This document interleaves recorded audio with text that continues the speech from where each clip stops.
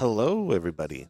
Today is going to be an interesting day. They're currently doing the player introduction meeting, but I'm going to be running the show and producing the show today. It's going to be fun. We're going to bring in a lot of fun people from around to come sit next to me and fill the time. I also have a first edition alpha box that we'll probably be cracking with our guests on the channel today. But yeah, it's going to be a good event today. 6 rounds, 59 players confirmed. They're kicking off the player meeting right now. So we should have our first game coming pretty soon. But yeah, thanks everybody for tuning in. I'm going to kick it off with a huge thanks to our sponsors who make this all happen. Thank you all so much. I will be back shortly after I pick the first game. I'll see you soon.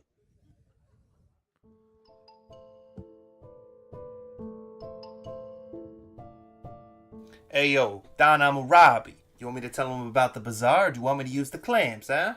Relax, Captain. These are our customers, and we are their merchants. It's okay, I'll handle it. You, I know your problems, and I got the goods to fix them. You watched an OP deck tech and need to buy the spice. Buy from the bazaar. You are deep into theory crafting the next hottest deck. Buy it from the bazaar. You are changing your Pro Tour deck list last minute. Buy from the bazaar. You follow the meta and need to change decks. Buy from the bazaar. You have an addiction to box breaks. Buy from the bazaar. You find yourself dealing fab to new customers. Yes, catch me outside and I'll hook you up. And you, don't forget, get your cards from me, Hammurabi TCG. Or else you get the clamps.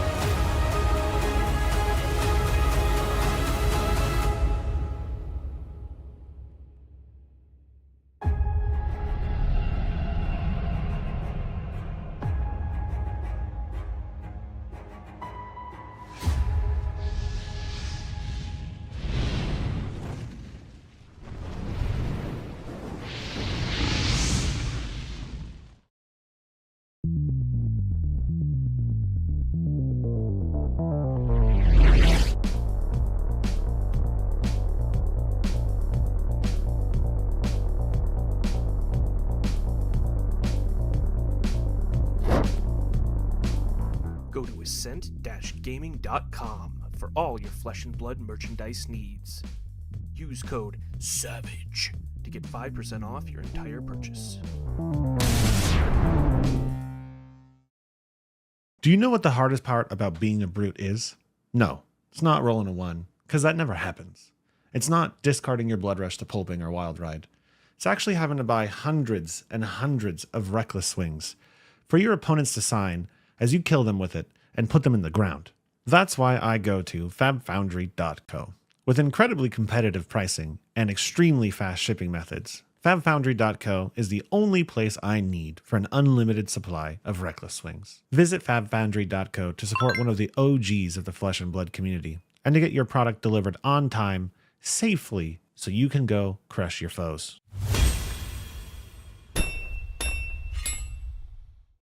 Hey there, I'm Joey from EDH Rec, and I'd like to help introduce a cool new addition to the Rec family. We've launched a great resource to help you out with your fab deck building. And in this short video, we've got a Flesh and Blood creator to help walk you through it. Basically, the announcement is, well, actually, I'll just let him explain it. Mansant, take it away. What Fabric does is gather a huge amount of competitive deck lists from a variety of sources and then provides useful insight for each hero and the formats in general.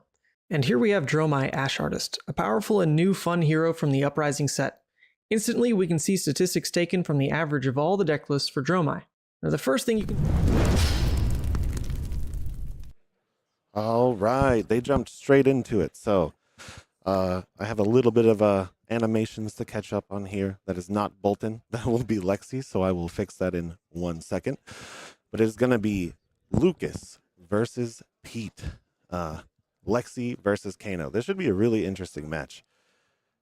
Two very high tempo, high ceiling heroes duking it out today. Let me go ahead and fix that Bolton.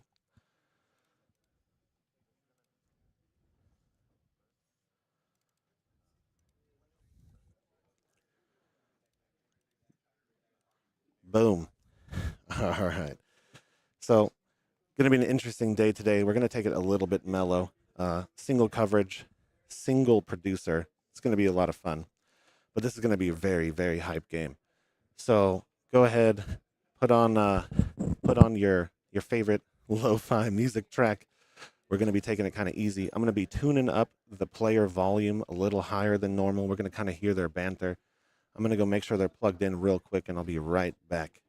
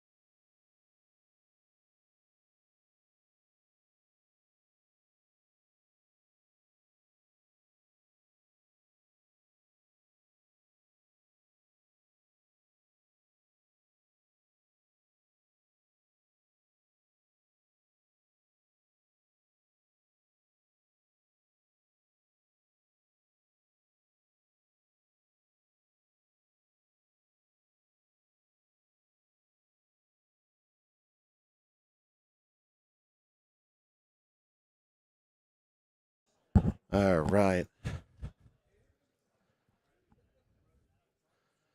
We got the players mic'd up now. I'm going to be bringing them in right this second, actually. Bolton, what the hell just happened? Why am I at 5? Okay. You can hear him talking. I don't wanna be at 5 at Ethan's all. fixing the live counter here. All right. Are we good? Are we good to empty this? All right. Let me know if that sounds good. Oh, man. Judge? We're good? We're good? Okay, thank you. Good to go. I I'll get calm like down a little bit. Oh my god, AB1 plus shock. Is that a shock charmers, bro? How could you ever do this to me? I'll activate Kato. All right, we're starting off with a nice Juice. raw Kano. Let's Coming for 2. Little arcane barrier 1 of it. Alright, take 1. Yes. Getting free 9. chip in turn 0. This will be my resource dice. Ooh. 4. AB1, take 3, 36. 36. And all Arsenal and 40 Path. pass off. Yeah. Plus 1. All right, getting the free load in. Got some chip damage. Arrow loaded. Go again. Yep. Endless arrow.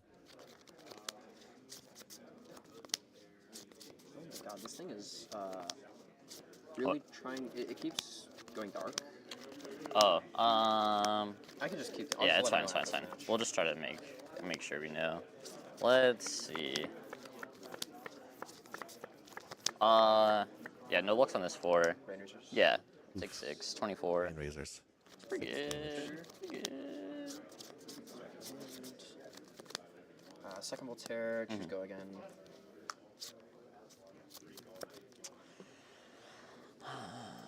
Six, 7.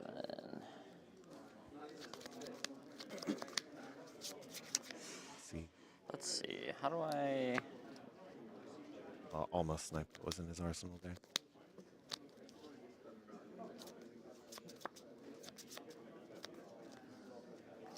Six. 7. I'll take 7. 17. Trigger. Pass. Good. Yep, yeah. All right. Pretty good here, I got to say. Rough Tunic? first turn from Alexi. Wow. Down don't to do 17.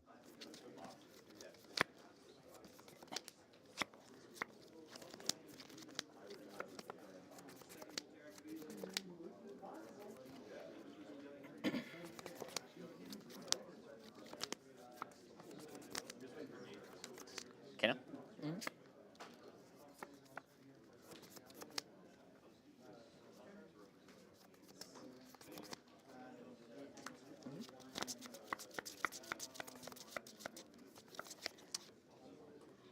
That's more damage. 3.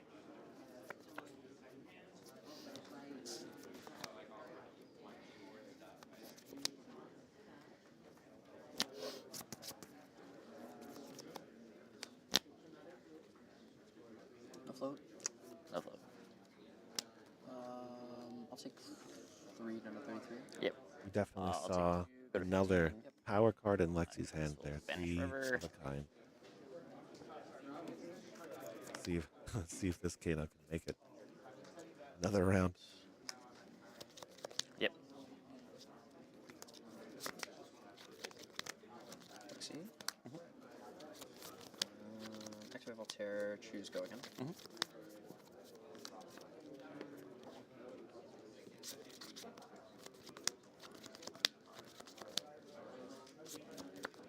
Take 4. Okay. 11. 11. Trigger.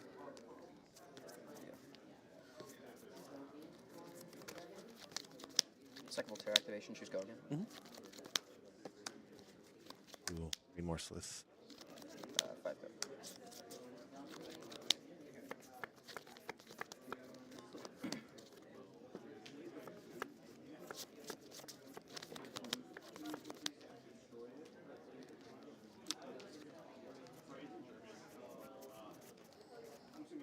This much pressure, we're gonna have to see Kano maybe pop off a little earlier than he wanted to.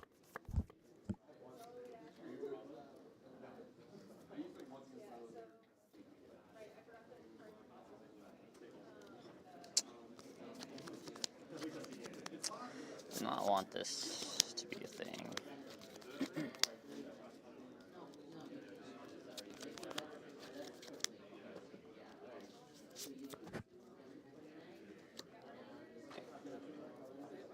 Five. Yeah, I'll take 5. Thinking reactions here. Yep. Gonna bring Kano down to 10. 33 to 10. Pretty rough start.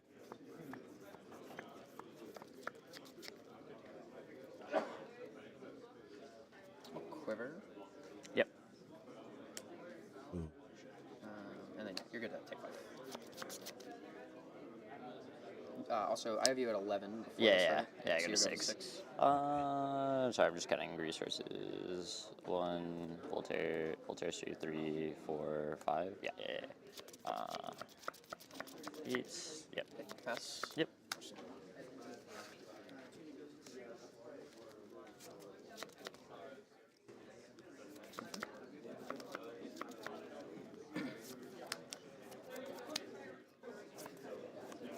Yeah, getting that remorseless out was pretty devastating. Not This doesn't count, right? correct. Okay, so I'll crucible this. Yeah, 5. Or 5.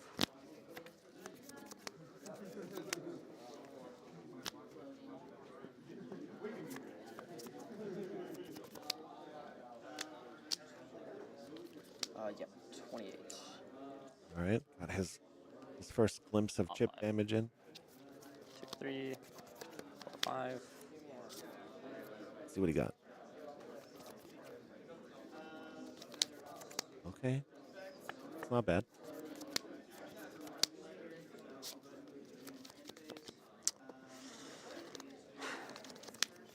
Whoa, whoa, whoa.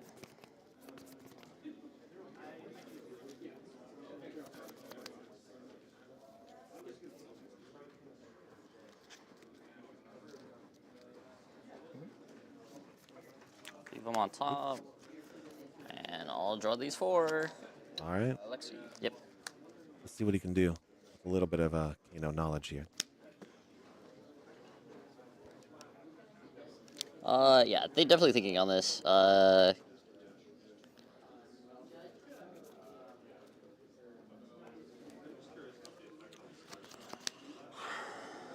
This is why I don't play Kano. Rocks and clubs much easier than this. He has a 10-card hand mentally. And 6 health. I could always AB1 everything. Doesn't matter even if I do it now, if I do it later. We go through here, so later there. 3.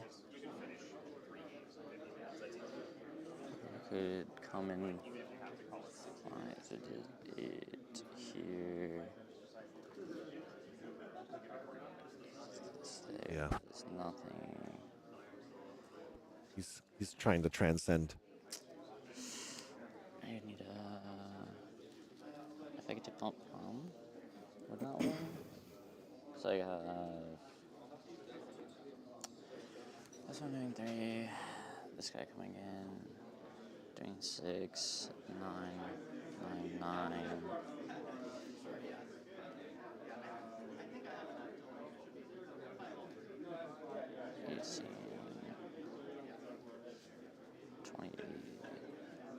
All right. Yes.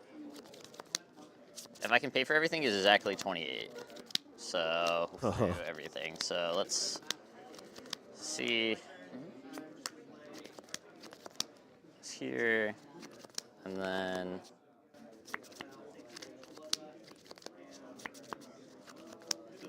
Pete looking amazing here. He's calling the two exact damage floating he's going to do to his opponent. after activating Storm Shatters in response to Storm Shatters, Kano. we're gonna Kano and Ragamuffins blue. So on top, have this resolve. Yep. Have this resolve. Reveal Blazing. Yep. This resolves. Activate Crucible.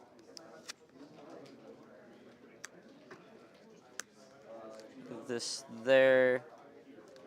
Pay for the Metacarpus. Pay for Metacarpus. This comes in for 6.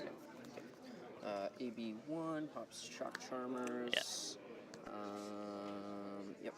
So take 3 here. Yep. 25. Come with Aether Flare using the Tunic resources to. 6, 3, 6, 7. Yeah, coming for 7. AB1 takes 6. Go to 19. Go to 19. And then we're looking at 9 plus 9 equals 18. Sorry. 6, 6 is 12. Plus 3 is 15. Plus 3 is 8. Yeah, it says 18. Okay, maybe 1. Yep, go to 1. Go to 1. Oh, go to 2. So close. Yeah. Oh, I was off by 1 because of the extra. Okay, yeah. Dude, yeah. All right. There's nothing really I can extra No, I do. just have to go Yeah. up there. I have Codex on Inertia as well, Yeah, so even if you yeah. can live this turn. It's like the frostbite, and then There's just too much the pressure early. frostbite is like pretty big because I need you Still an to impressive show like by our Kano player it's here. like a regular thing, and then you Falcon Wing, You and almost then you pulled it load through. Voltaire. Taking I can down like a sometimes get to a point to where Green you Razors and a 3-0 in 2 yeah, turns. you don't have resources to Pretty do that, impressive. but I had like the wildfire, and then I saw You saw the this. flare off the spindle. I saw this, and then like 3 blues, and I was like, all right, well, this is we're like ever gonna go for it. it's like if the combo's ever going to work at 28, it's this. Yeah. Yeah, because I have to get you like consistently to like 25 in this matchup, but Yeah. the Rain Razors was pretty good early. Yep. GG, man. Good luck. GG, bro. All right, game 1 down. Very fast game. I promise I'll do a little better on picking longer ones for you guys, but I thought that would be really interesting to watch. Kano versus Lexi is an interesting matchup, as we saw. Yeah, I drew those 2 cards. I thought. Yeah, go ahead and mute that channel. But yeah, even with the Lexi putting out that much pressure that fast, he almost pulled it out, right? 2 health off, even through shock timers, is really impressive. So what a good showing. Again, huge thanks to our sponsors. I'm going to play our reel right now. Go prep for the next event, and then I'll see if I can pull somebody in. We can go back and forth and maybe open some of these packs. I'll see you back.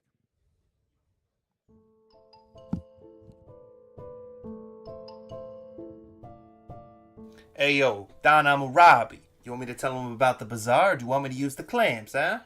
Relax, Captain. These are our customers, and we are the merchants. It's okay, I'll handle it. You, I know your problems, and I got the goods to fix them. You watched an OP deck tech and need to buy the spice. Buy from the bazaar. You are deep into theory crafting the next hottest deck. Buy it from the bazaar. You are changing your Pro Tour deck list last minute. Buy from the bazaar. You follow the meta and need to change decks. Buy from the bazaar. You have an addiction to box breaks. Buy from the bazaar. You find yourself dealing fab to new customers. Yes, catch me outside and I'll hook you up. And you, don't forget, get your cards from me, Hammurabi TCG. Or else you get the clamps.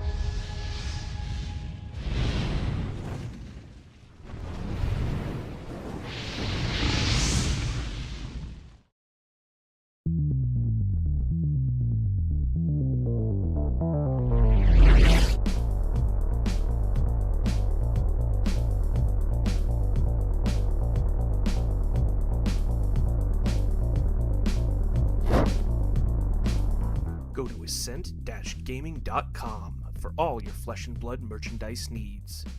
Use code SAVAGE to get 5% off your entire purchase. Do you know what the hardest part about being a brute is? No, it's not rolling a 1, because that never happens. It's not discarding your blood rush to pulping or wild ride. It's actually having to buy hundreds and hundreds of reckless swings for your opponents to sign as you kill them with it and put them in the ground. That's why I go to fabfoundry.co. With incredibly competitive pricing and extremely fast shipping methods, FabFoundry.co is the only place I need for an unlimited supply of Reckless Swings. Visit FabFoundry.co to support one of the OGs of the Flesh and Blood community, and to get your product delivered on time, safely, so you can go crush your foes.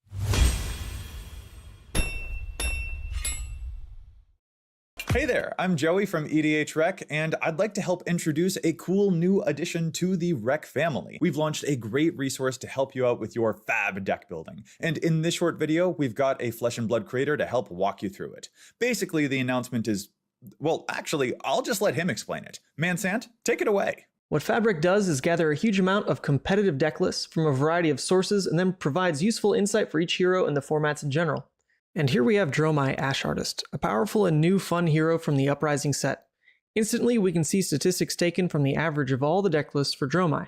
Now, the first thing you can see is the card distribution, pitch, and cost averages. Scrolling down, we get to the juicy part, what I definitely want to see, the most popular dragons. Notice how Invoke Chromai, Kyloria, and Miragai are showing up nearly 100% of the time in Dromai decks. These are clearly the staple dragons you want to start your deck with. Thank you for tuning into the video here, and be sure to check out my content on Mansant at YouTube, streams, gameplay, everything to do with Levia, and keep your eye out for Fabric as well. Future features for sure. Try it now, a great tool for Flesh and Blood players right here on fabric.gg.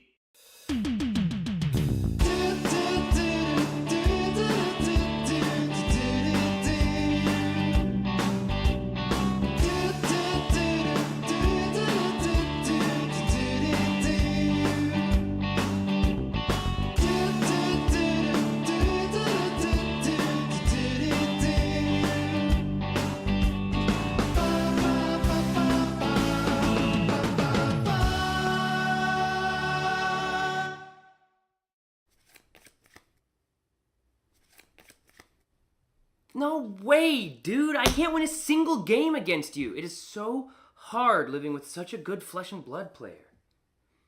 Don't look at me like that. Yeah, I know I need practice. It's just hard when you beat me up all the time. What? You think I need to go to the Realm Rumble? And you also think I should outline exactly what the Realm Rumble is in case anybody watching doesn't know about one of the biggest Flesh and Blood events of the year? Okay, if you say so. Realm Rumble 2023 is a first of its kind, independently organized, 3-day-long celebration of all the biggest names in trading card games. If you love Flesh and Blood, then this is the weekend for you. There's going to be a $10,000 open tournament, a $5,000 team sealed tournament, and overall, $45,000 of prizes given out over the course of the whole weekend. If you like callings, if you like Pro Tours, then this is the event for you. It's going down December 1st through 3rd in Columbus, Ohio. Head down to the Realm Games' website, realmgames.myshopify.com, to get your early bird registrations in, and we'll see you at the Rumble. All right. 3 of a kind resolves.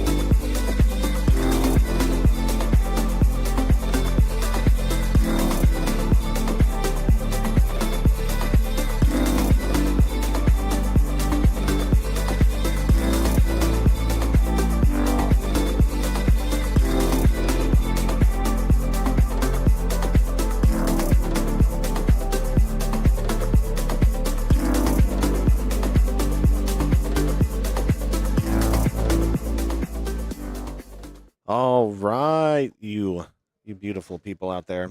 Ethan has joined me once I am in again. frame. Yeah, there were. We got a new camera set here. A setup. This is our wireless camera we just set up the other day. Big investment, but it's pretty damn cool. Pretty Not gonna cool, lie. actually. You can walk around the entire building with this thing. You can Oh, point it look. anywhere you want. It's not. What do you want to connected. see? You want to see Nathan like real close? Yeah, I Look at this don't boy. like that at all, Ethan. I You don't. want to see the venue? It is a nice venue. You're pointing kind of at the floor, but There we go. yeah. I'm short. I can't reach. But we have a box of Alpha First Edition, Ethan. Oh yeah. I shouldn't be allowed to touch this. My luck is miserable. Have you ever opened one? No, I've never. But my luck today is already more abysmal than normal. So yeah, I'm just gonna watch you and add some commentary. You're gonna do the first one. Ugh. I'm gonna have a pack The opened first by one. every random person who comes on the channel. I almost just exited OBS. Oh here. my goodness. Oh goodness, the mouse is Move that getting mouse away. off the screen. There you go. Get off the screen. But here you go. You want to touch it? Yeah. Don't actually no. How much was this? How much is the touch worth? I don't want to talk about it. Okay. This is my personal bank account we're talking about. I got bored. Yeah, this wasn't a company purchase, right? No, no, Okay, this good. wasn't a gift. This wasn't anything. I just decided that, you know what I needed today? Another cold foil scab skins is what it is. Oh, that would be nice. Let's see. Oh, Let me pull up chat on my phone as well. yeah, let me pull that up. What's as well. everybody? I took a break today to play Levi, and it's going as miserable as you might imagine. Pairing into Viscerai round 1 that opens Cash In, Revel, Cash In, Shrill, Revel, Swarming, Aether, Chess Piece. I was put down to like, I don't know, what was it, like 16 or something? It was insane. Yeah, turn 0, just getting wrecked. Well, they went first, made Rune Champ pass, their turn 2, 5-card hand, all that BS. It was pretty awful. My hand was 3 non-blocks, so yeah, it is what it is. Ethan's what on it is. a new version of Levi today that I don't know how many details he wants to share about it, but he was worried. And I think the first game confirmed your fear. Well, I only got to draw like 3 hands, so I don't actually know how good the deck is. But right. we're bringing back Hydra and Rouse the Ancients. Someone's got to play it. And this event, you can't bleed Elo, so try. Yeah. Apparently, the chat was telling me that it is definitely living legend points, though. Yeah, there are LL points now. They added that recently. They didn't used to be. Oh, I had the judge. One of the two. judges told me no, but I guess if it's true, it's true. It Let's is hope we true. get That it. was a recent ad. You know what? We should have thousands of PTI events for Lexi only. Yeah, Can you do that? agree. Well, since they don't award Elo, maybe there's a loophole, and you can just like spam them. Some TO Yeah. can just host them. Maybe, and we could do like Lexi's only. Yeah. Oh yeah, I'm in. I'd host one every week at my house. Absolutely. Every hour on the hour. You know that? Join up. Okay. Oh yeah. Here's your Okay. first Wait. pack, Yeah. buddy. My first pack. Let's see. My first pack. I Look hope at it's this. beautiful. Let me. Look at this Here, actually, I'll beautiful- just hold the camera. Okay. Is There that you go. better angle? Is that? Yeah, there you go. Yeah. Beautiful. Nice teamwork. Teamwork. Wow, that makes the actually dream comes across. Is this coming across live as good as it looks on our preview? work. It looks That's like insane. incredible. That's real good. The All right. setup is nuts. It's getting there. It's getting there. We're close. I had a couple people say like their wish list to me of what they want us to do next, and I was Oh like, really? dude, that's Dude, what more can we do? You see what we're going in with? Look at this stuff. The VO, like the sound effects, the VOs. That was a big recent ad. I got to get better at clicking those. I really think that was a. yeah, we need to figure out a better way to present it. All right, we Okay. got a Bravo in the Bravo pack. Is it backwards? Okay. It yeah. is. Here we go. So we got the Bravo token. It's Ooh. not the misprint Bravo though. You know the one that says like Yeah. dominate first. I don't know how you find those, but Yeah, I wonder what's maybe it's I would like Japanese one. versus Belgian printing or something. pink unmovable. All right, Pink unmovable. Trying to get well. around the glare. There's a little. There we go. There we go. There we that go. angle. Pink unmovable. Blue demolition crew. Mm-hmm. Yellow raging onslaught. That's a playable. Playable baby. Yellow barraging Braunhide. It's copium playable. Copium. It's a 6. It's a 6. Hardened cross trap. Oh, that's going in my deck. Drone newly banned. Newly banned. Banned, but unbanned. that's all right. Oh, another playable. Blue staunch. Is that it for? Okay, foil blue pummel. Okay, I've seen worse. Oh, look at that foiling on the camera. it's See, I'm kinda- telling you, this actually comes across awesome. Look at how the definition I hope it looks is good. nuts. Yeah. Blue Wrecker. I skipped emerging power. Who cares? I don't Blue care. Wrecker though, Blue Wrecker's spicy. important. Although I would never play this version over like the extended art foil LGS promos. Honestly, to be that's fair. true. But To be fair. I mean, if you want to flex, okay, Brute Pack. I'm here for this. I played this in my Bone Basher ProQuest winning Levi list. I played every blue that said Intimidate. You know, honestly, This is one I've of been them. thinking about that blue more. Uh-huh. Yeah, I don't want to make this a brute conversation, but it's good. It's better than I thought, and I'll still not win with it. But There we go. all right, Uneventful. I mean, as far as pinks go, there was only one, right? One red in that whole pack. Yeah. It wasn't that's unmovable though. That's yeah, playable. and a staunch response. All right, here That's I'll not bad. take the camera. That's not bad at all.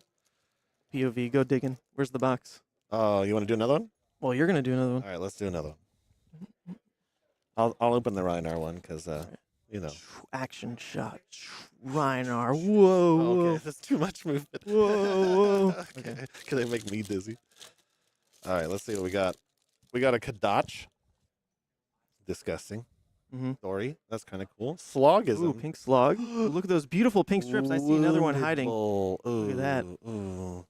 Sink below. Oh, Regurgitated more slot pinks. again. Iron Rot Gauntlets. More Warriors- pinks. Okay, Warrior's Valor. Overpower. Is that the foil? Yeah, a little bit. Foil Head Jab yellow. That's sad. Cardo's Crush. Okay. Pack Hunt yellow. Ooh. Sometimes playable. If you really want to hate on Levia. You really want to hate.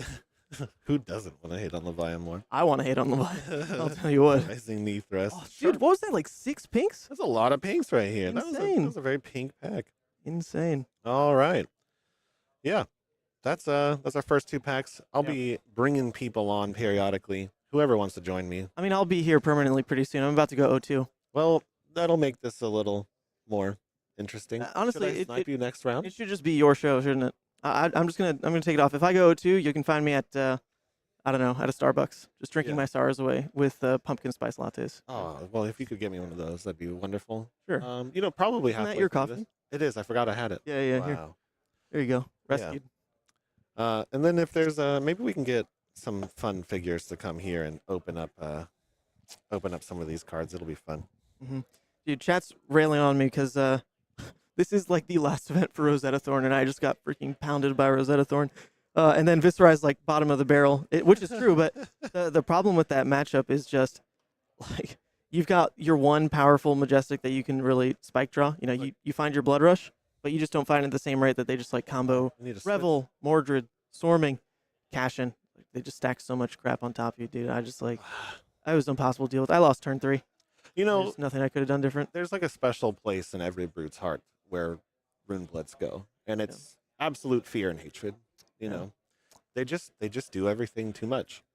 A little bit. You A know, little bit. They hurt my soul a little bit too much. That's for Viscerai damn sure. especially. I don't like Viscerai. Well, it's sad because it feels like betrayal. They've got the shadow border.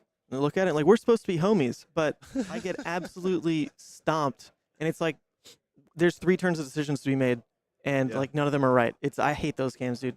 Viscerai high rolls are just misery, absolute misery. Especially like the Lotto version. Oh, Yeah, when the all the Lotto cash version in. gets me with like Cash In and Tome of the Arc Knight and Sonata, and they're hitting on every single one of them, and I'm just like, here's 6 damage, homie.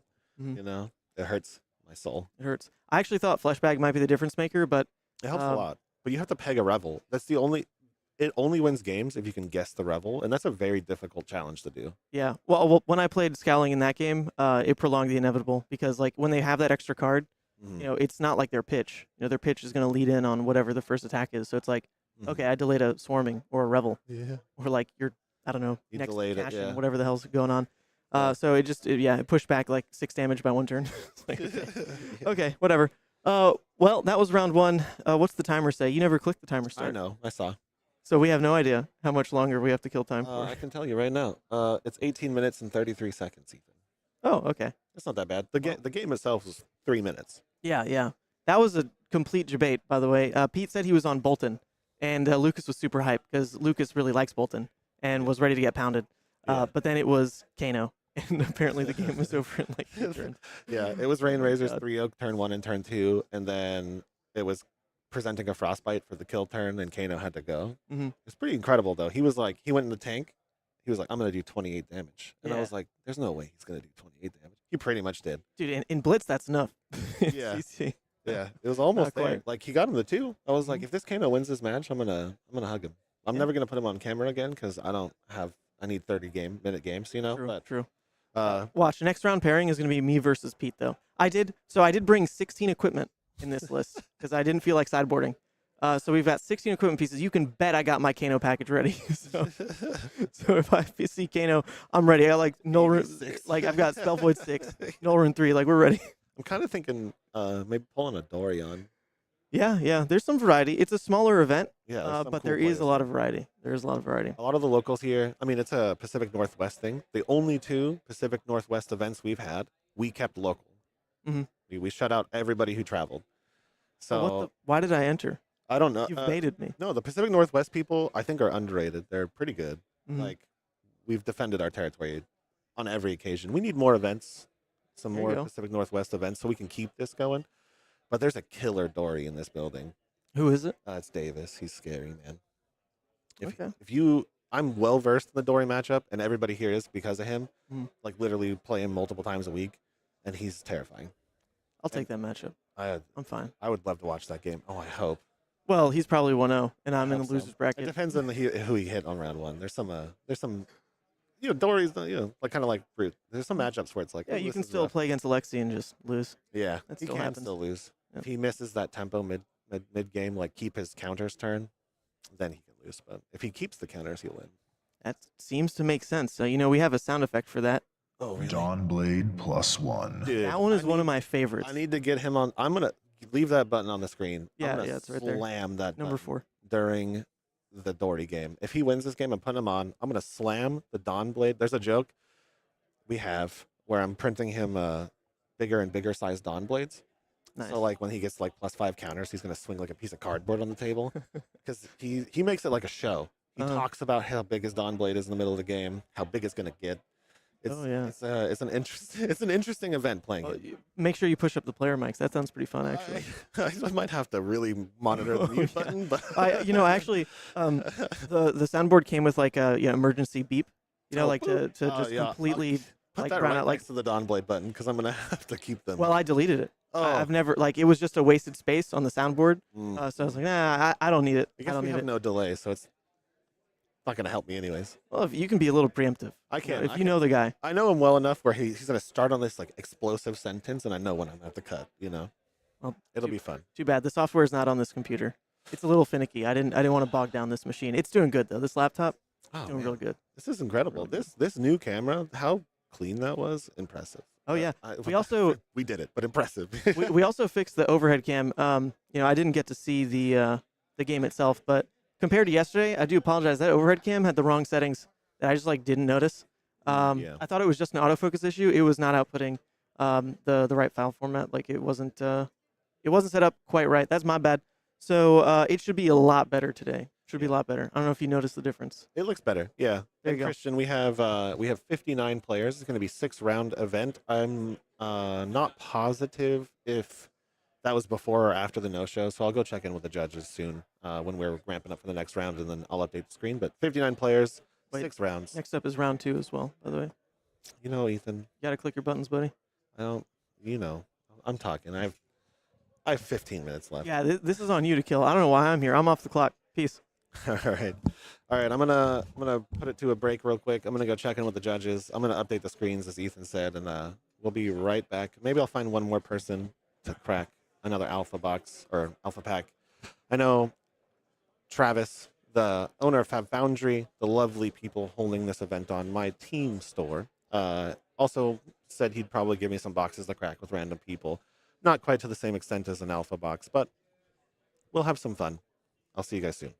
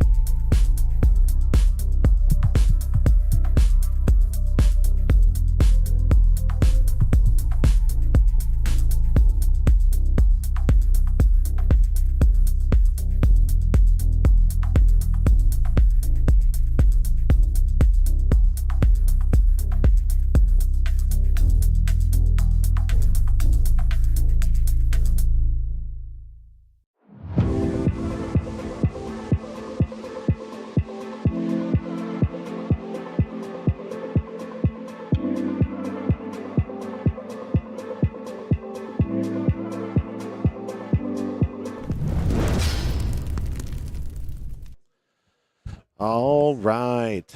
So we actually have a Dawnblade versus Dromai here. This is not the same Dori player I was talking about earlier. His opponent did not want to go on stream, so we actually found the table next to them, which was Dromai and, surprisingly, another Dori. So this should be an interesting one.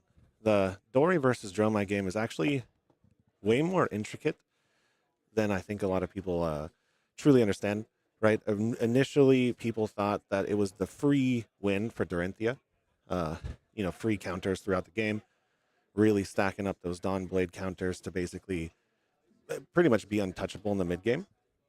But good Dromai players have actually flipped the table, I would say. And now I believe this is a Dromai favorite. Crazy. So this is going to be a really fun show. We're not sure exactly what version both of these heroes are on. It could be Fatigue Dori, it could be Standard Dawnblade, it could be Empress Dromai, it could be Big Dragon. It's going to be a really exciting game.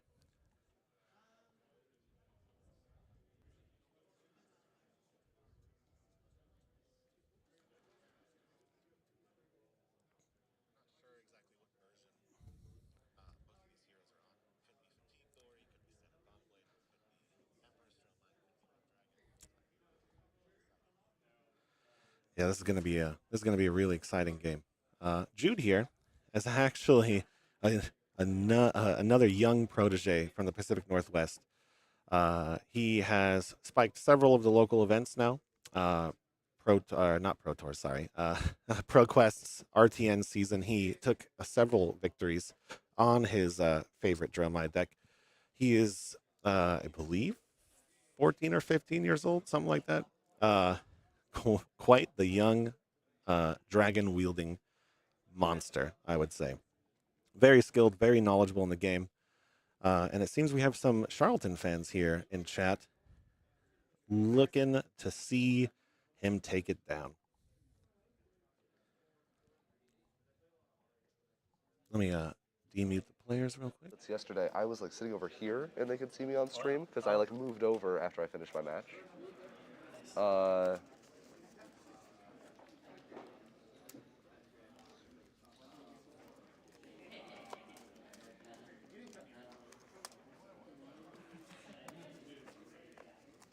Let's start the round timer. Get off here. Round turn 1, 55 minutes on the countdown clock.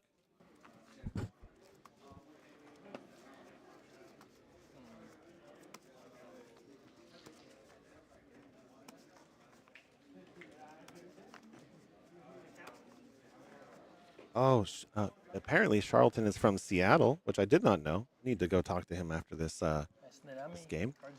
So we have a local Pacific Northwest grudge match on two very intricate heroes. Odd, your choice. Ooh, tough one. Almost would rather have lost that roll. We have 59 players today, 6 rounds. Yeah, it's tough against Dromai. This is round 2.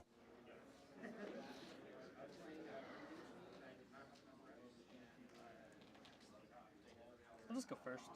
Okay. All right, Dori choosing to go first. Trying to prevent the free Ash generation on turn 1. First the last one. I'll start playing. I'll wait until we get All right. there he is. Okay. All right. Cool. Having the table next is actually quite nice. I can hear the judge talking to me from across the room. Yeah. All right, so it looks like a standard Dorinthia. We have Dawnblade, Courage, and the standard Refrigerator versus, yeah.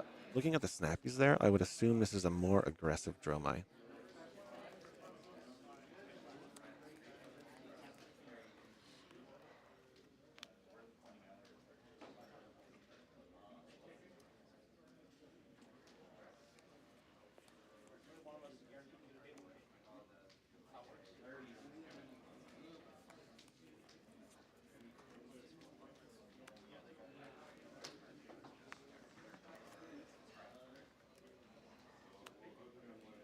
Dori players probably trying to evaluate if he can get free damage on turn 1. And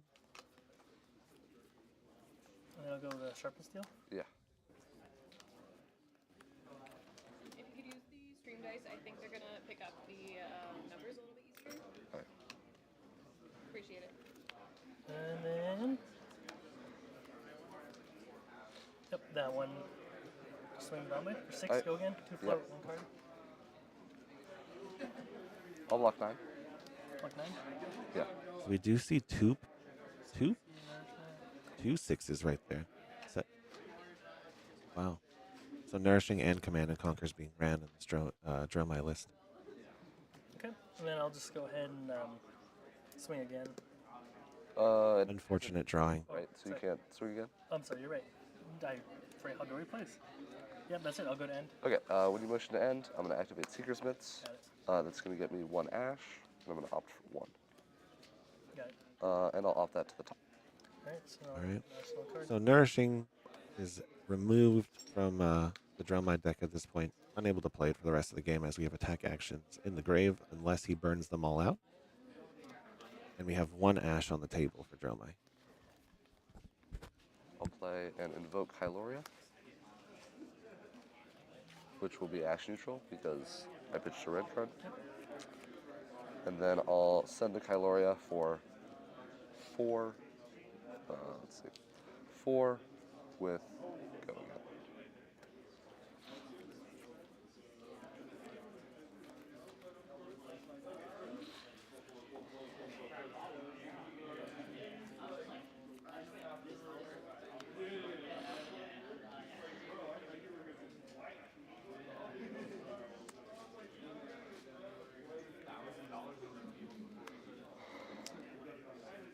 Block 4. Block 4, that's good. And then we will activate Flame Scale Furnace, play 2 resources. We're going to use those 2 resources to play a CNC. Ooh, brutal. It's the second CNC we've seen so far.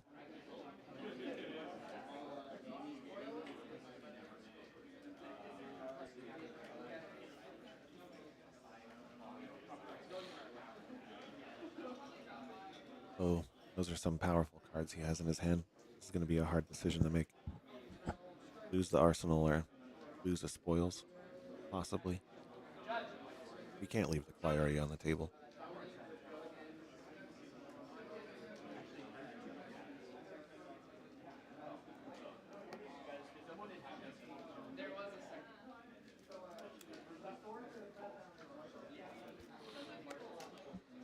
I'm gonna crown, but I'm gonna use its effect. Yeah. All right. Protecting his powerful hand here. Not going to lose his arsenal. He's already seen 2 CNCs. I would actually say that's a pretty good use of your helmet here. I'll motion end. Especially since you can cover Clyarias quite easily with the rest of Warrior's equipment.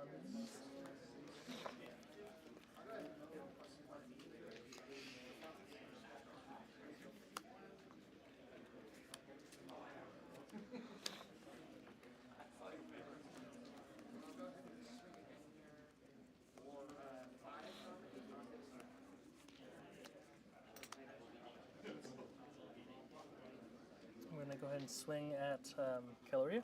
Yeah. No defenses. And then I'm gonna react here Mhm. with a run through. Yeah. Let's give it go again. That'll kill Hyloria. Gotcha. And then the next attack will come in for 5 when I decide to swing.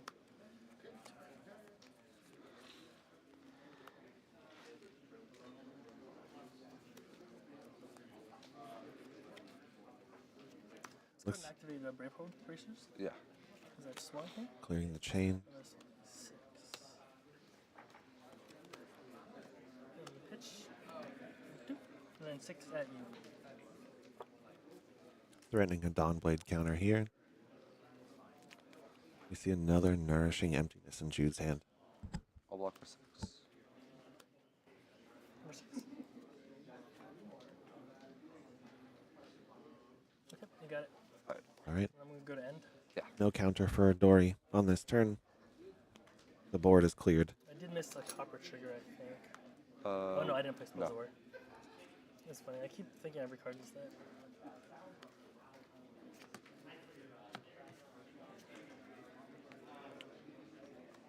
play Dromai. And I'll attack with Dromai for 3, go again. I'll gain an action point, so I'm at 1, and I'll go to 2 if you don't pop this.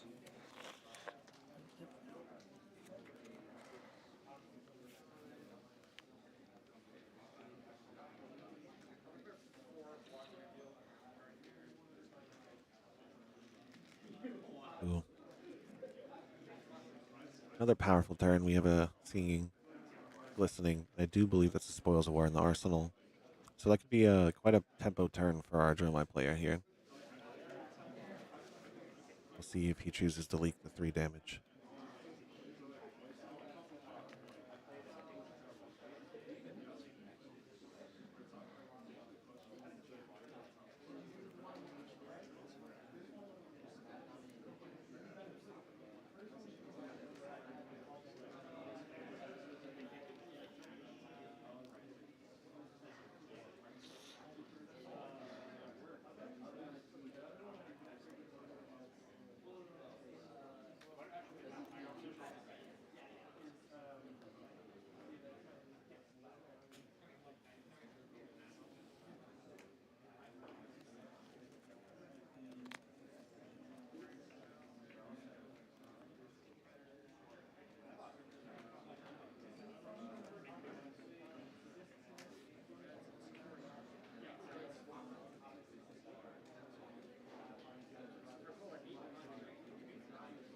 So, Glistening will not actually trigger on a dragon, right? It's one of the few cards that explicitly states it must hit a hero to get the 1 counter. Arsenal and pass.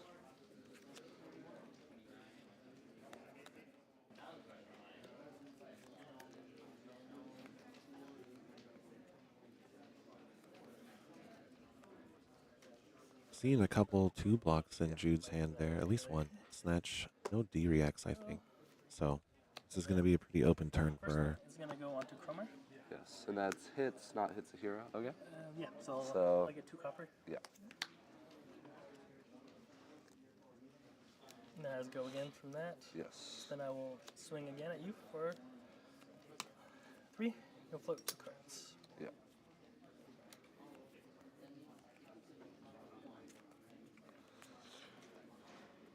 And I'll block for 6. For 6.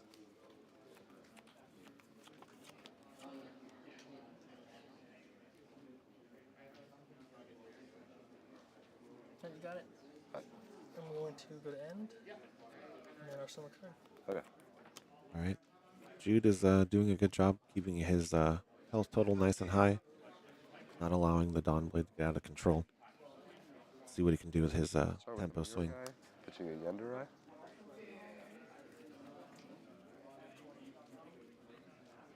And then I'll attack with Mirror Guy for 2, go again with no Phantasm. Important health breakpoint with 4. So you can't just hit this one with a Dawnblade. It needs to be pumped in order to be taken off the table.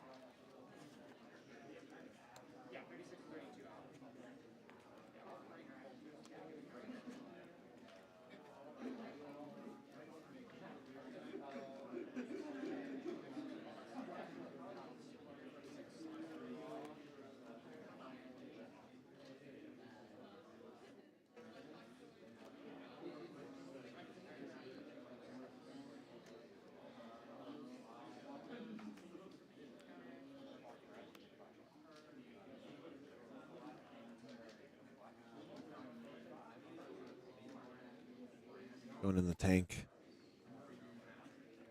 Let's see.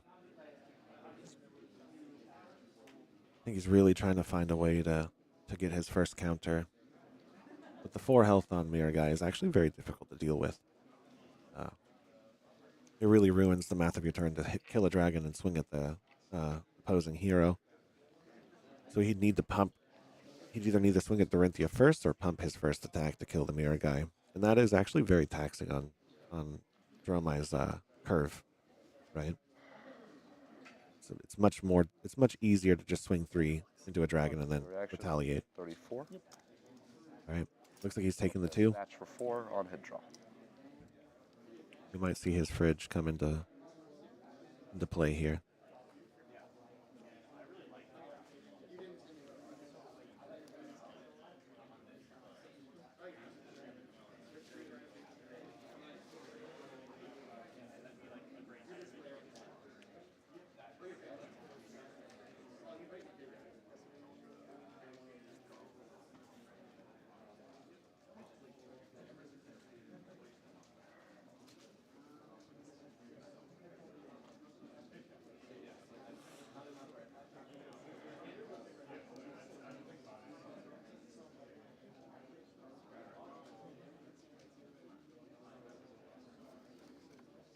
Yep, here comes the fridge. Yeah, that's good. Stopping the card draw.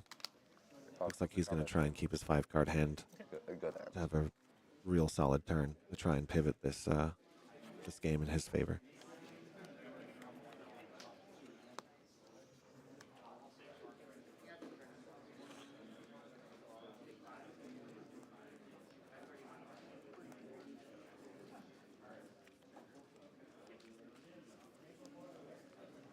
Oh, is that an Iron Song Determination in his hand there?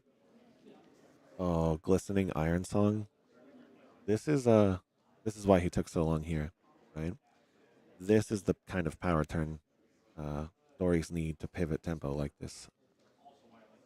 I didn't get a look at Jude's hand. We'll see if he has any D-reacts to cover this on-demand dominate.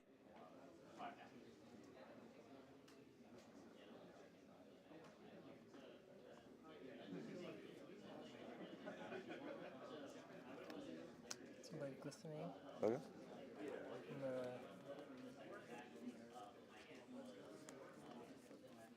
No D-reacts and some 2 blocks there. This could be the turn.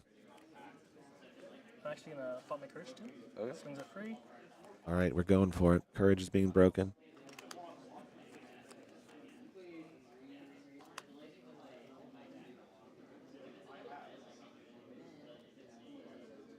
This will make his Dawnblade swings for the rest of the turn cost 1 less, therefore being 0.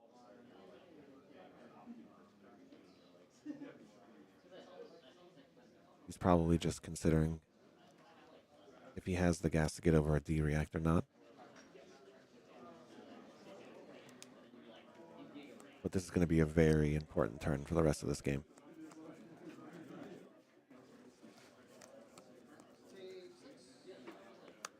And I'm gonna swing at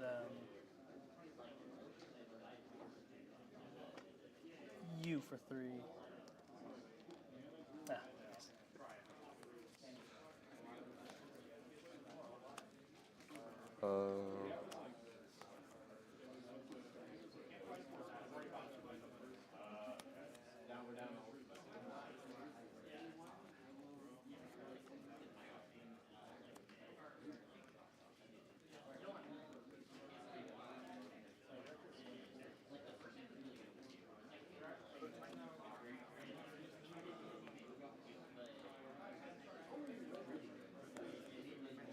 I'll block 6. Okay, I'm gonna react here. Yeah. I'm gonna go red overpower. Yeah. Oh, chose to go overpower route. So then you'll have none floating. Because you had one float. Okay, got it. Hit of 9. Yeah. All right. That's good. We have our first counter on the Dawnblade. Or sorry. Dawnblade +1. So you spent 1 on the glistening. Oh yeah, because you shouldn't have needed to spend 1 on the Dawnblade. Yeah. Because you popped courage. So Okay, you should have had going back and forth. He was right on his math originally. 1 after that. Yep, so I should have 1 left, right? Yeah. Cool. There we go. So you take 3? Take 3. So I've got Yeah. I 37. think we might have some first time on stream jitters here, to be honest. I did kind of pull them last second. We're going to have another table here, so I did not mentally prepare them for this. So then I'm gonna pop Brave Hold with this here. Okay. So this should be going to 5. Yes. Oh, this is nice. And since swings are free, give 1 card. 2 cards. I'm gonna swing at you for 5. 5.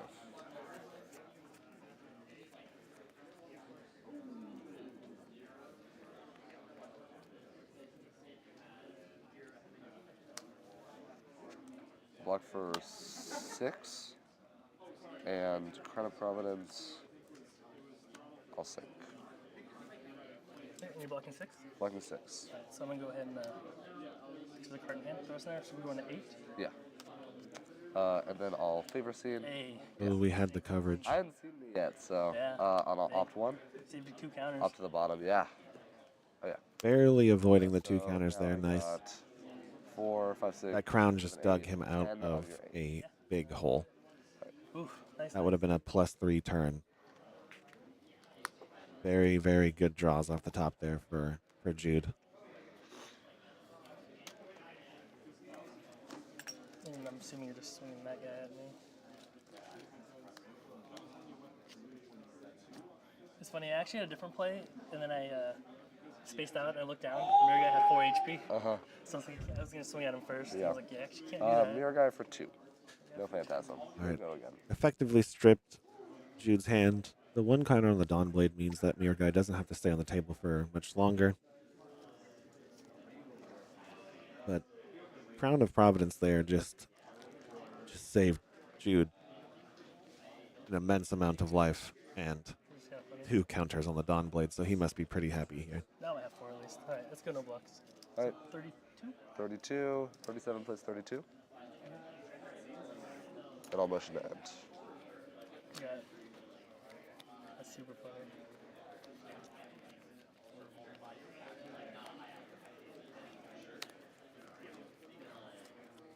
Another interesting set of cards in our Dori player's hand. Few power cards. Let's see if he can make anything work with that twinning blade.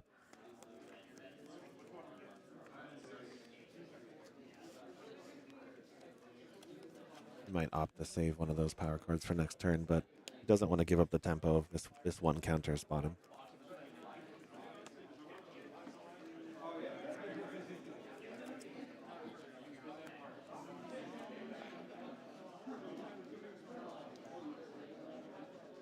So the Steel Blade Supremacy here. Okay.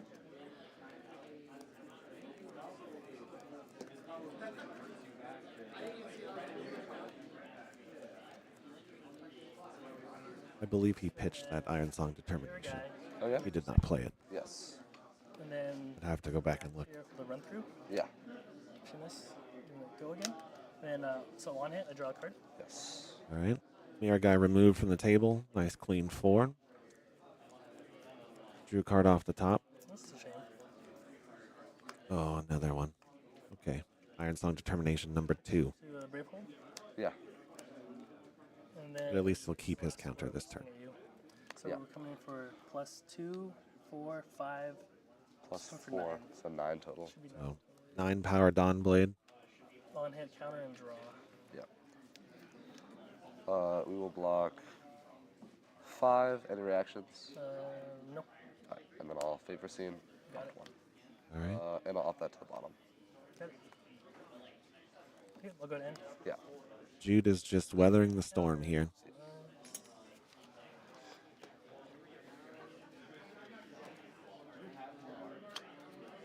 I'll just Arsenal and pass.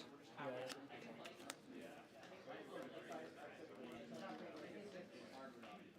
Interesting collection of cards. Jude is he's a menace.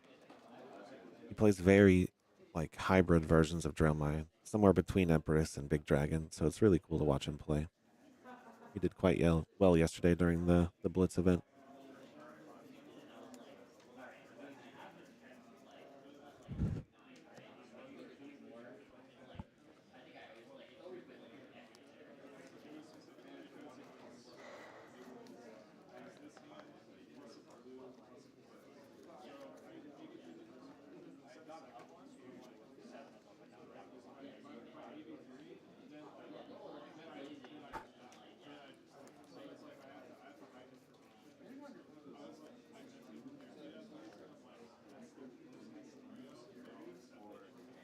what he's looking at here.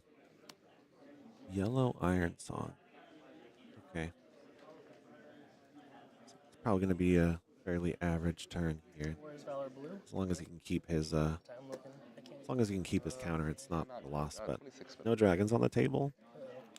And then He's going to have to work to keep that counter. this one's at you. Swing for 5. Yeah. On hit, go again. I'll block 6.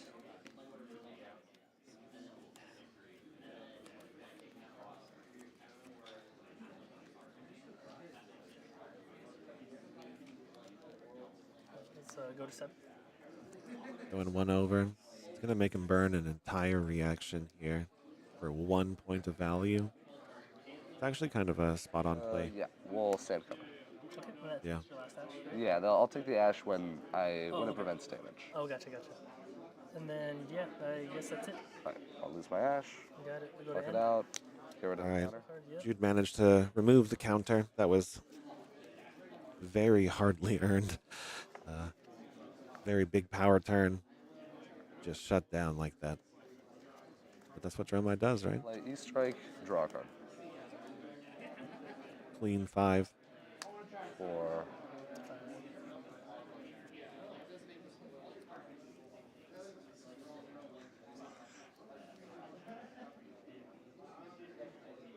what if I take a look at your discard? Yeah.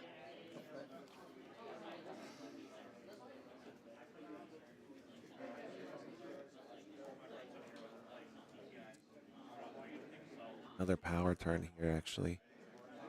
We have a route, glistening, a blue to fuel the turn, and a sharpened steel. And I forget what is in his arsenal. Hopefully we can snipe that in a second. But this is another turn that could threaten getting his Dawn Blades back, his counters. It's just whether or not he's willing to take the 5 damage. It just seems like he is. Could end arsenal and pass. All right, round 4, turn 4. Listening. And then I'm going to swing.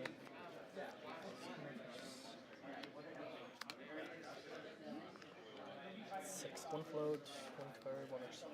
Yeah. Another D-react Block for hand. 6. Seems he'll be safe here. Okay, you got it. All right.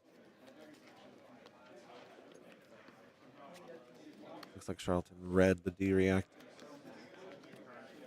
Chose to save one of his power cards for another turn. We'll play a Billowing Mirage. For 3 go again. Thinking on whether I want to make an Ashwing or not. We will not make an Ashwing. So just 3.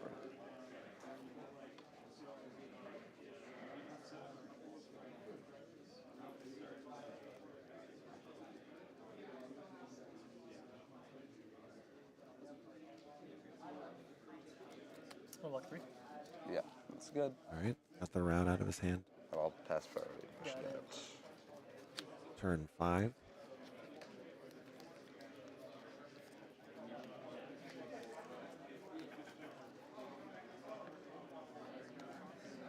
I'm swing Dawn Blade for 3. No defenses. Any reactions? Yeah. I'll pitch 2 and just go blue overpower. So it just goes to 5. Goes to 5. Yeah. Thinking about if I have further reactions. I see a fate in his hand. Yeah, that's good. I'll take 5. Go to 32. Looks like Jude's trying to pull tempo here. I'll go to end. Yeah. And I'll arsenal. One of the first big Dromai hands we've seen the entire game.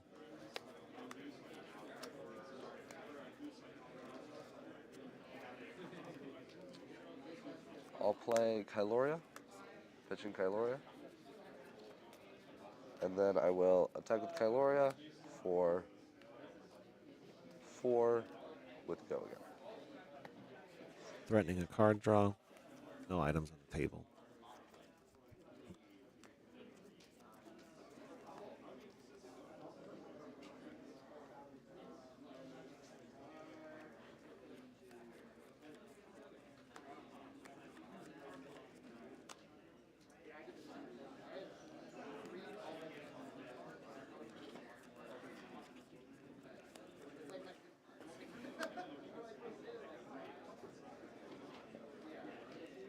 cards left in hand?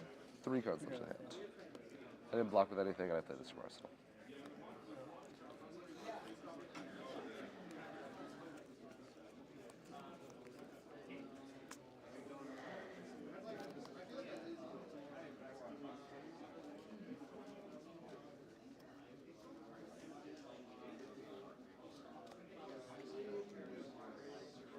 Ooh, giving up a Seeing Steel Blade. Okay.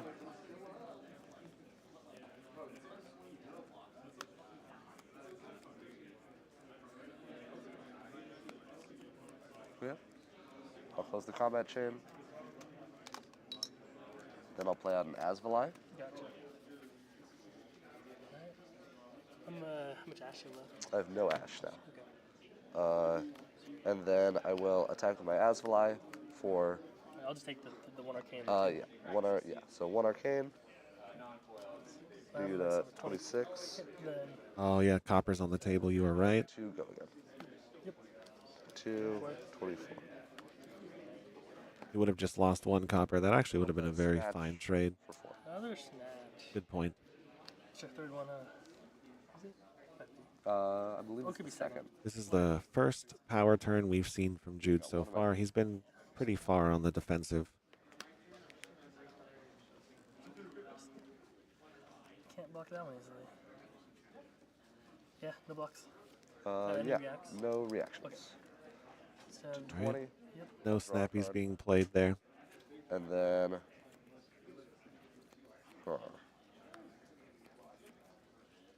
And then I'll activate Flamescale Furnace to get me to 1 ash. And I'll pass priority Arsenal. Right. Managing to do quite a big chunk of damage there. Get 2 dragons on the field. Stay ash neutral. And get an Arsenal out of that trade.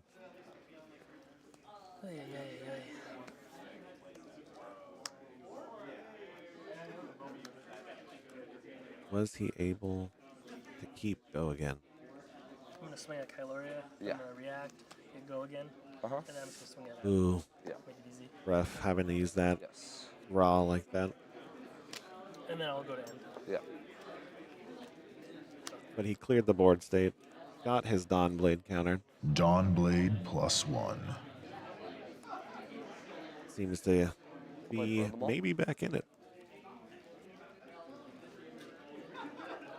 We have our burn them all on the field. Azalea. With no arcane barrier, this is probably And I will attack with Azalea. the inevitable end game. 2 go Jude was again. hoping and then for. 2 instances of 1 arcane. 24 health to burn. First 2 arcane I'll take. So I'll go to, hope this is wrong. This will be 18. Oh, yeah. And then. Yeah, no blocks on that. Okay. So I'll go to 16. 16. 2 pings of arcane, 2 damage going through. I'll close the combat Starting the chain. clock. I will activate Flamescale Furnace for an ash, and then I'll play a Warmonger's Diplomacy. Ooh. Shutting down the turn. Nasty. Nasty, nasty. It is interesting. Jude's deck does run more attack actions than most Dromai's. Maybe not as many as Empress, but How dare you? this is a double-edged sword, right? Let's go with. Jude is just as impacted by this card as his opponent is.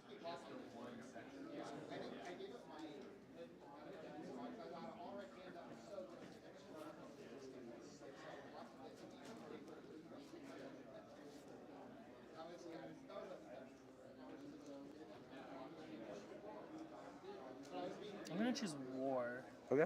So I can just swing my sword and Yeah. react to I will also choose War. War. Both players choosing war. We got War. Kind of as I don't know if there's expected. 2, but I mean, we'll just put in the middle because they're both War. So they're both war. Burn them all to 1. So no non-attack actions Banish to be a played snatch. from our Dorinthia. Hey, there's- And Jude is making the decision to lean on his attacks in his own deck. Which we see a rabble. And he has 3 attacks, not bad.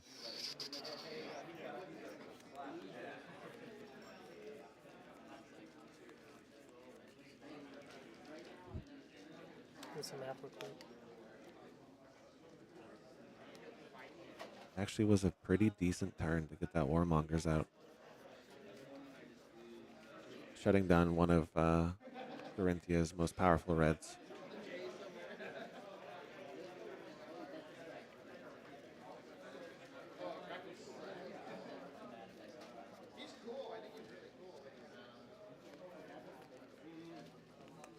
They're on turn 6.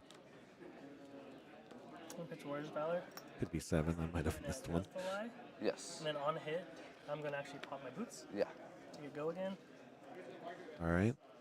We have a hit confirmed. And then I'm going to swing at you for 4. Threatening another Dawnblade counter. I'll play a sand cover.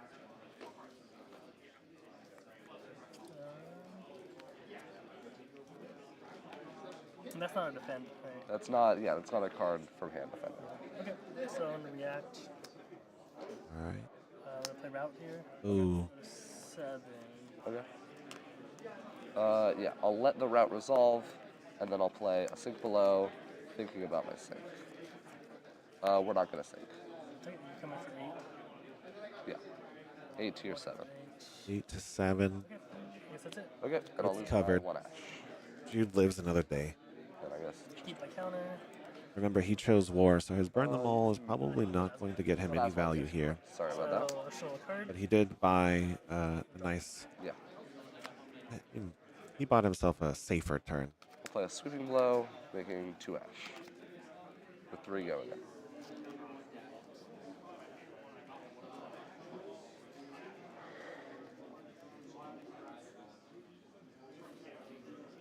Building that ash for the next 2 dragons to be played. 16 is a life threshold that Dromai can kill you from with just 3 burn them alls. Especially with no arcane barrier. I have a feeling that is what Jude is going to be setting up here. I'm going to blocks. Okay. 13. 13. And the clock is getting smaller. The combat 13 chain, life. And put them on a 2. Then a sweeping blow. Billowing Mirage. And pass.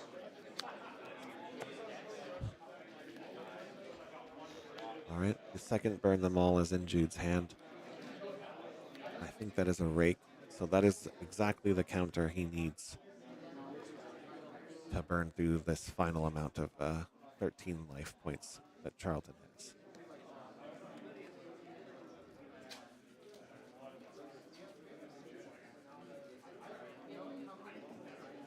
Singing Steel Blade, Iron Song Iron Song response. He's a tall turn.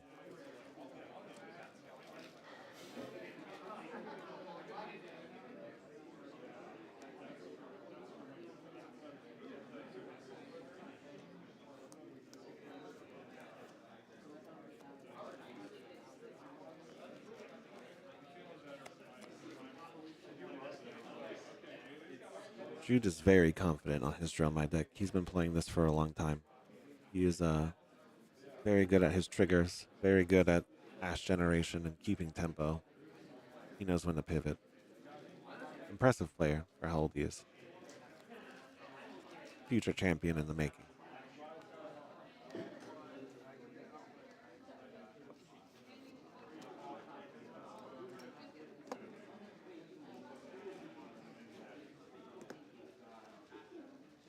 Swing it, coming for 6. On hit.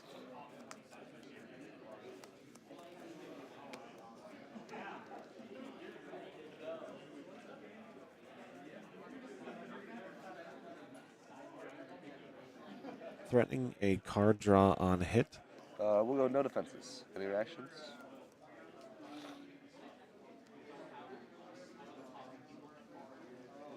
No reprise being triggered here. Very important. Iron Songs are both turned off. Singing Steel Blade.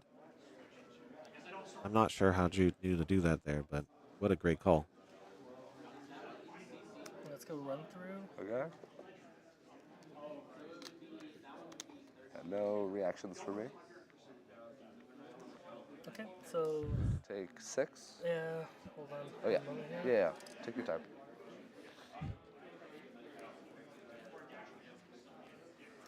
So you're gonna take 6, going to 26. 6, and then on hit, I'm gonna draw a card. Yeah. A Warrior's Valor.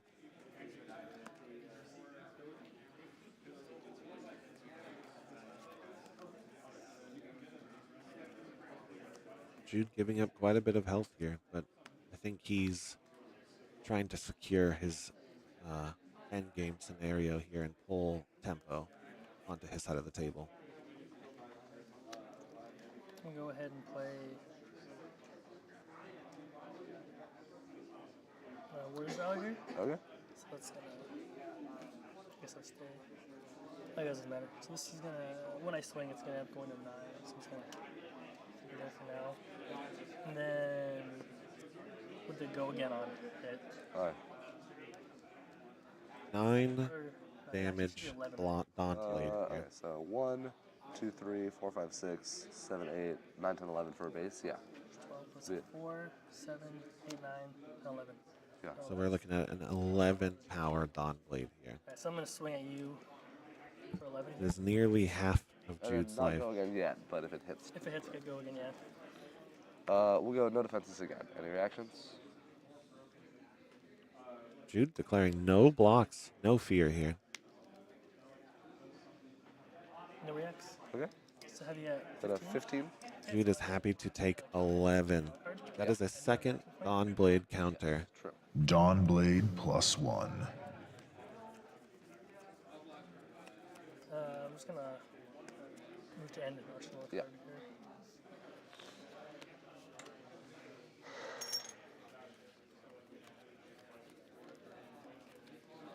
All right, let's see what Jude is going to do with all of his cards, all 5. Play a Rake the Embers. Go up to 4, down to 1 Ash. You get 3 Ash Wings. Starting off with 3 Ashwings. Turning on that arcane clock. And then I'll attack with an Ash Wing for 1 and 1. So it'll be a good time for a popper.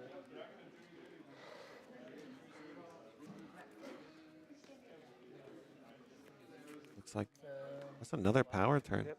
Iron Song Determination and Glistening Steel Blade, I believe I saw there. Off the burn them all. I'll attack with 2 more Ash Wings. So I'm just gonna go 9. Go to 9. And then I'll activate Flame Scale Furnace, hitting 2 resources, and I'll play a CNC.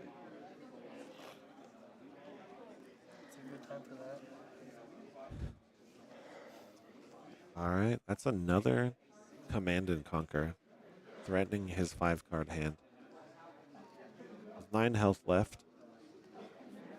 If he takes the 6 damage here, that would mean he'd only have 3 turns to end this game before burning them all.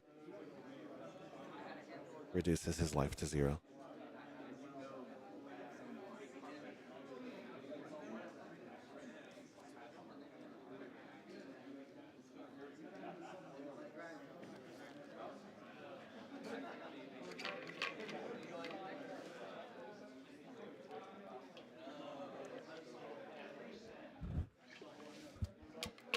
I have to do this. Is he going to give up 2 cards?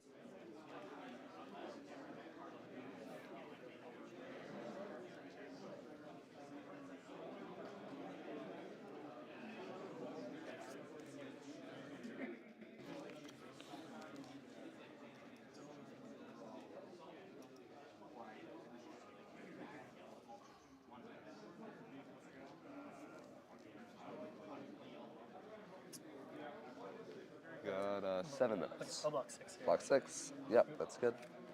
All right. 7 minutes. Turning Roll off 3. the Command and Conquer. Banish. We can make my turn really fast here. I'm just gonna clear 2 Ash Wings. Okay. The map checks out. 1, 2, 3. Yes. And then I'll get a counter. If you're okay with me just doing Yeah, that's good. That's checks good. out.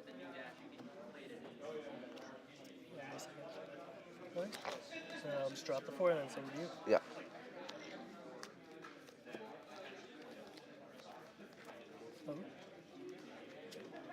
Oh, sorry. I put these in my bottom of my deck. Okay, instead so instead of playing, I play these 2. I You played played this and pitched that. Yeah, Okay. that's Makes right. sense? You're good. You're good. I got it.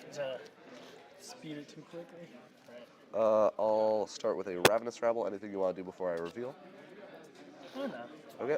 I'll reveal a red, so it's 4 go again. Jude always so on top of his triggers. Instant windows. Threatening 4 damage, I believe. Just take 1. Okay, going to 8. Then I'll play a Dromai, closing the combat chain. Dromai. Getting a Threatening Dromai. 3 and 1 arcane. And then I'll attack with Dromai for 3. Yeah, 3 go again. I'll go to 2 AP. And and there'll also be 1 arcane on that. 7. Then we'll attack with an Ash Ring for 1. 6. 6. Then I will play a Warmonger's Diplomacy. Ooh, brutal. The 1 action point. Warmonger's Diplomacy being played. That's gonna be good. This Dori gave up a lot of health to keep these cards.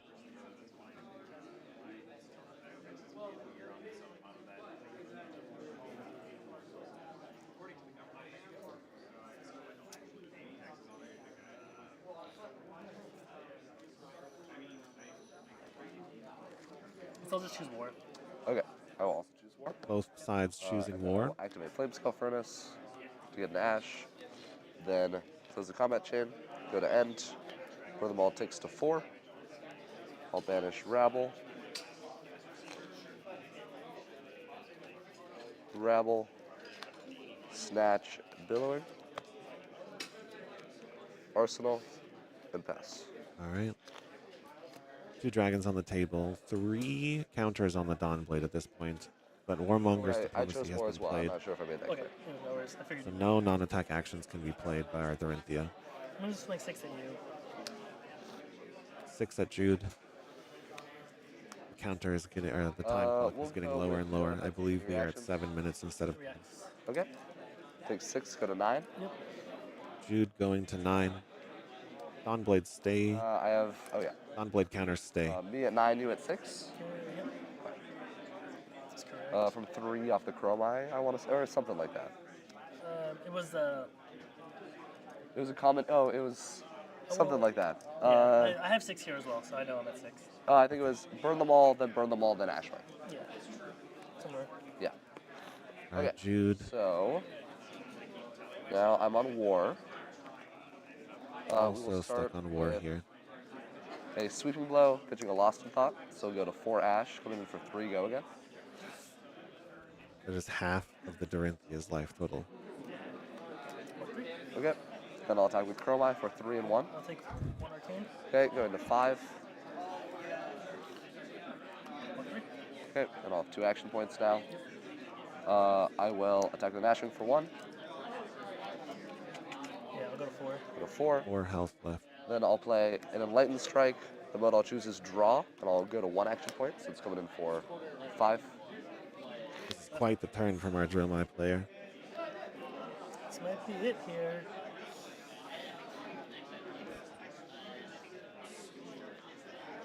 Five health, 1 action point remaining. I'll go to 2. Going to 2 life. And then I'll activate Flamescale Furnace, get 2 resources, and I'll play a Nourishing Emptiness. I believe it's not turned on. Yeah, I still have attack. Yeah, 6 you did burn. damage. Alright, so I'm at 2. That's a no dominate 1 card. Alright, GG. Good game. Wow. Warmonger's Dude Diplomacy pulled it through at the end there. What a turn. It's the. Oh my goodness. It's the crown to the deviate. So precision, so much precision being shown Oh, yeah, there. yeah, I remember that. So on top You of his were watching triggers. that. Yeah. So he got that, which is good. But then I think Multiple endgame scenarios he could have worked his way through there with the burn the malls. Impressive display. 2 Warmongers both set me back enough. Yeah. Wow. And the main thing What was, a like, game. I really, like, I just Coming in wanted to pretty get close to down the end to, there. I like, believe my, we had 2 the minutes good stuff that was left in my and deck. 10 seconds All I really left wanted on the to do was clock. keep my life total high, kind of whittle you down, which was... So, You mute you the want to hear the camera. really sad part? Yeah. I don't know how much differences would have made. Uh-huh. But I wrote my Found it. There we go. Wow, what a good game. Dromai versus Dori is a very difficult match on both sides of the table. Managing those counters, the plethora of D reacts Dromais tend to have to deal with Dori's attack reactions, and then Dori being able to get free counters off dragons. It is quite an interesting puzzle to solve on both sides of the table. But that was a lot of fun. Jude's a beast. I might go pull him over here real quick. But yeah, thank you again to everybody who's watching. Thanks to our sponsors. I'm going to go scout the next match. We'll be right back.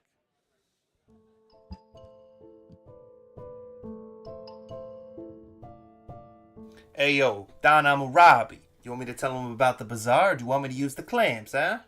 Relax, Captain. These are our customers, and we are the merchants. It's okay, I'll handle it. You, I know your problems, and I got the goods to fix them. You watched an OP deck tech and need to buy the spice. Buy from the bazaar. You are deep into theory crafting the next hottest deck. Buy from the bazaar. You are changing your Pro Tour deck list last minute. Buy from the bazaar. You follow the meta and need to change decks. Buy from the bazaar. You have an addiction to box breaks. Buy from the bazaar. You find yourself dealing fab to new customers. Yes, catch me outside and I'll hook you up. And you, don't forget, get your cards from me, Hammurabi TCG. Or else you get the clamps.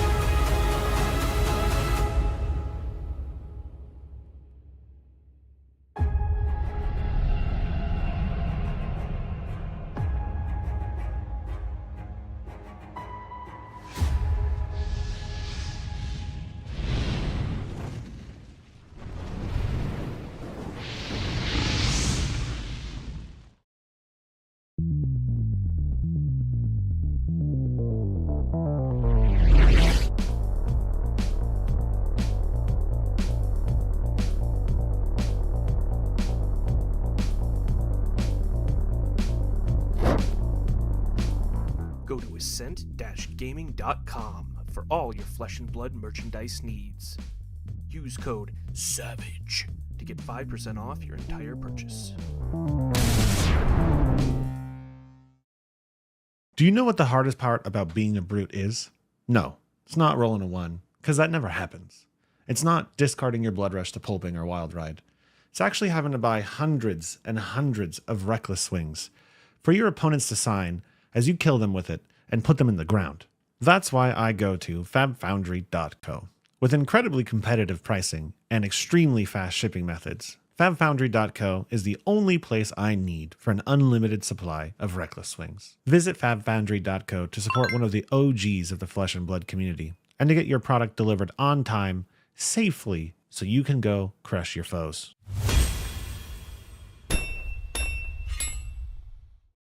Hey there, I'm Joey from EDH Rec, and I'd like to help introduce a cool new addition to the Rec family. We've launched a great resource to help you out with your fab deck building. And in this short video, we've got a Flesh and Blood creator to help walk you through it. Basically, the announcement is, well, actually, I'll just let him explain it. Mansant, take it away. What Fabric does is gather a huge amount of competitive deck lists from a variety of sources and then provides useful insight for each hero and the formats in general. And here we have Dromai, Ash Artist, a powerful and new fun hero from the Uprising set. Instantly, we can see statistics taken from the average of all the deck lists for Dromai. Now, the first thing you can see is the card distribution, pitch, and cost averages. Scrolling down, we get to the juicy part, what I definitely want to see, the most popular dragons. Notice how Invoke, Chromai, Kyloria, and Maragai are showing up nearly 100% of the time in Dromai decks. These are clearly the staple dragons you want to start your deck with. Thank you for tuning into the video here, and be sure to check out my content on Mansant at YouTube, streams, gameplay, everything to do with Levia, and keep your eye out for Fabric as well. Future features for sure. Try it now, a great tool for Flesh and Blood players right here on fabric.gg.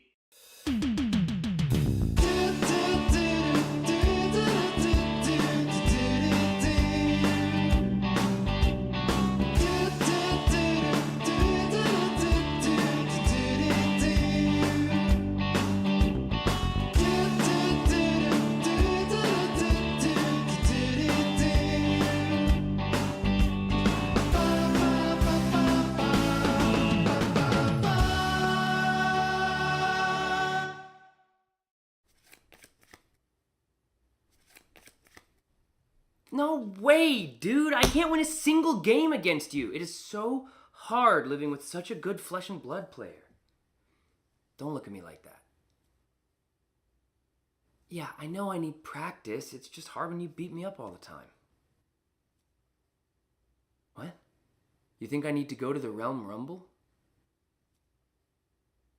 And you also think I should outline exactly what the Realm Rumble is in case anybody watching doesn't know about one of the biggest flesh and blood events of the year? Okay, if you say so.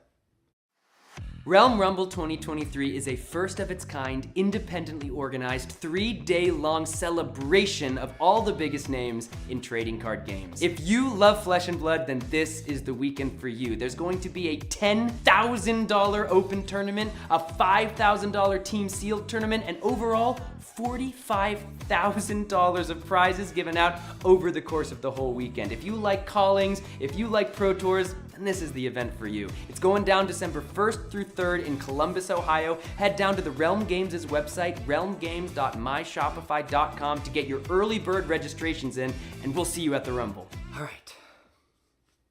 3 of a kind resolves.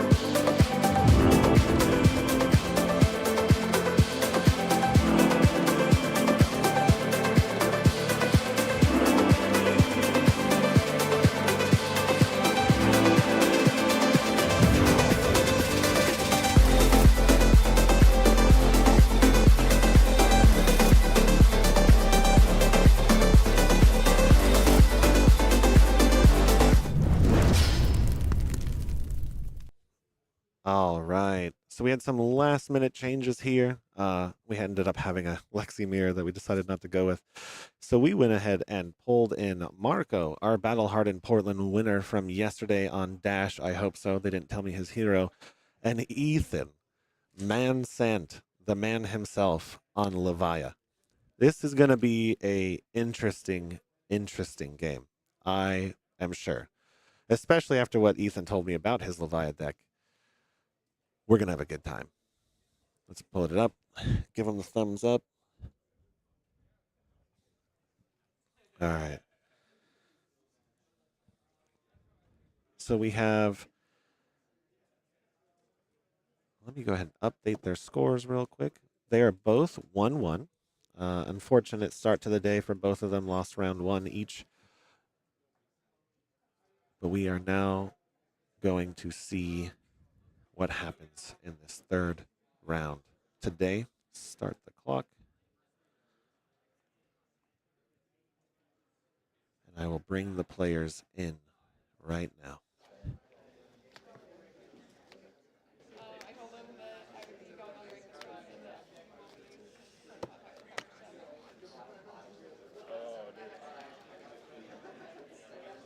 No, I should have done my homework. I'm gonna look like a clown on stream, dude. All the way up? Or all the way up. So they get to Nathan's hear not even everything. talking. They get to hear everything. This is great. Hey guys.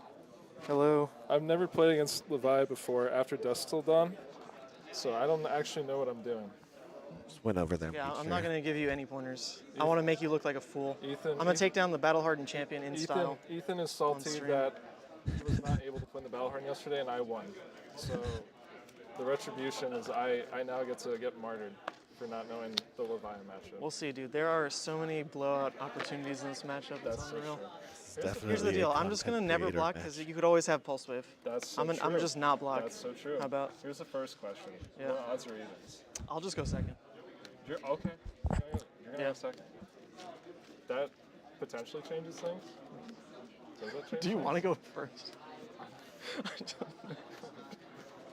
Wait, you're going second? Wait, I'm yeah, going second. I'd like to go second. You would like to go second? Yeah. Do you want first? Not necessarily. Because then we don't have to roll for it. Not necessarily, but I'll take it. Okay. That's fine. That's fine. This match means nothing to me. What a gentleman Marco is. Let's see. What do we? Okay.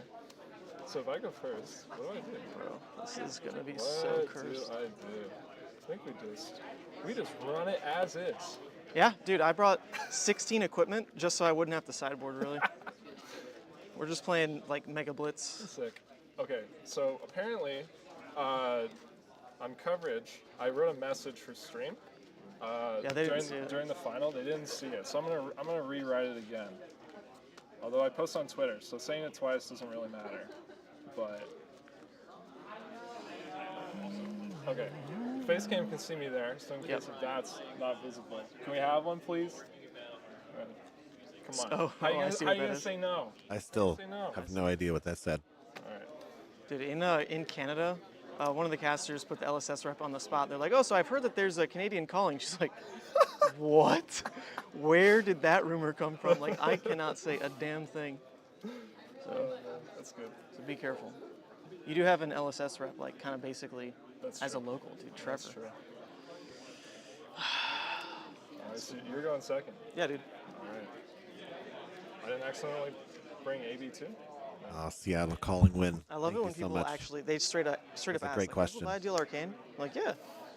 Yeah, dude. Yeah, actually. Don't you know what what's the blood debt tome? Banish Zone? What are you talking about? No, the tome you can play from blood debt. Tome of Torment. Yeah, you're like, hey, don't you know what Torment does? And they're like, no. You're like, yeah, you might want AB. The real sign up. Do you know what Tome of Torment does? It means I roll scab skins, I hit a 1, I gamblers into 1, but you need AB for it. Just trust. Just trust. Yeah, it says whenever I roll ones, you take arcane damage. All right. So when I roll a 1, you actually lose again. All right. Good luck. There's a blinged out Levia deck. See what this list is. It is insanely spicy. If it actually like does the good stuff, this is about to be legendary. Oh man, I'm about to get made an example of on stream. This is great. Yeah, or I draw my 20 non-blocks in a row. Nice. And just kind of fold. Nice. I think it's 22 non-blocks. 22 non-blocks? Yeah. Yeah. Okay. Ethan is playing Let him cook. as most brutes. Let him cook. What most brutes are known for. Alright, best of luck. Absolute. Oh, here they are, baby. Full non-block anarchy. I'm gonna attack you on turn. Let's see here. Let's see here. Marco starting induction pistol. Pretty standard start. No special equipment on either side of the table, it seems. Pretty standard setup. Oh, why can't I have a blue? Is that not allowed? Am I not allowed to have a blue? Okay. Sorry. See, how many non-blocks are we looking at on turn 1? I'm gonna pitch to put a counter on pistol. Mhm. I'm gonna play a spark for 0. Mhm. I'm gonna go get signal jam. I'm kidding. Support. All right, we're tutoring an item turn 1. Pretty good start for Marco. Probably wishes he had a blue in his hand so he could get a little bit more powerful of an item here, but still a decent start.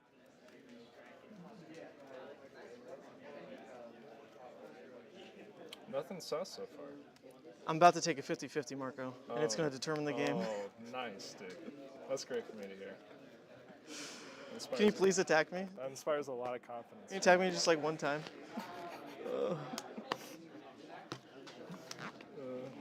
We're gonna Arsenal and pass to you. What do you got? One of these is... Oh, no. All right, you ready? Oh, no. All right, these are actually, it says in the stream rules, by the way. Oh, we're not allowed to roll dice, right? It says in the stream rules, don't use the stream dice for rolling. That's these. So, yeah, that's those. So we do need to confiscate those for This really game-deciding decision. So we just roll a normal? I believe there's a Yeah, I've got doomsday. him. I've got him. So he's 50-50ing this blood rush. Why, I'm not particularly sure, but he is doing it. All right, which die is going to do it, baby?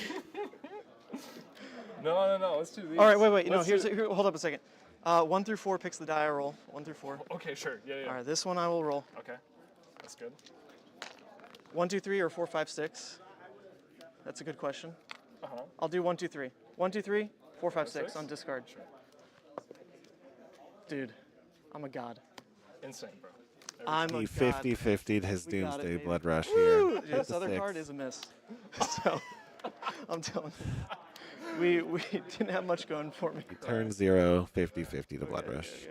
Oh, and we are going. Are we in? Oh, 5 go again. he's gonna cook. That's another blood rush off the top. It's nuts. The deck's gonna function, and it's not even off the back of the spice. It's just blood rush. We're gonna block with crap. Yeah. I'm gonna filter it. I'm gonna say no more blocks. Okay. I'm gonna take 3. All right. 3. 3 damage going through from the first blood rush on the claws. Yeah, I'm gonna take 3. I won't stop you.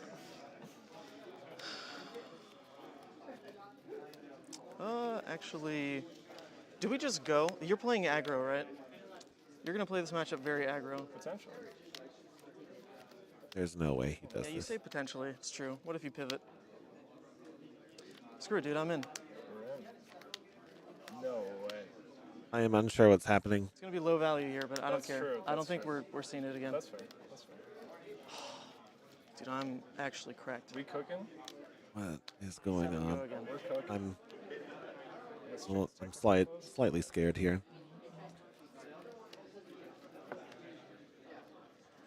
That is 2 blood rush bellows. Let me update the screen. We ball. I was too in shock to remember to press the buttons. Okay. You don't run on hits, right? No, dude. I'm not running CNC I'm in this taking list. 5. I'm down to 32. 32. 32. Can I swing this claw again? Is that how the rules work? Yeah, I think that's fine. You get straight. You said you said it's fine. Producer privileges, right? 10. 10. Okay. 10. So that's a double blood rush coming in for 22 damage. A casual 22 damage, turn 2, no blood debt. All right. We're gonna trigger core, start a turn. We're gonna get 2 resources. Round 2. Turn 2, sorry. I'm actually not tracking life. What are you on? I'm at 30. I'm 22. 22. 22. Dude. Sorry. 22. Hold up. Sorry, gang. Sorry. Yeah, actually, I played ALS. It's invisible, and the Slithering Shadow Pete had to attack it. So I'm actually it's 32. All right. Sounds like some helicope. We're gonna send a zipper hit. We're gonna boost. The only thing 5. Go again. Ethan is attempting to do here is to get him into blocking range and then overwhelm him with 12 damage a turn. Nice. I'm gonna keep the full grip too. No blocks. Maybe why he played 2 blood rushes like that. Yep. But we have 5 go again. Zipper hit. High speed impacts. No blocks. Boosting. All right. On 31. hit trigger, I'm gonna gain dominate. Good for That's you. gonna be super. High speed impact boost. Go again. Pulse wave. Oh, pulse wave. You love to see it and you hate it at the same time. All right. Here's the sad part: is you can actually pull a card that blocks 0 because there's a card like that in the game right now. Is there? It's diabolic. Oh yeah, yeah. That's okay. That's what I have to do to play around Pulse Wave Harpoon. That's actually kind of nuts. Actually, hold up. Sure. I could show you the other 3, but then you obviously take this card. Most likely. You take the good card. Do I really let you get 0 block going?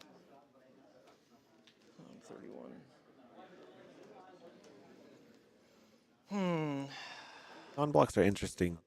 You can present your pulpings, your wild rides, your smashing performances to Pulse Wave Harpoon as a legal option, I gave up on the dice. but they can't block, so they Oh, can't This is be selected.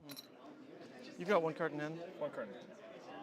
Oh, I don't actually do the blocking yet. Sure. I'm going to do this and then show you Convulsions, Wild Ride, and Diabolic. There we go. Which is a legal target. That And is a also, legal target. this resolves after you pick, right? Yeah. I guess. Or wait, do I even declare blocks on this yet? How's the timing?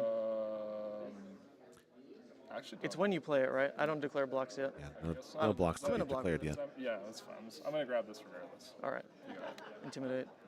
It's gone. Blocking 2. Taking 2. I'll take 2. 29. Just discard his Wild Ride. Let's chain to low chamber.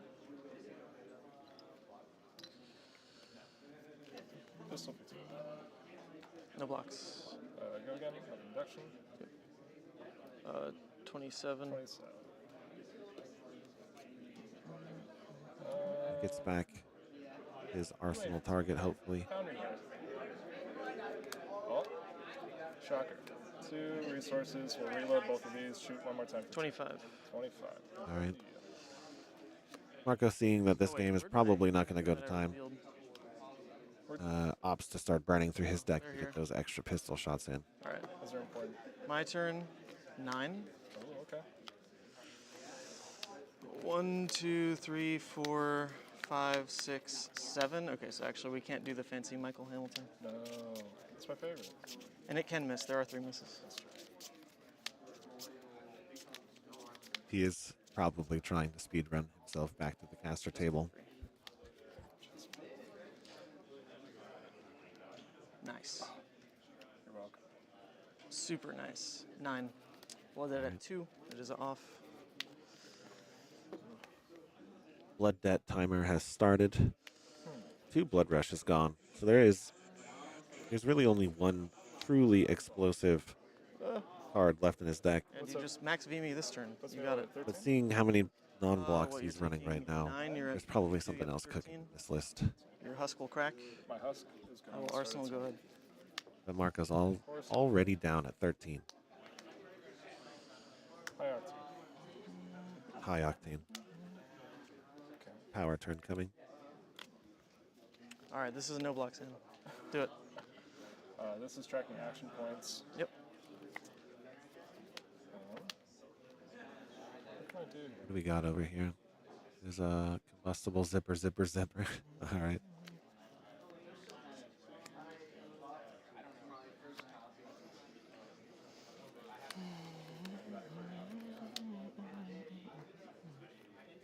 Oh, I'm at 25 as well. Oh. Combustible pistol. All right. 1 action point generated from high octane. 3 damage being presented. And so far, seeing what Ethan's been working with, we know he doesn't really want to block.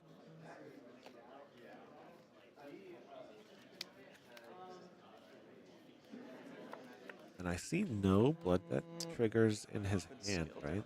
Oh, unless that is a hungering. That last card I couldn't quite see. So that would be 2 damage. And there's 2 in hand. This is trickling down.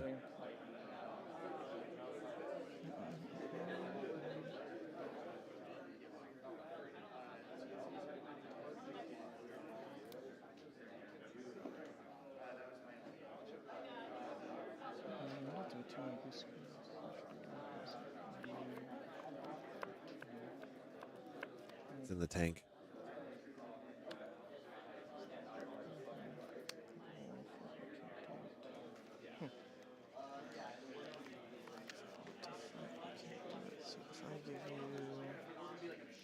Margo's known to take his time on his turns, but he'll find the line. He'll find the perfect line. We saw it yesterday at the Battle Hardened. Very proficient dash player. You got me. I'm going to block 5. We made him block. Look at that. You're singular on hit. What a time to be Screw alive. you, dude. We got 1 on in the deck. It's cracked. The 1 on hit took a swing big. You hate to see it. 8 damage gone. One of the Brute's most powerful cards. 3 action points.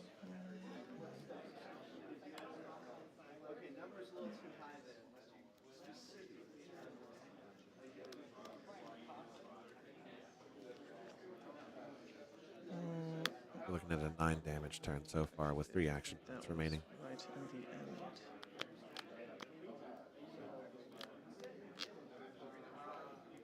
Sure. No blocks on this one. This one? 20. Math. All right. He's back in it. He's pulled out his pen. I forget what's in his arsenal. I have a feeling it's a maximum velocity, but I am not sure, which would probably be why he's trying to measure between maximum V damage and 4 action points worth of pistols. With that 1 cost zipper hit in his hand, I believe.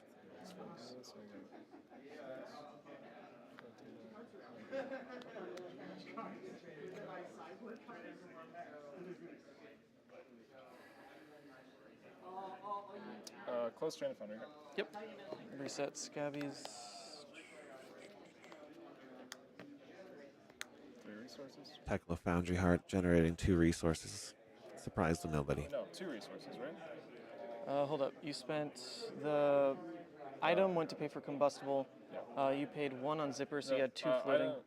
Wait, oh, okay. Tekla Core Yes, went to Core paying paid for high octane. for high octane, and I played the combustible. I had 2 floating. Yep. I So played it's the 2 zipper right hit. now. Yeah, it's 2 right now. Yeah, it's 2 right now. Okay. Yep. We good? We get that? Okay. Yep. All right. This deck is so convoluted. I had to check my resource against Peter last game, so we were both like, "Is that right?" And we're like, "Yeah." That's Yes, that is Marco from the Tekla Foundry, Ethan from Mansent. We have a YouTube battle, content creator battle going on. 18. It is just as degenerate as we had assumed. Shoot it. I'm not sure Action point. any cards have been used to block up to this point. Still 1 card now. No blocks. 16. 16. Pitch to load. Mm-hmm. Flip 1. Shoot it. That's my action point. It is a race to the bottom. No blocks. 14. Induction chamber? Yep. Shoot.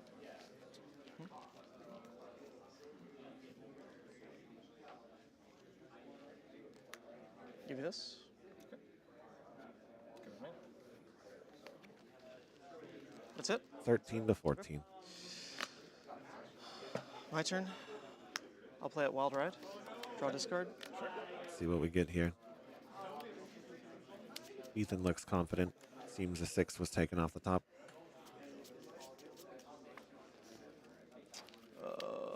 1, 2, 3, 4, 5, 6 for the discard. Sure. 4, 5, 6 discard. Against go again. Coming in for 6. Hungering Slaughter Beast. Enabling Wild Ride to come in for 6 additional damage. Oh, I still have 1 floating. Yep. That's relevant. Okay.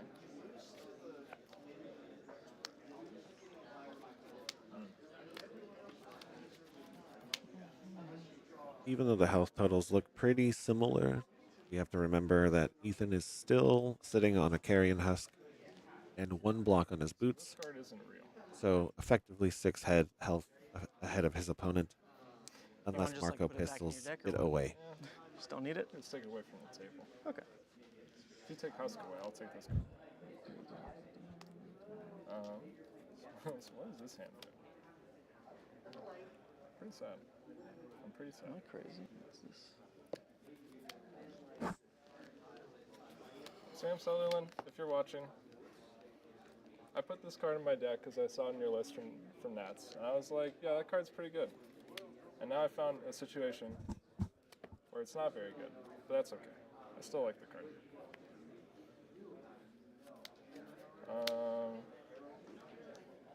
BIOS update. Dang, dude. Oh, Little thinker. I would have it. It's all right. I would have it. Nathan's got the thinking cam zoomed in on you right now. Oh, I do. I would hope if he's doing a good production I'm in job. the tank about all the different cards this could have been. No, I'm not sure I'm going to ever put Ethan back on camera. You were at 14? Mhm. You were at 14. Kind of beautiful, isn't it? It's beautiful and sad at the same time. Unfortunate. Yeah. It's quite a bit of damage being presented when you're only at 13 life. There's no way out, right? Am I missing something? No. If it is a blue in his hand, he can follow up with Claw Claw. All right, pass. Oh, so nothing there. Plasmo, taking 1 blood debt. We have the Blasmafet flip. Top card. It is time. It's down. It's a deadwood. Blasmafet, Levia consumed. We are Arsenal. We are turning the gas on. 2 blood debt cards, though. Only 2. I think an Endless Maw. But Also, Nathan, there's a sound effect for this. Click all the way down to the last. He's trying to tell me to do my job. I already did my job here. Plasma Fett. I'm gonna have to go give him a stern talking to. Pistol load the pistols. Attack the Ooh, turn is juicy. Let's see what Ethan's got for his first flip here. Oh, put his camera's down. His card's down just in time. Okay, cool. Husk, face down.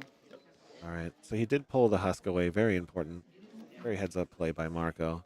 However, we're looking at a Blasmafet. I'll lead with pulping. With 5 cards. Draw, discard. Let's see it, baby. Oh, I'm at 11 as well.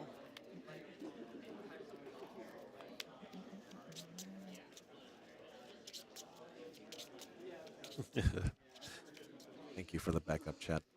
I didn't even see what I drew. Oh well. Make sure to go tell Ethan to leave me alone. 1-4. Sure. 4. What'd we hit? Dominate. Nice. All right, so pulping is active. I wonder if there was a miss in that hand. He's so fidgety with his cards. It's hard to tell. Take 6 down to 7. That would have been sauce. No pummel. That would have been sauce. I know. 6, dominate, go again. Let's put pulping on the screen here. For those of you These 2. who don't know what it does. Which I could play. Just mansplained. Mansplained. I love it. That last turn was that was a heartbreaker loss for sure. I'm gonna close the chain. You got it. Increasing his 6 density. For a dread. Nice. Dread, there's exactly 3 banishes, or 3 misses rather. Nice. Let's see it happen. Don't worry, we'll hit that. So he's making sure that he has an even less % chance to fail here on this Dread Screamer. It is very important that he You're at hits. 7, right? You want to update that? Yeah. I ain't playable with this hand, bro. See what All right, dude. Marco has not Really, blocked it's so not like far. I lose the game if I hit the misses, but That's so true. it'd be nice if I don't. Here, I'm gonna reach. Yeah, do what you want. I'm gonna make this. I'll leave it up to my own fate. All right. Jeez, bro. Oh. We are looking at the D-Gen version of All right, we're good. here. Hey, don't even matter. Don't even matter. Oh, Oh. Nice. There we That go. helps No you more out. misses. That helps 6 you go out. again. These go face down. all right. Block 6. Ethan can no longer miss Use Blasmo. 6. on his Blood Debt vanishes.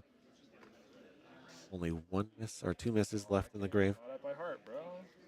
Slithering coming in for 6. So that was 18 damage turn. 1 card left, putting it into pocket. Not bad. I will Arsenal. Mill 1 to Blasmo. Sure. Face down.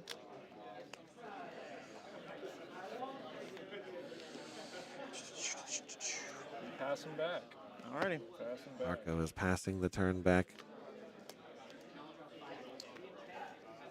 Can you break this in? Yeah. It didn't happen yet. We'll play Art of War. I'll say Ooh, Vanish, go another again. power turn here. We do see a swing big. That is about the We're gonna ceiling go you can ahead, possibly hit This sucker, banish this sucker. on a Art of War turn. That is the ceiling. Go again. This goes face down. Yep.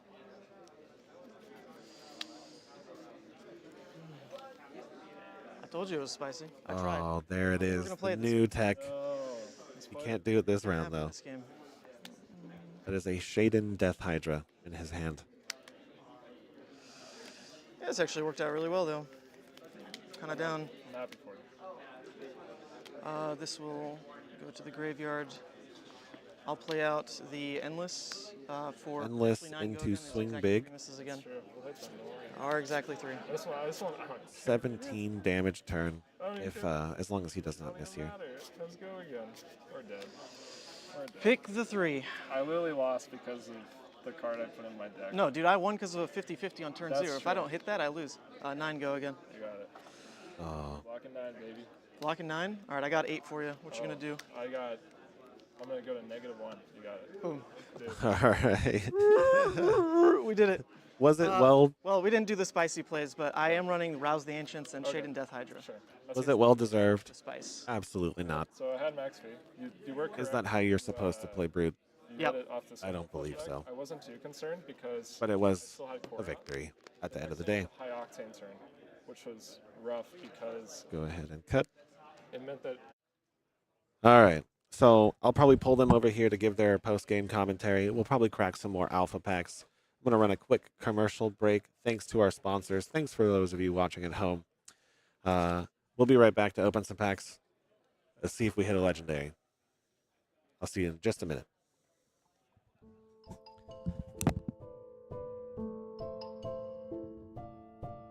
Hey yo, Don Amurabi. You want me to tell them about the bazaar, or do you want me to use the clams, huh? Relax, Captain. These are our customers, and we are the merchants. It's okay, I'll handle it. You, I know your problems, and I got the goods to fix them. You watched an OP deck tech and need to buy the spice. Buy from the bazaar. You are deep into theory crafting the next hottest deck. Buy from the bazaar. You are changing your Pro Tour deck list last minute. Buy from the bazaar. You follow the meta and need to change decks. Buy from the bazaar. You have an addiction to box breaks. Buy from the bazaar. You find yourself dealing fab to new customers. Yes, catch me outside and I'll hook you up. And you, don't forget, get your cards from me, Hammurabi TCG. Or else you get the clamps.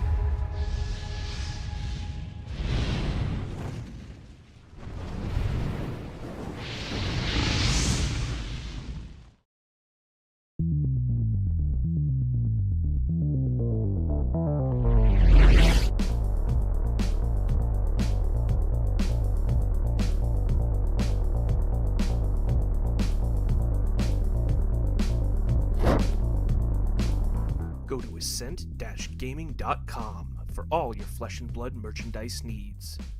Use code SAVAGE to get 5% off your entire purchase. Do you know what the hardest part about being a brute is? No, it's not rolling a 1, because that never happens. It's not discarding your Blood Rush to Pulping or Wild Ride. It's actually having to buy hundreds and hundreds of Reckless Swings for your opponents to sign as you kill them with it and put them in the ground. That's why I go to fabfoundry.co. With incredibly competitive pricing and extremely fast shipping methods, fabfoundry.co is the only place I need for an unlimited supply of Reckless Swings. Visit fabfoundry.co to support one of the OGs of the Flesh and Blood community and to get your product delivered on time, safely, so you can go crush your foes.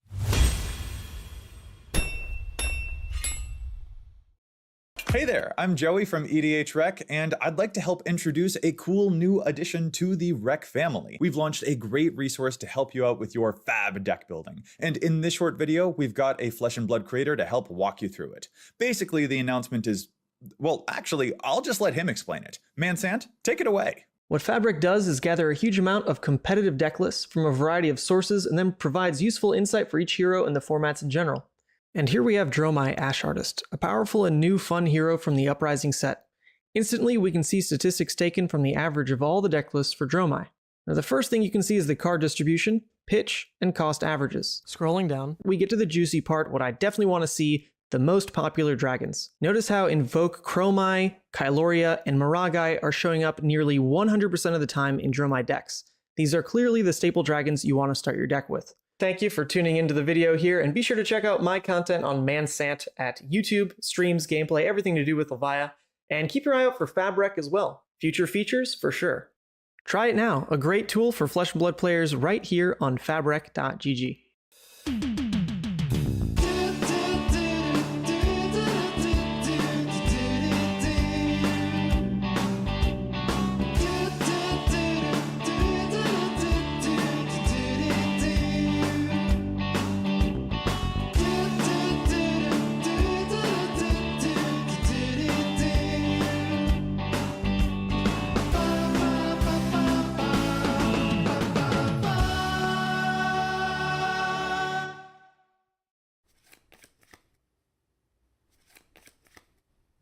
No way, dude! I can't win a single game against you! It is so hard living with such a good flesh and blood player. Don't look at me like that. Yeah, I know I need practice. It's just hard when you beat me up all the time. What? You think I need to go to the Realm Rumble? And you also think I should outline exactly what the Realm Rumble is in case anybody watching doesn't know about one of the biggest flesh and blood events of the year? Okay, if you say so.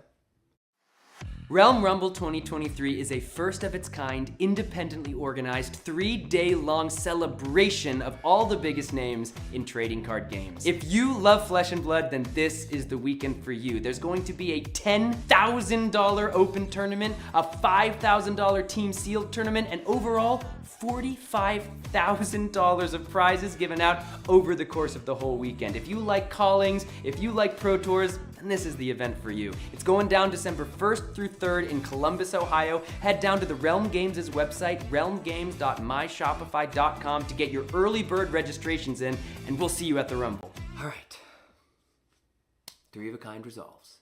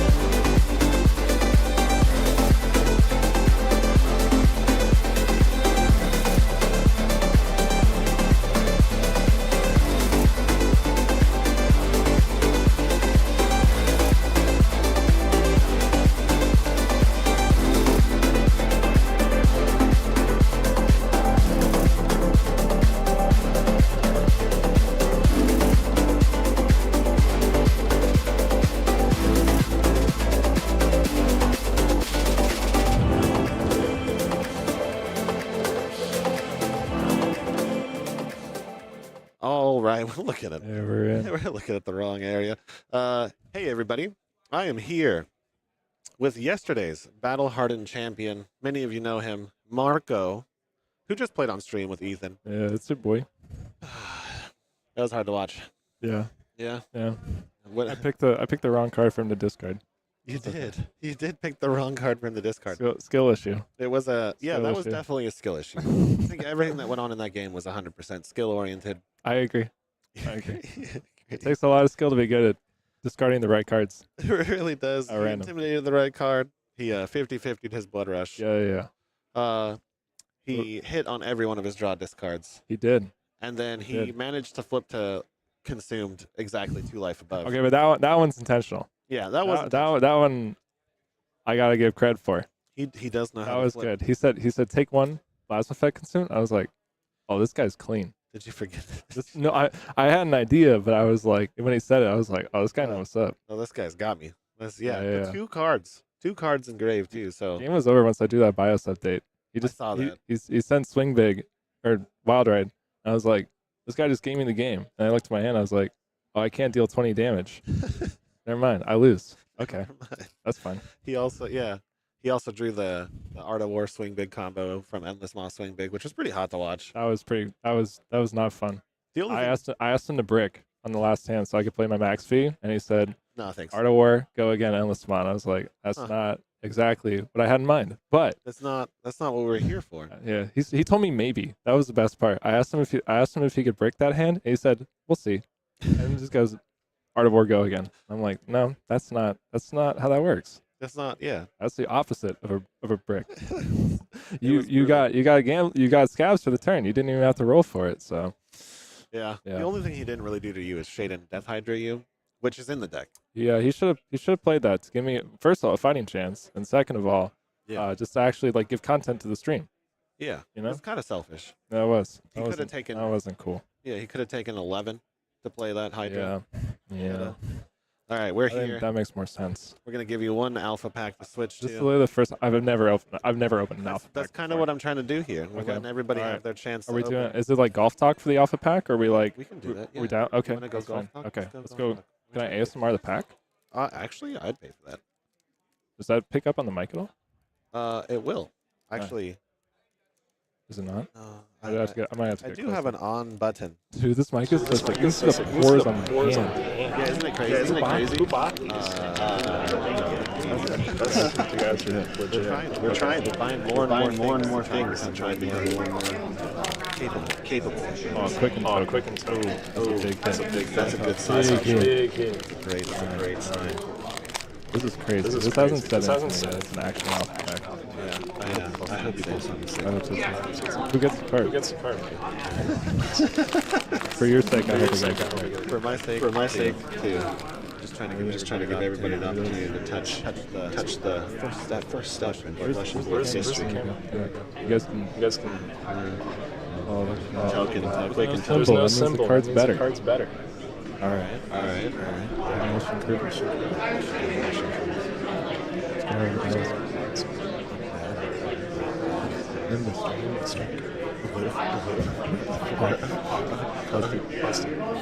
Barrage and Bromai. No, that's almost unplayable right now because there aren't very options. That's so true. Hope Merchant's Pit. That was playable with Levi for much longer than it should have been. I think the Arsenal pass guy said it's good in this right. I don't know why that's not right. Maybe. Oh, that's not that's fine. It's actually Benji State. Oh, true.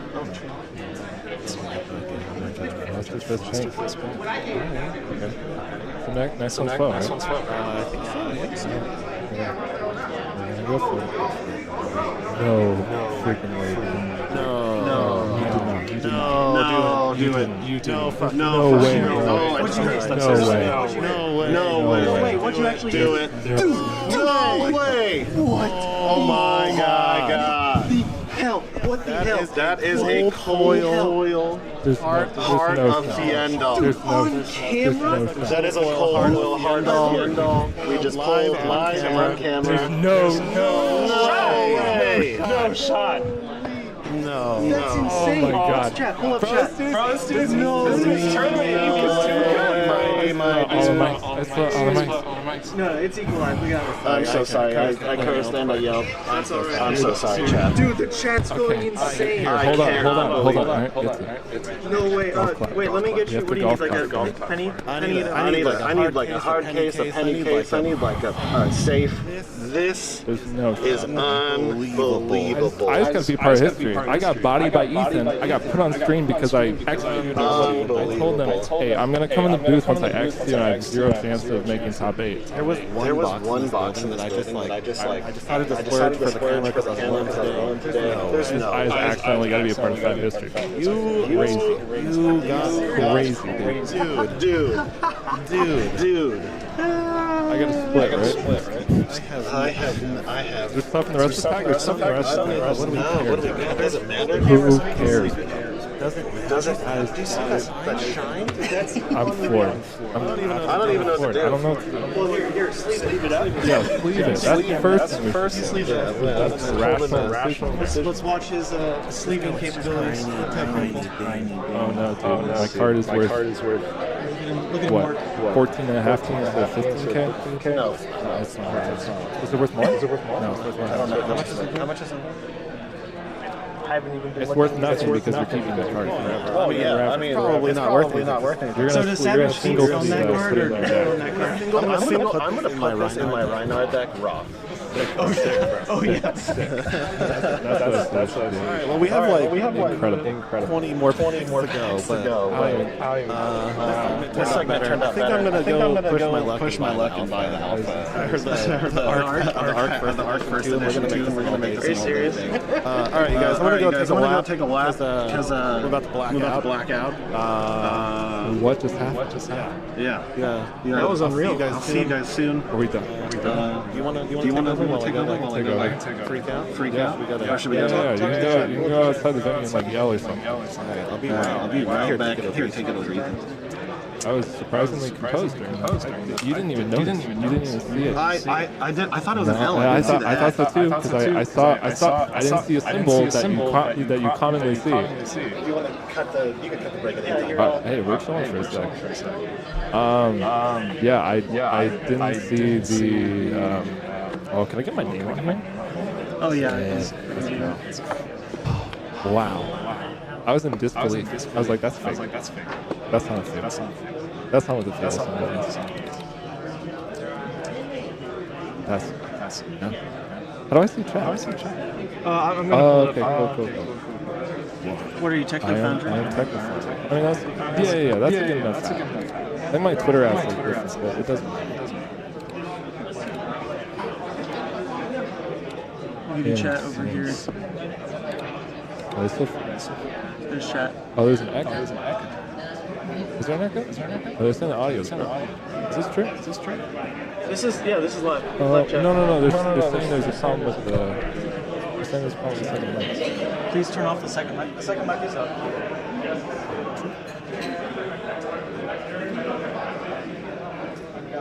2 minutes.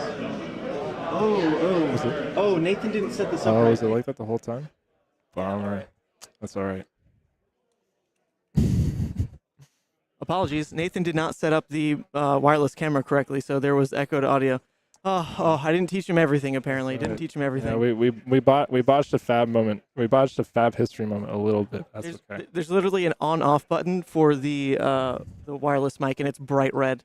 And he like the yeah, mic on the. It's right here. I see. And he just had it on. All right. Well, that was the issue. Apologies. Take it over, Marco. All right. Cool.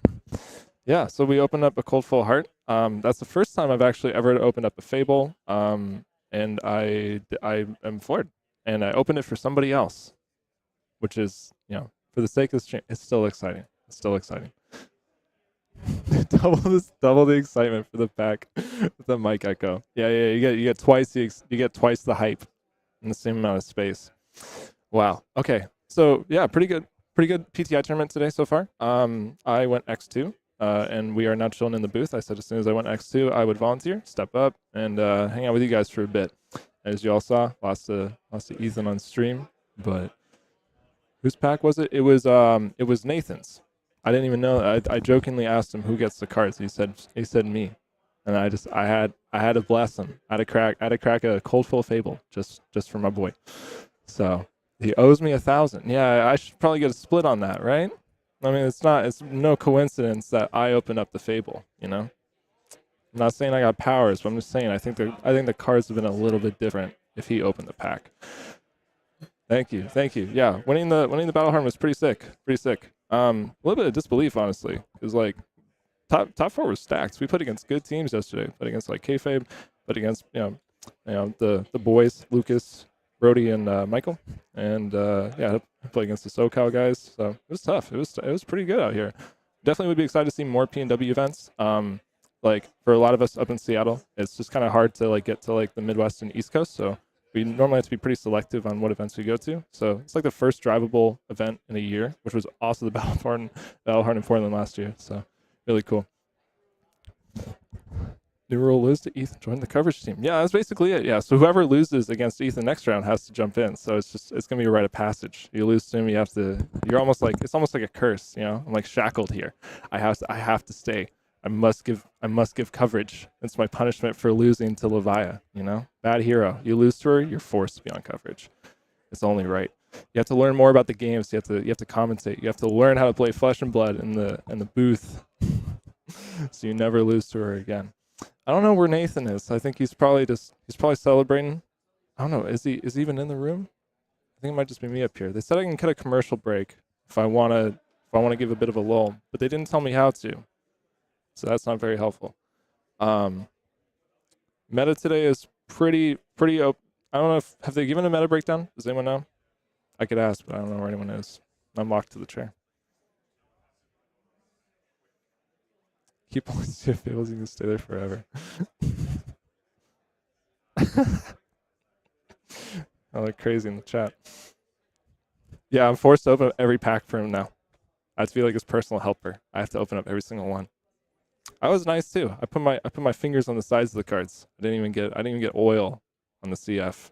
He slammed his hand right on it. So if the surface grade's bad, that's on him. That's not on me. It's labeled on the stream deck. Oh, how excited am I for Briar? New hero. New hero looks pretty good. I was actually chatting. Oh man, I'm gonna mispronounce the last name. Is it Peter Budensek? Budensek? Seek?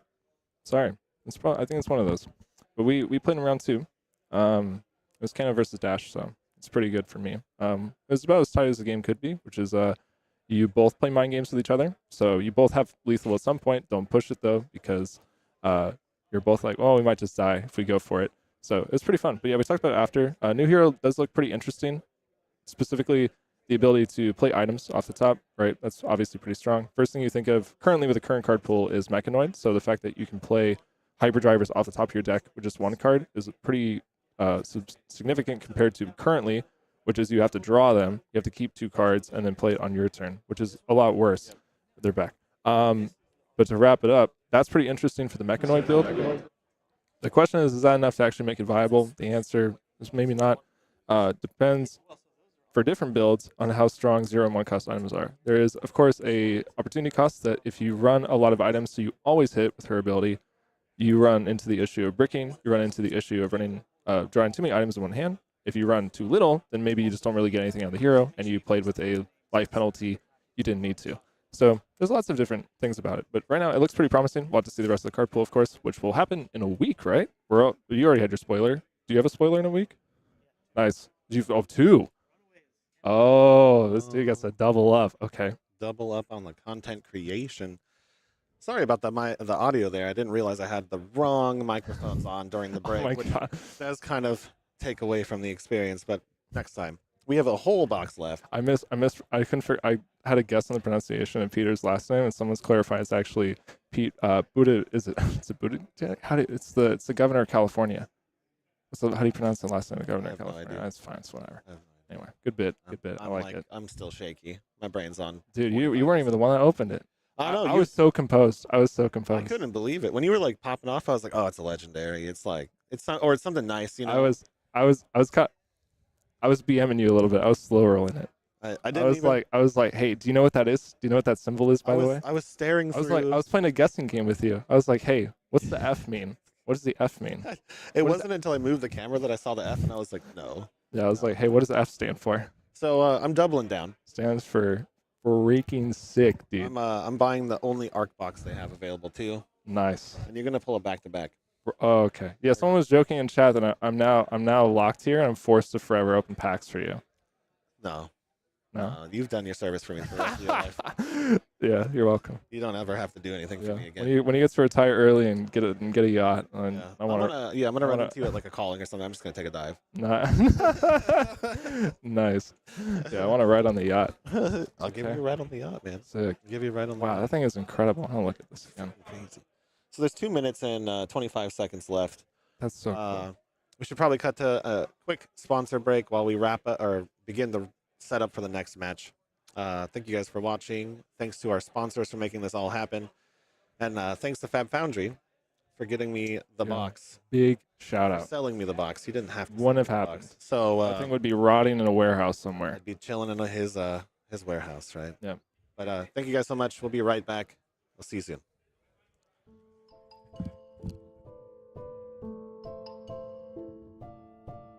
Hey yo, Don Amurabi. You want me to tell him about the bazaar, or do you want me to use the clams, huh? Relax, Captain. These are our customers, and we are their merchants. It's okay, I'll handle it. I know your problems, and I got the goods to fix them. You watched an OP deck tech and need to buy the spice. Buy from the bazaar. You are deep into theory crafting the next hottest deck. Buy it from the bazaar. You are changing your Pro Tour deck list last minute. Buy from the bazaar. You follow the meta and need to change decks. Buy from the bazaar. You have an addiction to box breaks. Buy from the bazaar. You find yourself dealing fab to new customers. Yes, catch me outside and I'll hook you up. And you, don't forget, get your cards from me, Hammurabi TCG. Or else you get the clamps.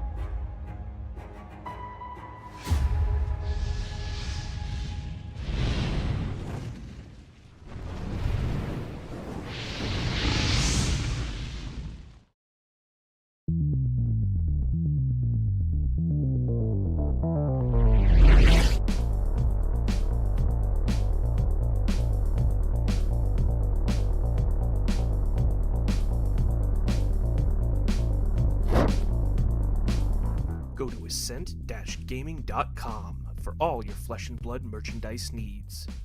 Use code SAVAGE to get 5% off your entire purchase. Do you know what the hardest part about being a brute is? No, it's not rolling a 1, because that never happens. It's not discarding your Blood Rush to Pulping or Wild Ride. It's actually having to buy hundreds and hundreds of reckless swings for your opponents to sign as you kill them with it and put them in the ground. That's why I go to fabfoundry.co. With incredibly competitive pricing and extremely fast shipping methods, fabfoundry.co is the only place I need for an unlimited supply of reckless swings. Visit fabfoundry.co to support one of the OGs of the Flesh and Blood community and to get your product delivered on time, safely, so you can go crush your foes.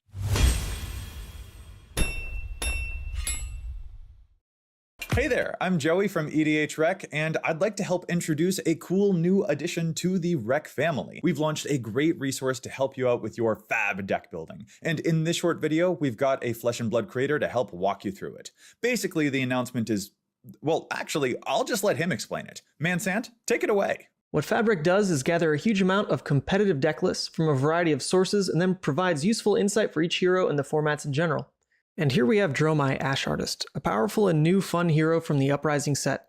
Instantly, we can see statistics taken from the average of all the deck lists for Dromai. Now, the first thing you can see is the card distribution, pitch, and cost averages. Scrolling down, we get to the juicy part, what I definitely want to see, the most popular dragons. Notice how Invoke, Chromai, Kyloria, and Maragai are showing up nearly 100% of the time in Dromai decks. These are clearly the staple dragons you want to start your deck with. Thank you for tuning into the video here, and be sure to check out my content on Mansant at YouTube, streams, gameplay, everything to do with Levia, and keep your eye out for Fabric as well. Future features for sure. Try it now, a great tool for Flesh and Blood players right here on fabric.gg.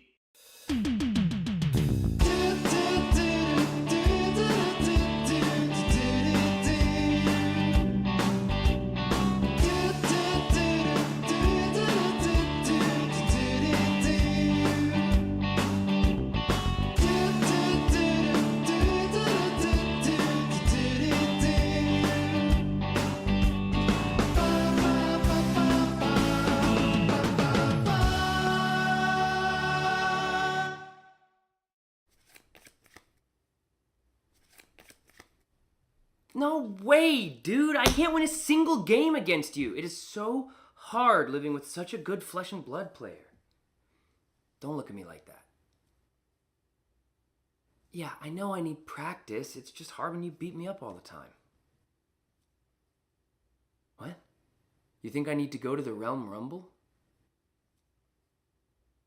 And you also think I should outline exactly what the Realm Rumble is in case anybody watching doesn't know about one of the biggest Flesh and Blood events of the year? Okay, if you say so. Realm Rumble 2023 is a first of its kind, independently organized, 3-day-long celebration of all the biggest names in trading card games. If you love Flesh and Blood, then this is the weekend for you. There's going to be a $10,000 open tournament, a $5,000 team sealed tournament, and overall, $45,000 of prizes given out over the course of the whole weekend. If you like callings, if you like Pro Tours, then this is the event for you. It's going down December 1st through 3rd in Columbus, Ohio. Head down to the Realm Games' website, realmgames.myshopify.com, to get your early bird registrations in, and we'll see you at the Rumble. All right. 3 of a kind resolves.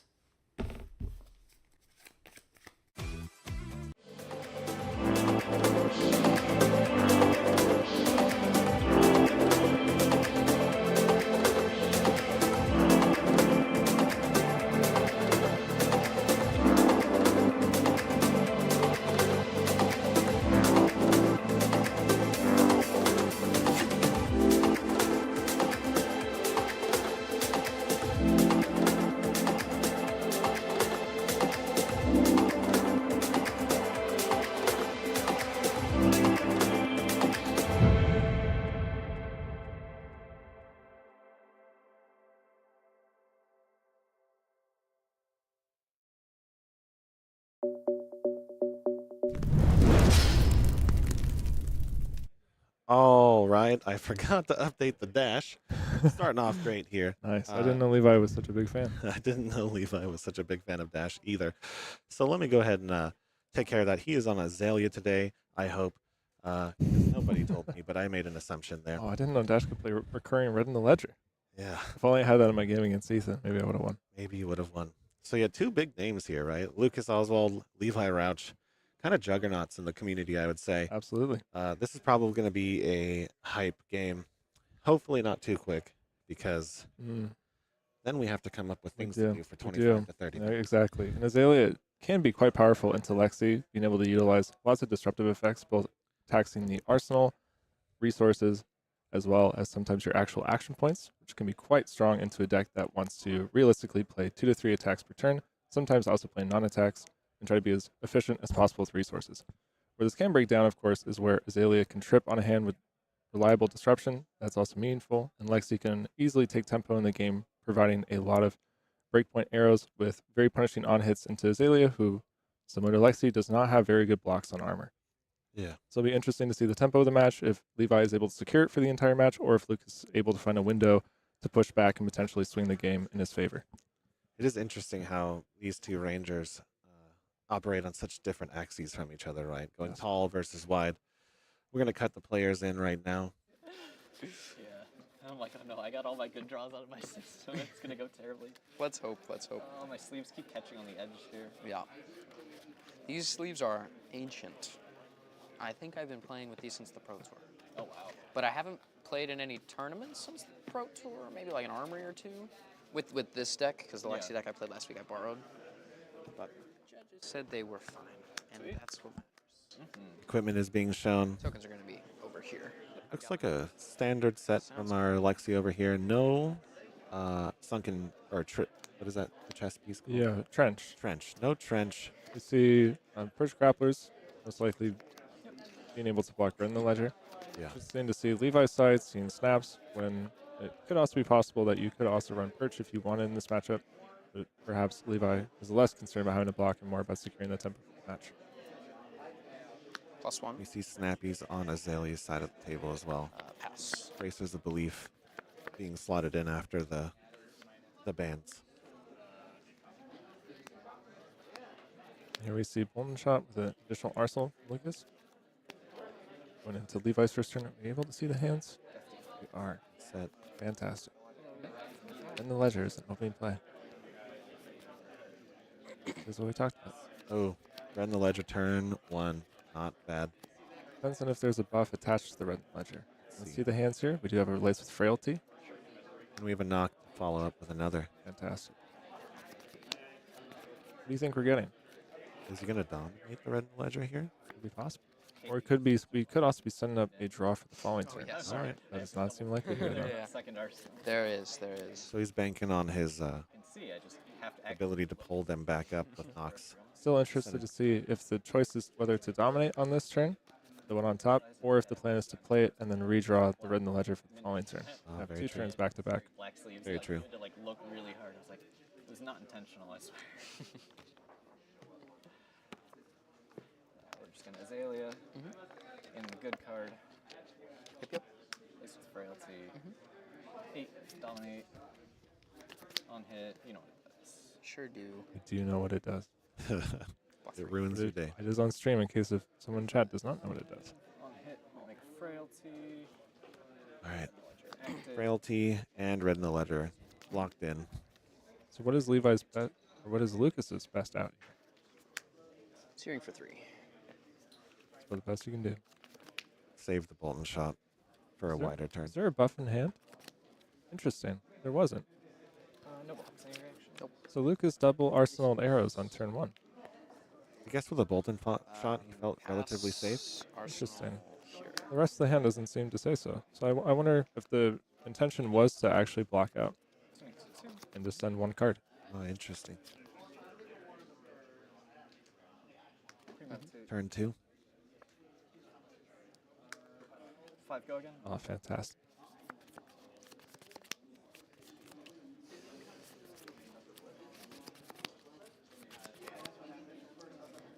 Take 5.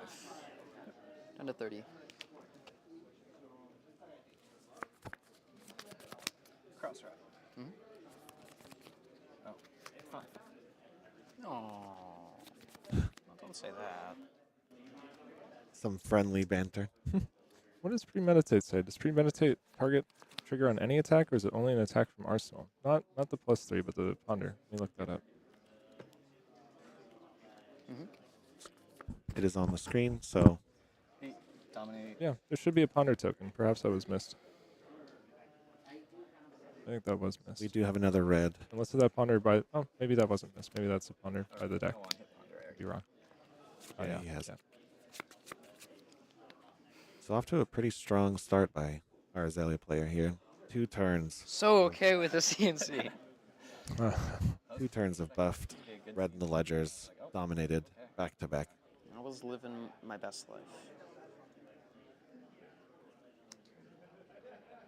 Take 5. Yep. 25. See if Levi can keep this train going. Moving to end. Ponder. Yep. Tunic to 3. Yep. My card though. Nice. Some disruption. Pretty meaningful, too. Yeah. Tunic isn't on 3, so this demands an entire card. However, looking at Levi's hand, does not look like it was as impactful as maybe Lucas wanted it to be. And my ponder should be on. These are seasoned players. They are moving so quickly. Tunic. Skull button cross rat. Yeah. Lightning strike.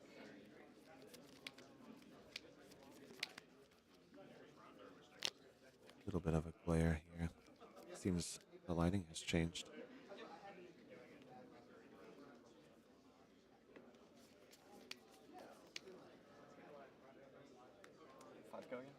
Opting to send the E-Strike. 5 go again. All right. Going to be followed up by loading arrow into arsenal, a death dealer, potentially funding a buff, or a card to arsenal for the following turn. Sure. 20.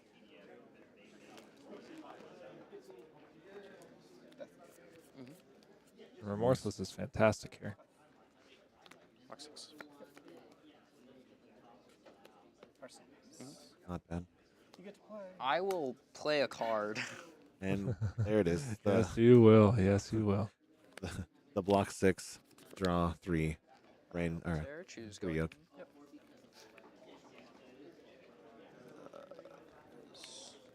Remorseless go again.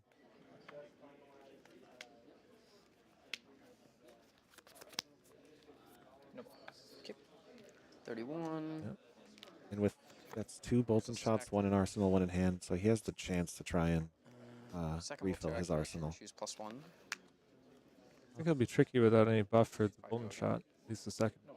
That's true. So, 6. looks like the winner's bite will be put in arsenal. Not a bad arsenal target, though. Being able, in the same turn, to both create a frostbite and strip a card. That's to arsenal. Especially since the frostbite makes it, can be quite difficult.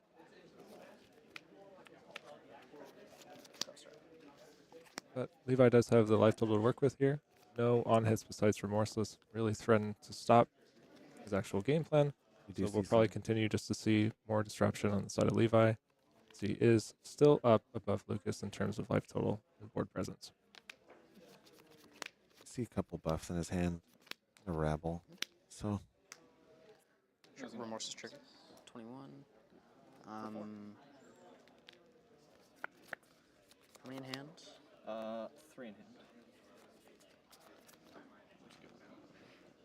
I'll block 1 trigger. Yep. Take 1 down to 20. And then taking 3. Target trap. Oh, fantastic. Oh. Wow. Well, that's annoying. It is annoying. Yeah. Target trap triggers on the Ravenous Rabble. So the next time that an on hit would happen this turn, it actually will not. It will not trigger the on hit. More than vanilla damage. Those traps are so flexible. It's really also great being able to play it here and then basically shuts down what the rest of the turn could look like. Well, if my arrow doesn't get an on hit.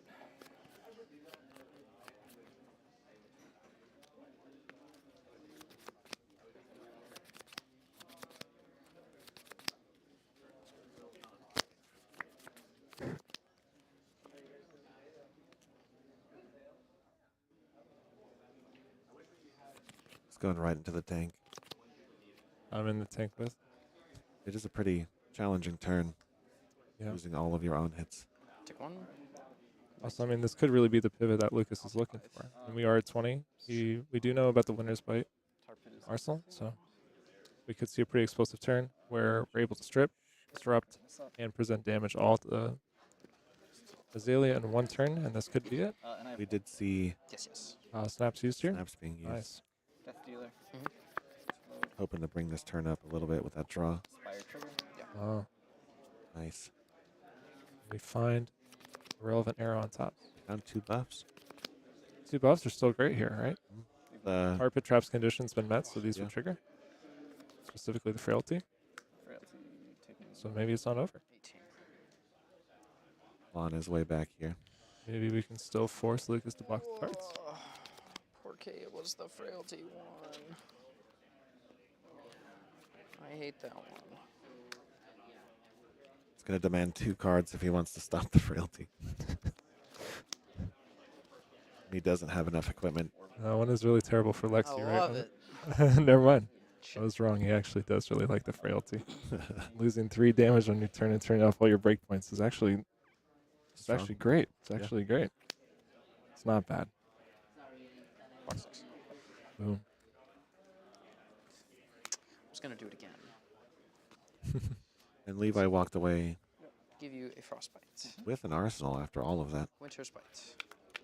You have 1. Oh, and using the tunic on the last turn is really significant here. You rip a full card and then tax a card. That's true. Back on Levi's turn. You got a cold for you? Oh, hot.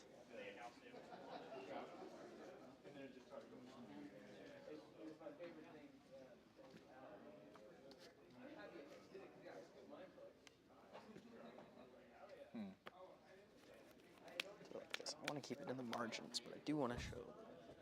See what he's. Used it. What is Levi working with here? All right, so it looks like Tarpit Trap. Seek and Destroy. Blue. Has to pay the tax. I didn't catch what the last card was. Activate Tunic. +1. 5. Interesting. Endless Shot. Endless Arrow. Tar Pit Trap's not going to get. Yeah. It's also quite strong here because it threatens to be a recursive threat. 13. He's letting him have it. Nice. It's going to go right back in his pocket. The Lexi special. Turns out having a snatch that draws a snatch is good. Turns out. Rangers have been sitting pretty for a while now. Yeah. Skullbone. Paying for Skullbone. It was a lace with blood rot. Darn.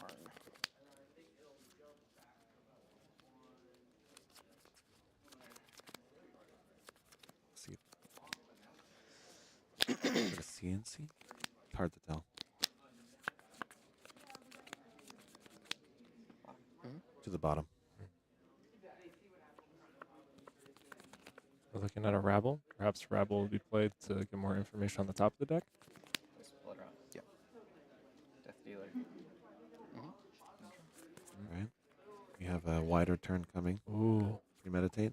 Hey, go again on hit. Blood Oh, rot. shot. No blocks. No reaction. No. Take 5. Go to 10. 13 to 10.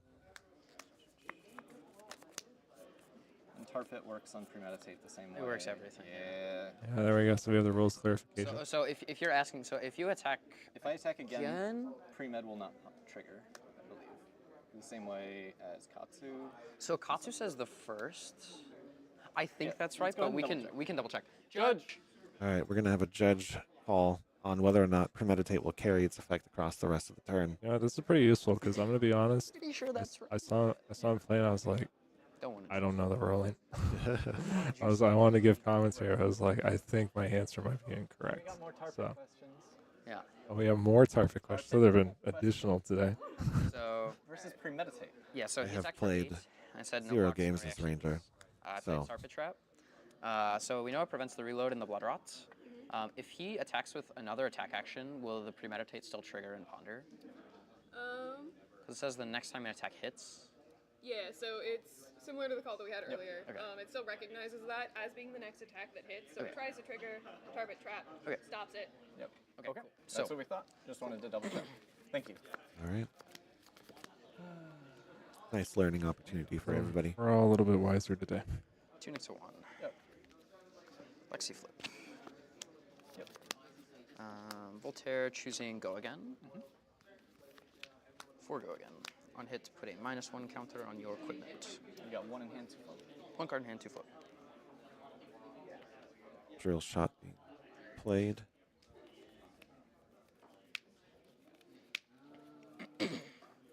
Let's see how much value he gets out of that endless arrow that was allowed to hit before. No blocks. Any reaction? Pass. No. Go to 9. I'll put a -1 counter on your tunic. Sure. Nice. So we see a counter on tunic most likely incentivizing a cross trap block before a tunic block. Yeah. 5 go again. Small minor things like this really do matter. Yeah. Very heads up play.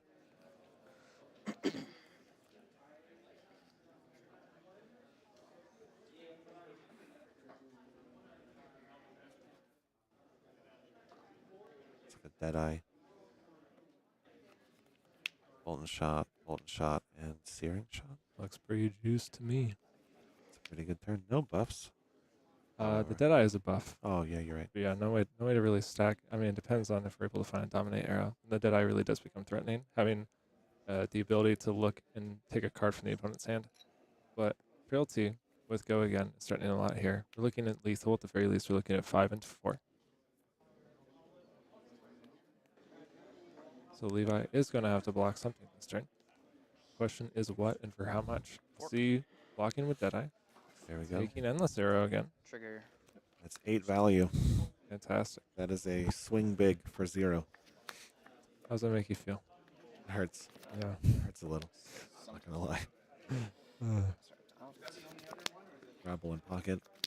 It's 1 turn away from just being a 1 card max fee with Goliath Gauntlet. How does that make you feel? Fantastic. No blocks. No reaction. So rabble for 4, revealing a drill shot. We've seen some really fantastic blocks this game. I mean, both players have been going down together in life total, which is really interesting to see. Hasn't felt incredibly one-sided on both sides. 6 go again. Yeah. Both players have found good pivot opportunities. Braces of belief, buffing that Bolton shot importantly. Nice. in the We go are again. threatening a second arrow this turn. However, 6 is not much to block for Lexi. Yeah. Are we going to see grapplers and tunic? Looks like Lucas is considering it. There's only 1 counter on and I mean, 5. it's really life. good, right? I mean, Yeah. that's what they can be there for. We talked earlier about maybe they were there to prevent. Oh, okay. Oh. All right. It's the Lexi special. There's a button for this somewhere. All right. I don't know where it is. Voltaire choose go again. Yep. 4 go again. Just pick the Soul Shackle. Nice. Jeez, that's a little loud. I'm gonna turn that one down. I mean, that's how it feels right now. It does. It hurts. It hurts to see. Oh man. Bolden shot. Blue Bolden shot. Also threatening cross trap as well. That's pretty important here because potentially not being able to block before this turn is pretty big. So yep, cash in now, denying -1. Endless coming in for solid 12 at this point. Oh, it's even more because of the rain. Oh. That one endless arrow is now 14 damage. Wow. 14 damage. And he has another one. There's another one. Oh, and this one's coming back. Never mind. It will be 6. I don't even want to do the math on what this card's been worth. And that's it. That's the game. That's the game. Wow. We have Amazing. Lexi with an explosive ending. Rain Razors 3-0 as always. We have Lucas take it down. It's like the opposite of your game. It's so gross. I was thinking about it and I was like, I think this matchup might just come down to how good the tarp, because like sometimes they're just a 3-block. Yeah, and I actually on that one turn I could have sequenced it pre-med Rabble for 4 threatening. Oh, true. And like if that I don't think you tarp it there. Maybe you give me 2 cards. I think I always tarp it just if there's a go again attack. Yeah. That I can block out. I think I just always do it. Yeah, I was like, oh, I'm gonna go. What was it? 4 and 10. I'll get my ponder regardless, and then you get to block the 3-block and deny it. I was like, oh no. It's interesting to hear their takes on the game. Yeah. Good luck. Check them out. Yeah, it's interesting because that's what we said at the beginning was I think people would assume that Azalea would be really favored into Lexi having things like Red in the Ledger, being able to recur it with Codex, things like that. Did we see a Codex played from Not a single one. Yeah, we saw it at the very end. And those things really do matter, right? Like the Codex is such a hard swing. And that can really help secure tempo for the Azalea. But like we said, there are lots of openings for Lexi to take pivots. And if she's able to present disruption and too much damage for the Azalea to handle, there is a way for her to actually open up that match. That's what we saw. And it really was coming down to like those final few turns, still finding disruption to play into the Azalea, making Levi block, the endless arrow recurring, slowly chipping that life total down to the point where we were finally able to push for lethal. So there are still lots of tools in Lexi's toolbox to deal with disruptive matchups, and Tarpit Trap was one of those. Tarpit Trap really was impactful this game. Yeah, honestly, Tarpit there was kind of like the star. It was very good. 2 turns in a row of like absolute perfection, and then of course the block 6 Rain Razors 3-0, and then those are always good. Those are always good. They're never bad. Tarpit was like the star there. It was good. It definitely helped secure just the small margins. Yeah. All right, we're going to cut to a sponsor ad real quick. Thanks to all of our sponsors who make this happen. As always, you guys are amazing. We all know who you are. Commercials are awesome. We'll be right back. We'll probably crack some more alpha packs. Oh, we'll hit 2 fails in one day. We need to hit our legendary now. Yeah, there we go. That's what we'll hit. We'll see you in a minute.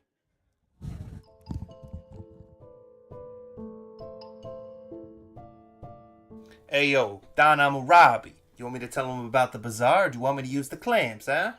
Relax, Captain. These are our customers, and we are the merchants.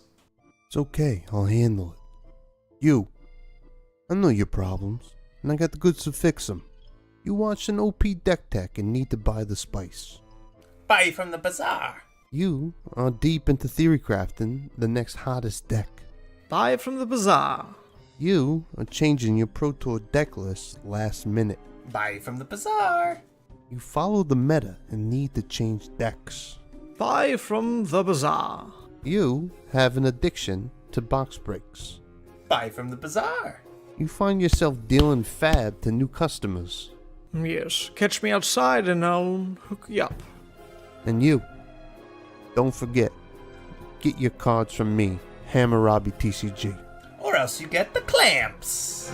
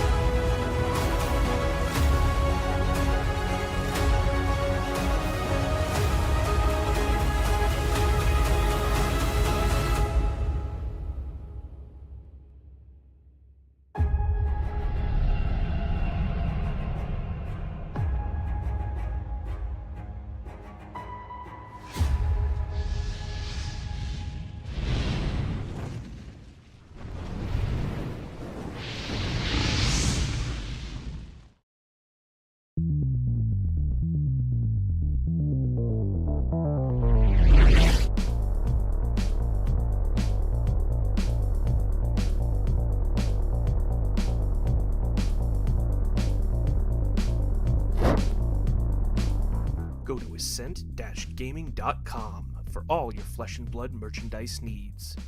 Use code SAVAGE to get 5% off your entire purchase. Do you know what the hardest part about being a brute is? No, it's not rolling a 1, because that never happens. It's not discarding your Blood Rush to Pulping or Wild Ride. It's actually having to buy hundreds and hundreds of reckless swings for your opponents to sign as you kill them with it and put them in the ground. That's why I go to fabfoundry.co. With incredibly competitive pricing and extremely fast shipping methods, fabfoundry.co is the only place I need for an unlimited supply of reckless swings. Visit fabfoundry.co to support one of the OGs of the Flesh and Blood community and to get your product delivered on time, safely, so you can go crush your foes.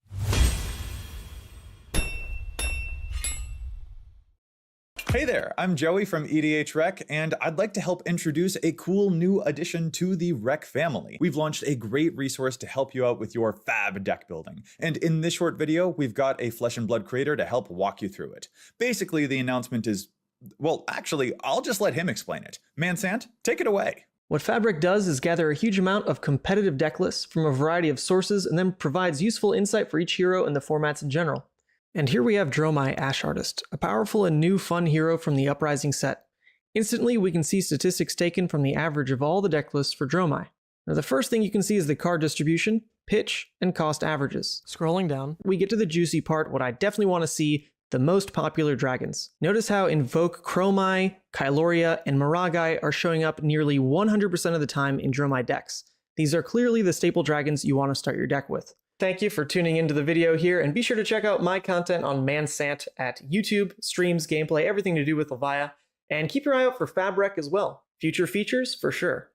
Try it now, a great tool for Flesh and Blood players right here on fabric.gg.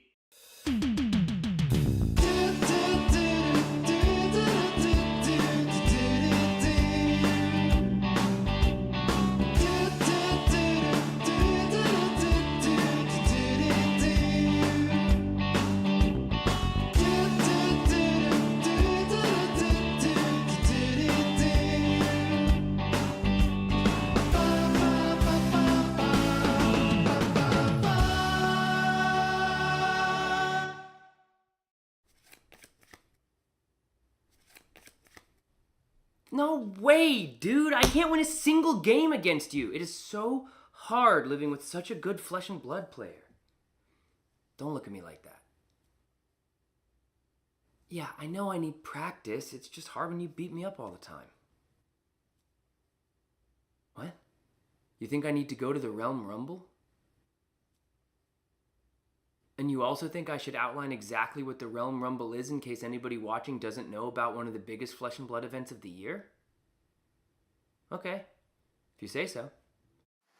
Realm Rumble 2023 is a first of its kind, independently organized, 3-day-long celebration of all the biggest names in trading card games. If you love Flesh and Blood, then this is the weekend for you. There's going to be a $10,000 open tournament, a $5,000 team sealed tournament, and overall, $45,000 of prizes given out over the course of the whole weekend. If you like callings, if you like Pro Tours, then this is the event for you. It's going down December 1st through 3rd in Columbus, Ohio. Head down to the Realm Games' website, realmgames.myshopify.com, to get your early bird registrations in, and we'll see you at the Rumble. All right. 3 of a kind resolves.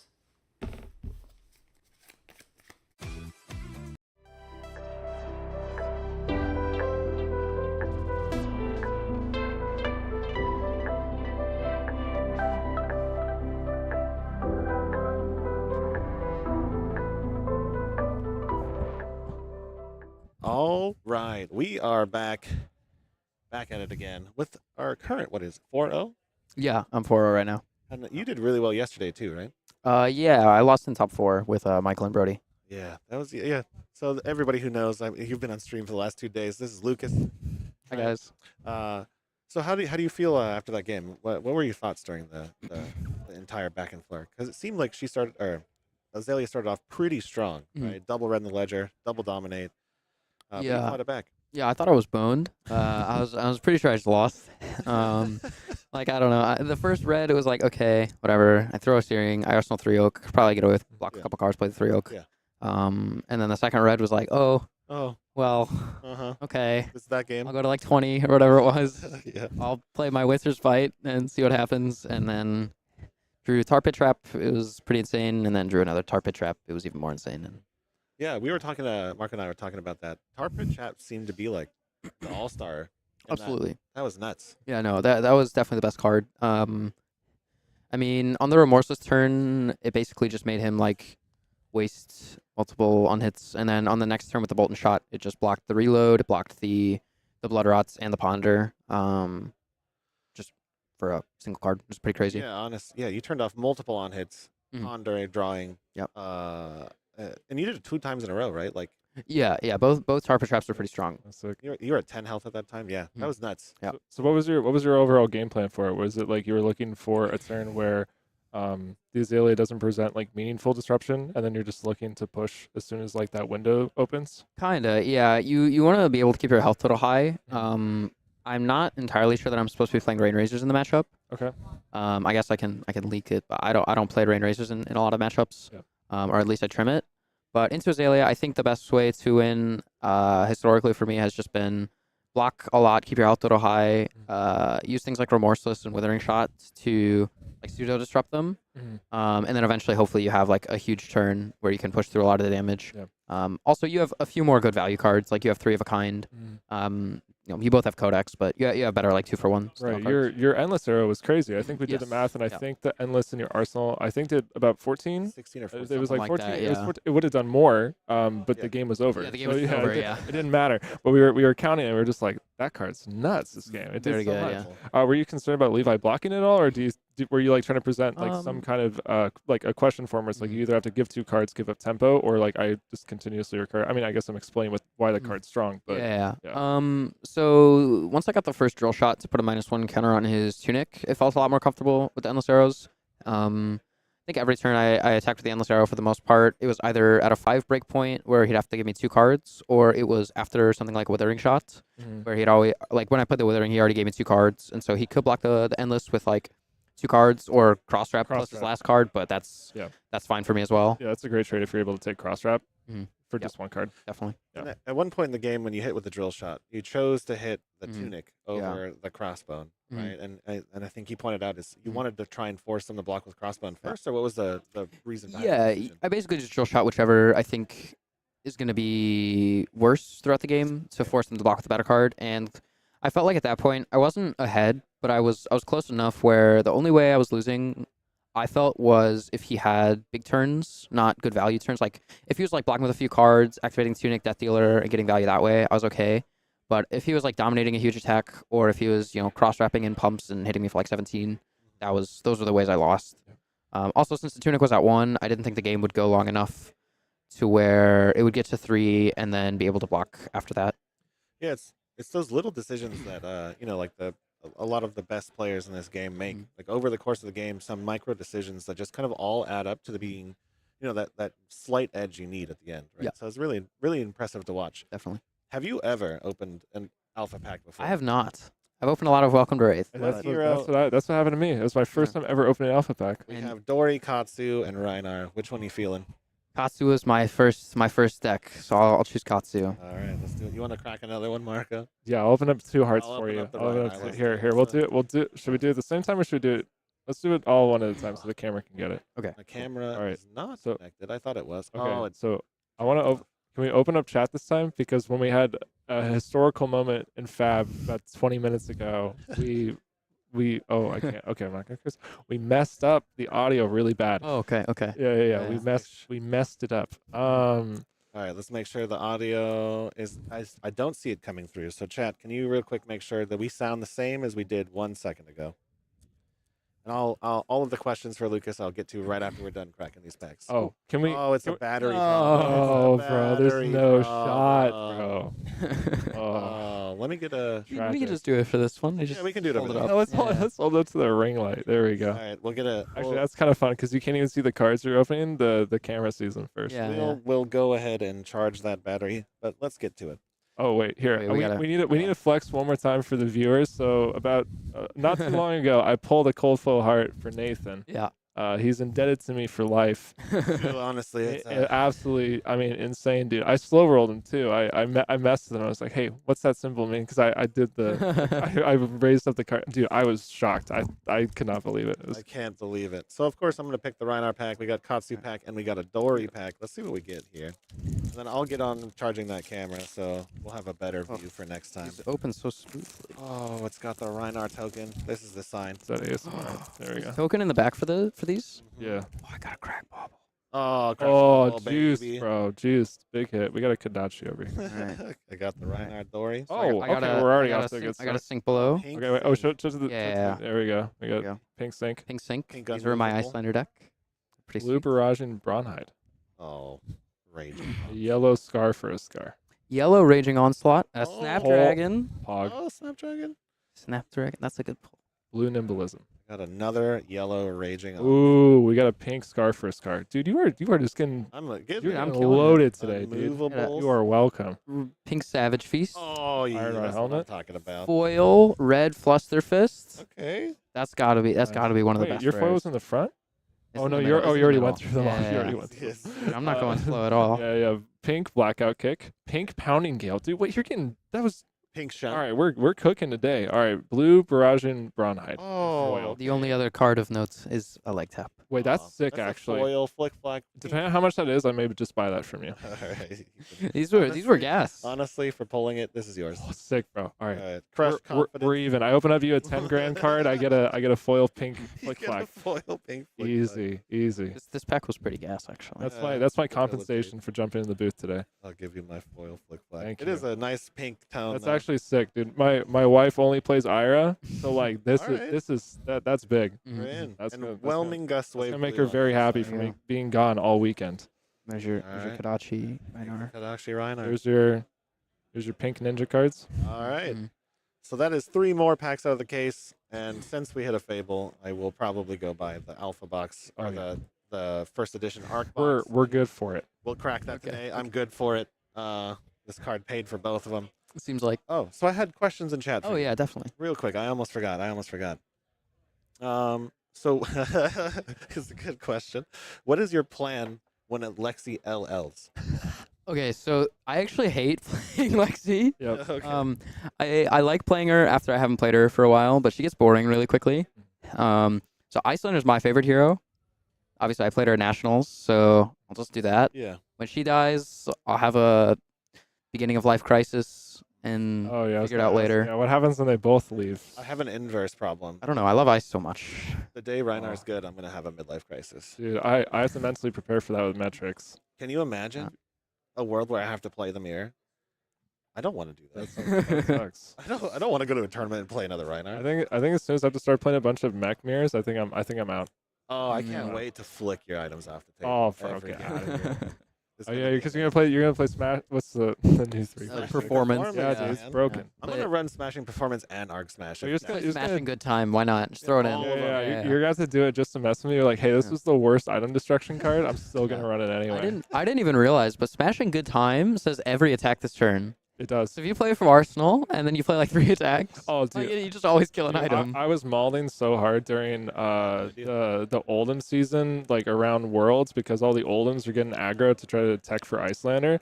I was playing against Oldhams as Dasher running like Smashing Good Time, and then go Smashing Good Warhorn. Time, E-Strike, play a card, and it's like, bro, all right, why am I playing this? All right, my bad. Why am I All right, I'll remove myself from the table. I miss aggressive Oldham deck.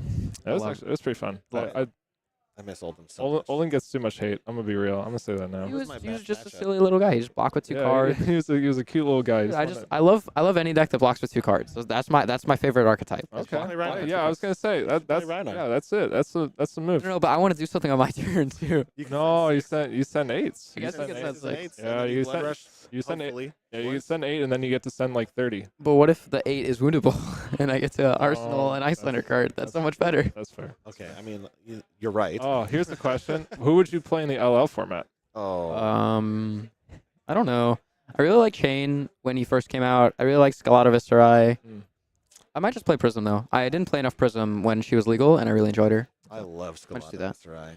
Oh yeah, no, that gave me my first like real finish. Top 8 out of Battle Hardened with it. Oh, we're not memeing here. No, when I gave up on all of my life and I finally put Ragnar in the closet before like the resurgence. Yeah. I played Viscerai, combo Viscerai exclusively, and that's when I actually got my first ever wins. Interesting. Okay. That was sweet. I figured you didn't like it because during the PQ season that deck was like it was Ragnar, it was garbage. Oh, the matchup was there terrible. was a brief period of time where I had given up on Brute, but I figured it out later and then that's fair. made it work and blah blah blah. But it was nice playing a hero that like did stuff. It won games. Dude, it won them decisively. The funny thing is, I've told my locals that I think I'm gonna play that deck in the LL format because I have so much brain damage from playing against that deck during the time I played.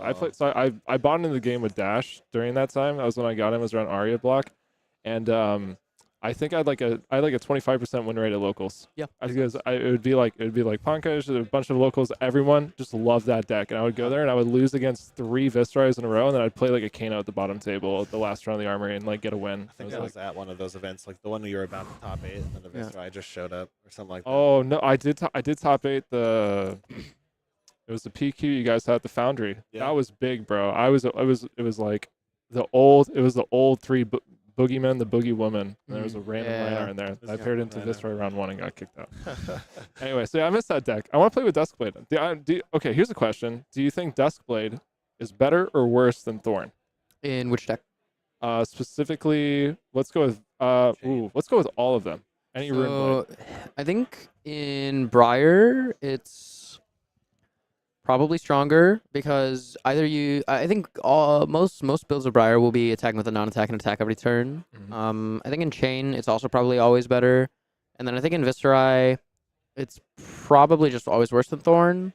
There might be some Viscerai decks that are trying to use Scalata Rattlebones consistently and just not worry about Sonata, but it's like one of the things that I would use it for in Viscerai would be as like an anti-fatigue tool. But when you have Scalata, like you just don't. Yeah, you have no trouble with fatigue. Yeah, fatigue's your matchup. Interesting, yeah. Because I was talking about it yesterday, and it is interesting that like the math is a little bit worse for Duskblade until because like if you add up, it's turn 4. Yeah, it's about turn 4 that it starts to become better. So that's always interesting. It's turn 4. It's also a little more interesting though, because Rosetta Thorn, you can turn Duskblade on like turn 0. True. I think if the format's fast enough, then you will be playing Rosetta Thorn in like Runeblade Mirrors. Yeah, it slows down though. But I think Chain, especially if you have like seeds in your deck, I think you want to, like 3 or 6 seeds, however many you play. I think you want to slow the game down enough to where Duskblade will be more efficient. But I'm not entirely sure. Sure. Believe it or not, I haven't played it. That's right. That's right. I mean, none of us have played I don't it. actually know. Yeah. All right, here's a follow-up question. Do you think it would be safe to unban with the upcoming BNR? Probably not. Okay. It depends. I think if Lexi is still legal and Icelander is still legal, maybe. Because the way that Viscerai has to play into Icelander is not really conducive to a Duskblade game plan. Sure. Yeah. But I think it might be a little silly. Otherwise, because you just like make your deck more consistent. Yeah, of course. You don't need to spike if your weapon attacks for like 6 or 7 every turn. So yeah, that's true. I'm sorry. Who's the person who's like the Duskblade's biggest advocate? It's the Team Covenant guy. Zach Bunn. I'm sorry, Zach Bunn. All right, we heard it here first. It's not time. It's not time to unban it. All right, we're gonna cut to ads or breaks because I'm gonna have Ethan here make us the meta breakdown, make us all of those beautiful charts. Cool. We'll be back. Awesome. Thank you guys. See you guys. Peace.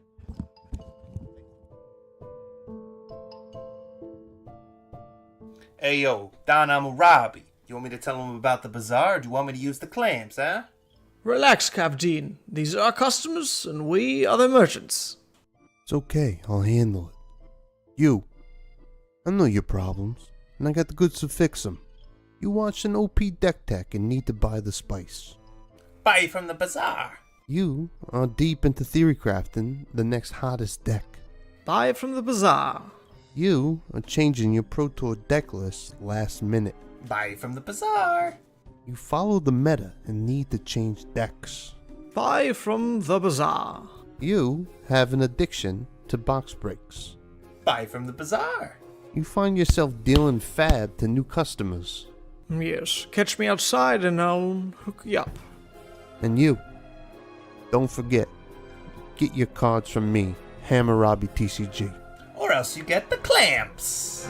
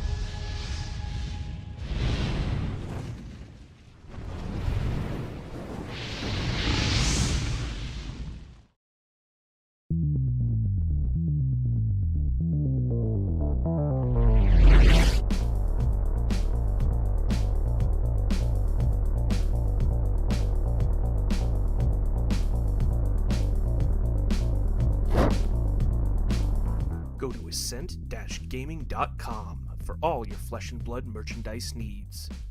Use code SAVAGE to get 5% off your entire purchase. Do you know what the hardest part about being a brute is? No, it's not rolling a 1, because that never happens. It's not discarding your Blood Rush to Pulping or Wild Ride. It's actually having to buy hundreds and hundreds of reckless swings for your opponents to sign as you kill them with it and put them in the ground. That's why I go to fabfoundry.co. With incredibly competitive pricing and extremely fast shipping methods, fabfoundry.co is the only place I need for an unlimited supply of reckless swings. Visit fabfoundry.co to support one of the OGs of the Flesh and Blood community and to get your product delivered on time, safely, so you can go crush your foes.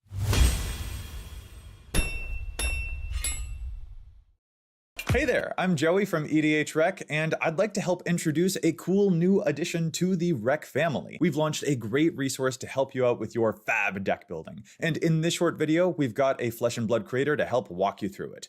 Basically, the announcement is, well, actually, I'll just let him explain it. Mansant, take it away. What Fabric does is gather a huge amount of competitive deck lists from a variety of sources and then provides useful insight for each hero and the formats in general. And here we have Dromai Ash Artist, a powerful and new fun hero from the Uprising set.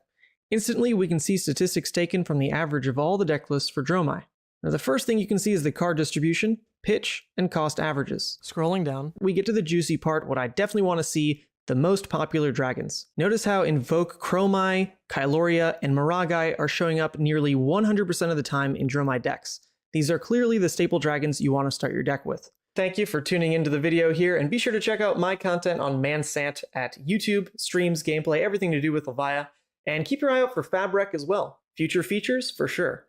Try it now, a great tool for Flesh and Blood players right here on fabric.gg.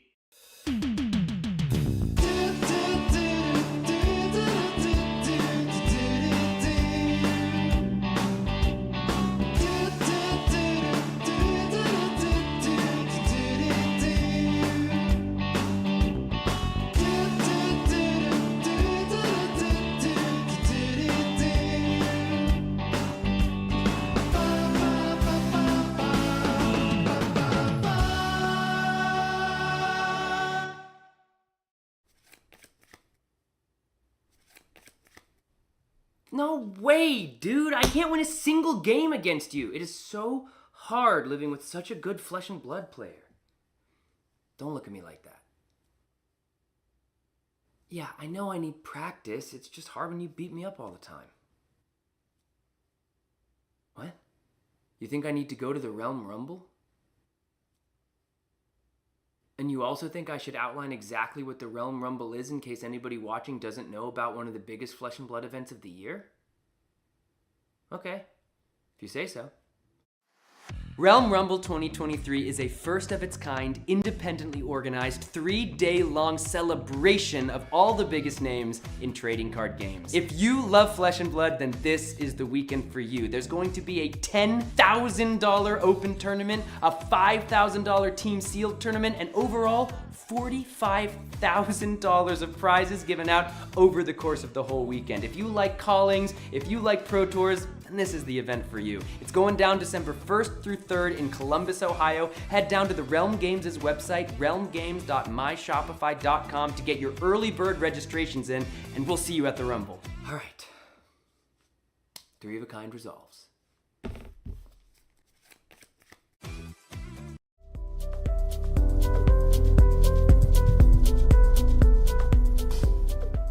Hey, welcome back, everybody.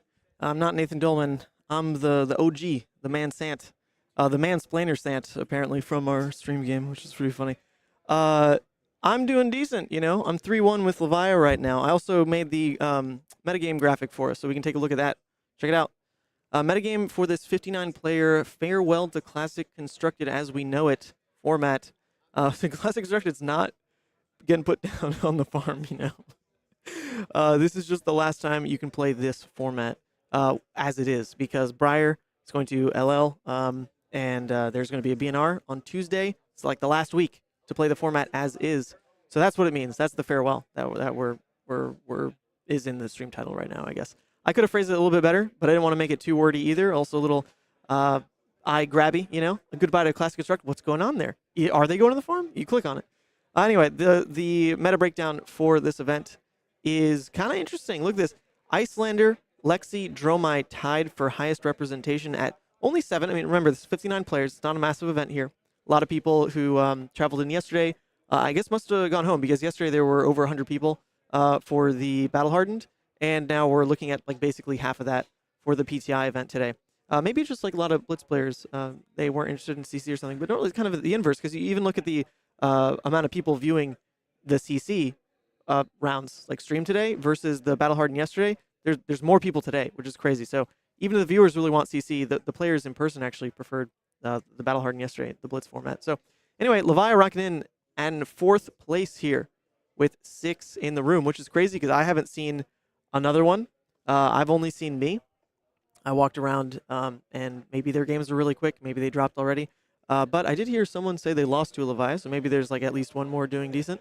But I'm 3-1 right now with Levia. I paired against the only Viscerai in the room, round 1, and was absolutely rolled, like unbelievably rolled. I don't think I could have made a single game decision. Lost on like turn 3 or 4, something along those lines with double Revel plays. You know how it is. Anyway, that was my loss, round 1, so my breakers are awful. But then I beat Dash, and then I beat Dash, Icelander, and then I just beat a Dorinthia. So things are going pretty well, I'd say. There's 2 more rounds to play. If I win them both, then I'm guaranteed top 8. If I lose the last one, then I probably don't bubble in because my second tiebreaker is the worst possible, even though there's going to be like 2 or 3 X2s that make it. Anyway, enough about me. We got Azalea at 5, Bravo at 5, Kano at 4, and not all the Kanos are, not all the players that you would have thought who would be performing on Kano are actually having success today. Like Pete Budenseek went 0-2 drop, and he's like one of the better Kanos I know. So I haven't seen how anyone else is doing on the hero. I even checked in on Majin, assuming he was maybe on Kano, but he was on Icelander instead. Then we've got Dorinthia at 3, Katsu 2, Zuri 2, Briar 2, Bolton 2, 5-1, Dash 1, and the 1 Dash is out of the event because Marco dropped after I beat him in round 2. Then there's the Viscerai, the Reinar, and then none of Prism, Riptide, Arachne, or Vincent still. So sad day. There you go. That's a metagame graphic. I'm so burned out. I cannot believe that I'm still playing games. Like I'm paying attention to less than 0 things if it's even possible. But apparently we're still winning. I won that Blood Rush game, or I won that Dorinthia game. Not even off the back of Blood Rush. Not even off the back of the flip. I took some really interesting like 5-card convulsions hands that are like really bad. Don't do that. But my opponent really wanted to block out. So when they were like presenting 6, I was just like, okay, like I'll take it because I'm going to spend 2 cards to give my turn +1 dominate. Because if I don't do this, then I'm actually kind of running out of cards here. And so like 3 turns in a row, I hit him with like convulsion and he died. It was kind of cool. It was like 27-8. It was pretty in my favor. Pretty brutal. Yeah. I can't wait till you see what I was saying during your game. Oh, I listened back a little bit. Man, that game was so funny. It was so funny. It's botched from the get-go where Mark was like, you want even or odds? I'll just go second. And then you're like, I'm going to 50-50 my first Blood Rush. Oh my God. I was like, dude, brute mentality. I'm so burned. I denied myself the coffee this morning. And then I don't need it. Blood Rushed again after clawing, and I was like, this guy's a savage. Well, I didn't want a 50-50 the second Blood Rush. I could have. If I spent the 2 on claw, then I guarantee it. Nah. No, you're going for the fence. Because my attack would have been claw Deadwood. I can't guarantee fair, true. I mean, you would have lost me the bloody. pitching the Blood Rush, or I don't second claw to try to pocket the second, but then it's a 50-50 again. Mm-hmm. I knew my limits. Look at you. And it's a boost matchup, You know what? Playing a second Blood Rush for 4 value is good enough. Honestly, after watching you play this version, I'm sold. I'm going Cheetah right now. Dude, I have not triggered Rouse a single time. Hydra has not done anything for me. But Pulping and Wild Ride, carrying you to the moon. Pretty good. It's funny though because I haven't been in many positions where my opponents are making me block. I feel like if that is what was happening, then those cards feel as bad as they normally feel. Yeah. But dude, it's like there's been a psyop or something. Like everyone thinks you just block out Levia. It's like, okay, sick. I'll take it. it. You're gonna give me 5-card hands where I can just like lead with Pulping Claw. Like sure. You are presenting I'll a lot do of it. damage. I'll do it. All right, I'm gonna go grab the next round. Oh, is it paired already? All right. Well, I'm playing, so I gotta get back to that too. Break. 1 sec.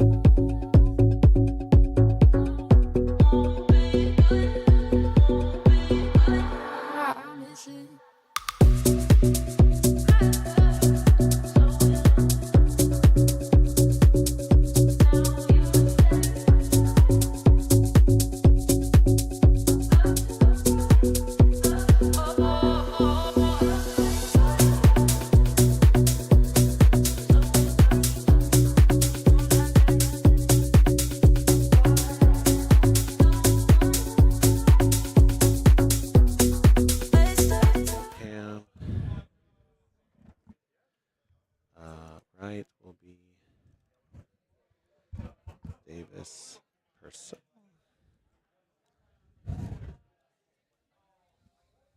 3-1. Hero. Dori.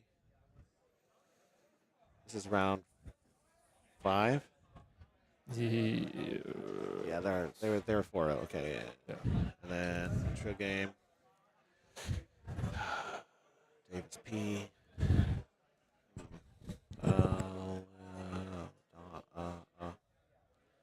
Nope. Yep. And then hello. Oh yes. Okay, hold on. Cool. Oh, we're not in studio mode. My apologies there. Awesome. Let me do that on camera. Let me cut to break. I'm so sorry.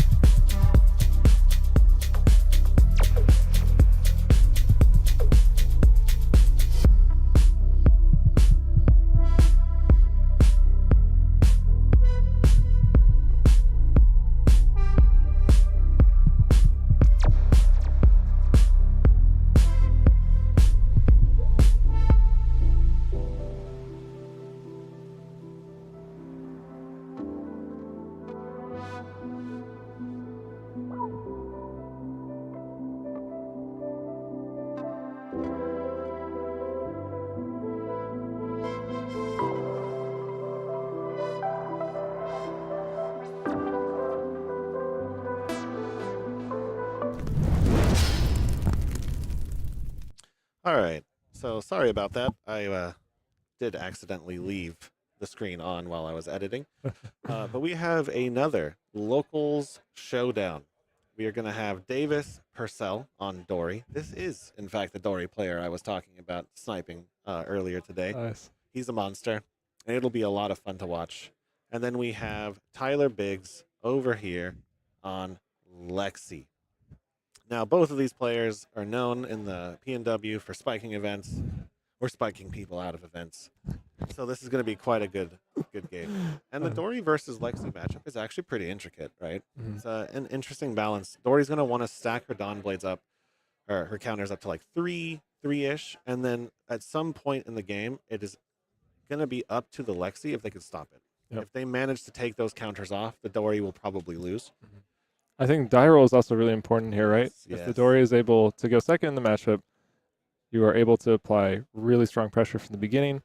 That allows you to threaten counters unless if the Lexi is always giving cards, which also puts her at the risk of losing to attack reactions. Attactions. Shorthand. Which can also, put you in a lose-lose situation where you don't block the Dawn Blade and you give them counters that eventually snowball past your aggression, or you try to block it out and they push it over and get the counters anyway. Yeah. It's a really fun match. A lot of people think it's pretty intrinsically Lexi favored, but Davis has something to say about that. We'll see. Yeah, forcing a deck that doesn't want to block all the time to consistently block is pretty difficult.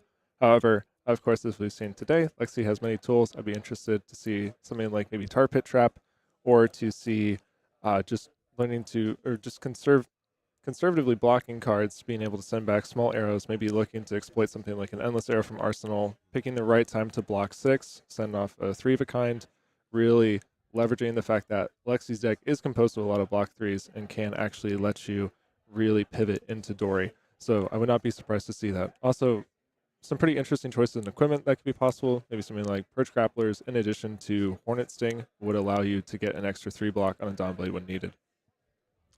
Yeah.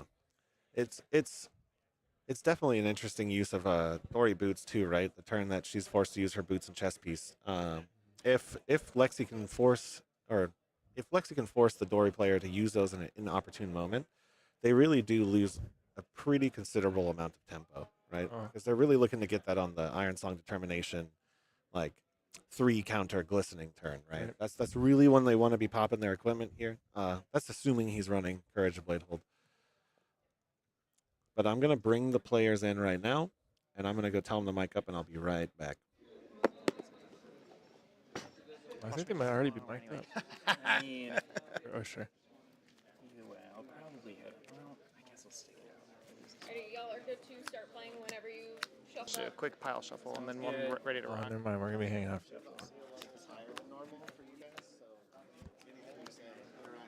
Can and will it be used against me? Yeah, it will be used in court. Yeah. No, hang out here for a minute, because we're getting to the point where y'all will need a time extension. I want to make sure you get that. All good. Also, you do get a time extension if you're on the feature match. That did not happen to me yesterday. Yeah. I have no idea. You get time extension. Ethan said you're on stream, and I was like, okay. Oh man, I had a draw yesterday on stream. What's the time? They've already had Dori. I didn't know we had an extension. Shoot. Sometimes they have the extension, sometimes they don't. Is the audio level okay, chat? Davis is a boisterous human being. I forgot this, so. Okay. Yeah. Recognize all the judges. Yeah, Ryan, Brandon, and myself are all Corvallis, and I think everyone else is Portlandish. Nice. Yeah, Scott's local. That's right. Scott. He play. What's up, Scott? Hey. We play with him at PGS every Monday. Well, he's not there sometimes, but. Yeah, I've seen him there a couple times. Okay, I'm also going to do a real quick pile shuffle now. Yeah, for sure. Present to you, and you can Our take players making sure the decks are sufficiently shuffled. I did start the round timer a little early, but here, I'm sure. Okay. just keep that in mind. My lover, my nemesis.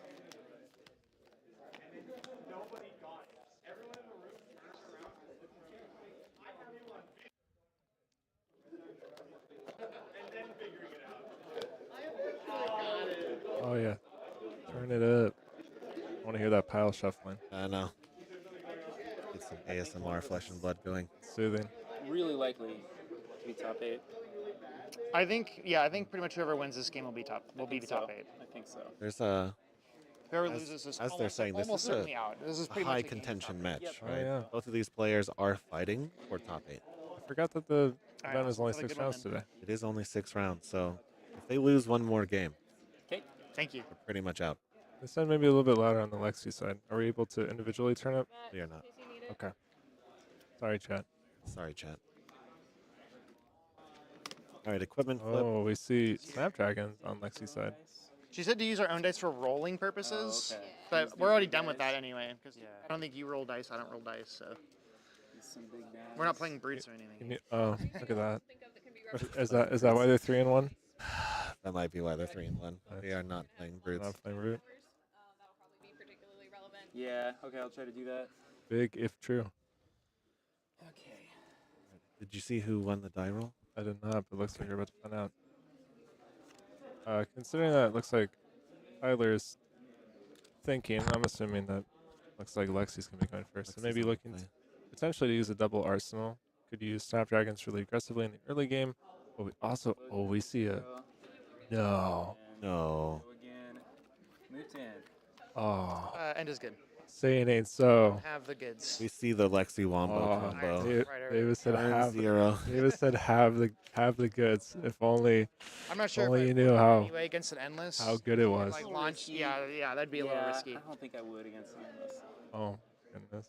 He's got the 6 blocks. Still have full hand turn. Oh, rough. Determination. Oh, but dominate for the actually, Iron Song Determination. Do you even want to block? Yeah, actually update. You said yeah, have dominate. I'm not blocking anyway. Oh boy. So what's interesting in Tyler, who's playing Lexi right now, is actually a Dori main. Oh, fascinating. So we're familiar with all the lines here. Yeah, so it's gonna be interesting. That's huge. He went to Lexi because he wanted to win. I'll get it going. I understand that. I understand it. I decided not to borrow Lexi today. I went 1 and 2 and ended up in the booth. All right, we saw Glint being used. Unfortunately, no reprise effect. Hey, but it gets to go again. Really easy sometimes to exploit Dorinthia by just choosing not to play into the attack reaction. Activate Rage Force Bracer, paying 1, that'll break Combat Chain, and then I'll swing here for 5 on hit a counter. No float. All right, we're threatening the first counter of the game. Cards in hand. 1 card in hand. Oh yes. And Dominate is still active, I believe. 31. All right, that is counter number 1. Counter the Dawnblade. +1. And then I'll motion friend. Sick. Yep. Yeah, Arsenal's good. That's very good. Good way to go. All right, turn 2, starting round 2. Yeah, when I saw that, I was like, okay, Turn this 2. is pretty good. I want to hear the reaction of the players. Tunic up. Outside of a glistening, that's about as good of a 2 3 of a one kind as I could hand. really kind of hope for. Oh, interesting. This hand is actually pretty awkward. Is he gonna pitch a 3 of a kind? Probably pitch the blue and then get to keep an extra 3 of a kind. 2 3 of a kinds in a row. Oh no. And I'm going to.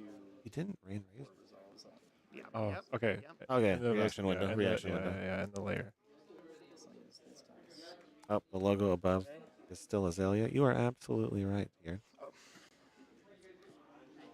I don't point these things out to Nathan. It is your job. Okay.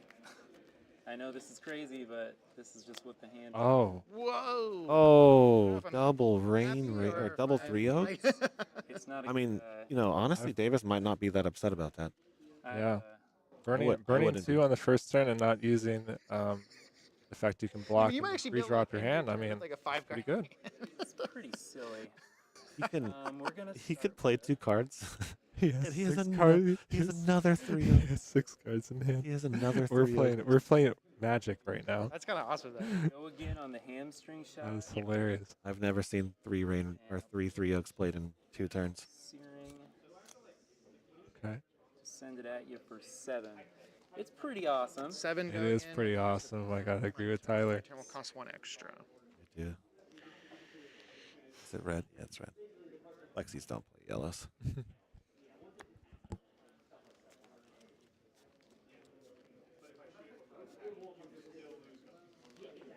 You do have the endless though.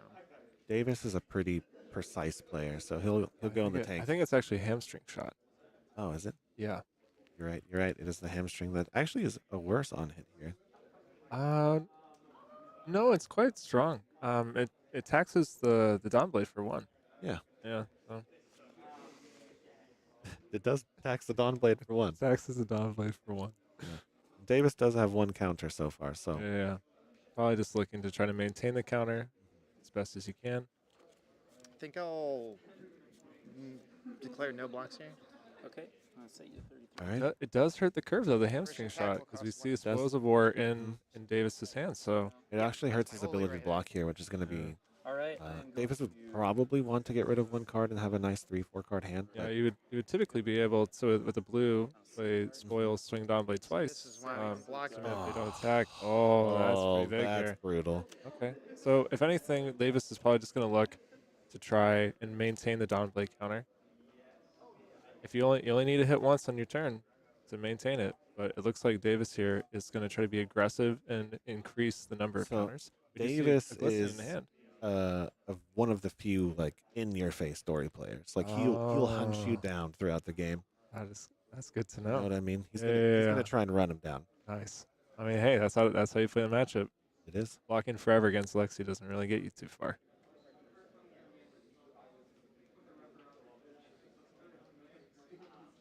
It's going in the tank. I didn't know you had a tank. You know. Seems one of my cameras is gone. I will fix that.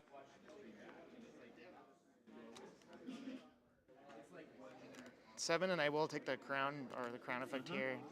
I believe that was a blue immovable, or no, sorry, blue overpower an arsenal. For the people in the audience, when I say 3 oak, I mean 3 of a kind. Sorry, using acronyms. Oh yes, 3 of a kind. 3 of a kind. 3 oak does sound really cool though. I like it. I like 3. Yeah. 3 oak. It's 3 oak. I'm gonna overpitch for a quiver. Ooh. Okay. Wow. Nice. With that many cards, he's still. So is that doing 2 activations? No, I think he overpitched. Oh, I understand. Okay. It's just trying to get. Oh, we see a Codex of Frailty and pitch. Yeah. Okay, so I mean we are losing some power cards, but we are going to get to refill the arsenal. For six. This is an interesting turn. The other 3 of a kind in hand. Ooh. Well. Think about it. And Davis should be at. He's not at 40 health, right? He took 6 or 7 on the last turn. I believe so. I think he took 7. I think the players just forgot to update life totals. Getting an endless back. We're gonna see the value of this endless, right? Same thing from last game. Yeah, same thing as last game. Oh, he's letting it go. Yeah, I mean, look at how many cards are in his hand. Is it really that beneficial? That's true. We are going to see snaps here, though, so we are going to look at potentially. I believe it's 1 more arrow. Yeah, drill shot. Yeah, I mean, drill shot is quite threatening here. Dori does benefit a lot from having the fridge. Makes sense. That's going to be. You would be able to kill Courage of Bladehold, I believe, here. If the drill shot hit. Yeah. So we almost lost Courage. And Davis holding on to it. Very pivotal card. So let's see if Tyler's gonna let him keep his Dawnblade counter, or if he's gonna try and take it away this turn. I mean, he does have 3 oak, so it's a 6. He does have 3 oak, yeah. That's 3 oak. 3 oak in Arsenal, most likely. Oh, you're gonna put the arrow, or if you put the Falcon Wing in Arsenal, you are able to get more arrows on the next turn. Yeah. So that's pretty big here. Okay. Do we have a blue for Tyler? Yeah. Dawnblade for 4. Oh, glistening in hand. For the hamstring, so we'll go ahead and This is a really fantastic play because either you block the Dawnblade to deny the reprise, Davis gets to keep the Dawnblade counter, or you block into it, you get hit with glistening. Or no, sorry, not glistening, twinning. No, it's not twinning. Sorry, the names are all so similar. They're all like one word apart. Oh, we did get a Dawnblade +1 soundboard already. But once the second one comes, yeah, we'll be pressing that button. I'll hit it. I'll be on the button. It is number 4. By the end of this, I'll be a seasoned caster. You already are. Nice. So, I mean, as I said, Tyler being a Dori player, right? He's evaluating his cards. Yeah, what do you think he's thinking about here? Is he thinking that maybe there's a 1-cost 3 pump and Davis wants to maintain the counter? Yeah, I believe. He's at the break point, right? So he knows if he blocks, it's a bad thing, but if he doesn't block, it's a bad thing. It's kind of he's probably just analyzing all of Dori's cards. Singing is going to hang on Arsenal, though. I mean, it's quite strong. If you're going to have an Arsenal target as a Dori, that's probably one of the main ones you want. Oh, we see it. Oh, glistening. Send a Falcon coming at you. No block. All right. 24. Just a Falcon Wing off the back. I mean, I think we're about to see a really powerful turn from the Dori, depending on if Tyler presents arrows that need to be blocked. And he already we've seen Iron Sun Pride, though. That's a non-blocking card. Yeah. He already used his snappies on kind of like a botched double 3 oak turn. So it definitely was a very good use of the snaps. It was. You're able to get an extra 2 damage in with your Rain Razors for the turn. But yeah, it is gone. So I mean, that's a few power plays now gone from Lexi, and the game isn't too far Tyler's favor. No, I mean it's pretty tight with 1 counter, right? We're gonna have to get to to 3 to really like turn on. Is that a blue? That's a blue for Davis. I mean, this could be quite a good hand. How much value does he want to give on this endless arrow? Right, we've already seen it come in for 6. We're looking at a 10 value endless arrow at this point. I also think part of the problem is he doesn't have enough resources to pay for everything, unless if you were to break courage. But I don't think this is the time to break courage. Yep. And So he's not going to let the endless arrow come back. Yeah. Probably Oh, why pitching a red oh, infecting. that's interesting. He wants to get that courage. Yeah. He knows the value of it. Well, I think 5. I'm trying to remember here. I believe the way it works is that, correct me if I'm wrong, but I believe if he gets a -1 counter on the courage, it still stays because it.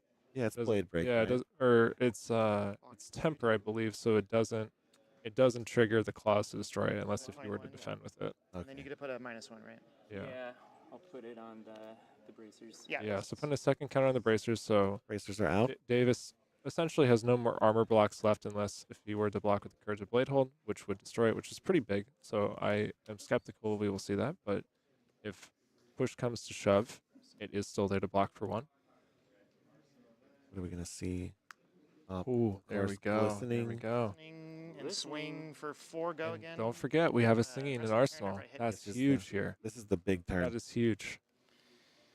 This is the big turn. I realistically don't foresee a way that Tyler can get out of this without giving the whole hand. Right. He knows the value of this card too, right? He knows what happens if this Dawnblade gets the 4. Ugh.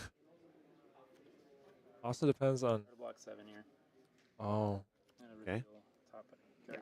So he's gonna go in the tank to see if he can break this 7. I think that's gonna get through.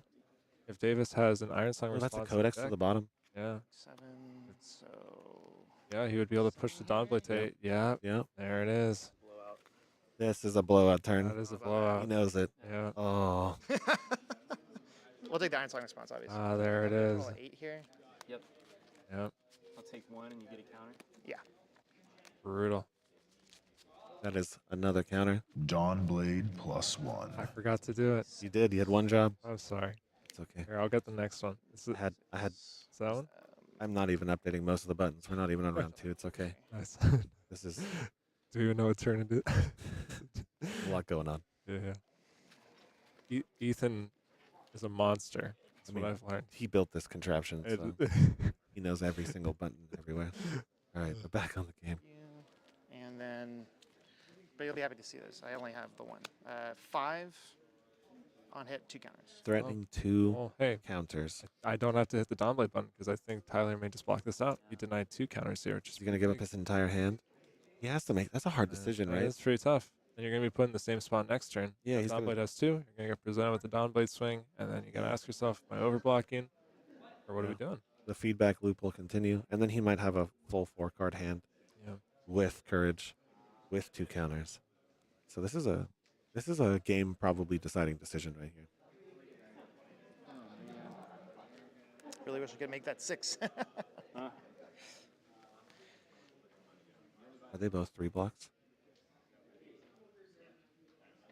Can't. It's an infecting shot for sure. I'm not sure what the other one is.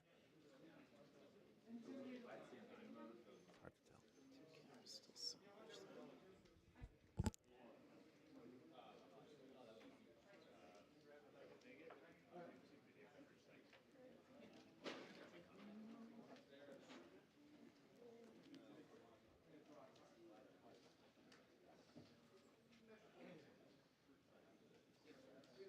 All right. He's nearing the completion of his thought process. This is an important turn. If I block it out, it's just going to come at me again. Pressure, I can't really take off the counters probably.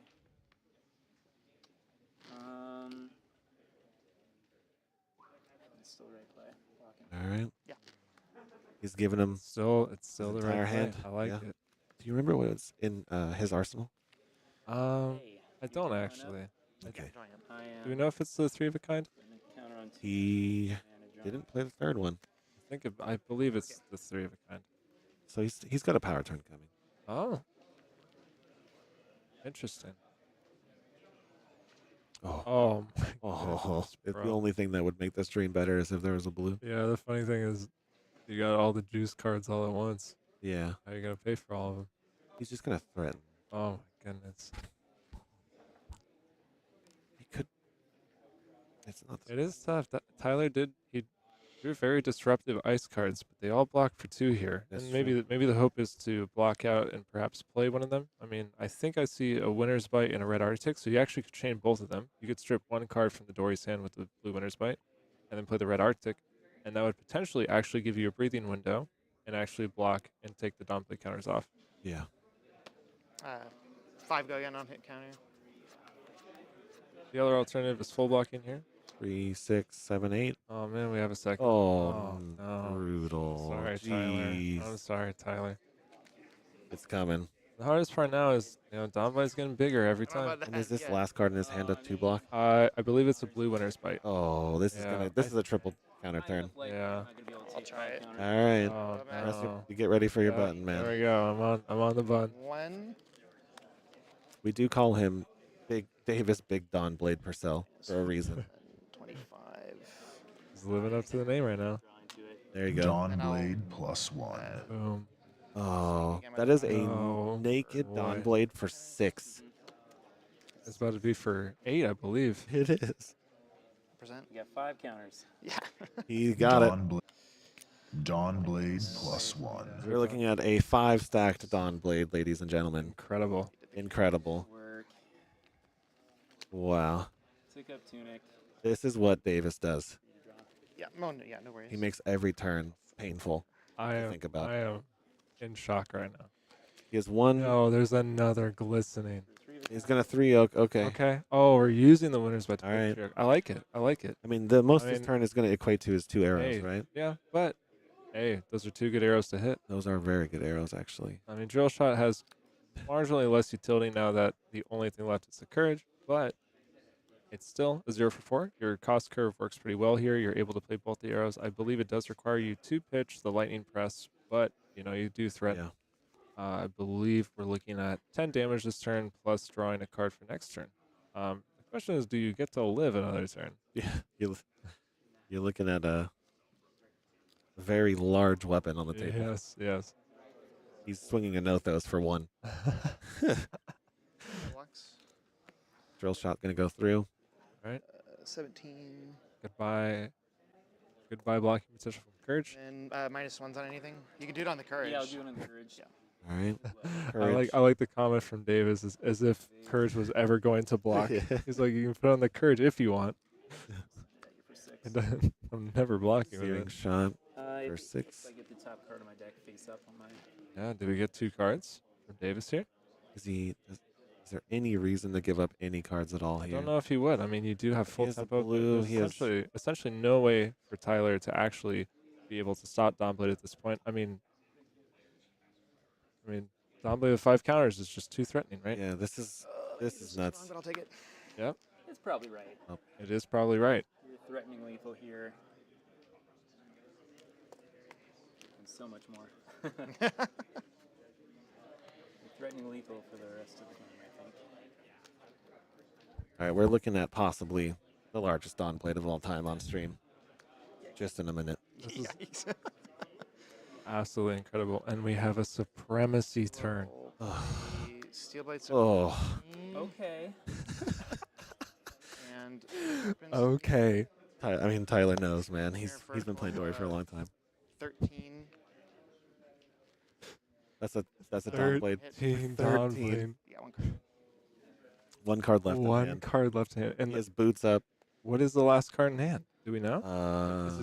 I can't. I think. I'm not sure. Yeah. I want to say it's like overpower or something. Okay, 2 hit triggers, bolters, and draw. I'll take Oh. So you're -13.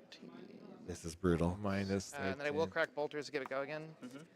Yeah. This is madness. I agree. Insane. Absolutely. Look at There is an Iron Song response. Oh, it's a blue. Costs It is a 1. blue. Oh, but there's a puncture. Okay, Yeah. so that's another +3 effect.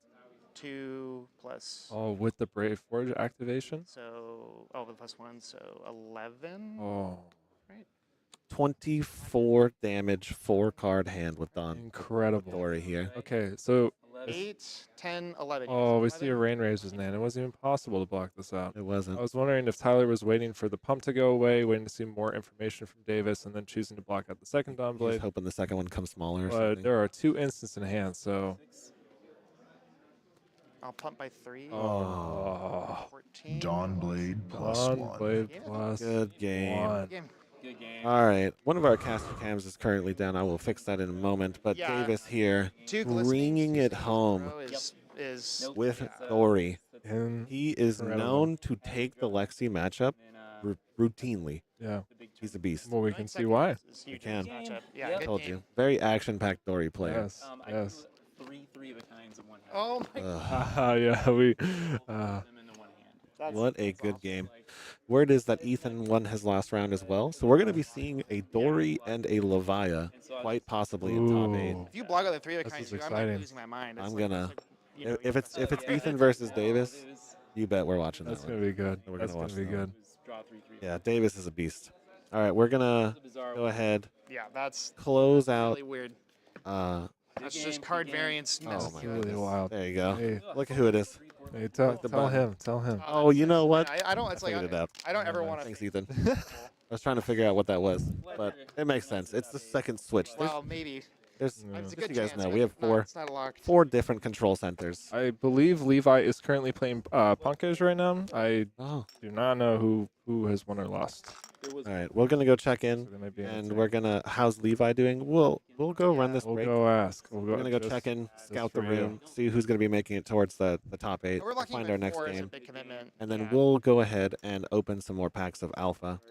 We still haven't found a cold foil. Well, we did. We didn't find the original cold foil that normally comes. So yeah. We have a We still legendary haven't- to chase, We still haven't hit a common. and we haven't hit our common cold foil yet. So Yes. let's see what happens. We'll be right back.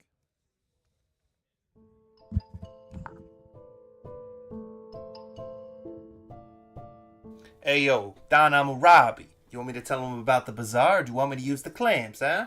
Relax, Captain. These are our customers, and we are their merchants. It's okay, I'll handle it. You, I know your problems, and I got the goods to fix them. You watched an OP deck tech and need to buy the spice. Buy from the bazaar. You are deep into theory crafting the next hottest deck. Buy from the bazaar. You are changing your Pro Tour deck list last minute. Buy from the bazaar. You follow the meta and need to change decks. Buy from the bazaar. You have an addiction to box breaks. Buy from the bazaar. You find yourself dealing fab to new customers. Yes, catch me outside and I'll hook you up. And you, don't forget, get your cards from me, Hammurabi TCG. Or else you get the clamps.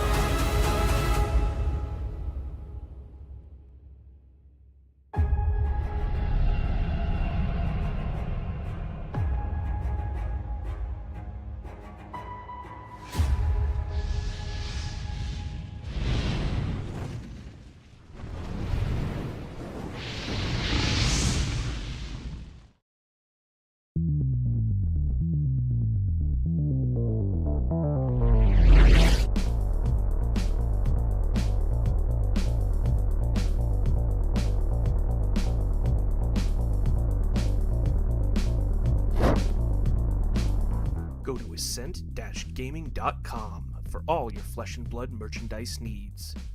Use code SAVAGE to get 5% off your entire purchase. Do you know what the hardest part about being a brute is? No, it's not rolling a 1, because that never happens.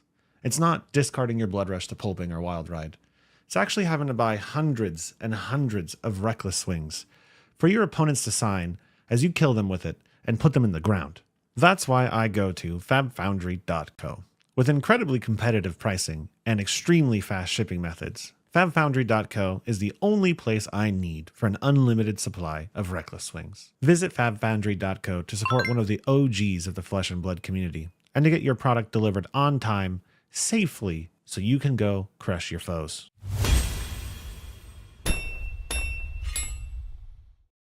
Hey there, I'm Joey from EDH Rec, and I'd like to help introduce a cool new addition to the Rec family. We've launched a great resource to help you out with your fab deck building. And in this short video, we've got a Flesh and Blood creator to help walk you through it. Basically, the announcement is, well, actually, I'll just let him explain it. Mansant, take it away. What Fabric does is gather a huge amount of competitive deck lists from a variety of sources and then provides useful insight for each hero and the formats in general.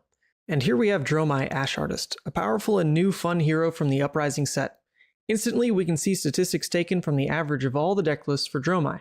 Now, the first thing you can see is the card distribution, pitch, and cost averages. Scrolling down, we get to the juicy part, what I definitely want to see, the most popular dragons. Notice how Invoke Chromai, Kyloria, and Miragai are showing up nearly 100% of the time in Dromai decks. These are clearly the staple dragons you want to start your deck with. Thank you for tuning into the video here, and be sure to check out my content on Mansant at YouTube, streams, gameplay, everything to do with Levia, and keep your eye out for Fabric as well. Future features for sure. Try it now, a great tool for Flesh and Blood players right here on fabric.gg.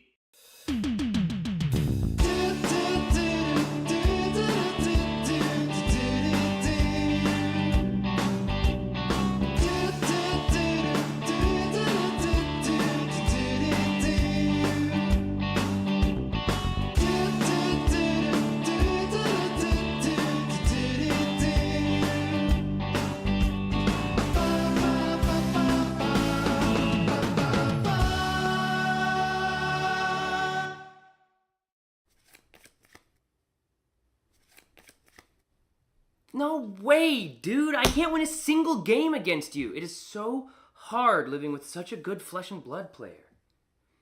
Don't look at me like that. Yeah, I know I need practice. It's just hard when you beat me up all the time. What? You think I need to go to the Realm Rumble?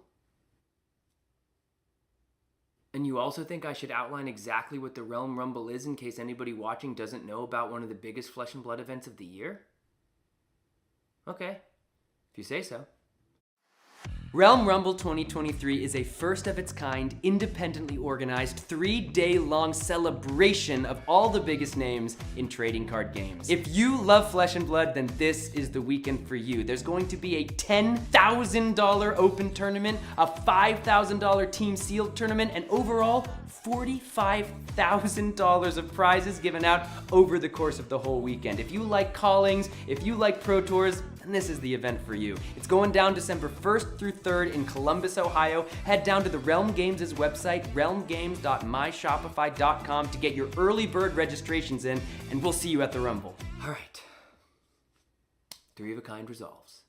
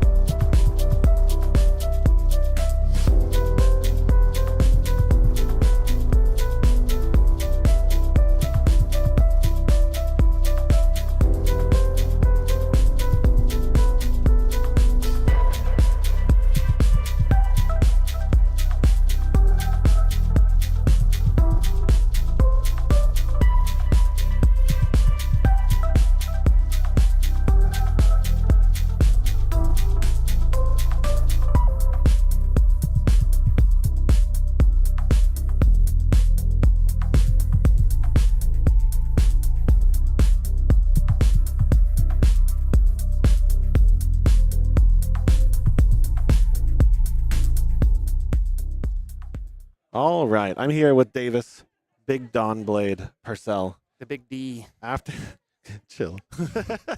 That's a convincing win against Lexi there. I don't know about convincing, but I got a little lucky. Yeah. You know, with the singings into Red Iron song response, who turns into Rana glistening. So that's, he was walking over by 3, and I think it's the right thing to do most of the time. I just had the answer. So I mean, I could also, if he blocked over, I still have twinning available, so there's still like options for me to threaten again for counters, and take the Horizon or the Tunic or both. So that's the good thing about the singing, right? It's a wild card for you. Yeah, and it comes at the breakpoint of 4. Yep. Yeah. Yep. So when you go over by 3, singing plus the Iron Song response, you're over by 4. If you don't got the D react, it's over. You're in big trouble. What's your typical strategy going into Lexi as a Dori player? So you go second, obviously. Oh yeah, sorry. Hello. Hello. So you go second every time because you want to make sure that you're slamming damage and they're having to give up cards to stop it. If you are forced to go first, you're not too upset a lot of the time. You do have access to things like Iron Song Determination, like you saw I played on turn 1. So even if I was forced to go first, I wouldn't have necessarily been in that terrible spot. You have the prides as well, so you can, dominate. Even if they block you, you can pride get counters. You're looking to get counters, obviously, as soon as possible. Stop the arrows that really hurt you. So, I gave up the Endless Arrow there on, what was that, turn 3, I think? Yeah.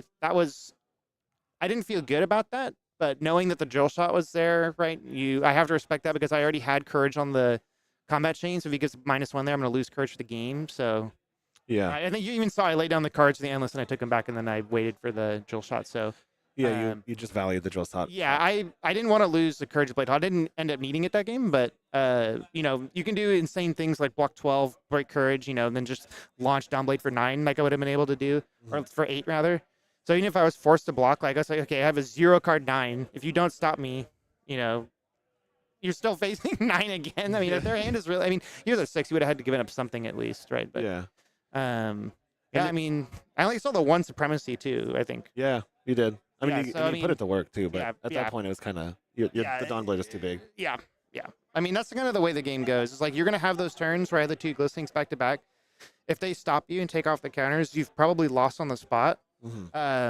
So I even thought going for the Red Iron Song response is a bit risky because if he is running the traps, you can lose those. But, you go for body language too. He's chatting and, it sounds like he doesn't have the. So I kind of, took the response. But I would have done it anyway just because, like, if you have the trap, like, I don't have a lot of options anyway. I kind of have to hope you don't have it.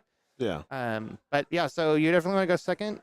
You want to try and block until you get those massive cards like Glistening to get counters quick. So you don't want to give up equipment until you have something really nice in hand. And then you want to just kind of go for it and then to hope that you can just put your foot on the gas the rest of the game because, they obviously, as you saw with the double 3 of a kind turn, like they can do a lot of damage. That was even a suboptimal turn for, I think, double 3 of a kind. I kind of got a little lucky there. Yeah. But,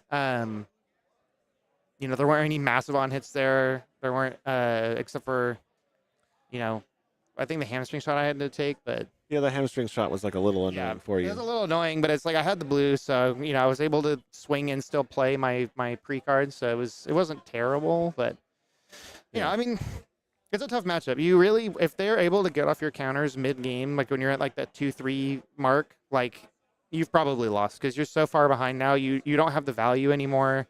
Their hands just do way more damage than you. They can just kind of reset, let you hit them, and then they're going to be 3 of a kinding you, rain razoring you, doing all sorts of things. So, that's usually the pivotal point. When you're at that 2 counter, 3 counter mark, you really kind of want to not lose them. You don't want to lose them. If you lose them, like it's over. So what would you say is is it a 50-50 matchup? Is it favored for Lexi? Is it favored for Dori? How do you feel right now? I would say when you go second, it's probably like a 60-40.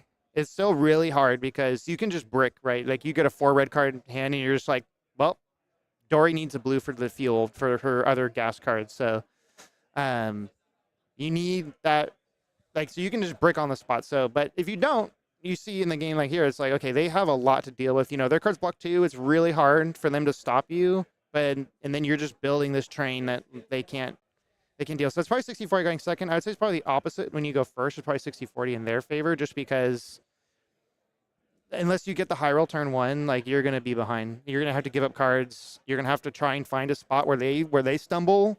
They only threaten maybe like 2 arrows and nothing crazy, and you just eat 10 or whatever, and just okay. Like I hope this hand is good enough, right? Because they still have things too where they just like block 6 and then 3 of a kind you, and they're just like. And 3 of a kind is so good for that. It's like when you just like, I mean, you saw in that game too, like he was able to like block with 2 or 3 cards, play the 3 of a kind, and still have a a pretty decent turn. And that's I think he was blocked. Yeah, he blocked 3 cards there because I think he played it from Arsenal. So so like it can be really tough. He went to go shut off your whole turn and then still managed. I still managed to get over the top, which was lucky, but that's kind of where it goes. So they have the ability when they get like 3 arrows in their hand and a 3 of a kind in Arsenal, they can just like block at 9. If you can't get over the top, like you're in big trouble. Because now that 3 you're staring down on 3 of a kind, they're gonna be doing more damage than you. Because you really need the value of the counters to match their output. Yeah, you need to build the momentum in order to beat them. Yep. One question, Sigma in the chat asked, "Do you miss Oldhim? The challenge of playing against Oldhim?" You know what's funny is like we have some really good Oldhim players here. Like Natan is a great player. I never beat him once on Dori. I beat like just about every other Oldhim I play. Oh, Dylan Mancini too. I mean, like so good. So no, I don't miss Oldhim. I beat a lot of them, but those 2 guys, like I was like, I'm not even close. Like they're just blowing me out. Absolutely. So, really good Oldhims, it felt impossible. I miss Oldhim, but that's just because. Oh yeah, you're a Reinar player, so you would just like, your hands all D-reacts? Sure, I'll Intim 4 and just blow you out of the water. No big deal. Lizzie Newman says, "Wow, too much handsome for one chat." All right, have you ever opened an alpha pack before? No, I've never opened an alpha pack. All right, let me. Oh man, did this one die too? Honestly, are both my batteries now gone? Well, let's see. Let's see if we can make it last. All right, go ahead, my friend. Never opened one before. Look at the resolution on this thing. I'm still impressed every time. It looks incredible. Oh, look at that Reinar on top. That's a good start. We love Reinar. I was a Reinar player for like over a year before I switched to Dori. So, we'll just see what's the other side. Kadachi's cool. Got a Kadachi. Let's go. Movable, nice. Movable yellow. Razor reflex. Pink Razor. Oh, pink regurgitated slog. So many cards in these sets. I still want to do an alpha draft one day. That's gonna be expensive as hell, but last such ever. That's pretty nice. All right, there we go. go. Super rare. Those are pretty cool. That's pretty nice. That's the foil. Yellow. Gross. Yucky. And of course, my battery died. Okay. Well, the rest of the pack, not very good. It's a terrible pack. Yeah. Wah, wah. Let me go get a charger for this guy. Well, I mean, the last such effort, like that's really good in honestly, fatigue last so such that's effort. not, and it's a super rare. So I mean, you're not going to see many of those. So I mean, it's not the worst pack ever, but like you're definitely losing money if you bought that pack. Yeah. I'm sure why my Camry battery life right now has lasted all of about 20 minutes. So I'm gonna have to go figure that out. I'm gonna get a full-time charger. One more question for you. Sure. What heroes? What heroes do you not want to pair into as a Dorinthia? Bravo is slightly unfavored. It's actually probably one of the closest 50-50 matchups in the game. That's not a mirror, obviously, but like, when they get the train rolling and they're just like, like spinal crippling, it's like you just don't get to do anything. You really just don't get to do anything. Dromai can be really, really tough too. They have the ability, like rate the embers, like oh my god, like having to spend Dawnblade swings and just killing little ash swings is a terrible feeling.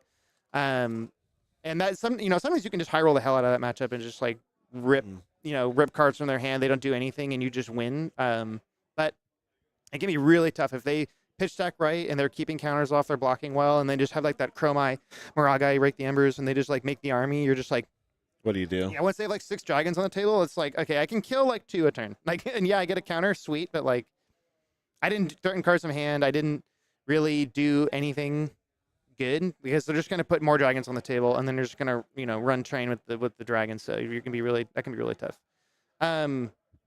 Briar can be really tough because they have a lot of armor. So even if you're like throwing down like the determination, they're just like okay, like grasp, like, and they're just like. They can just like block 4 with armor and you don't get any reprise. So you're like, yeah, I have this nice Iron Song response. I'm just staring at it because I can't play it. So you have to be really careful about how you craft your hands because you never know when they're just going to throw armor at you and not use a card, and then you lose your reprise or your ability to access reprise. So Briar can be tough if you go second. I mean, I would say Dori's favored in like almost every matchup if she goes second, and she's unfavored in a lot of matchups going first. So it's kind of crazy. Really wants to go second. It's obviously like not impossible because you can win games, but you can Iron Song glistening. Yeah. Really, the biggest thing you're looking out for though is you don't want to go first. So if you ever get the opportunity to choose, always choose going second. The only hero you might want to look out for that is Dash, because you're just like, oh yeah, that'll like. Here you go, Plasma Purifier, and now they just start the items, and you're behind, and now they're, not losing anything, setting up their combo pieces. So it's not, I mean, not really a combo, but they're not losing anything. They're setting it up. They pass, and they're gonna block anyways, and just like off of blue, just like throw 6 at you like every turn almost. So that can be really hard. All right, one more pack before we hit the road, and I scout the next match. You got to get me to shut up somehow, right? I'll just keep talking forever. I mean, it's partially true, but I love it. So one more Dori for you, one more Ryan. Oh, Dori for me? I didn't even see. Was that the other one too? Yeah, you're both Doris. I'm giving you. You're the only Dori player in the top right now, I think. There's 3 Dori players here at least that I know of, including myself. All right, we got the pink barraging brown hide. Oh, pink scarf. Oh, we're lifting these up. Pink scarf. I got some blue. Wounding blow, not very good. Blue sink below, also not very good. Little strike, lovely. Foil or pink unmovable, not bad. We'll take that. Where are the good cards? Where are the good ones? Sometimes you don't get any. These are pretty hit and miss packs. Like wait a minute. This is like, oh, here we go. I was like, where are the rares? I forgot these two in the beginning. A nice yellow sigil and a blue shunt. Yellow sigil. I got yellow pack on. All right, so we didn't get much. Oh, we got a stroke of foresight. Oh yeah, I mean, I love that card. I don't run it right now, but and maybe I shouldn't have said that on stream, so now everyone knows. He's running it. Yeah. I have 3. 3 red stroke of foresights in my deck. 3 pink ones actually. All right, ladies and gentlemen, I'll be right back. I'm gonna go figure out how to plug this camera in so we don't have the batteries die anymore, and then I'll scout the next match and we'll be back. And then we have quite a bit actually left. Do you want to do? Should we do one more? It's up to you. Let's do one more. You want another Dori? Is there? Sure. I have another run. There's one more Dori right here. My pack luck has been terrible. Like mine too. What? Oh my god! I can't believe you just Marco said that. opened mine. Oh really? Yeah. Okay, never mind. I didn't know that. Yeah. I was like, I can't believe you just said that after freaking cold foil. Mine. All right, we start off with the Reinar inside the Reinar pack, which means this is. What did I get? Oh, Dawnblade. All right. First edition Dawnblade. That's pretty cool. We'll take it. I mean, I have one already, but. All right, pink pummel. You love to see pink pummel. I like pummel. I'll take that. I mean, I just love the pink cards. I mean, I just bought a bunch of pink cards. Oh, Determination first edition. Ooh. That's what I'm talking about, baby. Breakneck battery. Oh, foil pink route. Hey, actually, foil pink whelming gust wave is pretty cool. Like if you're foil pink route. That's what you said. Foil pink route, baby. That's worth quite a bit. Crush confidence, biting blade, head jab, stroke of foresight, and rising knee. So another sharpened steel. I already have pink ones, but still no legendaries and no common cold foils found in the pack so far. No cold foils. None. Oh well, I mean obviously. Well, okay, yeah, obviously the heart, but I don't think that one goes in the normal slot. No, I could be wrong. Well, I think actually it goes in the foil slot, right? It might. I didn't. I was. Don't too ask hyped me. to I'm even know. not one of those pack guys that knows like where everything goes. I just kind of open packs. Like all right, everybody. Thank you so much. We'll run a quick ad break and then we'll be back. I'm gonna go scout the next match and plug in this camera, and then. Okay, and we're back. Nice. Okay, cool.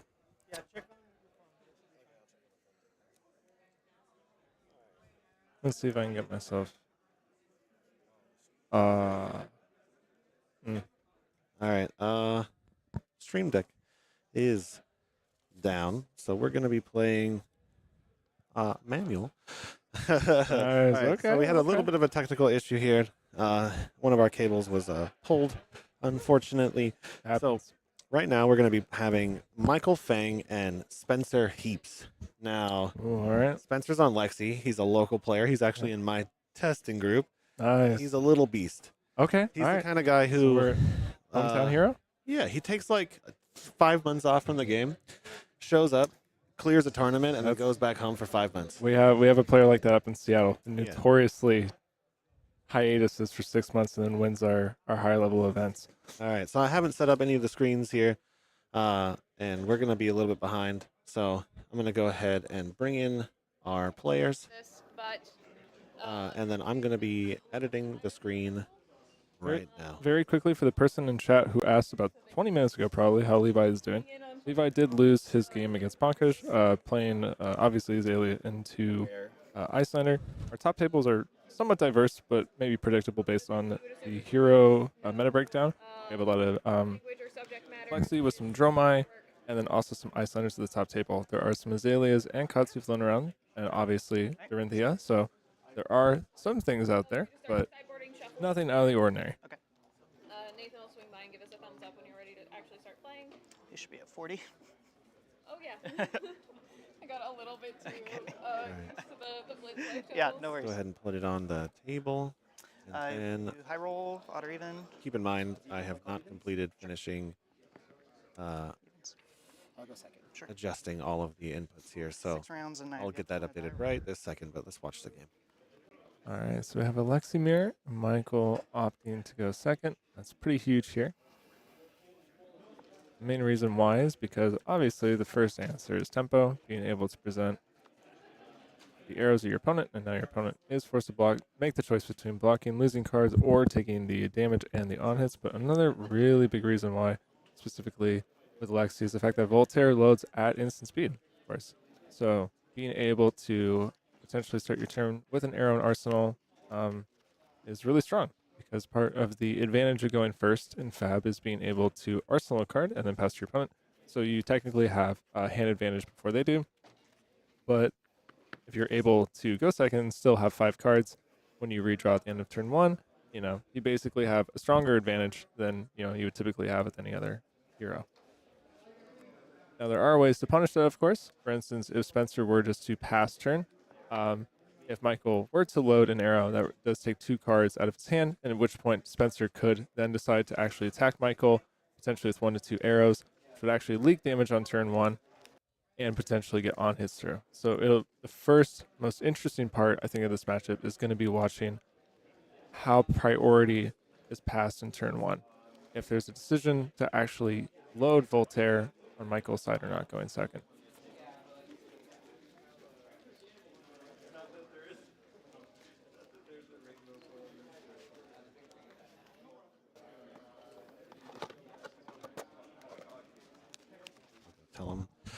Tell him we're ready.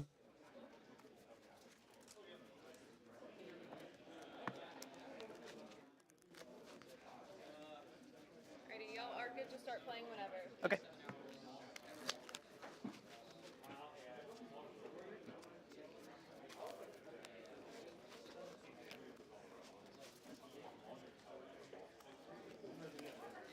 All right. The thumbs up has been given. Players are preparing to start their day, their game.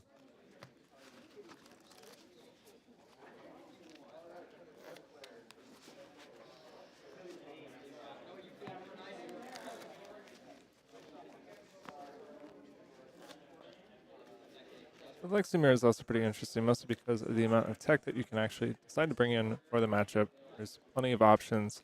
The Ranger toolbox is quite expensive, and there is arguably a lot of advantage that you can gain from how you decide to deck build in terms of the mirror. Of course, there is still going to be a large amount of variance depending on who draws power cards first, right? We have things like Rain Razors, 3 of a Kind, Codex of Frailty are the obvious power cards. I mean, there are smaller ones as well. All right, but good luck. Nice to meet you, man. Nice to meet you. sometimes it's the small choices in deck building, like we saw Tarpit Trap earlier. Lucas was running it. Those things can really matter. And we see Perch from Michael. So that was another thing I was going to mention, was whether or not you run Perch or if you run Snaps in the matchup, there are obviously advantages to both.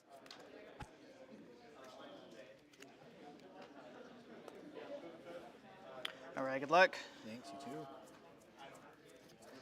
We'll start with a counter on Tunic.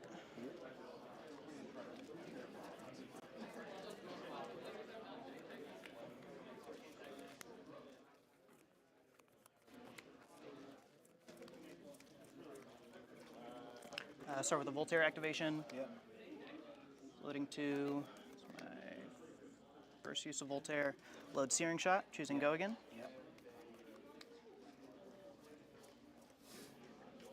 I'll go ahead and move to end of turn. That's good with me. All right, so just like Interesting.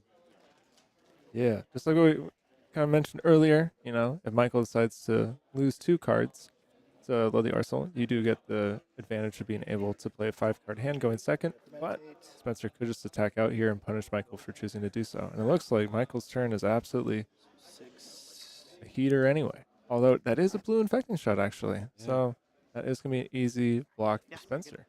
It chose not to load an arrow on the first turn. Yeah. Interesting.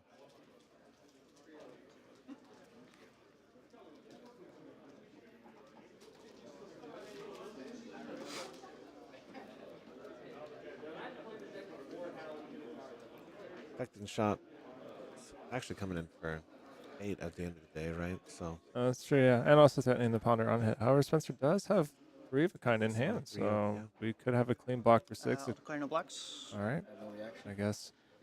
All right, taking the 6, getting a blood route.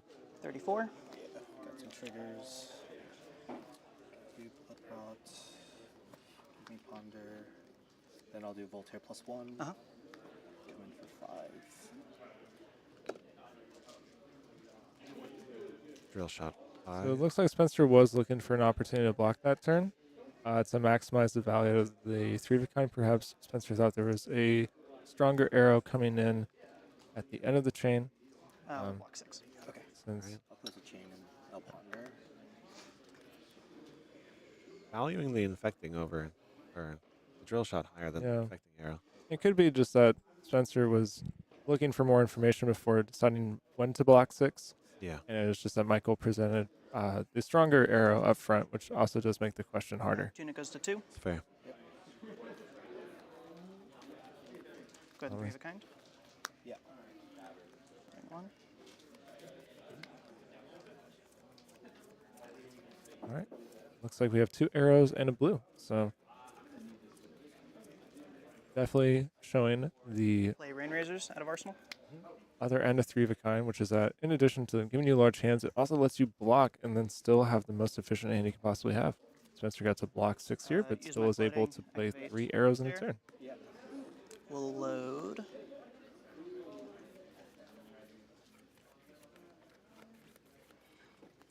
Drill shot, choosing go again. Yep. And we'll do 6 go again, threatening the -1 counter on an equipment.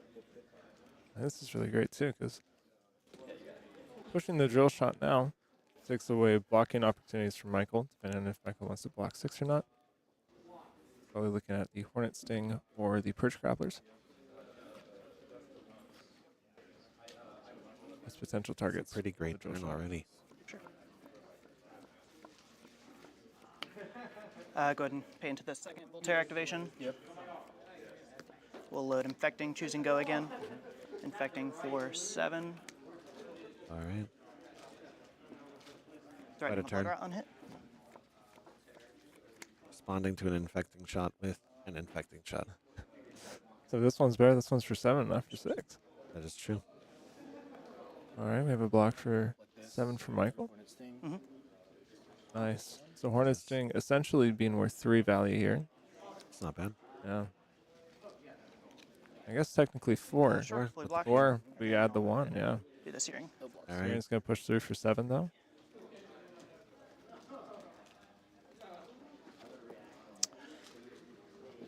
You know, that was an entire Rain Razors 3 up And then turn end of that turn, Blood Rot triggers. only brought him down to 33 health. Yeah. It did buy Spencer an entire full hand, though. That's Michael. fair. He does have full tempo. Yeah. Yeah. I wasn't able to see what the premeditate draw was. If it is a 0-cost arrow, Michael could return that. But I would click the zoom in buttons, but without the deck, I am unsure if we could unzoom it. that's all right. It's okay. Tunic goes. It looks like Michael just opts to draw back up, passes back over. Let's see what Spencer can do with 4 cards. Looks like 2 golden shots, a hamstring shot, and a heat seeker. Nice. I've had to see all the Lexi cards so much in the past few months. I've memorized them all by like being able to see Voltaire activation. less than an inch of the thumbnail art. It's actually true. I was watching the Kano play and then another hero play, and I was like, I have no idea what these cards are called. Yeah. So here we have a Bolton shot opening for 5 go again. So actually, it's quite strong here because of the fact that Spencer played out the entire hand and did not end with Arsenal, but that does actually add an advantage to Bolton shot here. But I'm not sure if... Would he want to? Yeah, that's the question. It would allow you to fire 3 arrows this turn, I believe. We will go ahead and reload. Yep. Interesting. If you Lexi flip, you are able to place all 3 arrows in one turn. Hamstring for 5. Oh. I mean, he got... Was Lexi activated this turn? Hamstring effect. I'm not sure. But this is oh, a I decent way for see. him to You're right. refill Arsenal. Well, yeah, that's true. You're Avoid right. the cost. Of course. Yeah. Yeah. So he actually got to squeak that arrow out. That's quite good, yeah, because it allows you to play the arrow out without having to use Tunic.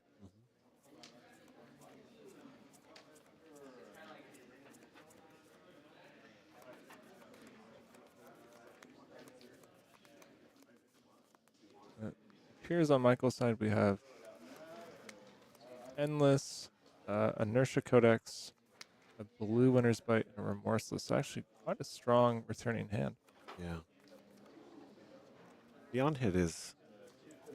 Lexi's do have a pretty tight curve, right? With the cost of both of the 1-cost arrows and Voltaire, so... It looks like Michael would be able to play out the entire hand using Tunic, because Tunic's about to go to 3, so you would be able to use 4 resources to pay 2 for the Remorseless, or whatever opening arrow, the additional 1. 2 resources left for the Voltaire activations, and then the final resource for the 1-cost arrow. That would also allow you to play the Inertia Codex, but I mean, it is difficult to get all those cards through in one turn. Nurse isn't a pretty good choice in the mirror, right? Yeah. Wiping out any possibility of an Arsenal. Depending on what it is in Michael's arsenal, you could also play out both arrows and then give the second one go again, play the Inertia Codex, and then fire the arrow. The only difficulty there is that if it's a 1-cost arrow, you would not be able to play it, which is maybe something Michael was thinking about with the Tunic on the following turn. If you do gamble and hit a 1-cost arrow, you would actually have the most insane curve on that turn, because you'd be able to play 3 arrows on top of the Codex, giving them an inertia as well. We'll see how Michael decides to block here. 3. Okay. Taking 2. Taking 2 and the on hit. So perhaps Michael already has an arrow in arsenal. And all arsenal. Or maybe is hoping to use the floating resource to play with the Inertia Codex, essentially adding an arrow to the hand anyway and being able to block with the Endless here. See a Codex drawn on the other side of the table as well. Blue double. Is that a blue sedation shot? Okay. Shoot it, paying for hamstring, so I have no float now. Sure. Or Sliss on the table, no buff.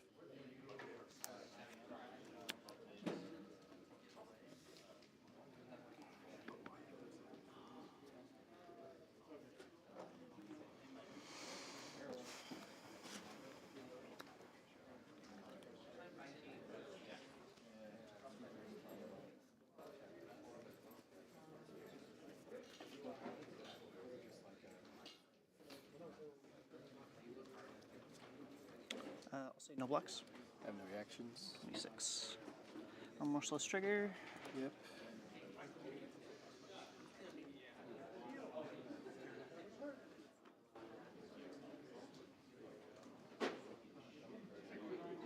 Does he play the inertia? Yeah, that's the question.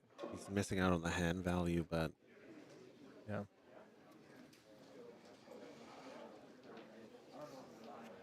It could also be possible just to play the card and then see what the hit is, and then decide if you use the Tunic to place the sedation shot or whatever other arrow you get in the arsenal.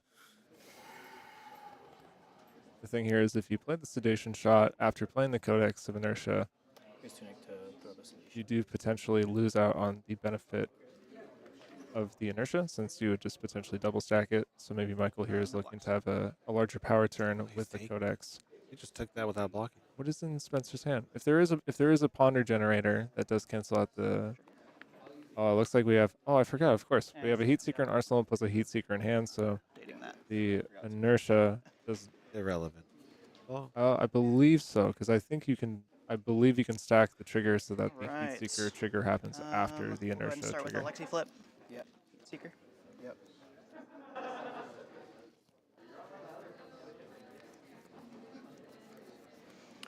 First Voltaire activation. Yep. Loading bolt and shot. Choosing go again. Yep. Sorry, choosing +1. I understand. Yeah. Actually, sorry. Yes. Go for it. No big deal. Catch myself on that one. Yeah. Nice guy. And we'll go for 4 go again. No card was played, so. Big one.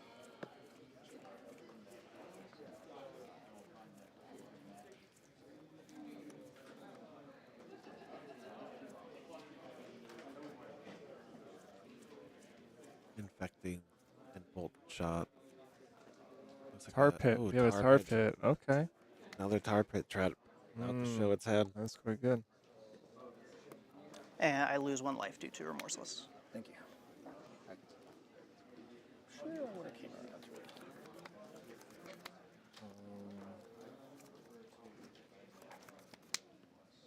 I'm gonna take a peek at your.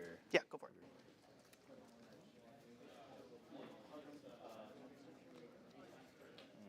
I see. All right. I'll say no blocks. Sure, no reactions. Okay. 4, 22. Are we now life parity? And it looks like the rest of this turn, I can't quite make out. Oh, it's we have a Codex of Frailty. Oh, wow. A little Quite late. strong. We'll go ahead and do our second Voltaire activation. Heat Seeker choosing go again. We'll do 5 go again with the Heat Seeker trigger. And Tunic Would up. really make use of the snaps as well if you were able to ponder as well as trigger the Heat Seeker. We give you a 6-card hand on the following turn, and if they were both arrows, you would not have the downside of clunking up your arsenal because Snapdragons would buy you out of 1 turn. That would also be a really good push since both players are about halfway done in life. I'll say no blocks. Do you got reactions? No reactions. All Tar Pit trap. Tar Pit Trap is a great answer here. So I'll still take 2, but no Heat Seeker. Sure. Nice. Tar pit traps are coming in clutch in the mirrors today. Or the Ranger mirrors. Looks like Spencer's debating on whether or not to play that Codex or to potentially fire off the Heat Seeker and then saving the Codex for next turn. He does have the inertia. I'll play Codex. So the Ponder would be able to cancel out the inertia token. Frailty and a Ponder.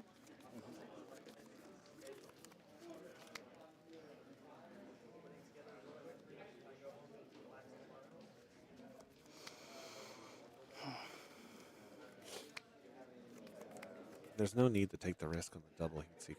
Well, I guess the first one didn't hit, so. Yeah, it's true. I'm gonna grab a drill shot. Yep. No cards in hand. Yep. Well, this is quite interesting because Spencer is able to threaten the Perch Grapplers We'll with do the drill shot. Drill shot for 4. If Michael doesn't block it, you could snap, use Tunic, and fire off the Heat Seeker. Michael is not able to block with 1 card plus Perch Grapplers anymore to block out the Heat Seeker. The Remorseless. Oh, yes. Is that okay? Yeah, we can. I caught the first one. So we're doing -3 life? Yeah. -3. So 19? Yeah. Pretty good Remorseless. That's all right. I forgot about the Remorseless too. Yeah, so Remorseless has gotten 4 life this turn, I believe. It's about to be 5. It could be up to 6. So Remorseless could actually end up being a 1 for 11, I believe. I'll give it go Well, again. so far it's been, I believe it's been 4. Okay, so Oh. potentially 5, right? If we Yeah. fire off the second nuts. arrow. Yeah. Man, Rangers have so much. They have And good then cards. we They will have take good cards. and use that Incredible. resource. All right, and we lose 1 here. 5. No block it. Do Sure. Okay, Yeah, we'll go to move to end of turn. Yep. No Heat Seeker hit. I do take 1 life from the... Okay. Oh, shoot. Spencer's such a and then fancy we'll guy. order the That's trigger. awesome. So He's inertia. personally responsible for moving 5 of his own life. Admirable. Oh, we get an endless into Arsenal. Nice. That's good. All right. The never-ending arrow. I'm sure Spencer's feeling pretty good about these last 2 turn cycles. Play a Codex. Sure. Inertia. Assume Really you good. spawn. Hit. Yeah. Put a card in my arsenal. Do some count. It is a Heat Seeker, Sorry, some stuff. Ponder for me. which is a little bit difficult because He doesn't have Tunic. Michael is off the Tunic. And then I will just pass. Sure. I'll draw a Ponder. So Lexi flip. Setting up the bigger turn. Looks good. Another inertia Spencer has to deal with. Yep. Looks like Michael is just trying to Tunic. as careful as he can, find himself Lexi into a flip. position where he can turn the game. We'll go ahead, play a winner's bite, discard or pay 1. Inertia is going to be really good against the Endless Arrow. Also looks like the rest of Spencer's hand does not generate any sort of end of turn draw effect, so the Inertia actually will connect for full value here. First, loading Bolt and Shot, choosing +1. 5, go again. Michael's done a really good job of like pivoting between full blocks and. Do you have yourself at 19? Yeah, I do have myself at 19. From the drill shots? Yeah, yeah.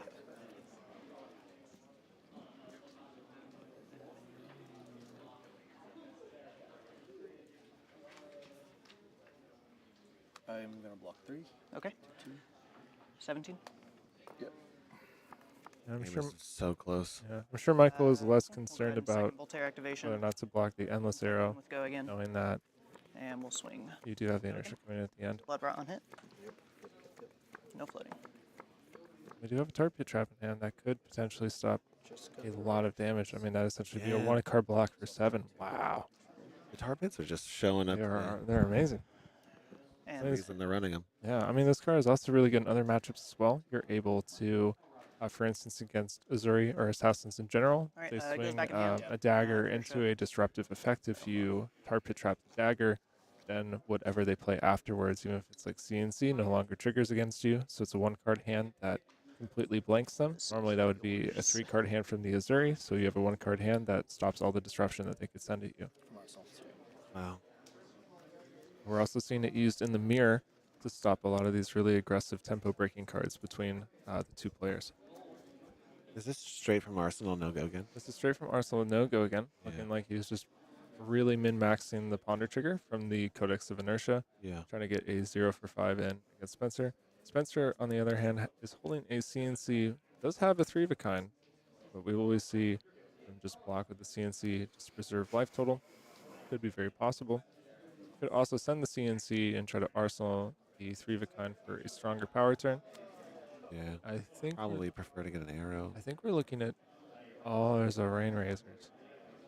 He can go for it. He can go for it. Unfortunately, there's no other blue in hand. I believe it is a red Icequake, a Command and Conquer, obviously. So that would require you to pitch a red, eat the 5 here, and hope that you're able to draw into both arrows and resources to use the arrows. The other problem, too, is that 2 of the cards in hand, there are actually no arrows in hand. So you could play the Rain Razors and the 3 of a kind, potentially completely brick on the draw, and you've wasted your biggest pivot turn. Taking 5 there, going down to 13, giving Michael a 5-card hand, including Heatseeker and Tunic would probably just close the game out. So it's a pretty big, high risk, high reward for sure. We'll see how Spencer decides to pivot. There's a few options here. You could, of course, just pitch the Rain Razor, send the CNC, block for whatever amount you want, and try to arsenal the 3 of a kind. You could also opt to arsenal the Icequake. Can also be a pretty strong turn if you think that you're going to be able to make it back to 1 more turn cycle. All right. So he's opting for the CNC block. It looks like we may be going for. Looks like he wants to take the game. All right. He's going brute. Let's do it. Sometimes you gotta hope. Let's do it. I could also be wrong, and that could Icequake. be. Oh. 3 of a kind. Yep. Okay. All right. Icequake's a good card. That is nice. That's a good card. I see an arrow. I didn't even consider the line of actually playing the Icequake. Yeah. Is that what color is that? That's a red. It's a red for sure. Nice. I mean, that is +3 and frostbite for the rest of the turn. That's certainly more resource efficient as well. You got the blue and 2 arrows. Nice, fantastic. Lexi's. We'll do Bolt and Shot, choosing +1. Lexi's. And we'll swing for 8. Go again, reload, and frostbite on hit. The reload is less important here because it is strictly better to use the Voltaire for the +1 here. Now, however, if Spencer only had 1 resource, Michael actually may care about blocking the Bolt and Shot, since if it was a 1-cost arrow, Spencer would not be able to fire it. Yeah. However, with 2 resources, that Heatseeker might as well come in for 7. Sorry, 6 instead of 5. And what are we looking at on Michael's side of the table? Affecting. Oh, I see this. I see the 3 of a kind as well. Does he have 2 of them? I believe I see 1. I mean, this is really good that This is a blocking turn. Yeah, I mean, that the Ice Quake was played here. This potentially makes Michael's 3 of a kind turn a lot less potent. A lot rough. However, Michael does have some life total to work with here. No blocks. Yep. Sure. It's going to take it. It's very reasonable that Down to 6. we could just see We'll create a frostbite. Michael force Spencer to go for it. Not reloading. Okay. We'll go ahead. Second Voltaire activation. Yep. Heat Seeker with +1. Yep. Heat Seeker for 6. With the on hit effect. Yep. And another frostbite. On hit. So We're gonna see probably want to stop this. Yeah. Block for 6, reload up with 3 of a kind. Yeah. We're able to pitch a blue here. We can probably play out our turn as if nothing happened. Michael will have Tunic, which is probably very important. He has 2, I think. Wow. I think he has Oh, 2. I understand. Okay. Yeah. Nice. Okay, looks So good. he's covering it.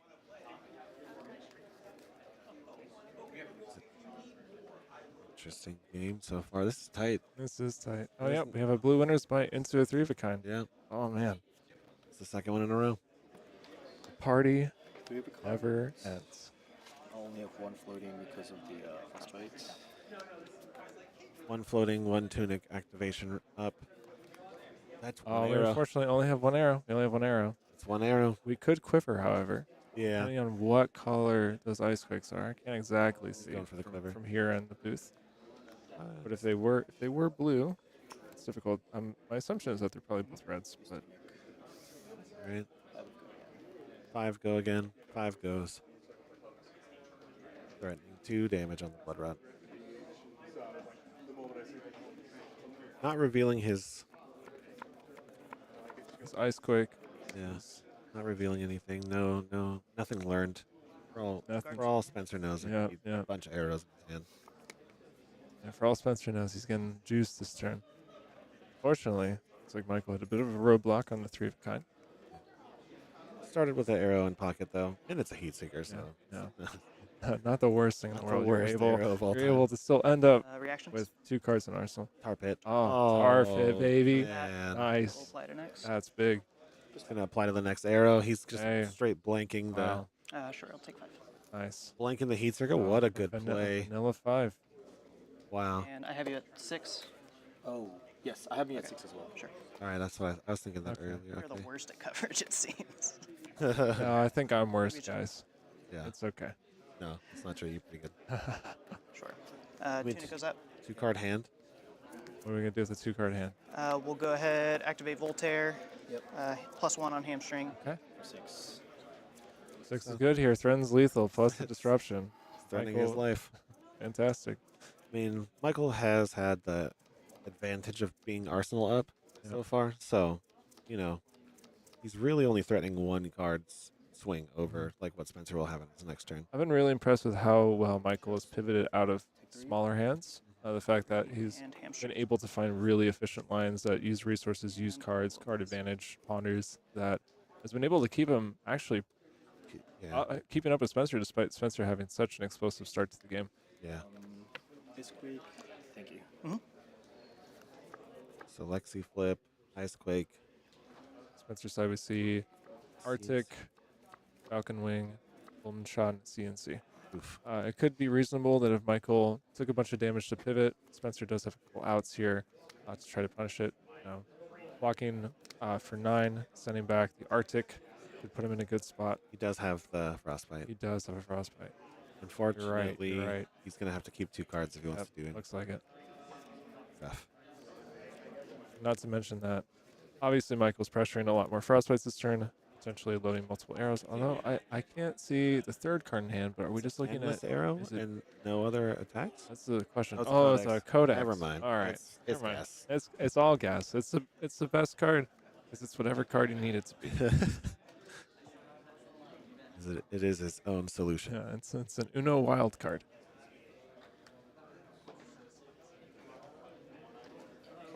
Play the Ice Quake. Ice Quake. Voltaire. Go again. Endless arrow. Endless arrow for 4. So So Spencer still does have his 1 block. Yep. So we could block 7 here with the Hornet Sting. It's pretty great too. It also denies the Endless going back to hand. And he's going to get Codex punished, though, but Yeah. go get a 0 cost, Oh, fire it off. Yeah.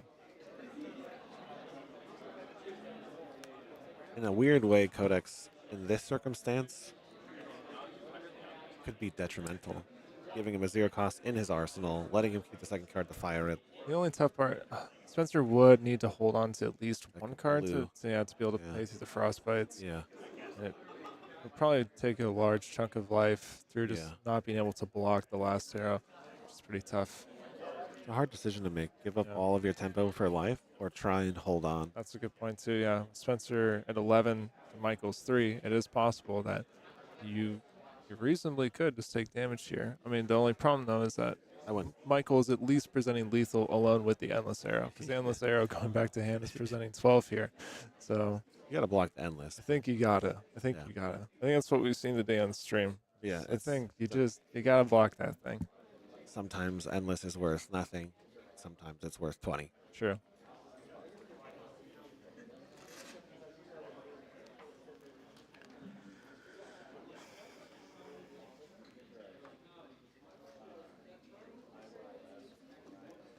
No blocks. Oh. Whoa. Okay. Confidence. Get to the second frostbite. What is going on here? I'm not sure. 4 to 3. Voltaire. Not load. Play Codex. Sure. I'm gonna get this. Oof. Nice. It's lethal. I mean, he does have the 1 block, right? He does have a 1 That's block, yeah. important. Spencer is able to still give Hornet Sting. But the frailty token is going to hurt. That is gonna hurt. And Michael's going to fill his arsenal once again. Oh, yeah. Interested to see what arrow Spencer decides to grab.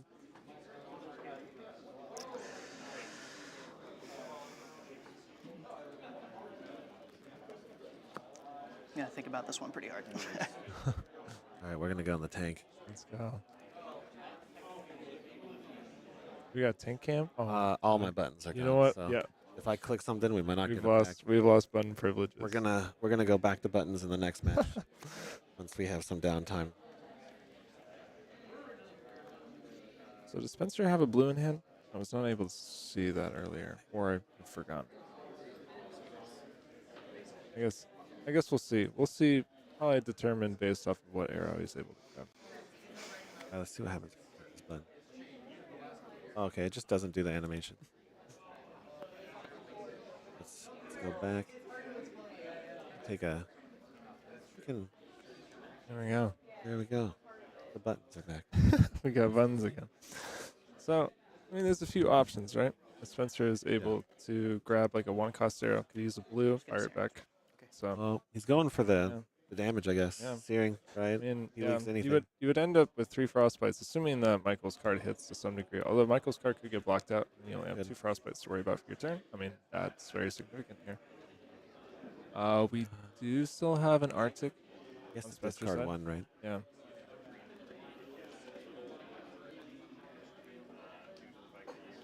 It's got to be the Arctic. Yeah. All right, we're waiting for Spencer to discard off Codex. Yeah. All right. Getting rid of the Arctic, right? Assuming your last action point So- for Spencer's turn is going to involve firing the searing shot back. Right. 4. Yep. So he blocks the 4. He gets the ping. All right, puts Michael down to 2. All right. Michael's at 2. Yeah. Alright, so I'm gonna draw on So 2 frostbites, 1 frailty token. It's not looking great. No, it's not. That's from the Yeah, Codex. yeah, just put the still there.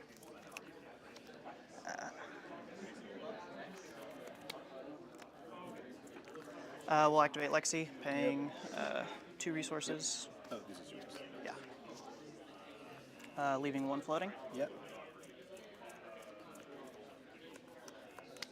Voltaire activation, Falcon Wing, choosing +1. He's got it. Well, I mean, we were able to present lethal twice this turn. Wow. So we're guaranteed. That's actually a pretty heads up play. He did well there. Yeah, we're guaranteed to get 2 cards from Michael. So we're looking at potentially a 2 arrow turn from Michael. He's able to keep a card to pitch and a card to play. top of whatever is in arsenal. This is gonna put him to 1 if he only 1 blocks, right? Well, Spencer does have the frailty, so Oh. the Falcon Wing comes in for 3, and then the Fair. screenshot also comes in for 3, unfortunately. Okay, so it's still 2 cards. Still Even 2 Michael cards. 4 with Yep. 3, right? I'm sure. And it's still a tough decision for Michael, right? Yeah. You are forced to give up cards that would guarantee you tempo. If he has the power card, though, will we see it? He's got it. I see. Oh, he doesn't have. Okay, no 3 Yeah. up there. Activate Lexi. Golden shot does present lethal here. Oh man, So much tempo. never ends. I wonder if we'll see a new Horizon block from Spencer here. And this is a pretty opportune moment to use it. You do deny the Heat Seeker trigger. You do not lose Arsenal. And then that lets you potentially block the Tunic on the Bolden shot. There it is. All right, blocking 5. All right. The question is, do you give Tunic here to keep 3 cards? Or do you block the Bolden shot? He has Save the. yourself He a has lethal? the 3 oak, He has 3 oak? isn't it?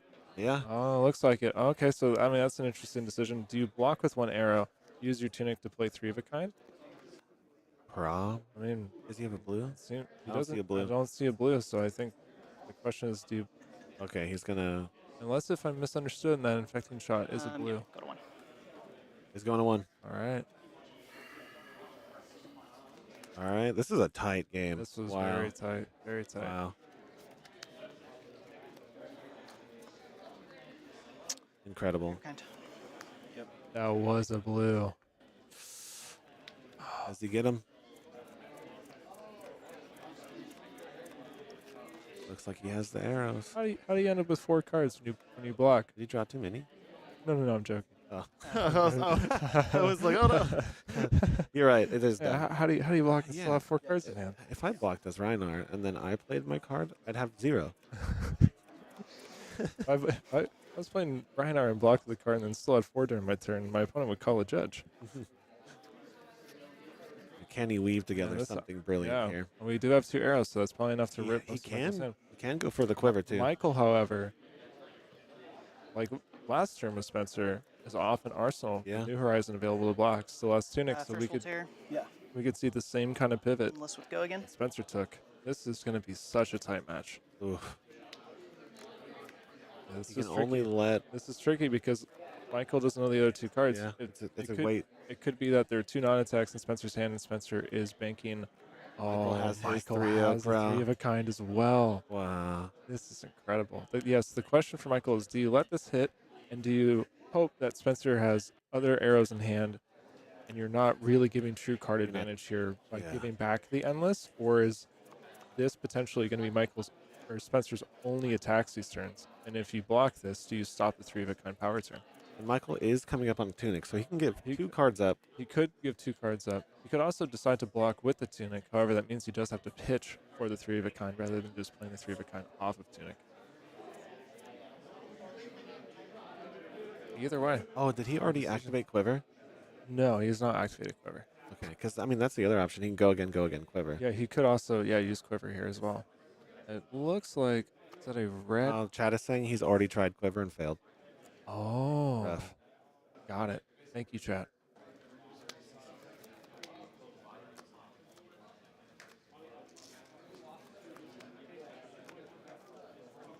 And he did forget he had no New Horizons. It Oh. would have just gone nowhere. Oh god, gotcha. At least he whiffed. Right.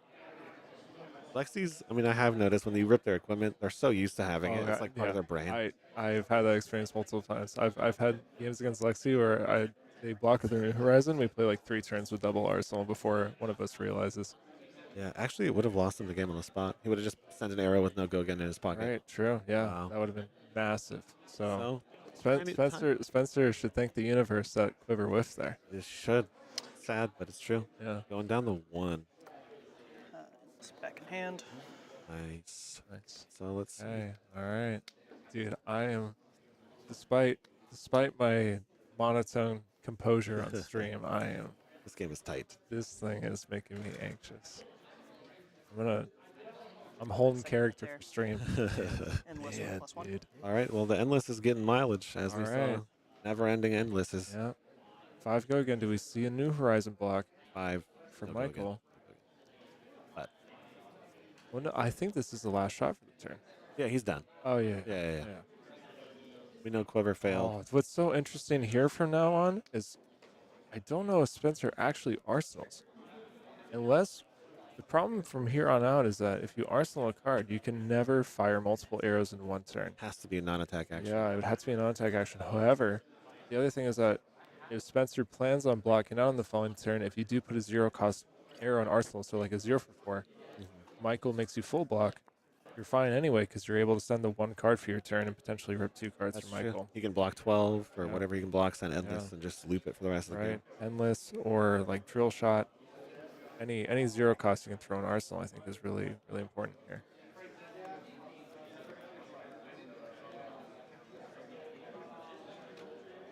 Looks like Michael is actually considering not blocking with New Horizon. Just blocking Tunic, for 3 Oak. Yeah, blocking for 6. I mean, that is a disadvantage Spencer has now. Is blocking the New Horizon for the 3 Oak turn now actually does cause problems with the additional cards that you draw from He's the 3 Oak. revealed no cards from his hand. Yeah. So he doesn't know what these 2 cards are. That's true. He's probably trying to stop the arrow from coming back. But the nice thing is that if Michael is able to hold on to an arrow from the 3 of a kind, then you're still able to play out a typical Lexi turn with the New Horizon still available. I'm just impressed. My child has gotten Michael Fang the 1. I mean, this is crazy. Yeah. I'm going to activate Quiver, pitch a yellow, pitch a blue.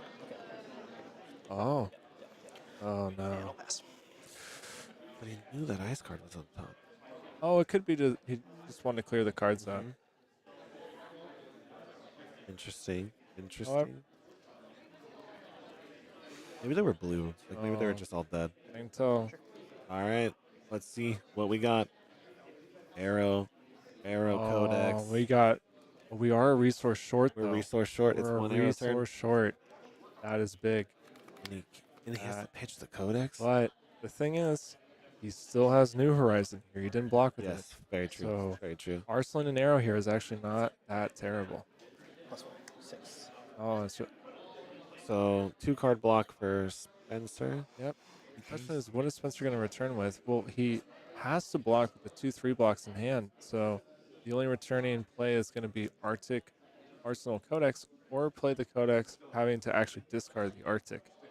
The only other alternative would be a worse block. So I mean, you're gonna gain the Ponder token, which is gonna be so important. You have to. It's gonna be tough though, because without New Horizon, if you draw a card that you don't want in Arsenal, That's you true. know, like if it's just an arrow.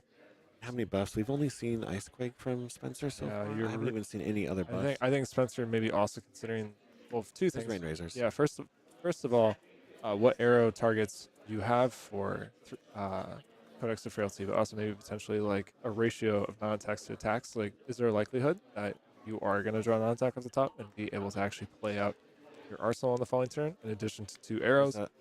There's the Rain Razors on the Fang side, so if he just sneaks it in. Man. So as long as he's not forced to block with his entire hand. Yeah. Oh. I'm not sure. I mean, it's tough. I mean, you know, it's difficult to figure out what the correct line here is. I mean, Spencer's in a really tight spot. Oh, Michael Fang has a blue. All right, it's. I believe that. I believe this is going to be the Rain Razors flip. I think this is it. I think we're going to sneak in. Oh, he pitched it. Okay. He just didn't have the resources again? I don't know. Maybe he's playing around Tarp Trap.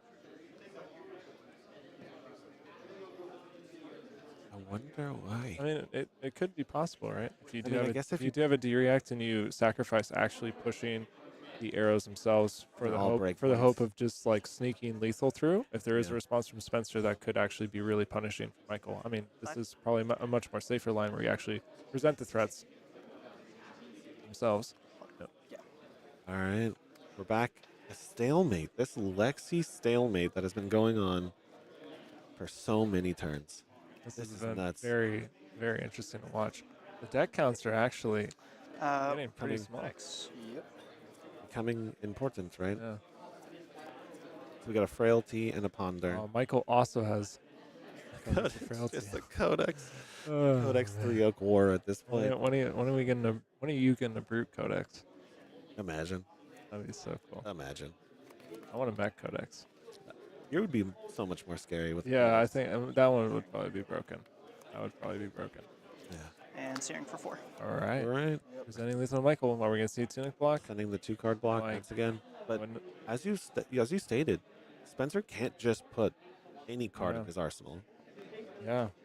So whatever he ponders, it's going to be. All right. We finally see Tunic get cashed in. All right. So still sitting pretty with his Use Michael Horizons. Yep.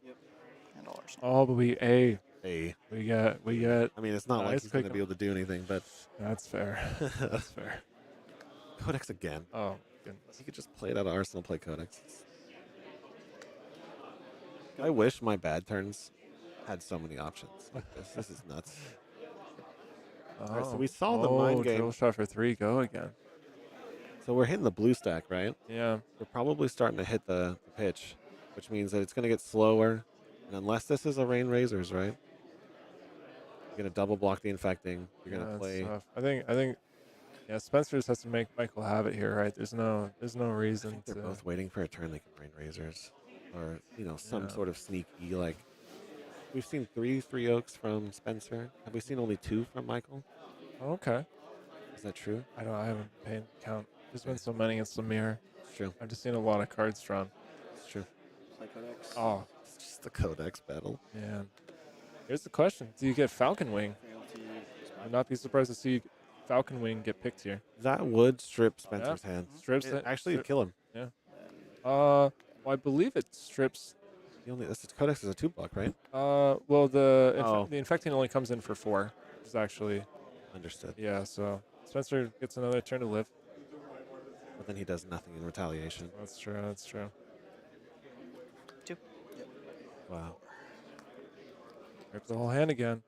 I mean, this is still really interesting though because still haven't found a way to push lethal.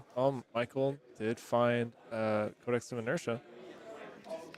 The really big thing there is, unless if I'm mistaken, Codex of Inertia also requires you, I believe, to discard. On my turn, Let me double check. An ice quake. So he's going to give him a frostbite here. And I'll pass. Just doing what little he can do. Oh, wait, this is super. This is big. I think Michael has it here with the Codex of Inertia because the fact that Spencer flipped up the card means that he actually does have to put the card into Arsenal. Doesn't have a helmet. Oh, you're right. He can't. He countered it by blocking he countered it by blocking with New Horizon. Look at that. Dude, I learn so much about the Lexi mirror every time I watch it. It's crazy, like, man. Sure, feelings aside, I actually do think it's a super intricate mirror. And there's some crazy stuff that goes on. Like, I just thought that Michael had it because it's like, well, you have to put the card in Arsenal off the Codex of Inertia, and it's over because you have to discard from hand at that point. Spencer can't block, but yeah. This is an insane. No New Horizon, so. They've been at sub 5 health for 25 minutes, 20 minutes now. Essentially. We have 7 minutes on the clock. Sorry, I was checking on time. Thank you. 7 minutes on the clock. 1-1. This is crazy. Lexi Mir. This is crazy.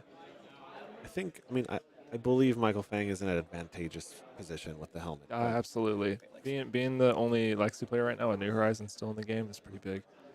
I mean, and they're fighting for top 8 right now. This is our 6th round, correct? Sure. 6th round, yep. Yeah, Next this one, is the final round. This is the final one before top 8. Before top 8. I have a feeling we'll be seeing both these players again very soon. I have a feeling as well. What a tight game. They're 5. Oh no. 6. Yep. Oh man, there's no more equipment left to block with. He has nothing. Yeah. I wonder if Spencer just fatigues out here. Yep. Oh, he got the 1 block. Closes the chain. Ugh.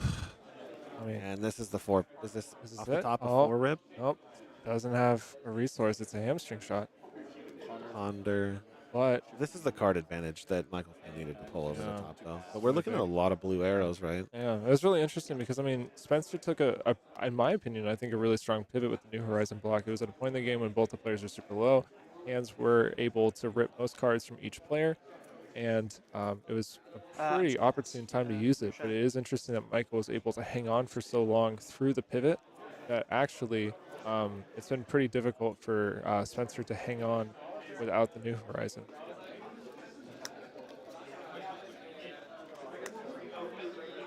Lexi. There's only a couple gotchas left in both of their decks, right? I believe so. I think there's some tar pit traps left. Yeah, we just There's saw the rain razors. Yeah, we just saw Spencer pitch a rain razors. Michael pitched one a few turns ago, so we are going to see those again. But I have a feeling that we'll probably find lethal before we ever get to that. Feeling as well. Also, I believe Michael has a winner's bite in hand as well, so stripping a card here could be all we need to push lethal here. Yep. Oh, is that also for set? That's for 8. Yeah, We have 3 cards. that's That's it. game. Good game. We also have a winner's bite. Wow. If we really needed to. I'll play a winter's bite. Okay. Yeah. Good game. Yeah. Good game. Good game. What a slog. That was. What a slog. That was really intricate. We saw. I wish my quiver hit on that turn. Yeah. That might have Wow. That was it for sure. Oh, I don't. Yeah, I don't think he did want the quiver to hit that turn. Well, actually, I'm gonna go tell him. Yeah, we'll go tell all him. right. It's all right. Oh, I didn't have it up at that Yeah. spot? If you hit, that was the only thing you were going to shoot unless it was a falcon wing. Oh, true. Yeah, okay, so- okay. For some reason, I thought He I just had learned his Yeah, lesson. it's all good. That's All right. for a while, I was- We'll send him the lesson. Yeah. That's why I endless for go again, and I was like, He's getting taught by the great. You know what I mean? My child. Yeah. just didn't Yeah, realize. normally I don't play that long after blocking the New Horizon. Down a little bit. All right, everybody. I'll go Sweet. ahead and mute I that mean, line. That was a really fantastic Wow. game. I mean, we saw Michael get put on the back foot really early, really powerful turns, and really good sequencing for both players, really intricate plays, knowing when to block, how to block. Michael was leveraging a lot of effects that were just triggering ponders, trying to play really tight hands, blocking when he needed to, and just like slowly inching that game back. I mean, we just saw him like play like a codex just to get an arrow, block out, send the a 0 cost ponder. arrow. Yeah, Yeah. just do it all again. That was a really tight one. We saw tar pit trap. We saw all kinds. Oh, We man. saw all kinds of cool stuff in that game. Yeah, Michael really. He kept on top of his arsenal, I think, a little bit better, Mhm. right? Like Yeah. he managed to constantly find the tempo because when he would block 6, he was actually only giving up 1 card. Where a lot of the time when Spencer was blocking 6, it was 2 out of his 4, right? Right. So it seemed like he was kind of edging it out, even though he probably drew not as well in the beginning of the game as Yeah. Spencer did. Yeah. But he really did those kind of micro decisions to pull it towards his favor. Mhm. That was really interesting. I think the CNCs I saw on Spencer's list were kind of interesting. He never They fired were. one. Yeah, I never saw feel one like they get slowed him down. played. Yeah. I feel like they they slowed him down. They were mostly there to block. I mean, I'm sure there were possible opportune moments. Like there are some pretty interesting lines you can do with it. Specifically, like premeditate CNC for 9. Oh, that's a big one, right? yes. Or just having it as a good tempo breaker card. But I think I mean it's difficult, right? There's a lot of really good tech in the mirror. I mean, we have like Turbid Trap, Codex of Inertia. You also even have like Withering Shots. We saw like blue sedation shots on Michael's side, and that was a card that had to get blocked. I mean, Spencer did block it. I mean, once again, the tar pit traps, man. They're Spencer pretty got good. that, like the denied card draw. Yep. Perfect. I mean, he got tar pit trapped himself. The tar pit traps. That's good. Stocks. Go. You remember? Going You remember up. what happened with Warmongers? Tar Oh, pit traps, you guys. Goodness. I'll dig up all my old Armory promos. Oh, yes. Oh, man. So, all right. After this, we have our top 8 cut. All right. Yeah. We're gonna cut the top 8. It's gonna be amazing. We have some killer people in the building right now. It's This a is little. nuts. It's a little stacked. It is kind of stacked. It's a little stacked. A 59-person tournament. We have some big names. We got. Yeah. They're on the list. You'll see it soon. Yeah. We'll go get standings. We'll open some more packs. We'll be right back. Oh, I'm gonna yeah. go try and fix all the buttons so we can have top 8 nice and clean. We'll see you in a minute. Uh-oh.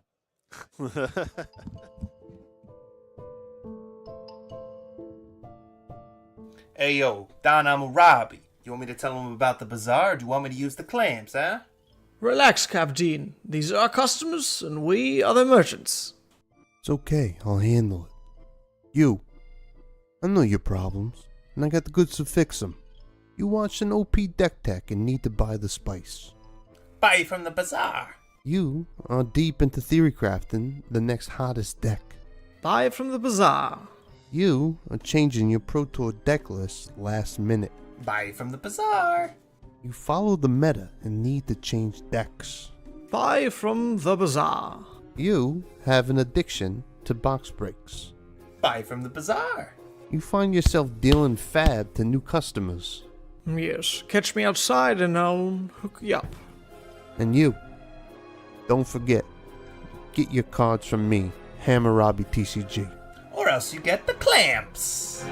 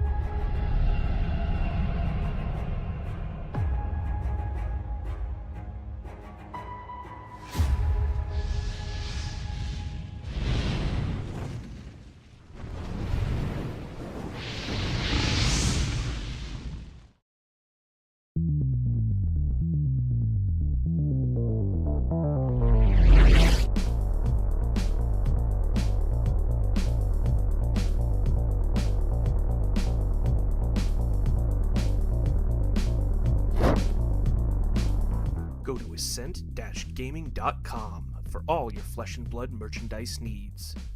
Use code SAVAGE to get 5% off your entire purchase. Do you know what the hardest part about being a brute is? No, it's not rolling a 1, because that never happens. It's not discarding your Blood Rush to Pulping or Wild Ride. It's actually having to buy hundreds and hundreds of reckless swings for your opponents to sign as you kill them with it and put them in the ground. That's why I go to fabfoundry.co. With incredibly competitive pricing and extremely fast shipping methods, fabfoundry.co is the only place I need for an unlimited supply of reckless swings. Visit fabfoundry.co to support one of the OGs of the Flesh and Blood community and to get your product delivered on time, safely, so you can go crush your foes.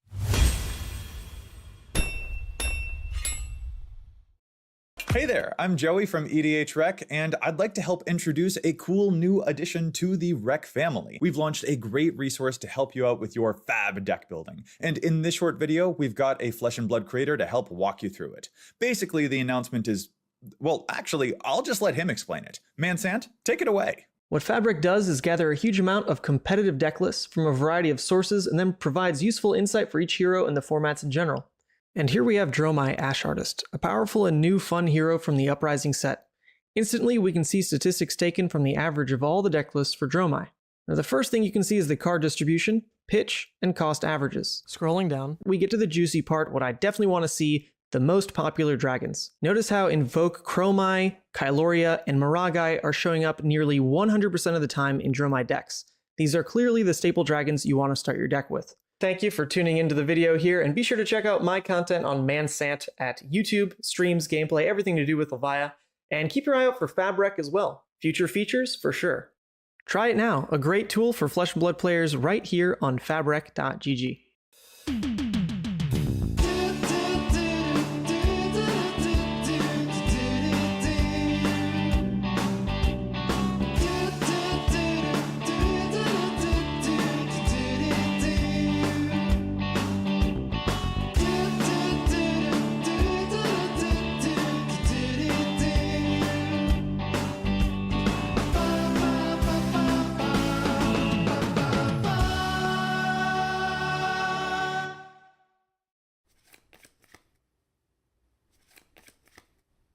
No way, dude! I can't win a single game against you! It is so hard living with such a good Flesh and Blood player.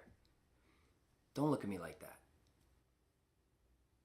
Yeah, I know I need practice. It's just hard when you beat me up all the time. What? You think I need to go to the Realm Rumble? And you also think I should outline exactly what the Realm Rumble is in case anybody watching doesn't know about one of the biggest Flesh and Blood events of the year? Okay, if you say so. Realm Rumble 2023 is a first of its kind, independently organized, 3-day-long celebration of all the biggest names in trading card games. If you love Flesh and Blood, then this is the weekend for you. There's going to be a $10,000 open tournament, a $5,000 team sealed tournament, and overall, $45,000 of prizes given out over the course of the whole weekend. If you like callings, if you like Pro Tours, then this is the event for you. It's going down December 1st through 3rd in Columbus, Ohio. Head down to the Realm Games' website, realmgames.myshopify.com, to get your early bird registrations in, and we'll see you at the Rumble. All right. 3 of a kind resolves.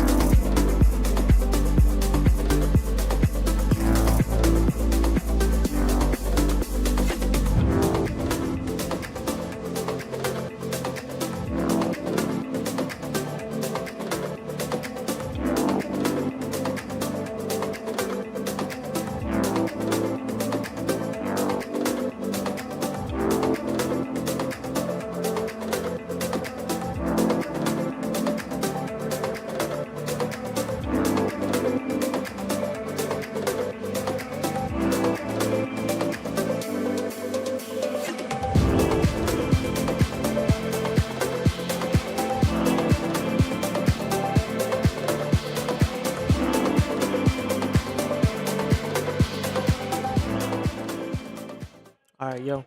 Oh, here. You're on? Let's do it. What's All right. up? I'm not Nathan Dolman, but this is Marco Marcelli. We do. Is that how you say it? Yeah, actually, yeah, technically.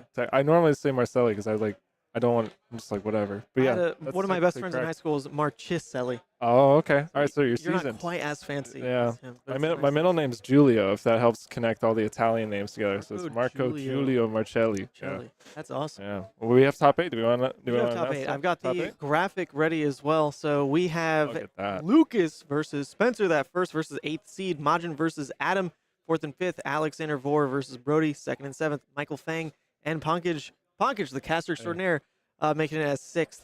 I bubbled out at 10th. Oh. So I was freaking close, brutal. but Levia is she's a harsh mistress. And sometimes you draw like 12 non-blocks in a row against Katsu and get utterly rolled. And that Katsu did make it in. So, congrats to him at least. Yeah. Adam Hamilton, a new Hamilton on the rise. New Hamilton.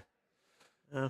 Davis, Big Don Blade Purcell made one mistake, and it cost him the entire game. He was almost in top 8 on Dorinthia here. So we have 2. Oh, he lost to Majin. I saw that. Yeah, he made a mistake. He pulled up Iron Song instead of Route. I am rooting for Pankaj because when he loses, I have to go home. So if he wins, I get to commentate the finals. I'm here for Spencer, my child, my protege. Plays the tournament once every 6 months. Brings Lexi, somehow crushes it, and then stops playing immediately. I also just want to commentate how stacked this top 8 is. Nuts. Yeah, Davis ended up at 9th. Someone's asking in the chat. He's specifically the 9th place, and I'm the 10th place. Brutal. So we could have had so much more variety Could have. if the Dorinthia and the Levi had made it in. But rip, that ain't what happened. That ain't what happened. Instead, it's still a really stacked top 8. Those names are awesome to see consistently make it to the top. Should we get one of the Icelander matches as our feature? I don't think we've seen Icelander match today. Yeah, wait, let's double check. Who's the pairings? It's Majin versus Adam, Katsu versus Ice. That's kind of cool. That's kind of Yeah, cool. if we wanna watch Let's that go one. with MajinBae and Adam. And this is Adam's first top 8, by the way. So nice. Congrats to Thank him you so much. as well. Yeah. Not a Katsu, the Katsu. Exactly. We're gonna get the Katsu versus an Ice. That sounds pretty fun. Yeah, that's a good one. Are they starting right now? Like from my POV? Okay. All right, cool. We're going to coordinate how the top 8 is going to get seated because they're starting like right now. Oh, sweet. Right All right. now. But you know what we can do in the meantime, Marco? Have you run a giveaway yet? I've never run a giveaway in my Give away life. the cold foil heart. Yep. Oh, no. Yeah. All right, so we're gonna give away the cold foil heart in chat to. There are things to give away though, not the Yeah. cold foil heart. But what we can do is give away some more dragon. Yeah, I'm gonna do a giveaway for Nathan's heart. If you have to sub to my channel to enter the giveaway. Actually, Here. You can be the entry code. 1 second. Let me log into some things here. So we're gonna do some giveaways for more of those Dragon Shield. we're giving away this if that's cool on stream. It's pretty good exposure, right? You would get a lot of subs if you were raffling. Just 16,000. Yeah. Give it away. $10,000 for you got to think about it from like the finance bro perspective, right? I mean, if it was finance, I should just go turn that into Dogecoins. Oh, that's true. Well, I'm also saying Hit up Matt about that. Matt Yeah. McInnes. I think I've seen like an Instagram reel somewhere, deep in my algorithm that actually if you give this away for free and get enough exposure that actually you make more than 10K on it, that's probably a better choice of your time. You know what the chat can do though? Speaking of good choices, type Techlo Foundry in the chat for our boy Marco pulling through here. There you go. Yeah, you're vibes. volunteer for the day. You can thank Ethan for. Yeah. I'm not jumping in the booth, by the way. You're here for the entire top 8. I'm peacing out after this. I got beat by non-block. It's not even no block. It's a non-block Levi. Non-block Levi. I'm punished for eternity to have to sit here in the casting booth. Are we opening up a alpha pack? I mean, we can. Why not? All right, let's do it. In the meantime, everybody, type in. Wait, let me find. Where's this ad thing? Posters. It's not posters. See, I'll open the Is this thing? Katsu. Oh, for here the it is. Katsu Here it is. player. All right. We got two So bravos. if people want to enter in for the Dragon Shield giveaway, chill for a sec. All right. Yeah. I'm hogging the camera. All If right. you want to enter for a Dragon Shield giveaway, then all you got to do is type Techlo Foundry in the chat. We're gonna do 4 drawings for a winner here. The deal with this code is that it unlocks an entire sleeve crafter order for free with free shipping. That's $25 plus $7 shipping value. Can I enter the giveaway? Yeah. Okay. Open it up. on your Yeah, I want to enter the giveaway. Although actually, you know what? Matt McInnes won one yesterday, and he said that he didn't want it, and I could give it away. Oh. So we can just give you that one. How about that's your Sick. payment? Yeah, perfect. No problem. Easy. No problem, buddy. You can have Matt McInnes's then. Awesome. Thank you, Matt. Or you can enter again. We've got some other winners from yesterday, like Dylan Thompson jumping in Yeah, again. let's see if I can win claiming 2 at the Techno same Foundry. time. I'm sure that would go over very well with the chat. Yeah. But here you go. If you want to enter in, type Techno Foundry. We're gonna do the drawing for this winner. Probably like right before we jump into the top 8 game. Players are not even seated yet. Put me in, coach. So go ahead, keep spamming that. Yeah. Keep spamming that. We're gonna go set up the top 8. Oh wait, what? And then be right back with the drawing winners. Oh, Drifter, you'll take the Matt McInnes code. Dang, dude, a little too slow. A little too slow on the draw. Sorry. Well, I mean, they said it, so. Here. So actually, Boom. I'll cover myself up while I do some backup, and you guys can open a pack. All right, sweet. All right, I'm gonna be working in the background here. That way we don't need to cut to break. Crack All up right, the let's hearts. see. I'm opening the Katsu for our Yeah, the- Katsu who will be on stream. Opening the Bravo for the Bravo that didn't make it, but the one that did beat me on stream yesterday. It don't matter though. It's Team Blitz. You just gotta We're win. You starting gotta win off. 2 or 3. Oh, we're on the. No, it's here. Oh, we're still here. Yeah, you're Yep. still here. Can't There you quite go. see where the camera is. but Katsu. Pink pummel right on the top. Hey, I opened the Katsu in the pack, so we're up big for Katsu. Nimble strike. Hey, Nimbleism. Listen, I'll take it. guys. This is the OG. That's in pink too. Pink. Whenever people complain about card rates, this is what you get to thank. This is the math. Oh, barraging beatdown red. Okay. I'm here for this. Regurgitating Slog. Slogism. We have a Bark Bone Yellow Strapping, a Disable. blue Sigil of Solace. Raging Onslaught foil. Not Behind the best, blue not Sigil of the Solace is best. a blue Blasting of Deliverance. And Pink finally, Wreck-A-Romp. we have a second Heart of Fiend. I'm joking. No. But dude, I'd throw up and die. It is. You'd throw up and die. Wait, it's kind of shiny. Good Look sequence. at that border. With that border, I'm no. not gonna lie. When I flipped up, I thought it was an equipment. That border is like actually. Look at that That's thing. kind of a funky looking. I mean, it's a terrible card. but- It's yellow regurgitating slug. I don't know if y'all at home can see this, but like It has a strange color hint. it's weird. Like the border is like it's like glistening. I thought I opened up an equipment for a sec, Okay, I'll come and give you the. and I was like, wait, an equipment can't have an attack value of 5. That doesn't make sense. Yeah, interesting. Yeah. Interesting. Oh, hey, you Pink want this? Wreck-A-Romp. I like it. Do you want it? Of course, I want it. All right, it's all Look, yours. I got one. All right, keep spamming Techlo. Oh, we got a pink surging strike. We're gonna do the That's pretty drawings like, sick. pretty much right now. Are you done with that pack? We are done with the pack. All right. The table is like pretty much ready to go, so we're gonna go ahead and do the drawings for the Dragon Shield Techlo Foundry sleeves. Okay. I already won already. Sorry, guys. Yeah, that's right. So if you win again on stream, I will re-roll. Dylan, you can stop spamming, Dylan. You won yesterday, and I see like 20 messages. Nah, of yours Dylan, in keep the going. chat. Keep All right. going. All right, here we go. Roll number 1. We've got dude, so rigged. This is my local. This is Nick. Yeah, I recognize the name. Yo, Let's Chubber, go. he's a Rhinar player. Let's well, go, bro. Chubber Dunkus. Yeah. Chubber Dunkus just won. Congrats, Nick. I actually know that name. He's in the SLN Discord. Chubber Dunkus, message me. I mean, I literally have his number. Boom. All right, that's number 1. Chubber Dunkus 1. We got Chubber Dunkus 1, number 1. Number Big 2 dub. is Ravenous Babble. Hey, Dude, this guy, easy. Babble. Look this at that. guy, or well, no, Babble. I think Babble. he does like a podcast or something. He made me some really cool alters. Yeah, one time. yeah. He's a homie. Ravenous Babble All right. won the second one. Message me. Congrats, you all. Chubber Dunkus, Ravenous Babble. Here we go. Two more. Oh, James. Just James. Just James. James White. Potentially- James White. Oh, James White. Okay. That's cool. What up, It James? just says James. It could be the White himself. Not sure. The boss man.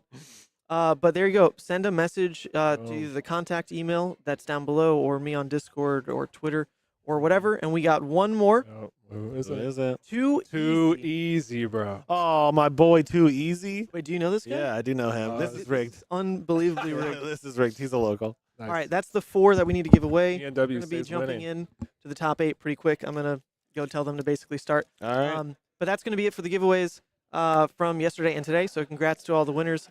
Message me in some capacity and let me know if you're in the EU or NA because they're tied to like specific regions. Okay, so let me know. All right, that's it. Let's cut like 2-minute break so we can get the players started, and then it's back to Marco and Nathan. Let's go.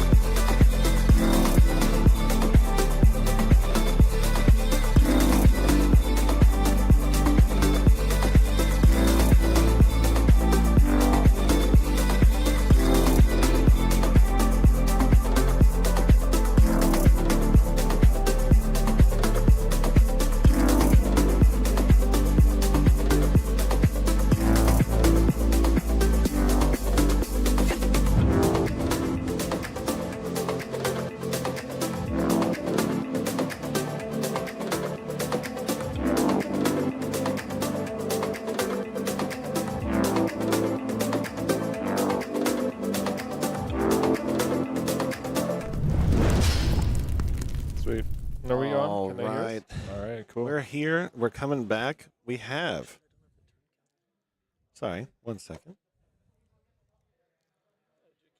Oh, okay. Sorry. I Okay. thought something went wrong. All right, so we have All right. Adam here against Majin, a Katsu versus an Icelander. It's going to be a really interesting game, trying to see the overall strategy from both ends of the table. My assumption coming into the matchup is that Adam will be trying to push meaningful on-hits against Majin, trying to fight through disruption, find a pattern where Majin is forced to block with cards, throw him off. Icelander's normal turn cycles, which are going to be involving managing arsenal, playing threats on their own turn, and slightly taxing the opponent through eventual frostbites and above rate damage through arcane, looking to close the game out with striders.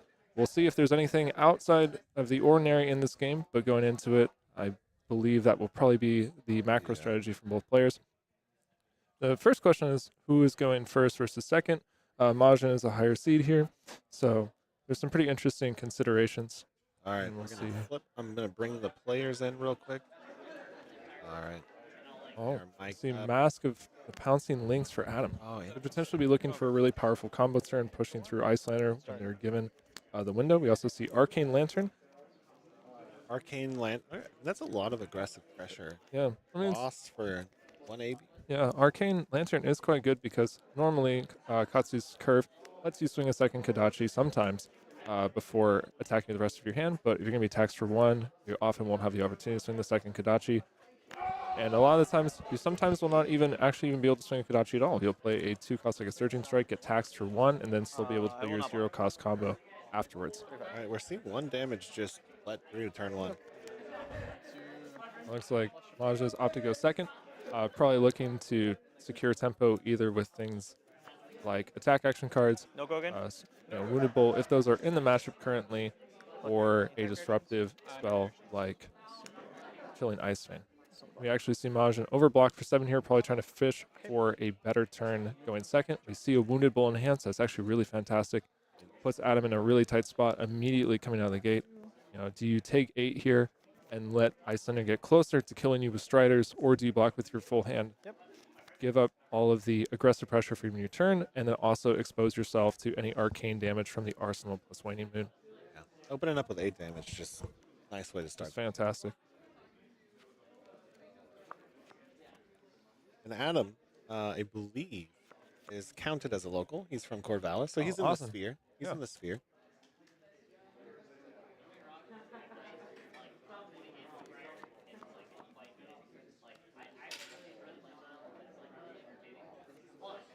Let's see what you will block with here.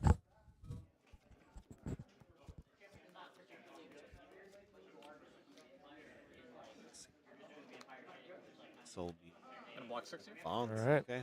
I mean, it is kind of an interesting part of playing Katsu these days, right? With having to put power cards in your graveyard to be too durable, right? Yeah. Go ahead. All right. I can already, I mean, just a little bit from body language, maybe Adam is already feeling a little bit too pressured. Just Majin already coming out with the Wounded Bull, puts him on a very tight hand, gives Majin more room to apply more pressure. We see a second Wounded Bull with Majin's hand. We also see in Adam's arsenal, we see Descending Gust Wave. However, we do need a Surging Strike for that to be good. You could play it by itself and then chain that into a Bonds of Eternity line. But no bonds for Adam. We do see a blue one that was blocked with. Probably is stronger. Oh, my goodness. All right, we already see an Ice Vein. I roll 82. Okay. All right. I'm going to take 1 damage here. Trigger. Yep. Pay 2 discard. So the question is, do you play the Ancestral? But I mean, of course, this is an instant speed, so actually this is before the reaction window, so there's not even an opportunity to play Ancestral. I'll take 1. And wow, I mean, that is incredible, What a right? trade. I mean, What a trade. Katsu had a 1 damage turn. And Majin facing gets down another Wounded Bull. Majin still gets to keep the same turn cycle tempo of attack action arsenal, a card that deals arcane. Wow. So this is what we talked about, where from Adam's side, you really are looking to punch through when there isn't this kind of pressure on you. You're given the window, but I mean, Majin can just hold on to this and just like keep this really tight game plan going. And if you're successful, I mean, of course, through player skill and also just through how the cards look, I mean, this can just be absolutely backbreaking. taking it. Oh, Adam takes it. He's going for. Right. He's trying to pull some tempo back. So the inside. question is this? We see an Art of War. We see a Dishonor. We see a Warmongers in hand, and we see, most importantly, a Surging Strike. So we're looking at Surging Strike into Descending Gustwave. We could trigger. We could go get a Bonds. We could then go get a Fluster Fist because we have one for the first turn. The question is, do you go for the Dishonor line here or not? Turning off her hero. It's quite a powerful. The hardest part here is that it doesn't look like. We're gonna tunic, gain resource. I have no response. Opening with the Art of War. Okay. Modes? We are going to +1, and we're gonna banish an attack action. Go ahead. Banishing Dishonor. Not looking for the Dishonor line. No. Or potentially just trying to get more options, maybe still going for it based on what the rest of the turn looks like. However, that wouldn't exactly work currently because you would need a Dishonor in Graveyard instead of in Banish. If, for instance, Adam were to hit while going for the Bonds combo line, discarding the Dishonor to go find a Bonds, the Bonds could actually go and tutor back a Dishonor. However, that's not able to happen here since the Dishonor is in Banish. So clean Surging Strike to start the chain. Block 6. Okay, looks good. Turning it off. Not letting his hero text light up for any tutoring. For 6, go again. This is quite a powerful turn from Adam. I mean, this is what you're looking for. Forcing Icelander to block with cards does put her off of the turn cycle math. He does, yeah. I mean, Majin was probably not expecting it to be a natural combo here either. Majin's looking at the graveyard, seeing what the actual For 6? damage from the Bonds line would be. So 6. And we see, I believe it is, and I think that's some 2 blocks. I think that's those are both non-attack ice cards, I believe. Can I read Dishonor? Yep. He does have Mask of Perdition too, so he could snipe that out of his deck. That's true. Oh, what I forgot, actually, most importantly, I don't know if anyone, I just saw someone point out in chat. I just caught it too. There's a Lynx. You can actually go tutor for Dishonor with the Lynx. That's huge here. Because you can actually discard the 100 wins to go find the Bonds. You could break Mask if you wanted, and then you could actually go and play the Dishonor, which is huge here. No block. Take 6. Okay. Taking 6. And then we're gonna Katsu trigger here. Sure. Do we see the Katsu trigger? Do we see a Lynx trigger here or not? The only difficult part is that if you don't trigger Lynx here, there is a potential that Majin could block out and deny the Lynx trigger. However, knowing Majin's hand and also knowing that there's potentially going to be 2 Lynx coming after this may be a little bit too difficult. So we will be getting the Bonds. Wow, I think Dishonor is going to hit. Wow, on turn 2. We'll see. We'll see. It could be that Majin is waiting to see the Dishonor and full block it. He's just having to eat this damage. He does have several pieces of equipment up as well. On play. Banish Fluster Fist. He's grabbing the Fluster. It could be that he's also trying to present Majin with 2 problems, right? If Majin does try to block out the Bonds, Adam can present the Fluster Fist from Banish. So, I mean, that would present 10 damage. If Majin takes it, Adam could also decide to trigger Lynx to go get the Dishonor. Presenting Majin with 2 different problems. So, no blocks declared. No. Alright, no reactions. Take 4. 5? 5, yep. Should probably use this. No, it's all good. We're gonna send 100 wins from hand. Oof, wow, what a powerful turn with Art of War. I mean, this is just incredible. Then Fluster Fist. Insane. A bad turn. Not a bad turn. Wow. Not a bad turn at all. Not for your first game of top 8. I mean, this is what we said. You wait for a window to push your Iceland. She does only have 36 health. You don't want to hit me anymore? Yeah, that was pretty good. That's nice. That was a nice start to this game. What do we see returning from Majin here?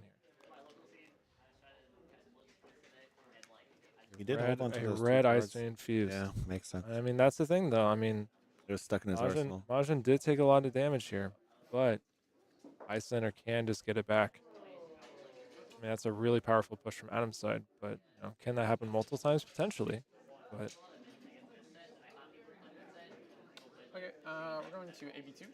26 damage turn. Yeah, that's crazy. Okay, insane. My bad, yeah. Take 3. Take 3. Trigger. Yep. Pay 2 discard. Okay, I'm gonna Arsenal. Go ahead. All right.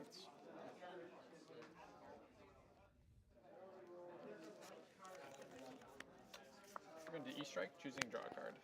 For 5? 5. Lightning Strike for 5, drawing a card. No snappies, so. Draw when it resolves. Yeah, so I have to. I get to think about it first. Yeah.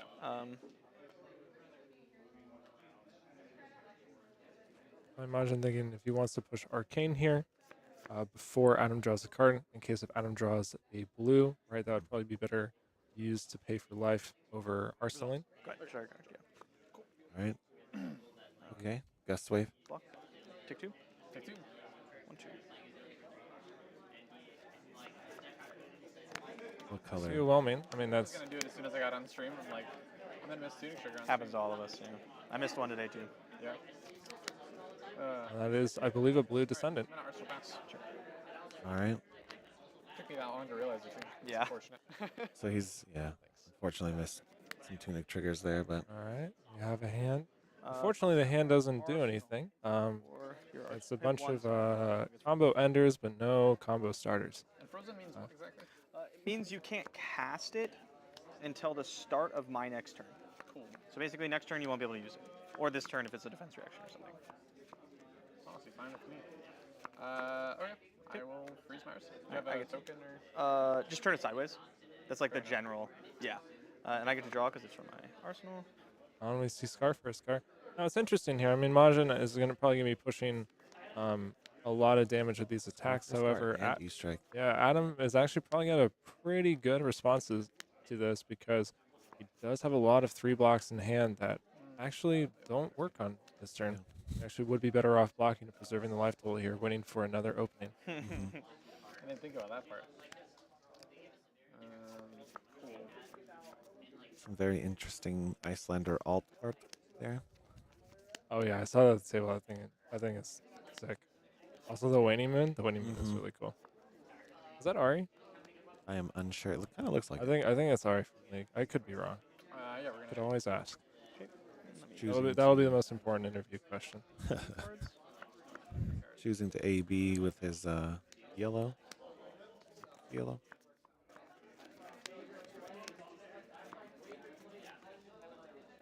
No real arsenal targets though. From Majin? Yeah, right. right. My assumption maybe is that he goes East to blue. Okay. E-Strike will also E-Strike into, Scar into E-Strike draw a card. Mhm. Lets you blind draw for Arsenal. Statistically, probably going to be a blue, but in the off chance it's a red. I mean, those are normally threats anyway, so you just get to refill. And it's kind of a, with how many cards Adam is putting on the table, it's given the sign. It's probably not the biggest turn. It's very flexible.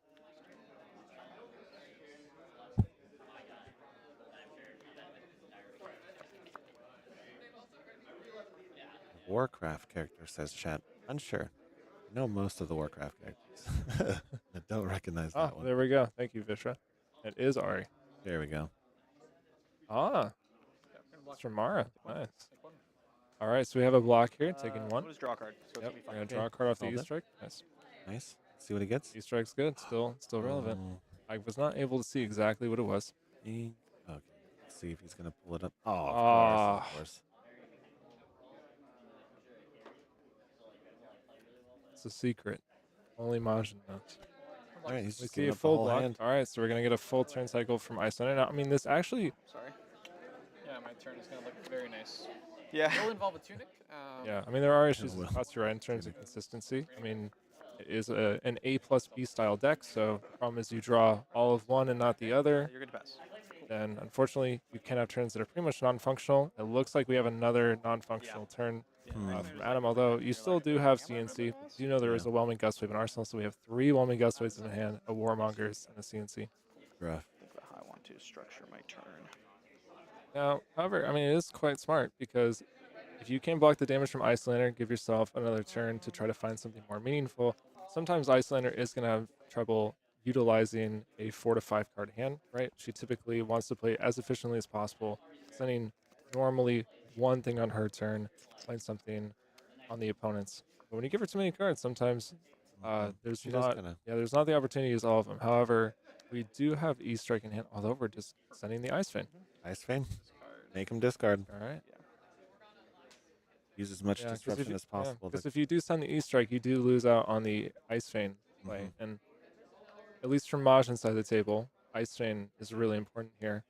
However, the disruption matters less to Adam with this hand. We're also showing Blizzard, which is really important here as well. I mean, this is threatening the Katsu turn on both sides, threatening the disruption on Majin's turn, threatening the disruption on Adam's turn with the Blizzard. However, it is slightly benefiting Adam that Majin is opting for the Ice Vein here because it looks like Adam most likely will just pay as much as he can and just send CNC. We're in AB2. Okay. Take two. Those both. Oh, wow. Trigger. 2 more. Another possible line could have been paying 1 AB with the Warmongers. Yeah. Paying 1 AB with the Warmongers, paying the 2 for the Ice Vein, and then on your turn, pitching the 2 reds to send the CNC. It could be just that maybe Adam's just like a little bit frustrated. I think you did. Yeah, I'm pretty sure you did. Yeah. Go ahead. But I mean, also just preserving the light toll here is pretty nice. I mean, yeah. I mean, it's 21 to 12. They still got a decent advantage. You definitely have a few more turns that you can afford to no block. We have a blue Whelming Gust Wave.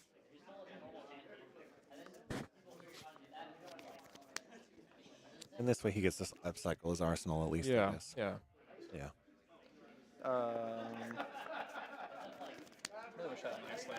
Yeah. Mara, I do agree. It's a very cool looking altar. I walked by the table and I stared at it for a minute. Yeah. But hey, that's how we learn. It is what it is, right? Yeah. I do think. Sometimes it's on. Oh, we have a Fate Foreseen in Arsenal. The Channel Lake Frigid in hand. Yeah. Cold Snap. Those are cards you'd much rather have in your arsenal. I agree. It's such a bad turn that I don't know what to do. Don't know if to take the 1 or not. Well, don't worry, Maj. I think there's worse turns you could have. I will. I would not be surprised to maybe see Majin play the Fate here and then try to get the CLF into Arsenal. I mean, Adam is really looking for the window to come back in. All right, never mind. We're gonna hold on. We're holding on to the CLF for. I mean, he did stare down a 21 to 20 something damage turn. So Fate Foreseen could save him for life at 11. Yeah. All right. We draw a somewhat functional hand now from Adam's side, although Channel Lake Frigid, but it's out of hand, so this is not as easy to keep around. Into 7 on the E Strike is also a really fantastic play. I mean, that's threatening to put Adam to 14, which is just a couple turn cycles away from being within Strider's range, but also behind the CLF is going to put him in a really difficult spot. You could, in theory, block potentially maybe 6 on the E Strike, try to play as efficiently through the CLF as possible. It's going to be pretty difficult to not block the E Strike and still have a really meaningful turn on your end. But we don't, I believe, see any blues drawn for Adam. Saw a lot of blues in the last few hands, but those ratios do eventually balance out, unfortunately. So when you draw all blues, the likelihood of all reds is go up.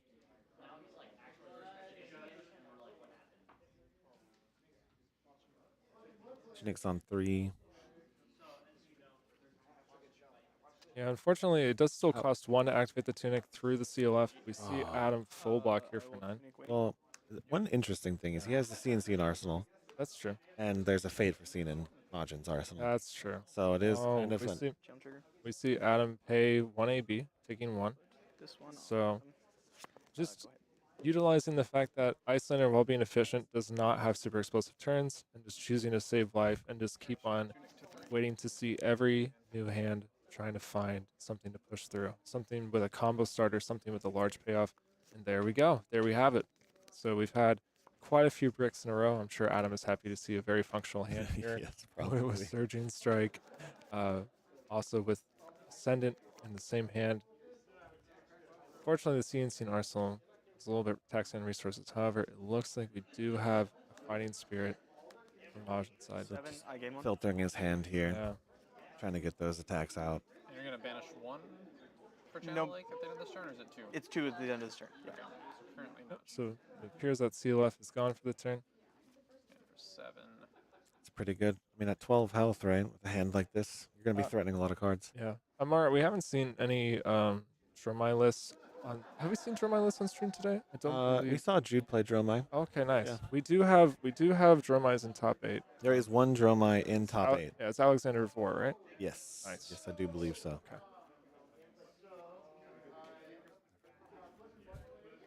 Alright, we're gonna block 5 here. Okay. Take 2. Okay. Taking 2. Go ahead. I lose my channel. It could be that maybe Adam is just looking to send the CNC, knowing that the Fate is an arsenal. Or maybe perhaps reading that the Fate is an arsenal. I'm not sure if Adam has the information that's a D-react. So it's just command and conquer. Yeah. I mean, but the fact that the arsenal hasn't moved Yeah. in multiple turns, even despite the fact that Adam is just passed back with no cards in hand, I think it's probably a pretty large indicator. Is that another D-react in Majin's hand? It is. It's a sync. Oh, brutal. Yeah. What a brutal turn of events. I mean, it could be possible. What else do we have? We have just a bunch of other blues. We have a Frostex. We have a Frosting, I believe. No, that's an And Aether Veil, and Emeritus. then a Blue Emeritus. It's kind of an awkward position to be stuck in. He's not going to be able to do anything on his next turn. Yeah, there are a few options. I mean, perhaps you could block 3, lose the Arsenal, but still preserve life total, right? I mean, if you had the goal of losing Arsenal, taking 6 to do it here probably is not an actual efficient use of life, but, you know, I mean, there is a possibility to only partially block the CNC and then find a new Arsenal target, whether that be the Sync in hand or maybe a Blue Emeritus. Although Tunic isn't up to 3 on Majin's turn, so I'm not sure if we would see Blue Emeritus in Arsenal. Majin's really considering his options here. It is a unfortunate place to be caught in. 2 D-Reacts turned down a command and on a conquer. CNC turn? Yeah, that's not what you want. You know, he's probably a little frustrated that Fate slowed him down quite a bit. Yeah, that's true. Yeah, it's been there for a bit. And I could kind of read that there was a consideration to use it on that one ping. the blue whelming. Yeah, it was the whelming gust wave.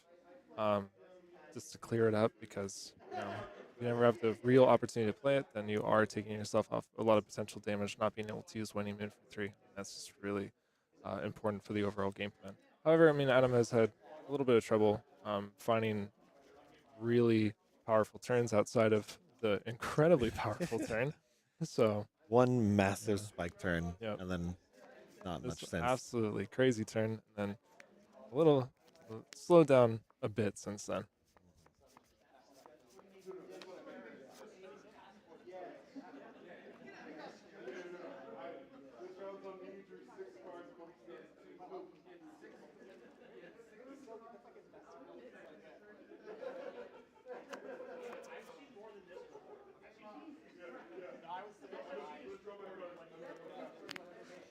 All right.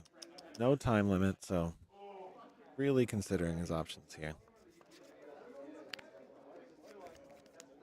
Being at 12, even taking 3 is a little. It is a little scary against the Katsu, especially with an entire equipment suite up too. Especially when you look at the other potential Arsenal targets. There's nothing really there that actually would stop Adam from popping off in the next turn. We still have links available, right? So I mean, there's always just the threat of pushing even more damage, even if you only let one hit through. His hero ability Yeah, to save him from a bad hand. I mean, it's pretty dangerous, right? So, you know, it could just be that you don't want to give Katsu any sort of leeway here when, you know, your next Arsenal target isn't going to be something like CLF, isn't going to be something like Blue Aether Ice Vein. All We right. do So he see sniped the partial block for 3, clearing up the Arsenal. Would be interested to see what the next Arsenal target is going to be, if it's going to be Sync or if it's going to be something something else. Interesting. What his turn's going to look like. All right, so All right, we are just we're gonna reset a D-React into Arsenal. We have a little bit awkward, although there is an Art of War. It's fixable. It is fixable, Blue. and hey, with Katsu's ability, any hand is fixable. It's true. Not all. But I believe we also have, if I'm not mistaken, we also have a Surging in Arsenal. Is that an ice card in your arsenal? It's not. Okay. might be okay. I'm gonna not Eddie. Take 2. Take 2. How do you feel about this 2? I will also take that. Sure. All right, waning moon. So getting finally rotating a full turn of I damage. mean, it there. is quite interesting. I mean, Adam is down to 14. Mhm. And we do have 3 surging strikes. We do. Question is, do you open with the Art of War Or or do you try and get that one yeah, cheeky do you damage in? do you try to push the 1? It's true. Art of War was how he started his last major turn. All right, opening with the Art of War. Art of War. Good. Yep. Opting the tunic for it. Yeah, Majin just drew the CLF, so if you are able to survive this turn, I mean, we are looking at a pretty solid turn cycle back. We also have Fighting Spirit and I believe Scar for Scar. No, it was just Scar for Scar. Yeah. But So he's really looking here to close this game out on this turn, most likely. Yeah. This is his power turn. At 14 health, you are digits away from being one-shot by an Icelander. Yeah. Not the best draws either. He does have Mask and Majin Katsu. does still have full equipment available, so we could see some pretty intricate blocks this turn. That is true. Especially the fact that the Art of War is face up this turn, I think is a lot more different than saving the Art of War as the react, because then that gives Majin the information that if you do want to sink below on the Surging Strike, it does require you to use Iron Rot, Gauntlet, or Coronet Peak. He's looking to cover it here. Any attack reactions? No attack reaction. All right, so he's going over by 1, right? Very important. Yep. Playing around Ancestral. And breaking scales or whatever the gloves are called. Yeah, well, the breaking scales only target the combo cards. But yeah, but true. I mean, but also getting blown out with something like Ancestral here is just way too punishing, right? Yeah. Because that gives Adam a draw, and then also more importantly, denying the Surging Strike is sometimes the most important part because it is the starter.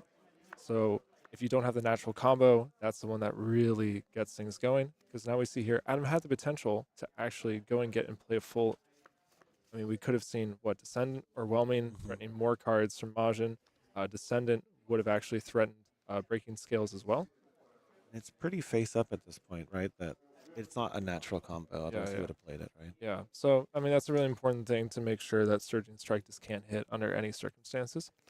I mean, sometimes you do run the risk of getting blown out when the Katsu just naturally has the combo and you over-respect the Surging, and then you get blown out by the following combo lines. But it's like Majin decided correctly here. No block.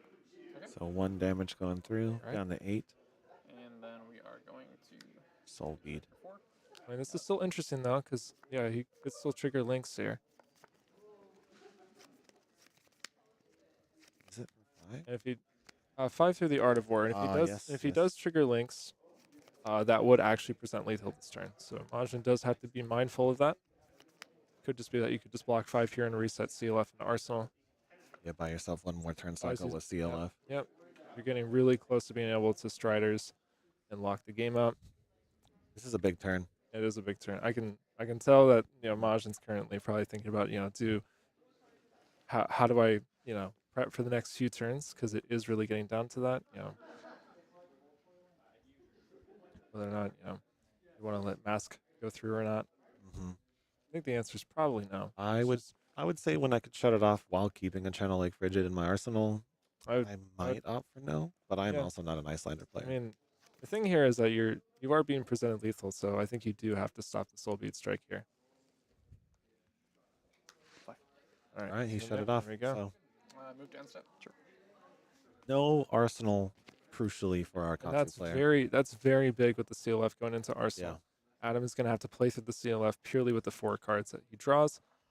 And at 14 life, Majin may find a way to slowly start getting back. Move to Arsenal. Okay. Go ahead.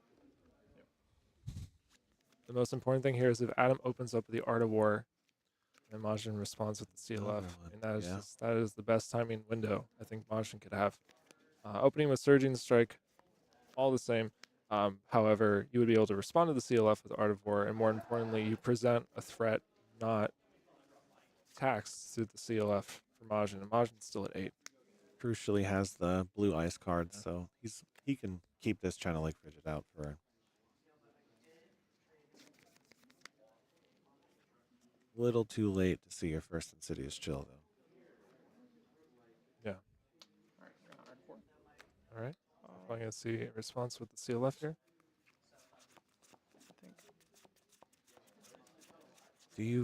Would you respond to the Art of War trigger, or would you try and make your opponent overextend a little bit before? They choose modes first, right? And then I think I Majin is. Yeah, you have to choose. You have to choose first, but you don't banish yet. Resolve from top down. Yeah. So you have to choose which modes you're gonna do, but then Yeah. you resolve them, so you won't banish if you were to choose the draw 2. You don't banish until resolution. Yeah. So you say your modes, So and then I say have what priority. you Yeah. want. +1 and draw. Okay. +1 banish. +1 banish. Yeah. Let me think. Yeah, the hard part here is that now your surgeon is going to be taxed by 2, 1 to the CLF and 1 to the frostbite that Icelander creates. So Adam looking for a more powerful turn, looking to find potentially a combo to work with the surgeon, or looking for a card to discard to the surgeon. However, due to Majin having CLF and Arsenal, I think this is going to give him a pretty solid window to play the card.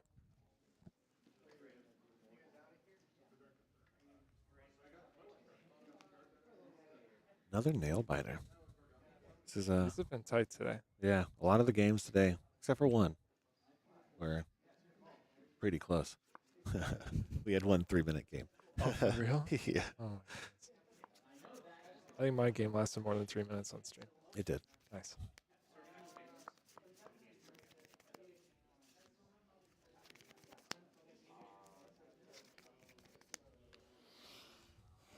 So I think at this point, Adam is probably looking for the highest damage output line. However, Majin doesn't have any more armor blocks left besides the tunic, so even getting something like a whelming line would actually be quite strong here, still threatening breaking scales as well. Just to be able to draw more cards, just find a way to pressure 8 as fast as you can. However, I do know that there were a lot of whelmings played. I have not kept track of all of the whelmings, so someone in chat who's been paying attention may be like, no, that's not even possible. So we're seeing Waning Moon making really efficient use of the tunic, turning it into 3 arcane on top of the CLF. It will be a little bit interesting to see how Majin maybe plans to hold on to the CLF, blocking its Coronet Peak last turn. Doesn't give you the really clean option of being able to save 1 card to keep the CLF around for a turn while also additionally taxing the opponent. Making this maybe decision to AB right now. I mean, you're staring down a CLF and a frostbite. Giving up any resources is painful. But if you draw 2 blues, you're going to regret it almost immediately. So, difficult decision. 3, no AB. Sure. All right, he's taking it. All right, down to 11. So what does the rest of Majin's hand look like? I actually don't really think that Majin has a way to keep the CLF around, at least in a way that would actually really be efficient. If for some reason Adam bricks on the turn and is not really able to play anything, if Majin really just wanted to keep the CLF, you could potentially play the Frost Hex, but I do With no Coronet Peak, Yeah, you can't. yeah, exactly. Blocking it on the previous turn means that it's a lot harder to maintain. So I wouldn't be surprised if Majin is just using this as a way to essentially try to stop a turn that would ideally kill him, right? I mean, this is if I'm not mistaken, is this the 2nd or 3rd Art of War? This is the 3rd, I do believe. Okay, so I mean, after this, you've seen a lot of surgeons. You're about to see more here. I mean, the actual damage output for Katsu is probably going to go quite a bit lower. So being able to play CLF here to potentially prevent a lot of life loss is pretty important here. So we're seeing a Surging Strike opening, right? Yep. Yeah. I mean, this hand, unfortunately, doesn't block too well. You really ideally would want another 3 block here to be able to stop the Surging for 6. I don't think you really can afford to play it here. The only consideration for Majin is, does Adam have the natural combo, and do I get blown out anyway even for respecting Surging? Lynx is not affected by Channel Lake Frigid. Yes, yeah. So we're going to, we quite possibly will see a tutor here. Yeah, it could be very likely. And actually, if we do the math here, what is the other card? Is it a blue, or it's a yellow 100 Winds, correct? I think so. I'd have to double check. Okay. Well, unfortunately, you couldn't actually play the card you would get off Lynx because the 100 Winds cost 1. You have 1 floating, so while you could tutor off Lynx, you would not actually be able to play the card that you get with it.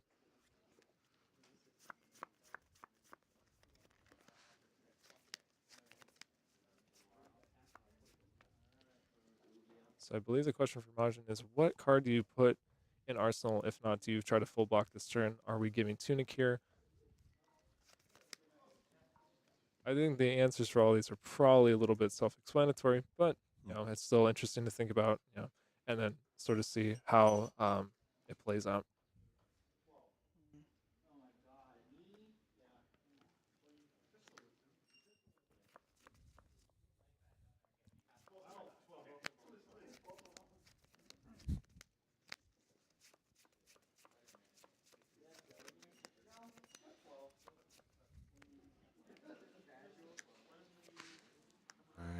You have Tunic here, keeping the Polar Blast.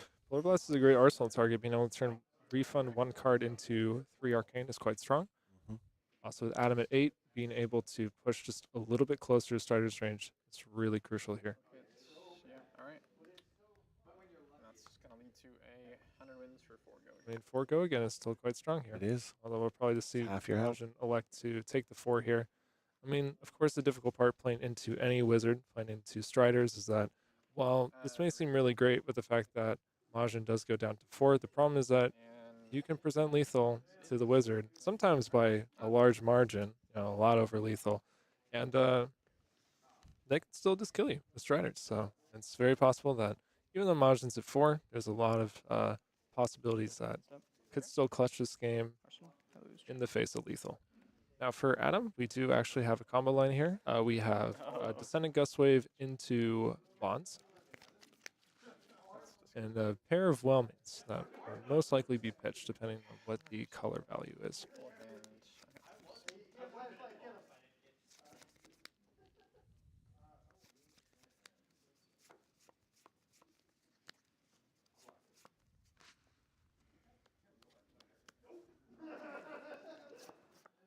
So let's see, what is in Majin's hand here? So we do have an Ice Eternal. Okay. That is the only those are damaging all 2 spell. are all 2 blocks. They're all 2 blocks, and there's the Ice Eternal is a 3 block. But yeah, everything else is a little bit rough. Yeah, go ahead. Let's drop side trigger on this deck. The next attack this turn gains dominate. Okay, I will not pay for that. You sure? I will not pay for Dominate. Oh, we draw another 2 block here. Wow, that's quite difficult. I mean, in a more ideal world, you would be able to on the turn cycle play for 8, and then you know that actually demands cards from Adam because you just cannot go to 3. Matchup knowledge here is going to come really in handy. Yeah, you know where the lethal is, what cards can come in for lethal against Icelander. I think this is looking quite bad for Majin, at least from the Katsu's side. I mean, we're looking at 3 here into, I believe it's a yellow Bonds, if I'm not mistaken. So that's another 3, threatening breaking scales. So that's actually threatening lethal right there into either any chain closer, right? So I mean, you could go Dishonor with +4 into 1 more card. You actually could play the Bonds, get a Flusterfist. I think there's still 1 red left in deck. I could be mistaken, but if there's 1 red left in deck, when you play the Bonds, you could go get the Flusterfist. You could get Dishonor off of Lynx, play it, Tide Flippers it, and then play Flusterfist for 4. So what are we looking at there? We're looking at 3 from the Gust Wave. We're looking at 3 from the Bonds. We're looking at 4 from the Dishonor, and then 4 from the Flusterfist. Not to mention 1 extra from Breaking Scales on this turn. There's a chance. There's a chance. There's a chance. 2 cards.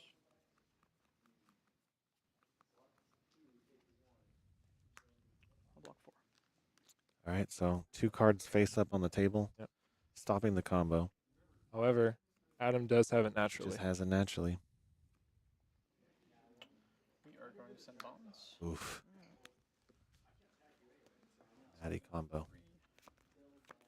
So the question is, do you block this for 4 or do you block it for 2? I think the answer is you have to probably block it for 4. Blocking it for 4 here denies the free mass trigger. Yeah, denies getting Dishonor for 4 off the mass trigger. Unfortunately, I still think it's lethal. Unless have all Flusterfists been accounted for? Sure. Oh yeah, they have. Oh, they have. Yeah. However, I think it's still lethal, unfortunately, through breaking for scales. Majin, yeah, through the breaking scale. So unless if I'm wrong and something happens here, I think think we have a Katsu going to top 4. Wow. We'll see. Let's see. We'll Let's see. it unfold. We'll see it. Adam, once again, being a local to the Pacific Northwest. Gotta root for the home team. Gotta root for the home team. 4-3. Okay. Is that was 100 wins in hand as well, right? Just barely can't see.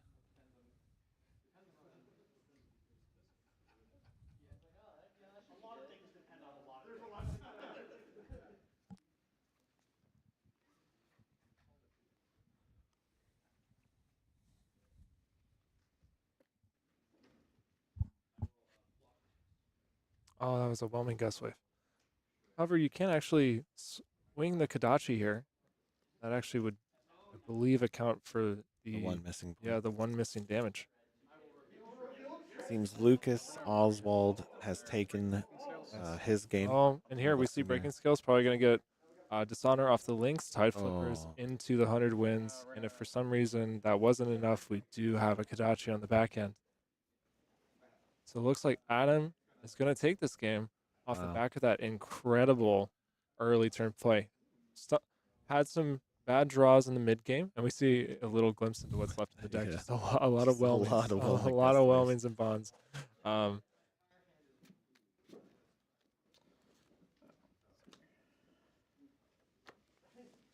wait. I'm sorry. Are there no more dishonors? I am unsure.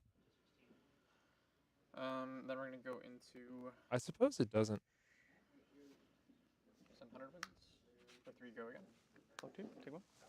We're going to send Gadachi for 1 go again. Take 1. Doesn't matter anyway. Wow. Hey. Good. And Adam. Game. Wow. Wow, okay. Adam, Yeah, Adam can't believe it. A little surprised, yeah. I mean, the go. The mid game hands are really bad. As a person who plays Katsu on the side, that was impressive. Yeah, when you just draw like 3 bonds in a hand, you're just like, oh, I just lost the game. Okay, you draw like 3 moments. You're just like, oh, that's not good. But Adam was able to find a way out of it. Nice, preserving. We saw that in the mid game, right? Preserving life total, making the most of those really bad hands. Trying to undig himself a little bit in the mid game there. Right, yeah. Majin was just sending attack action cards, and Adam was just full blocking, even blocking an E strike for 7, but blocking for 9. A, B, and 2, even though it doesn't have 3, and just like really trying to live long enough that you're able to eventually get another one of those turns that actually properly works. And we saw that there. Closes out the game. All right. So with that, I'll go check in with the judge team real fast, see who our next game is. So we have Lucas for sure has won. I know that Michael Fang and Pankaj are currently duking it out. I can see him right behind me. All right. I'll go check in with the rest of the crew. Sweet. I'm going to run some ads real quick, thanks to our sponsors once again. And then we'll be back. We'll crack some packs, and we'll hang out. See you soon.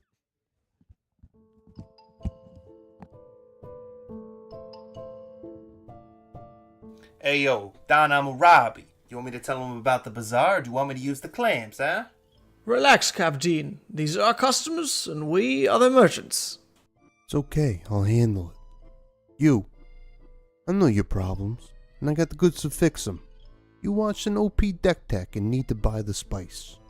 Buy from the bazaar. You are deep into theory crafting the next hottest deck. Buy from the bazaar. You are changing your Pro Tour deck list last minute. Buy from the bazaar. You follow the meta and need to change decks. Buy from the bazaar. You have an addiction to box breaks. Buy from the bazaar.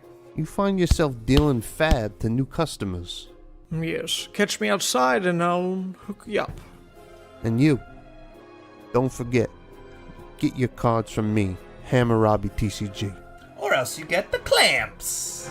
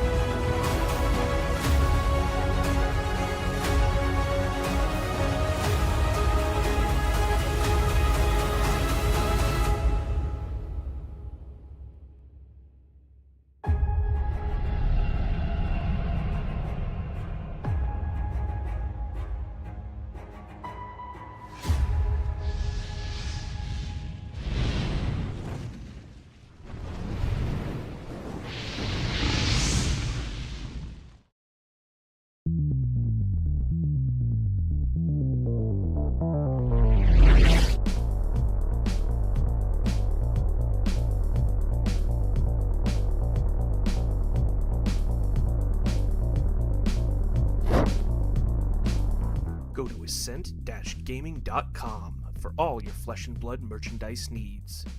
Use code SAVAGE to get 5% off your entire purchase. Do you know what the hardest part about being a brute is? No, it's not rolling a 1, because that never happens. It's not discarding your blood rush to pulping or wild ride. It's actually having to buy hundreds and hundreds of reckless swings for your opponents to sign as you kill them with it and put them in the ground. That's why I go to fabfoundry.co. With incredibly competitive pricing and extremely fast shipping methods, fabfoundry.co is the only place I need for an unlimited supply of reckless swings. Visit fabfoundry.co to support one of the OGs of the Flesh and Blood community and to get your product delivered on time, safely, so you can go crush your foes.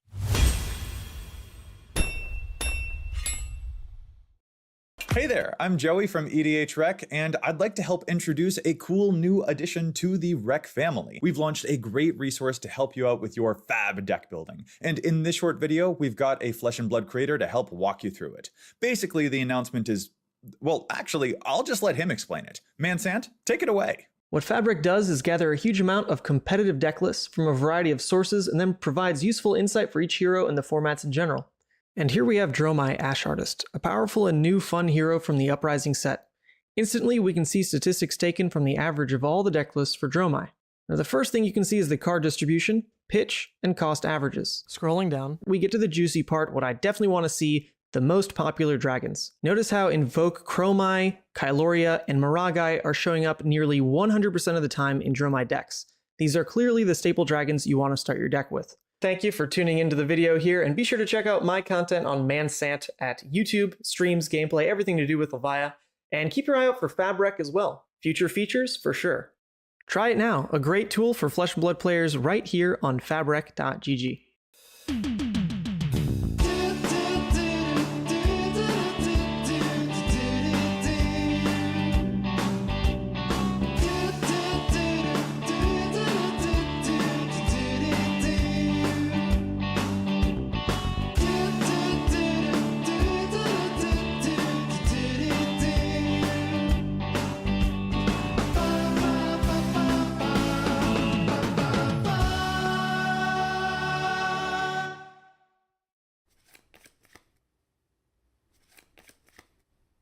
No way, dude! I can't win a single game against you! It is so hard living with such a good Flesh and Blood player.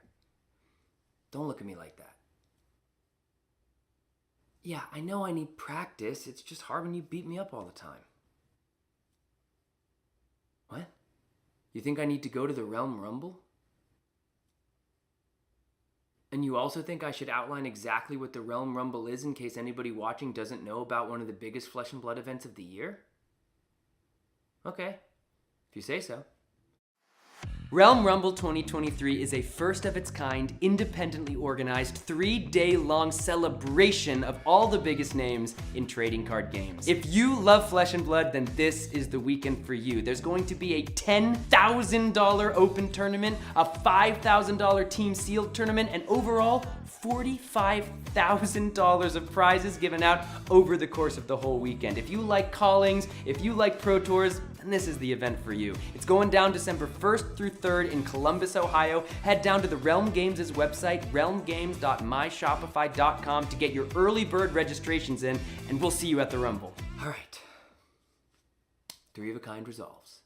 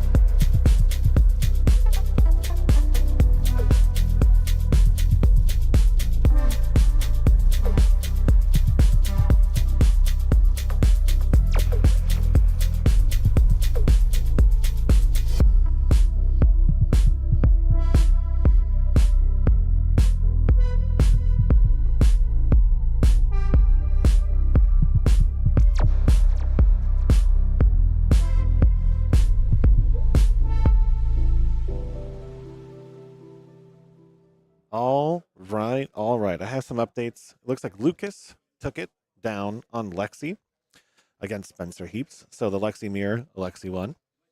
We have MajinBae losing to our Katsu player here on stream. We had Pankaj, our boy, the caster, with no equal, take it down on Icelander versus Michael Fang's Lexi. So right this second, we have Brodie Spurlock on Briar, taking Alexander Vor on Dromai. So we're going to have an interesting choice. Oh, that's the wrong graphic. All right, so we're going to have an interesting choice for who do we want to see next on stream. It's either going to be a Briar and a Dromai versus Lexi, or it's going to be actually it's going to be Icelander versus Dromai possibly. That's going to be interesting. So Lucas Oswald won, Pankaj won, and Adam Hamilton won. So we're just waiting on Brodie and Alexander Vor. So which hero do we want to see the most? Are we really looking for an Icelander, a Lexi, a Dromai, or a Briar for our final game? Granted, one of those games has not finished, but we can go follow Pankaj, or we can go follow Alexander Vor. It's looking like we want to see Ethnic Smoke here. It's looking like it. People want to see Briar's last hurrah. More Lucas Araya. We've seen Lucas for 2 days, like 35 times now. Yeah, it's on the screen now. You can see it. The second game is coming down almost to an end. Okay. Yeah, it's going to be a really epic showdown for our semis. It's looking pretty split on Dromai versus Pankaj. I think we might put Pankaj on the screen. I think that's what we're going to do. Actually half of the Dromai votes are all Mara, so I'm kind of unsure. All right, I'll let this last game wrap up, and we will go ahead and make our final decision. You guys keep telling me in chat what you want to watch. Let's open one more pack, I guess. We have to get a little bit further through this box. Boop. All right, let's see.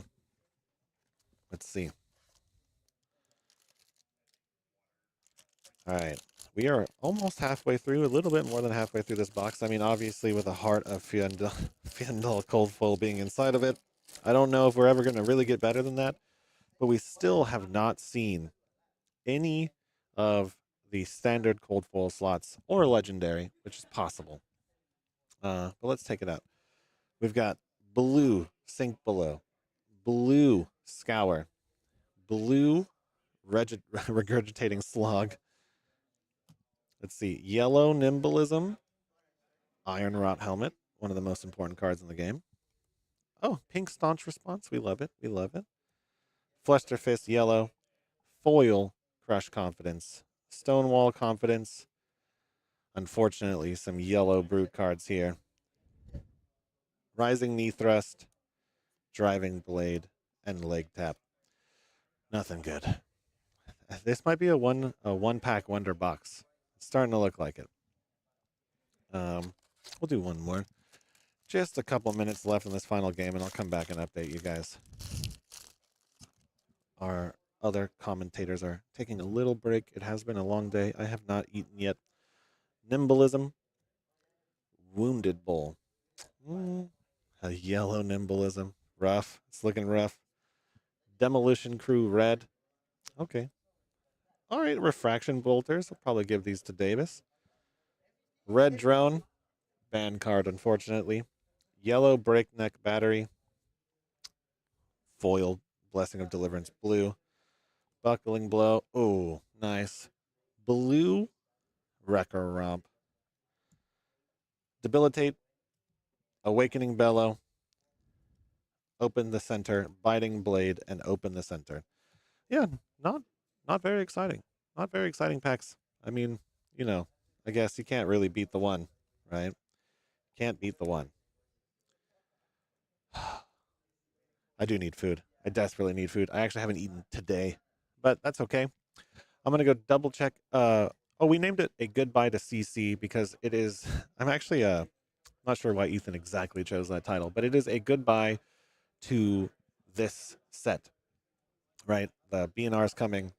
We have Bright Lights coming. I believe the next event is a Bright Lights legal set, and Briar is sunsetting. So it's a farewell to this chapter of CC, and we're going to jump into a new one. All right, I'll be right back. Going to double check on this last game. I'll see you guys soon. Bye-bye.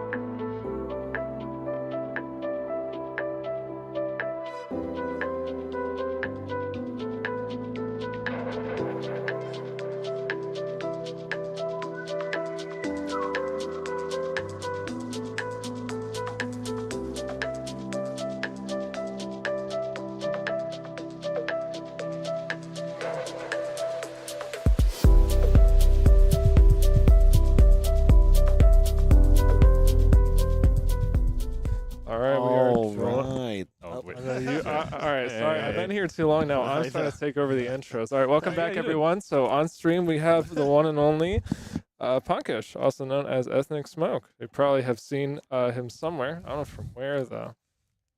Yeah, I don't know either. Not sure. Yeah, it's a bit of a nobody. How'd your game go? Managed to get there against Michael Fung. It was I was nervous. Obviously, it's Michael Fung. Yes. Yeah, I mean it was tight. He after the game he said he made a couple of mistakes. Which I mean happens. It happens. Yeah, I think the game started off, I felt pretty good because I got like back-to-back CLF turns. Ooh. But after those were gone, he got back-to-back 3 of a kind turns, so it kind of made up for it. But I think there was just a couple of well-timed blizzards on my end, which kind of blew him out because like he went like bolt and shot was massive on a Rain Razor's turn, and then I let him get a reload, and then after he reloaded, I blizzarded it. So it makes it really awkward. So his Rain Razor's only got that 1 buff the entire turn, and I think like those kind of plays that happened another time later on, a similar blizzard turn, which kind of blew him out. So, yeah. Well, I mean that's good. I'm proud. That's 2 locals in the top 8 right now. Yeah. Fighting. Oh, actually, the top 4. Top 4 now. Confirmed. Yeah. Top Firm 4. Yeah. We had locals win the Battle Harden yesterday. Mm-hmm. I don't know who that was, but I'm not sure who that was either. Yeah. Mention their names. But if we get more locals winning today, we can. I mean, we've locked it down. Like I said this multiple times. Both Battle Hardens are now under the control of the Pacific Northwest. Yeah. So give us more events. Give us more. Calling would be sick. It seems like some of our local players are pretty good. I promise we're good. We just we can't travel the East Coast all the time to prove it. Every single time. Every single time. Closest we get is California now, which is I guess better. But give us Seattle. We need one in Seattle and Portland. That would be really good. And a calling. Give us a calling. Oh yeah. Yeah, calling. Have you ever opened a first edition alpha pack before? I have not. So I feel like I'm in a minority here. I really don't like opening packs. Oh, that's weird. I'll open it for you. Gambling addiction. I'll open one if it's someone okay. else's. Now he wants. Which one do you want? It's more like I'm never the one who like when a new set comes out. I'm not the one buying a box. I always buy singles. Oh man. Oh yeah, the intelligent thing to do. Yeah, that's why he plays Wizard. Well, it's not fun thing to do. So it's not because of an EV thing. It's just because I hate that I open packs and most of it is chaff, and now I just have to deal with chaff somehow and like either organize it because I don't like it being unorganized in a box somewhere. So I'm just like now I just have trash on my hands and I hate this. I'm really good at organizing, but it's the gambling that gets me. I love to gamble. You're a brute player. It makes sense. Brute player. I'll take a Dori. 1 Dori for you. Bravo or Katsu for you. Let's do a Bravo. Hell yeah, baby.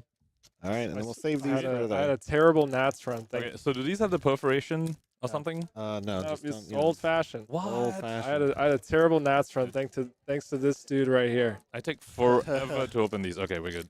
Oh, we got a Romping Club token. Okay, I'm in already. you're in. I'm in. You're in. So you already got the Heart of Findall, right? So I'm the rest of the bro. Well, there's a chance there's a legendary in it. That's true. It's unlikely, but there's a chance. Have we also hit the cold No, foil? nothing. In the box? We haven't. Hit I mean, the cold foil box, for aside from a heart. His Hey, trash. babe, we've already done it.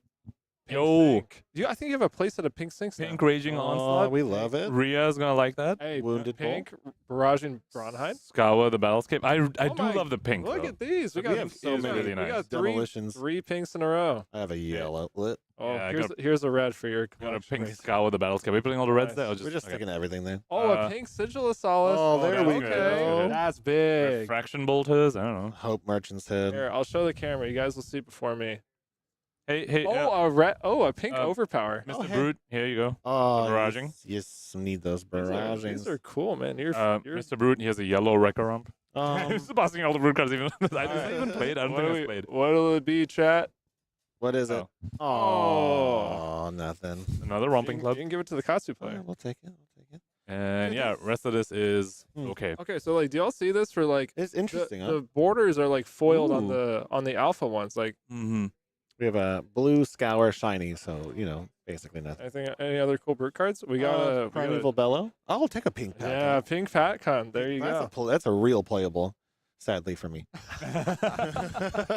Sadly, it's the best card in the deck. It's one of them. It's actually up there. I know. It's legitimately one of the best No, cards. I in the deck. agree. It's actually a good card in Rhinar, but the fact you have to say it's a good card is, it's a little odd. The rest of the pack, not much. Nothing much. There's a Refraction Bolt. I'm gonna see if chat, the pink emerging power. Can chat see this? So check this out. You can like maybe this is on everything and it's not interesting or special, but it stood out to me. You can't really see it, but like it's cool. There's like a glitter. There's like a glitter on the border, like especially down like where the symbols We are? have 1, 2, 3, 4, 5, 6 left that we will crack before top right. 8. Before top sorry, 8? before the All right, finals. before top 8, let's get back in it. Wait, so have 2 of you been casting together then? Yeah, I started off solo, and then he came in, and Yep, how's it been going? It's fun. we don't like each other that Yeah. much. So it's not- that's fair. We're conflicting a lot. Yeah, you're both pretty unlikable, really. Honestly, that's the most accurate thing I've ever heard. Nice. But yeah, honestly, how's it feel being on this side of the booth, I suppose? Compared to, well, awkward. I'm doing both. Yeah, But yeah. compared Yeah, to true. producing, casting, I prefer. But I Mhm. also, we've been taking it a little different. We're doing like golf style, slow, kind of like We're doing like very little claps. Yeah, They're like, oh, that was a good play. That was a good play. Yeah, the table mics were up a lot, so it's like a little bit of a that's nice, different that's nice. experience. The vibe Yeah. today has been very low energy in true Pacific Northwest fashion.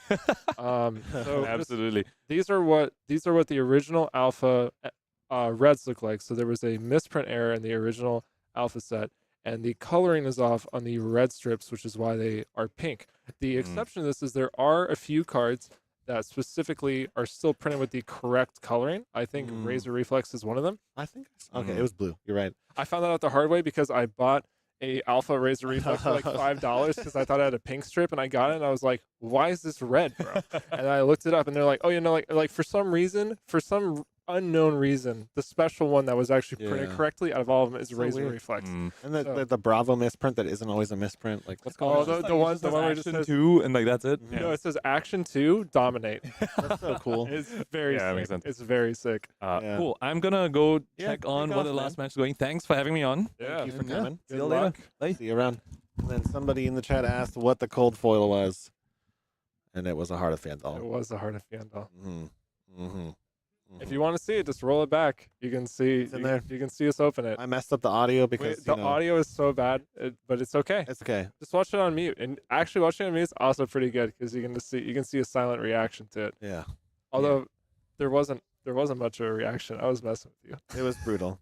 I mean, it didn't process. It took me like a while to process. I'm holding the camera on one hand. I'll be honest. I need to go rewatch that, but I'm pretty sure I can see my like face light up, and even I'm like a little bit in disbelief. I'm like, nah, bro, that's not the letter F. And That's I went through not the whole letter F. emotion. It was like, okay, it's probably a legendary then. And then I was like, which legendary is it? And then as you lifted it a little bit more, I was like, that doesn't look like a legendary. I was at first I thought I hit a legendary because I saw the cold flow button, and I'm like, no, that says F, and I'm like, wait, what's F stand what for? does that And even I'm like, mean? oh, wait a minute. Does it have the triangle on it? Oh, it doesn't. This is pre-triangle. Yeah. This is just F. Just F. Just I the didn't letter even. F. I wouldn't have even processed Pretty that. sick. What does It's it even pretty mean? sick.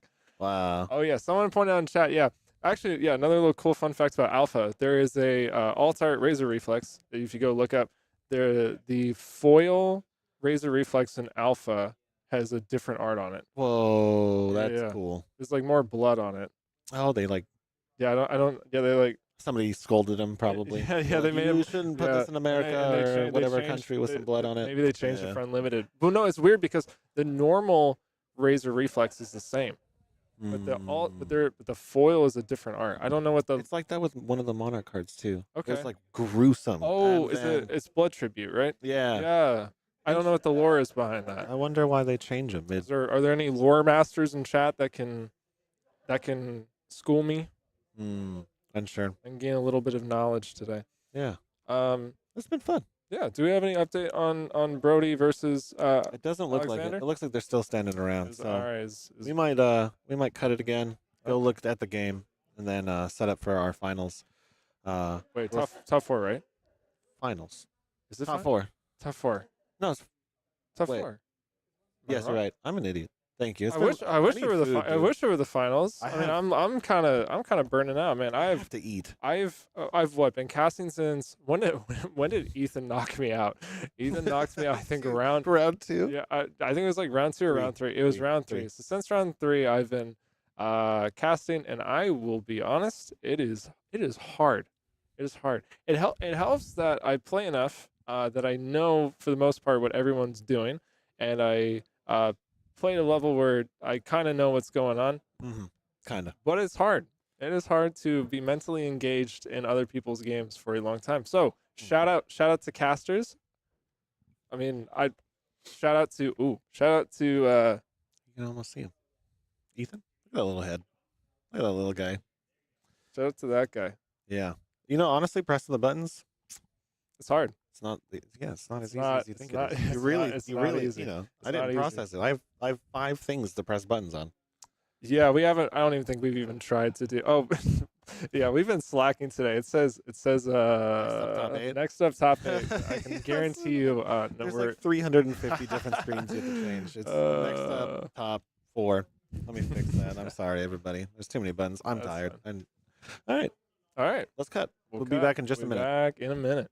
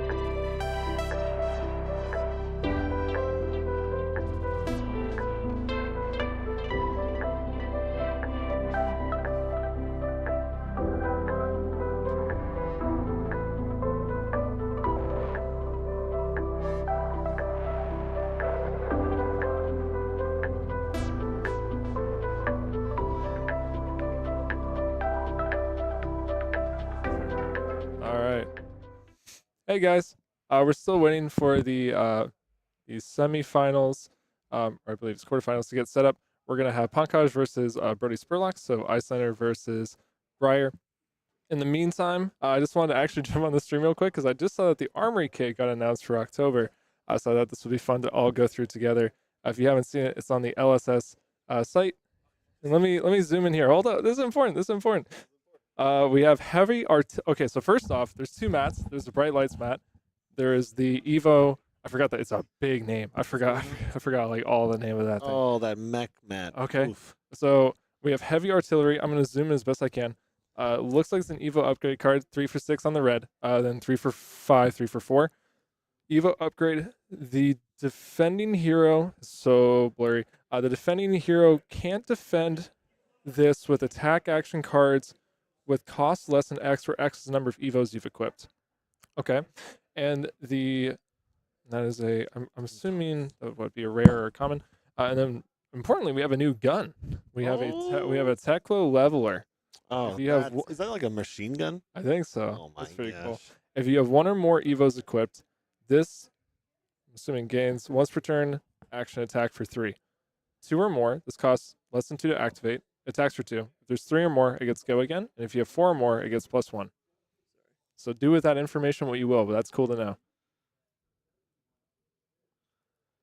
All right. Interesting. The memes have already started. Nice. Yeah, it's the armory kit. Oh, look at you. You're so much better than this. Why? You need to teach me the way, baby. Thank you, Aiden. Opening up a cold full heart was the most incredible experience I've had in my life. You're part of Fab history now. I'm a part of Fab history, and I got to open up for somebody else, which is either equally cool or equally not cool. Well, I guess it depends. If we got nothing, it would have been better. Yeah. If we got something, it's better for me. True. Oh, look at this. Even better. Look at that armory kit. Isn't that thing sick? Oh, okay. The image doesn't really. Oh, gotcha. Boom.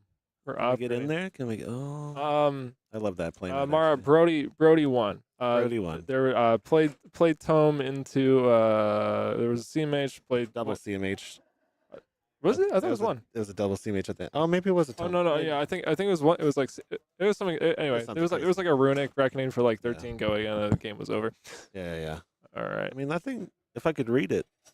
Oh, if you have Evos equipped, yeah, it's like a machine gun you bolt onto your Evo. Yeah. I was interested because I saw that it costs 3, and it seems like the Evo it feels more like Control. So I was wondering if like the weapon was going to be like almost like Guardian level stats, but I mean it is just like it's the promo, so it'd be interesting to see what the rest of the cards look like. All the time the promos are not very good. To be honest. What do you mean? Hellhammer is busted. But everyone on Twitter really likes the new Luminaris. It's really good. That's fair. That's actually true. All the best Prism players, they really like that card. Yeah, I heard. We saw a Prism yesterday. Absolutely, kind of crush it in Blitz with Luminaris, but yeah, yeah, it's kind of different, I guess. I think there might be a certain U.S. Prism player who really outspokenly likes that card. So yeah, all the armory promos are always super good. We're just waiting on we are Brodie over here. In the meantime, you can look at Mansant. Yeah, right there. Look at the little guy's head. Oh, wait, hold on. There, wait. Oh, there we go. There you go. You can tickle his ear for good luck. All right. Should we just do one more? Let's just do one more. Let's do another alpha pack. Let's do another alpha pack. We got time. We got all the time in the world. Too much of it, but never enough. Katsu. Cheers. Katsu and Katsu. Shall we? Katsu versus Lucas is actually happening right now. I think they've already played probably through half their game while Brodie was finishing up. Yeah. Nimbleism. Blue. Oh, not great. Razor Reflex. Yellow. Pink. Nimble Strike. Take that. That's an okay card. Pink. Wounding Blow. Oh. The OG stat card. Oh, I got a Razor. That's sick. That's red. But it's red, right? It's All right, red. chat. We talked about this. So we got the one card in alpha that was printed correctly, which Isn't that annoying? That's so annoying. So annoying. It sucks that they printed the card like it was supposed to look. Oh, hey, Barkbone strapping. Nice. We got a Goliath Gauntlet. Oh, my whole Blitz deck is coming together. Yep. Well, hopefully I'll open up a Scabs and we can complete it. Pink Blessing. Yellow Warriors. Oh, we got one.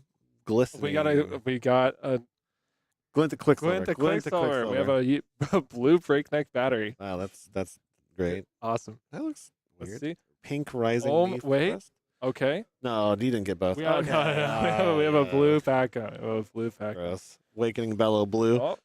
That's a playable. Pink Savage Swing. Pink Cartilage Crush. Cartilage Crush. Pink Driving Blade. Double check. It looks like we're still good. Savage Swing. Okay. All right. Easy. Leg tap. Hate blue. Yep. Bolt. Biting Blade. Surging Strike. Surging Strike. And Nature's Path Pilgrimage. Ooh. All right. Well, if there is any spice left in that pack or in that box, it's in the next 4. It's in the next 4. So hopefully cut by to the the table. finals, we'll get a nice cold flow on stream. Cut to the table. Let's hope I pressed all the buttons correctly. All right, we have it. I'm gonna bring in our players. Oh, well. Awesome. Wait, you made a top 4 in Camden? He starts with. All right. So we have Brodie Spurlock on Briar. Playing Young Heroes. Very, Yeah, I was two very well-known names. Honestly, 2 heavy hitters on 2 heavy-hitting heroes. True. Yeah, we can't forget that Pankaj was, I believe, the first player ever globally to top 8 a large-scale event with Icelander. That was the Calling Singapore. Oh, yeah. Incredible. Not too long after Icelander was released. This was actually before, I believe, U.S. Nationals, which is when, if I'm not mistaken, Michael Hamilton started innovating with the Wounded Bull list. That was when everybody said Icelander was terrible. Yes. He was the first person who top 8'd, and he did it in a time where everybody was like, wrote that hero off. Yep. I remember back in the day, there was a 2 CLFs. an endgame specifically using Sigil or Permafrost back in the day. I think it was the game plan he was on to close out games. Pretty even. No chill on myself. Frostbite. Even, which is Back and then OTK kind of style. Pretty interesting, yeah. Yeah. I mean, I remember losing to it when I was testing against him. So that then event. suddenly it was like, oh shit, I'm like 9 life behind. Oh, well, Pankaj is going Right, already. Pankaj is not reading the rules at the table. He's Let's say no swearing. Did Man Sant lose? Yes. He got 9, 10. Even though Yes, 10. Man Sant got 10. Yep. Davis, on 3 Big Dawn Blade got 0.5 value 9. per card by sending it. Man Sant got 10. I still chose that. And of course, Brodie Spurlock been on an absolute tear this year. You can't. Of course. Yeah, of course. You know, he flew all the way to the Pacific Northwest to attend a team. Yeah, I feel honored. I feel honored that we were important enough for them to all fly out. Yeah. Gotcha.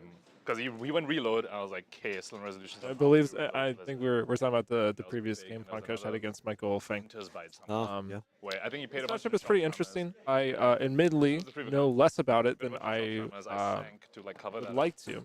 Oh, so it will be interesting to see what the overall play patterns are. I mean, it's nothing out of the ordinary compared to other aggro decks into Icelander, right? You have certain power turns that are able to actually chunk the Icelander, try to break them off of the turn cycles where they're able to send efficient damage, Arsenal disrupt you, and still keep up enough efficiency to get you to an end state where you're dead to Stormstriders.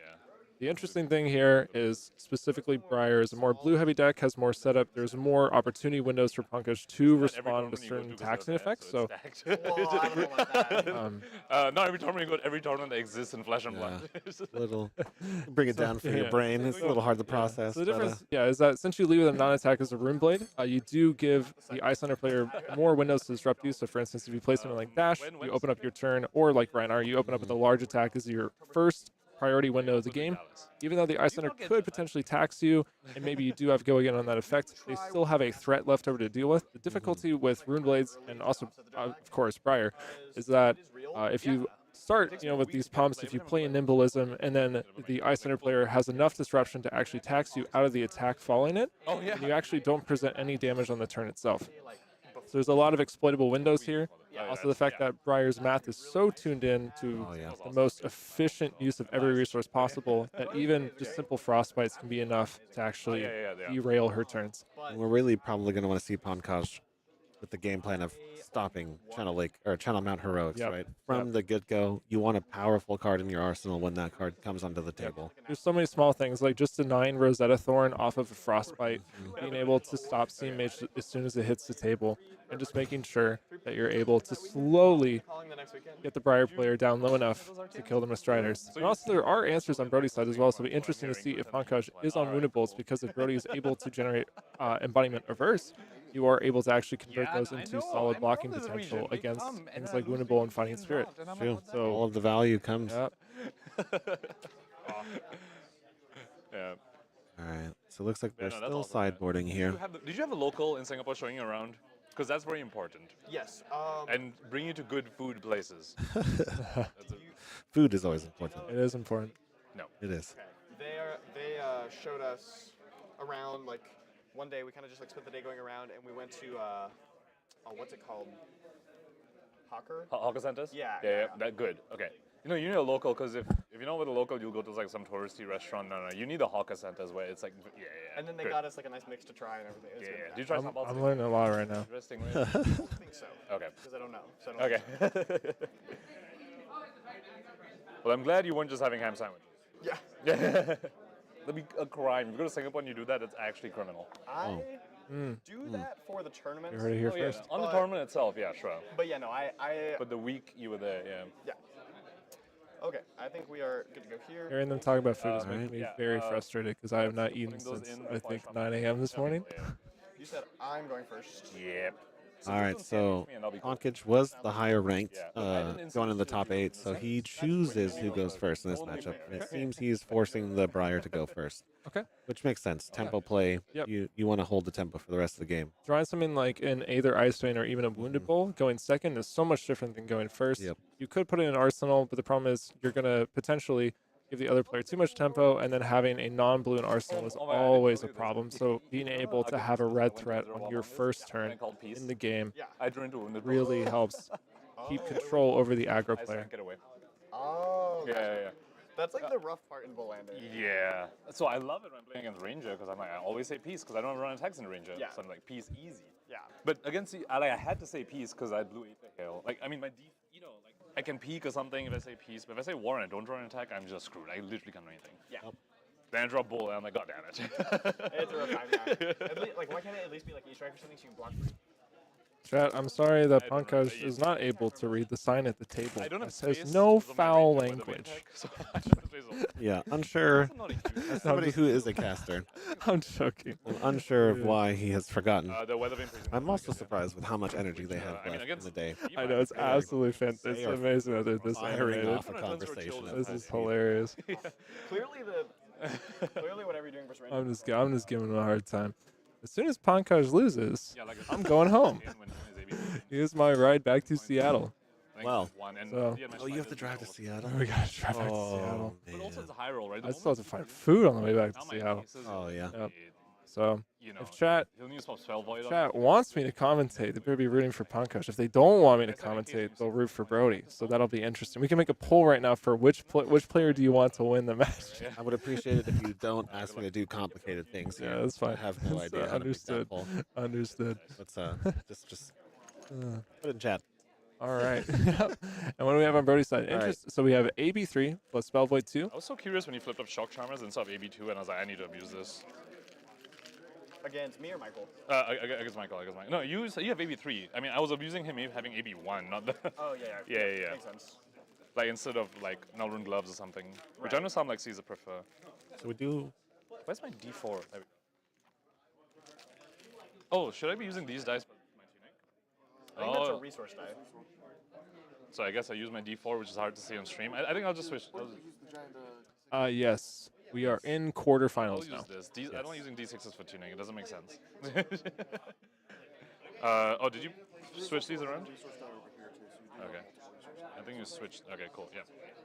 All right. Ooh, I put it backwards. that is a nice card to have on turn 0. Yeah, good to go. You have a spec on the top of your deck. Oh my god. Okay. I did check with a judge before top 8. I think they're just sticky sleeves. Yeah, that's a problem. Yeah. Good to go? Yep. All right, I'm going first. Yep. All right. In the game. So Brodie going first here. We're going to look at the opening hand. I am able... Okay, so we're able to see now. So we see Bramble Spark. We see the new Briar spec card. I actually forgot what the actual name of it is. But the blue first card? Yeah. Yeah.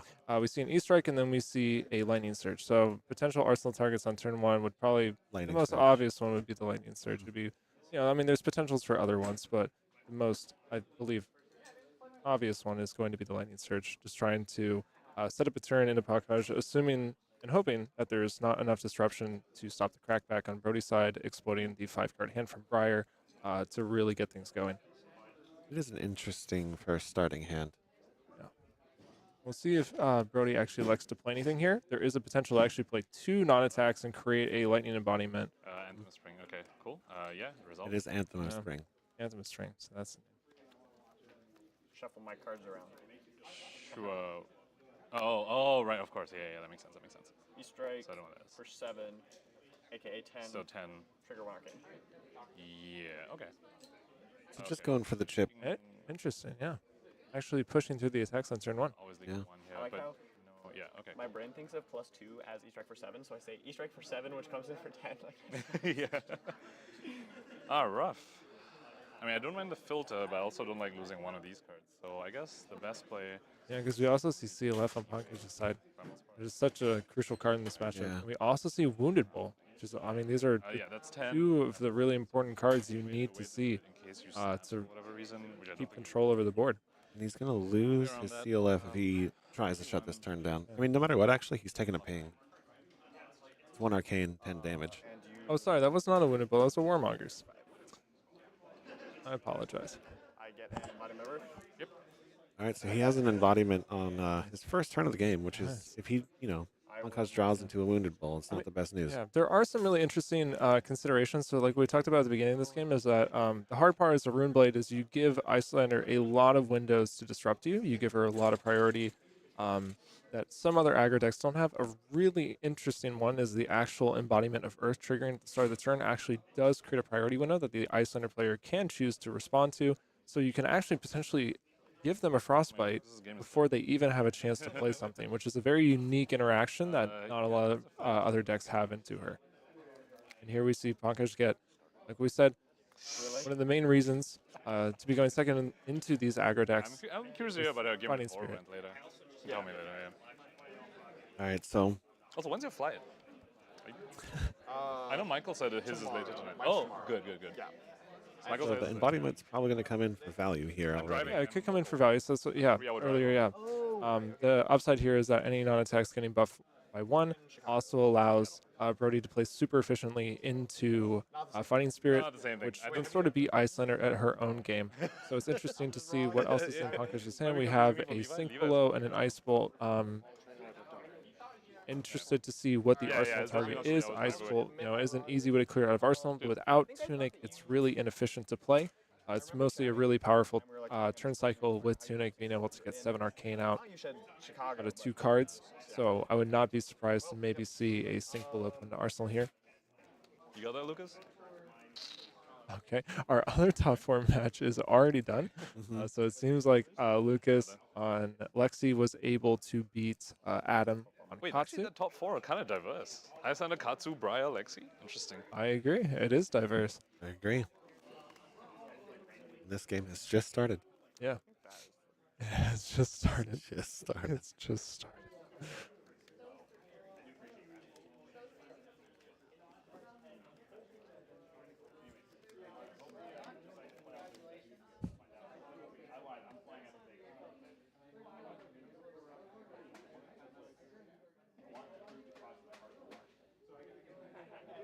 I will clarify for chat that Brodie's previous game against Alexander Vor did take, I think, quite a bit. Did it take over an hour? It did. I think it took over an hour. And so Lucas and Adam were able to start their game ahead of time. So they did start a little bit earlier. But yes, it is a little bit amusing that we already have our finalists decided. Brodie is known to take his time once he hits the finals. So we'll probably see a rather slow game. 2 cards remaining? 2 cards. All right, interesting. So, did we see Pankaj respond to and then choose to pass through the window? Well, actually, sorry. Did you see what he Arsenal? Was this? Was I it? did not. Was it? Okay. Just looking at the life counter. Yeah, that's all right. If we see the Ice Bolt still in hand. So, all right. So by process of elimination, the Sink is an Arsenal. That's why we don't see potentially a response to the embodiment window. Close chamber. Okay. Embodiment trigger once again. And we see an Arcana Crackle with no fuse. Okay, no fuse. Sounds good. And no go again right now. Correct. So I'm going to declare no blocks. Do you have any reactions? I have no reactions. I will sink it. There we go. So we see an efficient use of Sink Arsenal. I will sink. Pretty interested to see what Sink here. Maybe either the most likely maybe the Blue Emeritus. Yeah, that's yeah. both of the cards without the turn cycle of Tunic are not that powerful, and you specifically like what we just ripped off the top is you need to find you would rather keep the ice card in case if you do draw a fuse effect, and Pankaj did find a fuse effect in the form of Chilling Ice Vein off the top. Ice Vein fused with the Cold Snap. Whew. Bad. All right. And Cold Snap is an excellent arsenal target as well. Just turning one card into 3 Arcane, and a Frostbite is just absolutely fantastic. He's going 1 over the AB threshold, right? AB3 is I currently believe present so. on Is the table. this a yellow Ice Vein? I do believe so. Okay. So the only option to stop it would be Shock Charmer.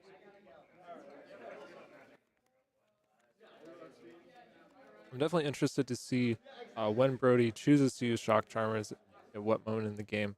I'm not going to make any speculation because I do not know, but I am interested to see over the course of the game what the choice is for that. We now can see Brodie's hand with 2 Swarming Gloom Veils, a Scar for a Scar, and a Snatch. We have very red hand. Yeah, super heavy red hand, which also means that Pankaj is able to respond to the Earth Embodiment window, and actually Brodie's turn could be almost completely shut out here. We're looking at 1 card lost for the Ice Vein. Take 4 down to 35. Yep, if Okay. Brodie takes all 4, we lose a card. One of these cards is going to be pitched to play one of the 0 costs. Good card you know nothing about. Very mysterious. So mysterious. Mysterious arsenal card. My turn embodiment. Yeah, I'm probably responding. Yep. I will respond to that. With the Cold Snap that you knew about. So this is what we talked about where, well, other aggro decks, even Rune Blades, specifically like Viscerai, are still able to play some things before Icelander has the response to tax them. Briar has a unique case where the Earth Embodiment they trigger does give a priority window Sure. Yeah, cool. All those to the Icelander player. A small upside, but Cold Snap does also freeze the arsenal for the turn. Brodie could play it, but I mean, I don't really see much of a point with the current hand. And we're going to see what Brodie decides to follow up with here. It's just a Snatch, Threatening, Snapdragon Scalers. Trigger Frostbite. In response to Frostbite Destruction, waiting 1 for 3. 32. That's a very small, intricate play by Pankaj, but very important here. Specifically responding in the layer step to the Frostbite means that if for some reason, let's just say, for instance, Brodie was running Oasis, something like that, some kind of prevention effect. It's a very minor thing, but it definitely matters. If you respond the layer step to the Frostbite is still there. So if you were to maybe respond to the Waning Moon by playing something, let's say like Oasis, the Oasis would actually still cost an extra 1 because the Frostbite is still there when you do it in response to the Frostbite breaking. It's just really small rules interactions like that, but there are points in the game where it absolutely matters. It's good just as a habit, just always be playing in those super optimal windows. We're seeing Snapdragons played. I always forget because there's this. Yeah, it's all good. I'm not used to being on So screen like you you. will go again. And on Pankaj's side, we also see a Wounded Bull, I believe, in hand. So the disruption is going to work very well this turn on the overall cycle because we're also going to have a really strong threat followed up. Nimbilism off the top. Oh, nice. Ooh, I see. Yeah, no, it doesn't resolve. Getting caught on screen. Oof. For 7. It's a pretty good off Again, the it top is draw. yeah. Arsenal's frozen. So I'm gonna declare no blocks and Scar. Okay. But he did trade his boots for that play. Yeah, and the other thing too is that specifically because of the Taxus turn, there's no Rosetta Thorn coming in after that. So that's the thing is, Briar is such an efficient deck that even one Frostbite can kind of make things go off the rails, and you can lose a lot of steam that way. And Pankaj just dodged. I'm gonna be higher than you. Snappies on a Channel Mount Heroic turn. So that is a big threat off the table. Huge. That's huge. Those came in for 3 instead of coming in for 7. Yep. Also comes down to Brodie's side as well, just really trying to be as aggressive as possible. I mean, if you take forever, if you give Icelander all the windows possible, if you don't ever really put her in a difficult spot where she actually needs to be blocking cards, she can just outvalue you. Just a really slow grind that eventually gets you down, sending bulls into Arcane on your turn. Michael gave me the remaining Oreos after his game, and I was like, that's such a lifesaver. Thank you, Michael. I also had a couple Oreos. They were helpful to me as well. Brodie's going back in the tank. Yeah. I'll say bye too. Yeah. Is he going to Taipei as well? Do you know? Yeah, he will be. Oh. Okay.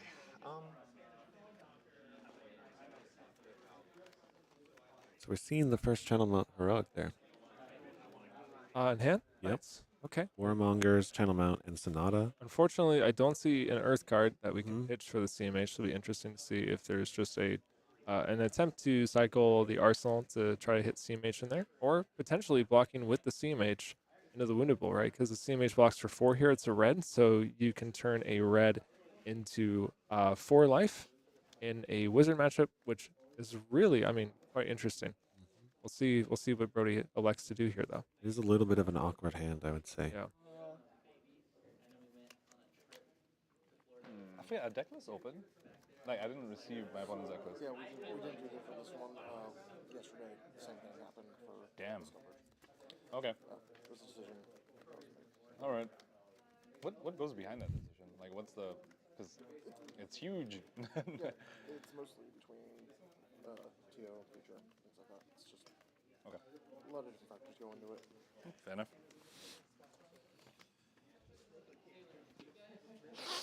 All right, so we're going to see some blocks here on the Wounded Bull. 7, take 1. Giving up All right, Channel Mount Heroic and a Sonata.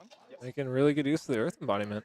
Yep, very good use. Let's have an Arsenal discard. I mean, yeah, the alternative is you have a CMH you can't even play, or you have a Sonata that you would have to gamble on. Both of those definitely don't feel very efficient. and Yeah. using them for 7 life there, keeps Brodie healthy enough to find a hand that works.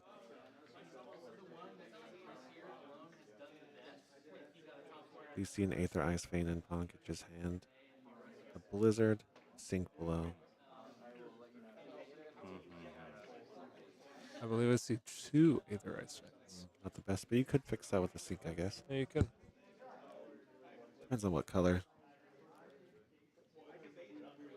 I just want some embodiment. It is down. Mm-hmm.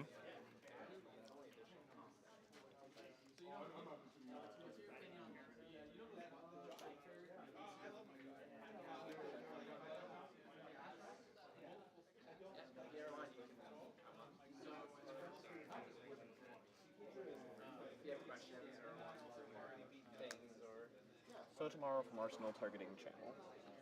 And puts it on the bottom, right? This one? This is not on top. Oh. So he's getting his Channel Mount Heroic back. Okay, nice. That's, yeah.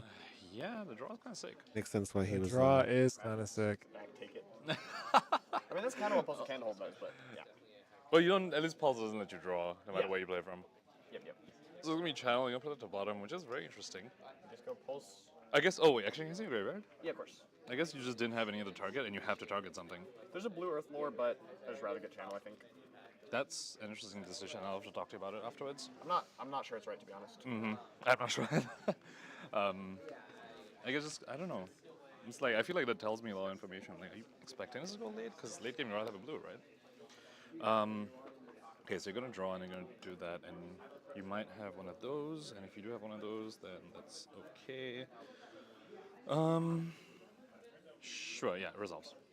Such high caliber players talking about each other's gameplay while they're trying to win the tournament. And you can tell they're both very dedicated to the game, because if you're able to openly tell your opponent, I don't think that was the right play, and your opponent be like, yeah, I'm not sure if it was either. I mean that's just awesome, right? I mean, that's just an environment where it really is just openly like, hey, I there's always room to improve.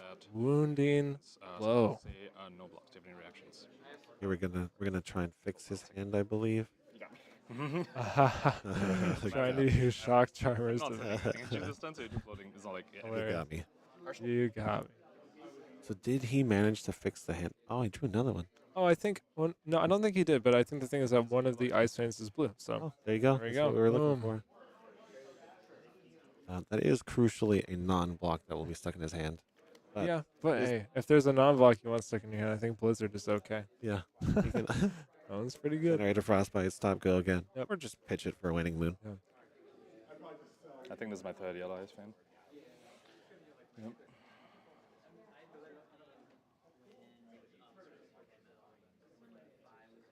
I appreciate Pankaj, because sometimes I will forget how many certain copies of a card I have left in deck, and he'll just tell me for me.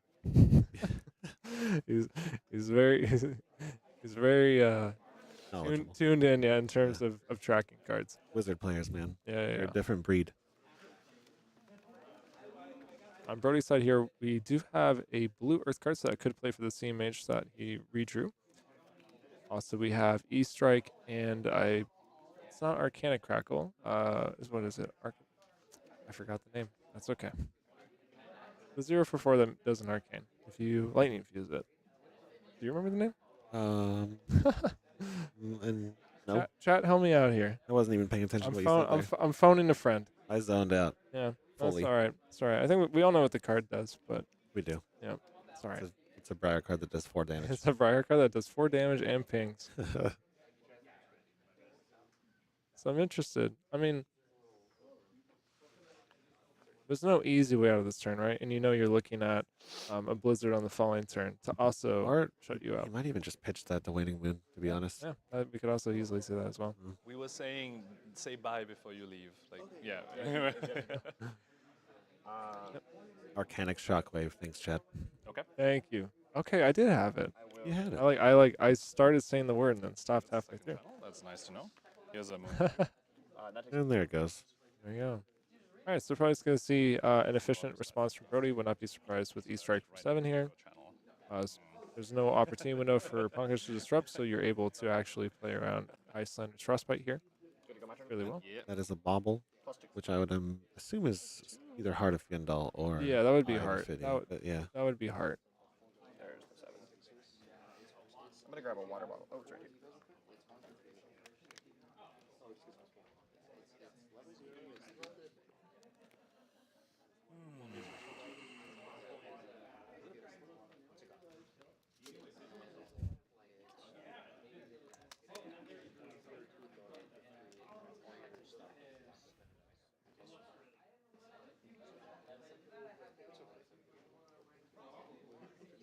No blocks. Do you have any reactions?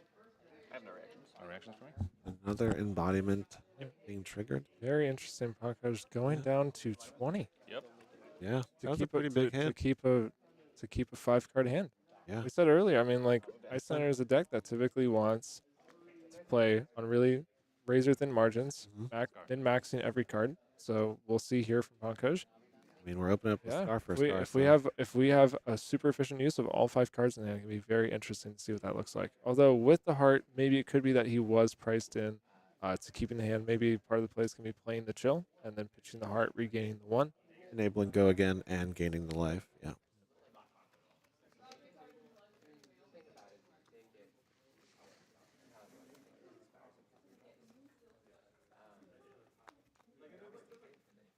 See what Brodie's working with over here. E-Strike, Rabble, Gloom. 4 reds again. 4 reds. 4 reds. Yeah, that's brutal. That's been a lot of red hands. I would not be surprised to see Pankaj also elect to play the Blue Winner's Bite without something like Tunic. You're knowing that that's stripping a full card, so that card is at least worth 3 to 4. Sometimes it's cumulative into decks like Briar, right? Any kind of Rune Blade that with larger hands can actually scale up the damage quite significantly. Keeping them just off of cards can be quite impactful. We will see another chance to respond to the embodiment on an all red hand. AZ. Interesting.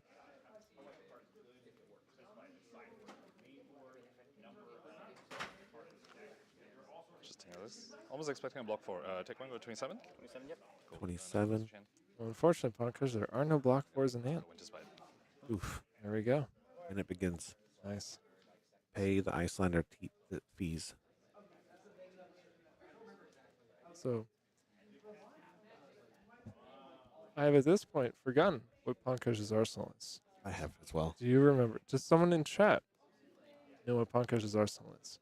We apologize. Oh, It's been a long he day. just showed it, and I looked at the chat instead of his screen. So this is a fun game for everyone. The reason why I asked this is because I am going to make bad calls if I don't know what the arsenal is. So for everyone's sake, it is helpful for me to know if that's an ice card or not. We can let Pankaj show us the It is way. a Blizzard. Thank you, Martin. I thought he pitched the Blizzard. Oh, did he pitch the Blizzard? I thought he pitched it. Oh. All right, we'll see. Maybe he has a second one. We'll see. Very possible. Oh, is it CLF? Okay, we have 2 answers. Okay, we have 3. All right. No. Okay. All right. We have. Okay. Everyone's in on CLF. All right, Yes, we're in on and CLF. also- Let's assume that's what it is. Yeah. Okay, so that's really good to know. So there's probably gonna be very specific moments at the table we see that go down. That is going to shut down an already. Yeah, my assumption is that it probably will not happen on this turn, right? Because if Brodie just opens up with Rabble, there's really not much EV you get out of the CLF. Like sure, like Well, you the do stop. embodiment will pop. That's true. Yeah, I mean you could do that, right? And then actually, Brodie would not be able to even have a turn. No, it's over. Yeah, Brodie would just actually, to use our favorite term, get time walked. It is a good term. It is a good term. It is, unless you're being time locked. Unless you're being time walked, in which case it's not. But yeah, but of course, I mean, Pankaj is working off obviously hidden info. Although he is quite good at reading, board states, right? I mean, he does see that Brodie blocks the red. He's going to see Brodie pitch a red here, so Right. that could deliver some information about the hand. Definitely. I definitely think it could, in fact, be a tonal tie in Arsenal. That would be huge if it were true. Yeah.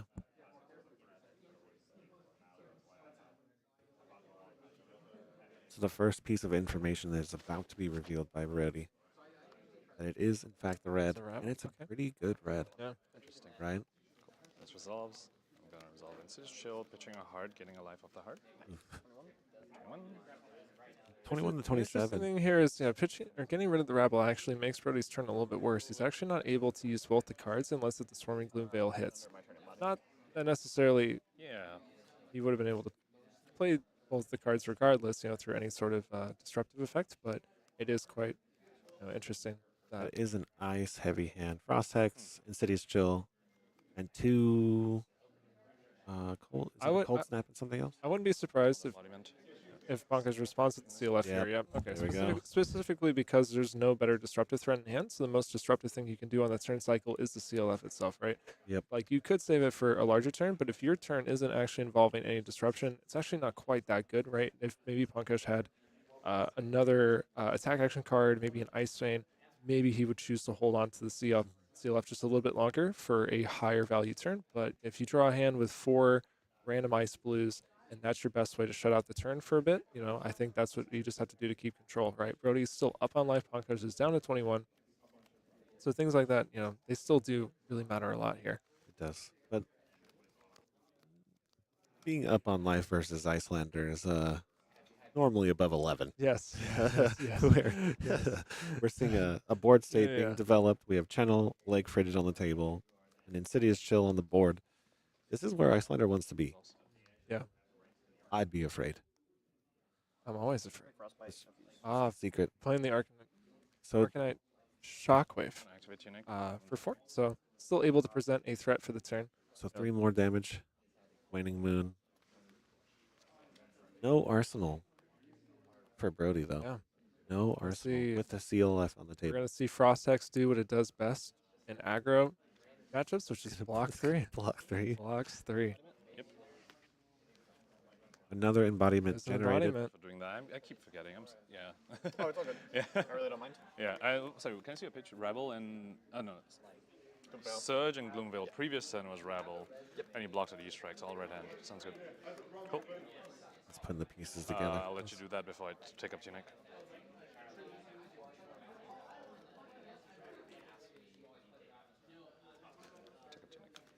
All right, we are definitely not on turn 1. Let me go ahead and fix that. Are we actually going to keep track of turns? I do it sometimes. It's sometimes. Once again, so Sometimes. close to resolving this. Actually, no, I was like, what if I don't block with this and just resolve that? Yeah. That is funny. Lots of deja vu moments this game, Brodie. That is. That is funny. Yeah, peak. What do we see on Brodie's side here? So we see blue Autumn's Touch, we see a Snatch, a Sonata, and a Bramble. And a Bramble. Unfortunately, to be taxed 1 card here does make things quite difficult. Being taxed for 1 everything on the following turn is also really difficult here. Let's see what Brodie decides to do to make the most value out of the hand. Something like just sending Snatch, threatening an Arsenal, and then electing to play for any AB also, I mean, would make quite some sense, but, There's a channel. Clearly knows the hero better than me. There is. So. Yeah. Okay. Cool. That's all I wanted to check. Okay.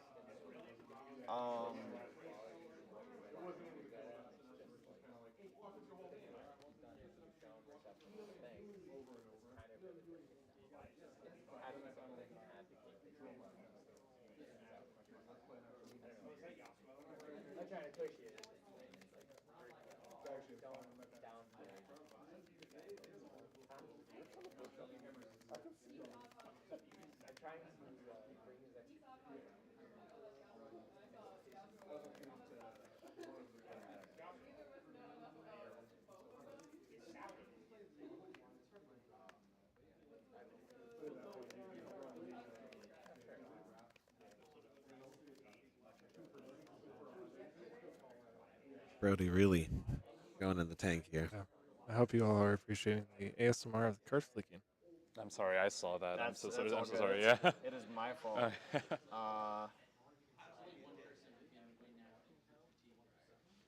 is my fault. I'm gonna pitch it. Plus, I'm with my N7 trigger channel. Yep. They're so clean with these triggers.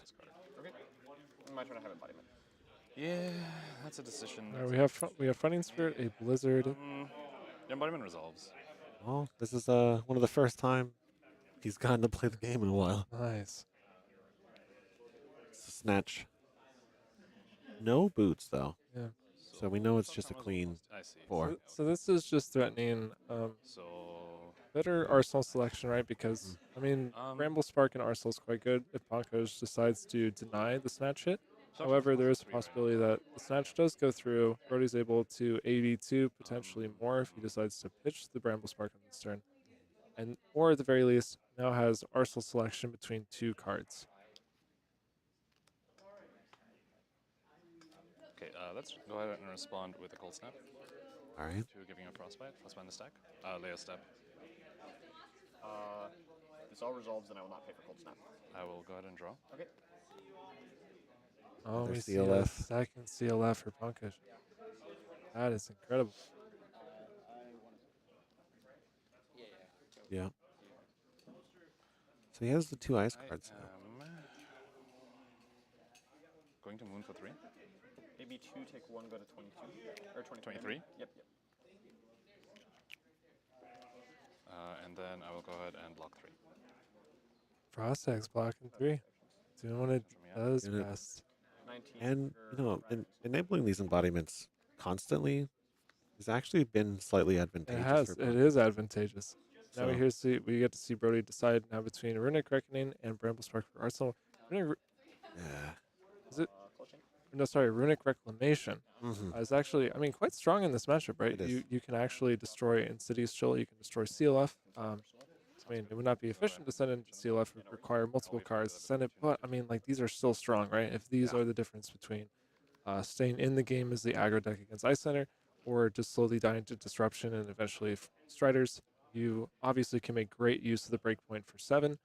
Pankaj here does not have a lot of armor. We have seen some D-reacts, but those are already gone. He went with the runic for the pocket. Nice. Okay. And importantly, we also see Metacarpus node instead of a block, so these breakpoints don't get to be covered the rest of the game. Yeah. Specifically, for the AB1 for incidental rune chance or pinks, specifically from Briar's card pool. I'm proud of you. Thank you. And here we see, I think it's another all red hand from Brodie. Yeah, and we're gonna see the CLF responding Yeah. to the embodiment, Yeah. shutting down a turn again, and now Incredible. he's facing 7 damage. Yeah. We're almost at tie game at this point. Yeah. I'd not be surprised to see Brodie potentially block with maybe more than 1 card. I mean, he has a 3-cost card in his arsenal too. Yeah. He's stuck there. Yeah.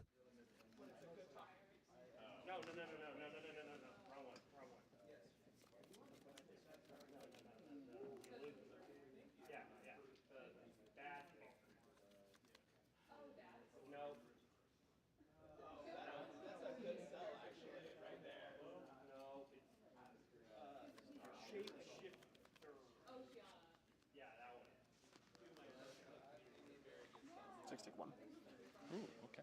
Have you a 22? Yep. All right, 2 away from the tie game. Okay. This is very interesting. They block with that. I mean, let's go ahead and end. Yep. But I'm just okay. I'll lose the channel. So, Pankaj noticing Mhm. that card is very much in his deck. Yeah. And he was willing to get rid of it. Yeah, and specifically, he wasn't able to play it on his turn. Because there's almost, Let's see. at least in Pankaj's mind, there's no reason not to send the Runic back. Right. So that tells him potentially something about the resource curve of Brodie's turn. He's going to see that here with him opening up Rabble. Rabble. Coming in for 2 go again. Oh, goodness. blue. We There's found, the blue he we needed. found a blue when we least needed it. Brutal. Declare no blocks on Rabble. No reacts. Cool. 15, 18. Yep. So we know we're going to have a blue for next turn, and so does our Icelander player. Yep. Okay, 6 damage across 2 cards. Pretty much on rate. We'll probably see Pankaj elect to use the sink below here. He just did brute damage. He just did fruit damage. As a He root did blade. He did a 2-card 6. He did a 2-card 6. Nice. No blocks. Do you have any reactions? No reactions. I'm going to sink it. Okay. I'm deciding on the sink. No worries. The question here is, do you get rid of the Scarf or Scar to go find a blue to play the Ice Feint? That triggers Chill. That'd be a huge tempo swing. Or, and of course, if you played the Ice Feint, you would also Waning Moon because your arsenal is already filled with CLF. Realize we have sit up every back time. on cameras. I have to sit up straight. Hi guys. Hi guys. Or the other consideration is you could actually play the Scar for Scar and then follow up with Coronet Peak. Scar would go again. All right. I mean, he would. Yeah. Oh, yeah, and depending on what color the Ice Feint is, I couldn't see exactly. It could be Aether Hail into Waning Moon, so you would still get 4 Arcane through, which is, I mean, definitely still relevant, right? Yeah, especially at this point in the game. Yeah. I mean, that alone would take Brodie to 18 if he doesn't give up a card for it. Scar for Scar is also threatening to put Brodie to 18. But, I mean, Brodie can still use these non-attacks, leverage the Embodiment of Earth, and actually match Pankaj's efficiency in turn cycles. Chat's confusing me with another Nathan. I see. So I'm not sure if they're talking to me ever, but just going to assume they're laughing at me. Hey, Nathan.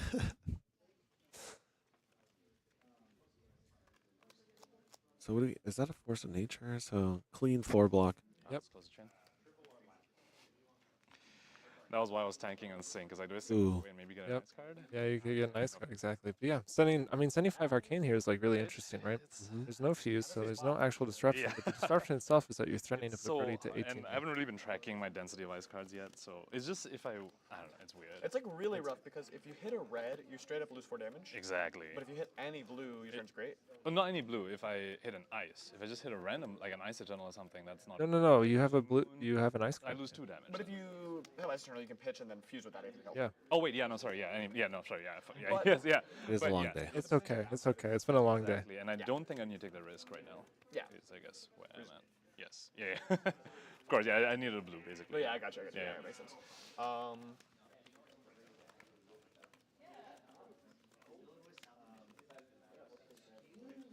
Reality check for our boy, Pankaj. He realized he made a mistake. Now he's counting his deck. It's okay. Doubling down. Doubling down.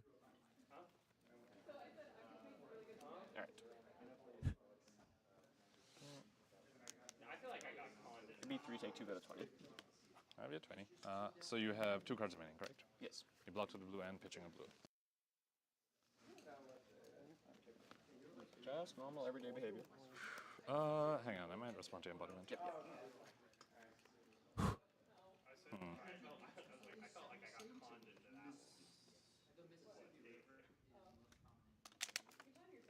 No response embodiment. Look at that. It's down. How exhilarating. We're going to have a turn. That's still the CLF in his arsenal, right? I believe so. Yeah, it hasn't moved an inch. Wow. Reveal. All right. Red this time. Okay. Oh, my goodness. How many snatches in your graveyard? You can check. I'm not positive.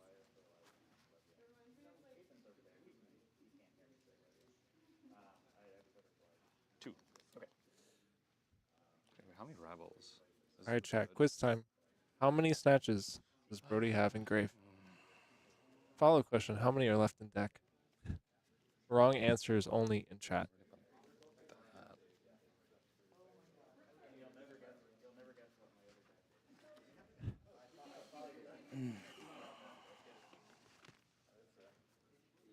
So we're counting each other's decks at this point. Nice.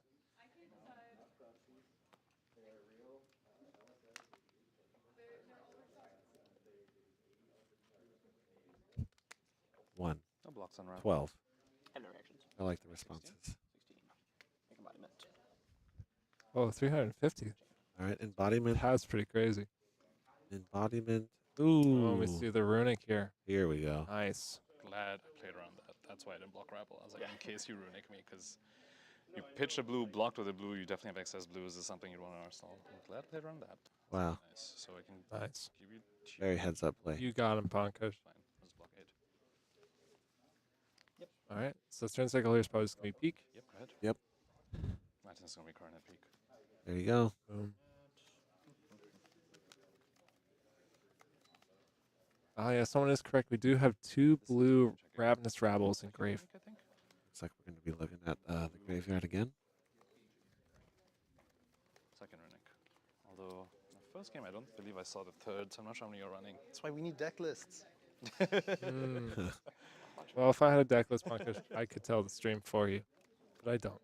The third one is he in has his the third hand. one in hand.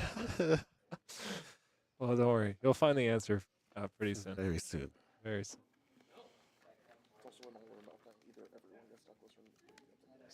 Sorry, I didn't catch that. It's also an all or nothing either. Yeah, of course. Yeah. I'm trying to decide which player community within a. I wonder if he's just going to opt for more pressure here. Just go straight for it. Okay, what did you? I'm like, brother, how many blues are you swimming in? Well, hey, you saw all the red hands earlier, Pankaj. And you have 3 cards? We had how many full red hands from Brodie to start the game? There were multiple.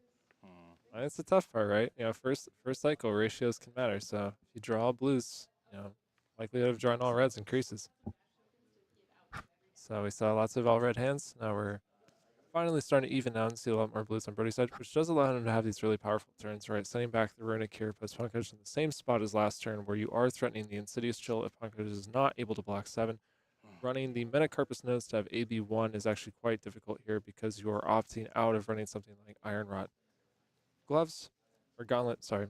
So, you know, you're not able just to cleanly give 2 cards plus your equipment here. Also, we have seen D-Reacts on Pankaj's side, but I don't believe we have them in hand right now. So, I mean, this would really threaten that Insidious Chill, which has gotten no triggers off, right? So if Brodie is actually pressuring that, Pankaj has actually not gotten value out of it. If you think back to the original turn it was playing Insidious Chill, pitching a heart. So if for some reason, you know, Pankaj has to let that card go, Brodie would essentially, I mean, completely invalidate that play, and then Insidious Chill would just be a 2-card 1 in terms of value on Pankaj's side.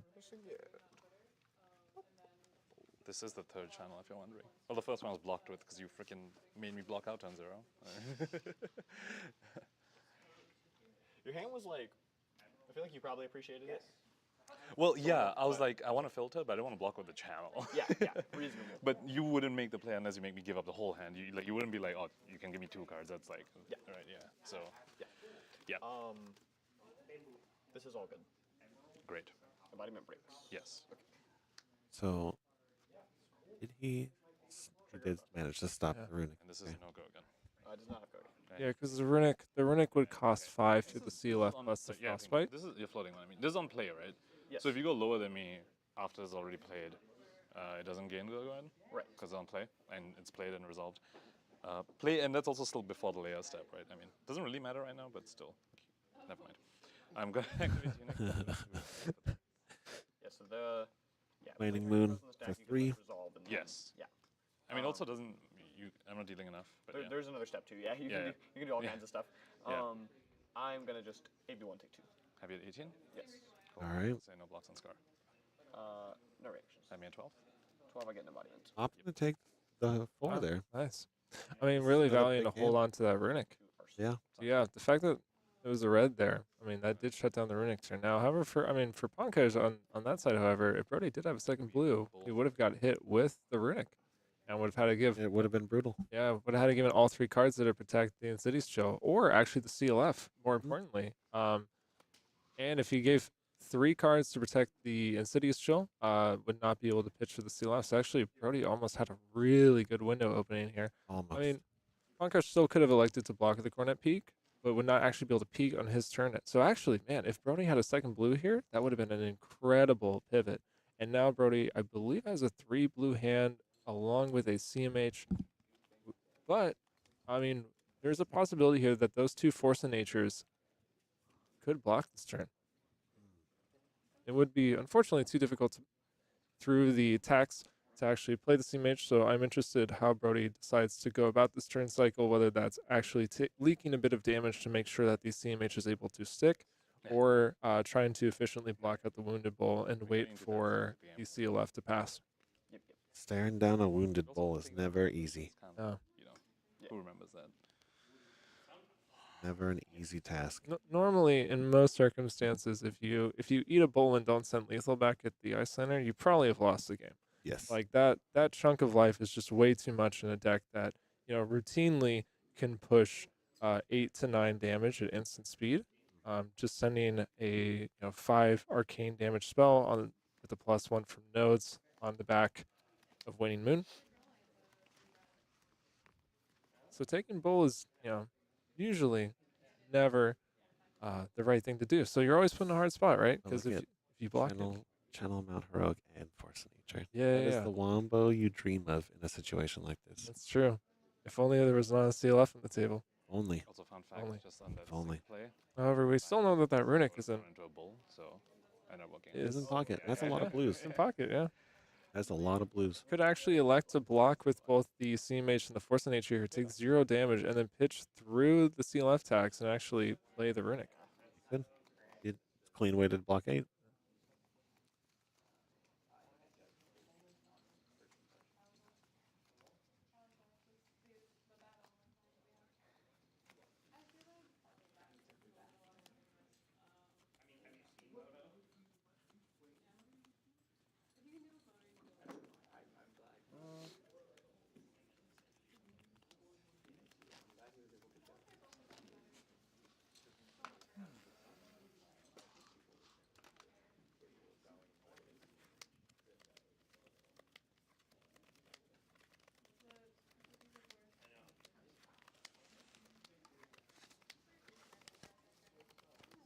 I think the greatest innovation so far of the increased player volume today Why does the time on is this that we actually do get to hear cards flick. I do like the time judge. just curious. 7:07. Oh, it's 7:07. Oh, so this is like just 5 hours behind. Okay. Yeah. Or 7 hours ahead or something. Something like that. Yeah.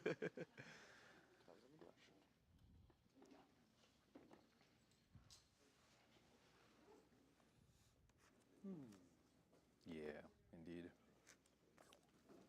I have no reactions. I got a 12. All right, so it looks like Brodie's probably looking to play the CMH into the runic. Yep. Which is, I mean, really powerful here, right? I mean, Pankaj still has not gotten chill value yet, surprisingly. 0 chill value. Yeah, it's kind of nuts. Let's draw my hand and think In the first turn, he would get it. Yeah. I'll go ahead. And Yeah, it's the first turn that he actually would be able to get value from the chill. Yep. Although, do we see an ice card in that hand? I do not believe I'm so. not sure. I would be interested if Pankaj actually potentially responds to the CMH with Striders here. It's not necessarily within kill range, but Brodie's playing the hand pretty face up. that is your last channel, though. Well, I mean, I guess there's one in the deck, but it's. And the thing here is that the Insidious Chill would tax. And that's no Earth card in your pitch zone, Brodie. What the heck are you up to? I was like, what's happening? Very interesting. I don't know if Pankaj would actually go for it, but to entertain the idea, if you were to fuse Ice Vein here, I mean, Brodie has exactly 2 floating, which means that you would rip the last card from hand with both the Insidious Chill trigger and the Ice Vein connecting, which would potentially rip all resources available from Brodie unless the last card in hand is a blue, which first at home on stream we do know. Oh, we have an Ice Eternal. There is an ice Arsenal. card in his That's hand. great. That triggers Chill. It does Exactly the exactly same it thing. does exactly what you want from the X is 0. Aether Ice Vein, but does not require you to use That's Striders what here. represents 0. I forgot. X I is 0 forgot though. that was an Arsenal. So we're just looking here to rip the 2 resources in pitch. The reason for this is that I think Pankaj knows that there's a Runic Reclamation in Arsenal. The thing here is that even if that last card in hand is a blue, it does not actually allow Brodie to play the Runic. And he eliminates the Mount Heroic. There's no Earth. Well, I think if he has Brodie could still pitch for Thorn. Brody Okay, could okay, still he pitch could, yes. Yeah, so he still could have a way out here. He could pay 2 to the Ice Eternal and then pitch to use Rosetta Thorn, which does keep the Earth card in pitch zone. As it resolves. So Brody's able to play out of that, but very true. Can't send the Runic for 10. But still, that's big. There you go. yeah. Such a good read. Such a good read.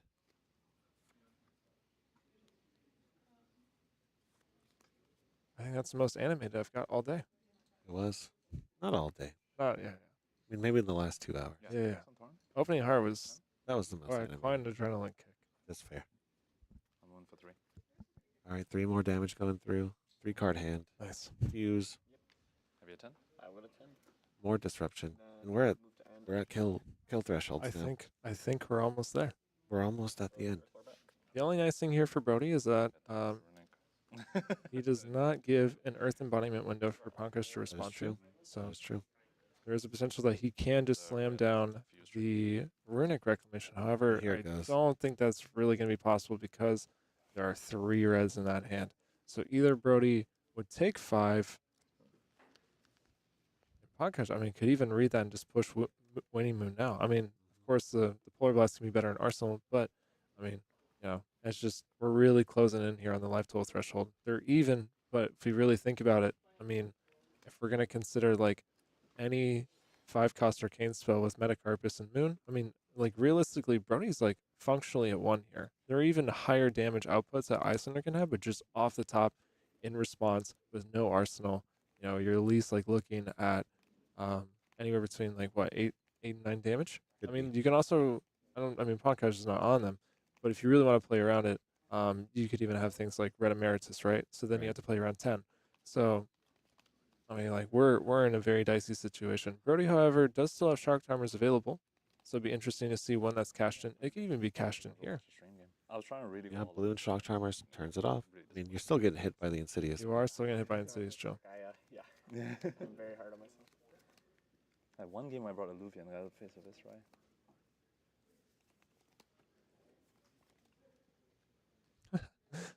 Someone in chat, yeah. Miraculously, it is still turn 4. Leave me alone, please. I don't know what time it is anymore. Oh, we'll go with 7. Sure. How's that sound? Sure. I'm What sorry, if everybody. wait? Which one is the? It's the big blue button. The big blue. This one. That one will turn on the round timer. I forgot to turn on. Is it There, this one? well, there is no round timer. Okay. Here we'll have. Is it not changing? You have to hold. It's kind of funky. Oh, okay. Now you just spammed it. Yeah. All right. Oh. Huh. Okay. Yeah. Oh. Okay, well, now we're on turn 3. We're on turn 3 actually. Yeah. I was gonna try to do something funny. I was gonna try to put in like a double-digit number. I don't think That's okay. it'll do that. Oh, cool. Can we make it like turn 30? I'd That's rather what it's felt like. has felt like that. It has felt like that. It's just.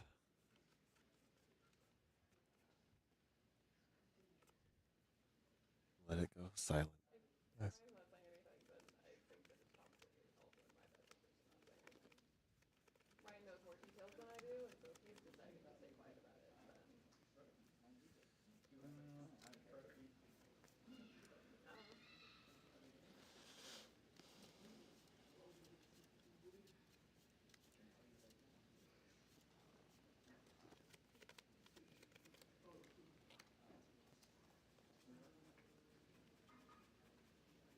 You can take all the guesses you want, but you have information you're withholding from me, so. I was like, this is the first red ice fan. I'm like, no, that's the one which I didn't fuse. No, yeah. Brandon will gossip with me until I'm not telling him information about logistics that he's actually probably interested in.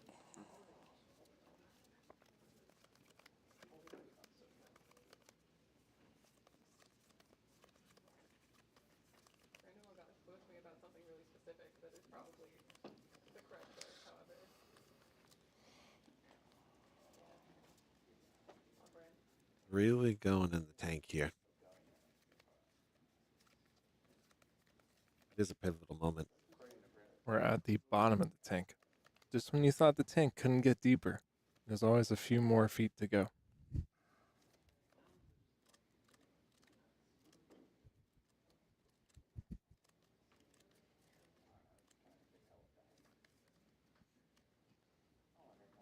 I would like to tell chat on the drive down to the Battleharn, I did have a ham sandwich, Panera bread.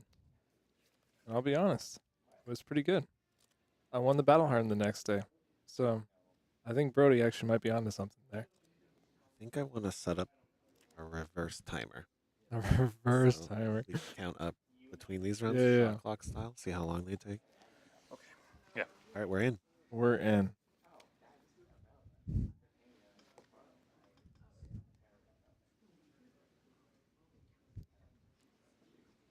Also learn. So, in case you forgot, Insidious trigger on the stack. Mm.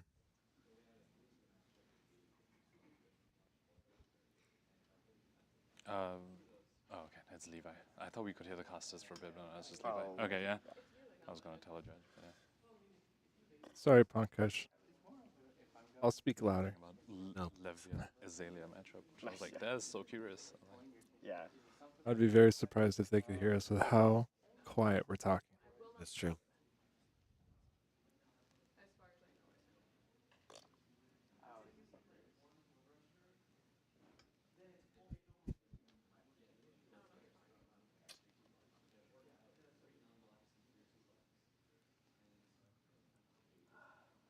We're so close.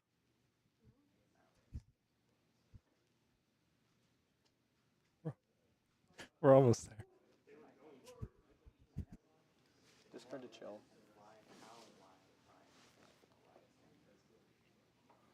Maybe 3 shock charms, I believe. That's what you did last time. That is what I did last time. Yeah. Indeed.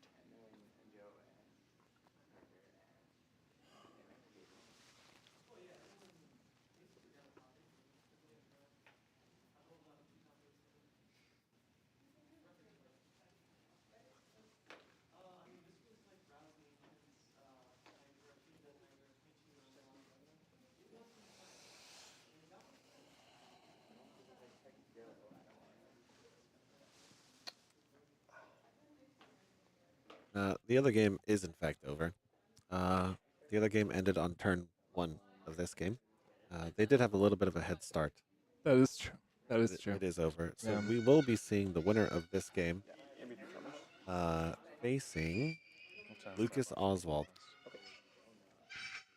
We're going to go dark here for a second. There's an upset child in the hotel lobby.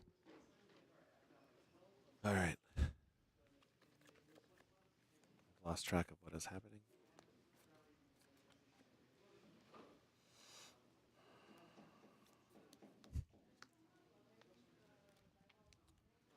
All right. Chat. I'm gonna be honest. I'm dying over here. You guys are killing me in chat. So we have 7 damage. Man, normally I have to pay for comedy shows. So you guys are just providing free entertainment. Interesting.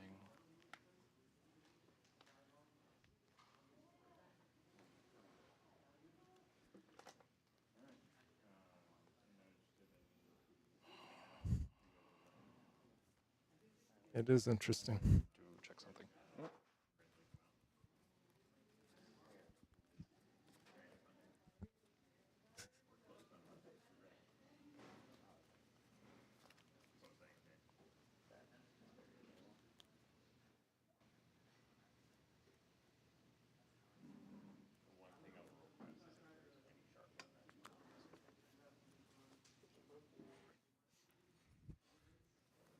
What do you guys think about wounding blow? Wounding blow? Yeah, wounding blow. Not wounded blow, but wounding blow. I think my take is it's mid at a range of things. Not even sure what that means. Yeah, if you put the words together, it kind of makes sense. That was a pretty good joke. I'm here for that. Yeah.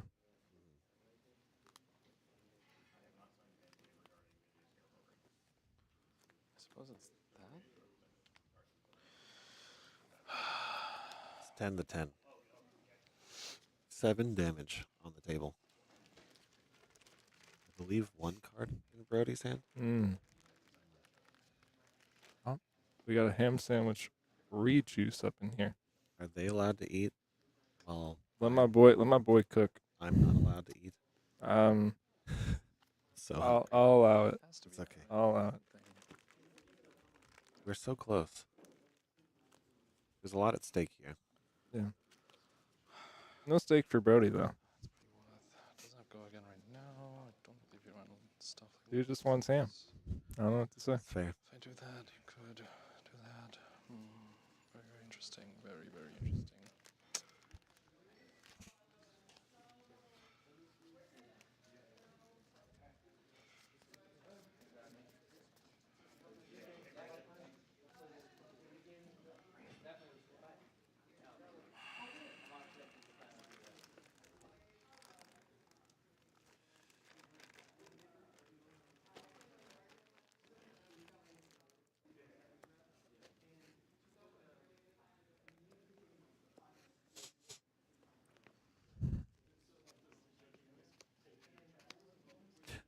Pass Lucas's bet tonight. Oh my god.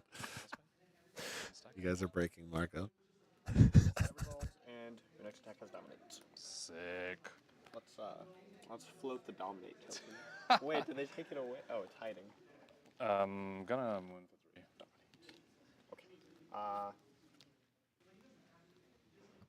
All right, guys. After a long anticipated amount of time, we have finally resolved the game action. Glad I read right. Because I tanked for 2 years. And I wouldn't put it like did that. You on Runic and I would. Arsenal? And so I think if you had the blue, you would have. I was going to shoot a little bit higher on the time. Okay. Yeah. Could be wrong about you having that. That's all right. We are here. We're giving we're giving a little bit of a hard time. We are. You know, the game's hard. You gotta take your time with important decisions. You do. Yeah. Probably a reason to win a bunch of tournaments. There's it's definitely no coincidence that when you actually think about the game actions you're taking, you win more games and you do better. I will close the chain. Reason number 10 why I play Brood. There we go. 2-card hands. Yeah. What is there to think about? Yeah, people are like talking about item dash. I'm like, no, dude, it's gonna be boost. I have to think less. All right, so we go back into Pankaj's turn, and we're gonna get hit with a another fighting spirit. Actually, fighting spirit. Hey, it doesn't gain 1 though. Okay, no, it's not that. Oh wait, never mind. They didn't update life totals. I think it does actually gain 1. Yes. And I know we've actually been streaming. Okay, I was gonna say I think we've been streaming Pankaj's hand for like 10 minutes. But I did forget what the last card is. Is that a blue ice rain or is that a? I have no idea. Above a blue. Okay. I have no idea. I can't remember 5 minutes ago, let alone 10. That's okay. I'll snipe it on the camera when we can get a shot at it. I think I'm gonna go get a beer. Yeah. I wonder if taking a bite of the ham sandwich counts as a game action. All right. So here, coming in for 7. We're going to see on Brodie's end. We do have an embodiment of Earthright, so we're able to still efficiently, we can block maybe with a 4 block and then block with a 3 block and still, once again, cover all of it up. And I think, there we go. If I'm not mistaken, we still have a Runic Reclamation in Arsenal. I have no reactions. Now, at this point, the Pankaj has gotten most of the value out of the chill, so Very true. the Runic, still does threaten that last one, which is quite relevant here. But, when Brodie first drew it, I'm gonna let the first one resolve. the Insidious chill Hank on the was still at 3, and was really looking at a really high EV hit with the Runic. This one here, I wouldn't even be surprised if Pankaj just partially blocks and lets it go. Right. Especially because he only has to reveal 1 card, so. Yeah. Right, does have a balloon hand. Yeah. Been hiding there. You were right. All along. Okay.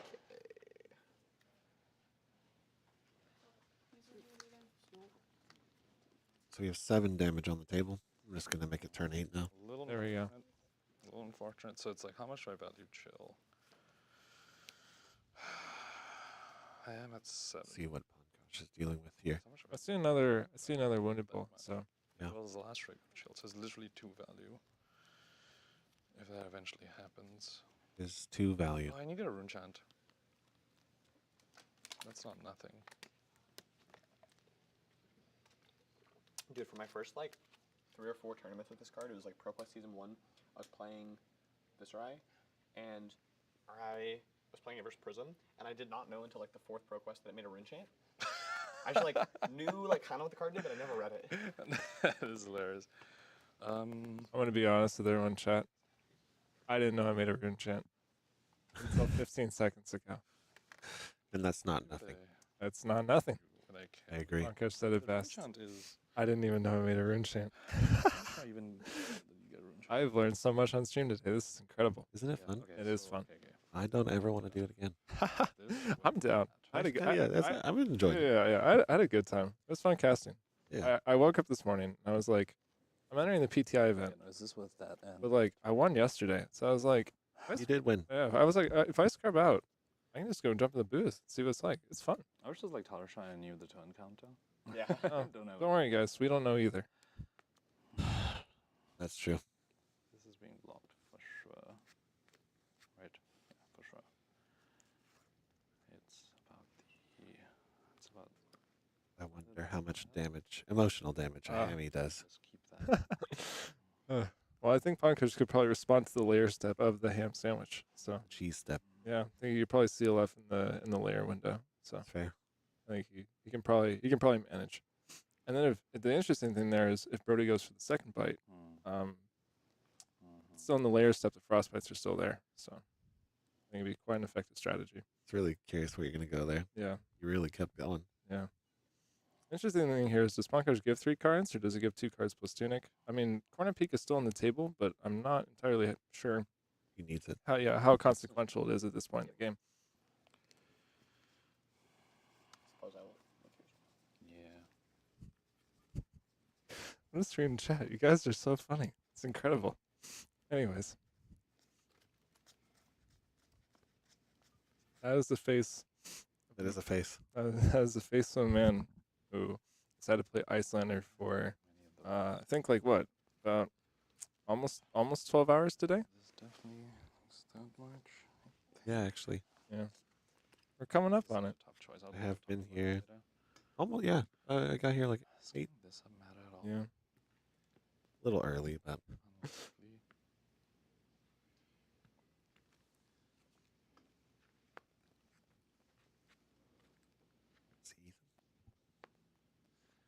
Oh, yes. Ethan is still here. 7, right? Yeah. Okay, cool. Let's not mess up the math here. There we go. That's 7. No tech cracks. I will move to end. End is good.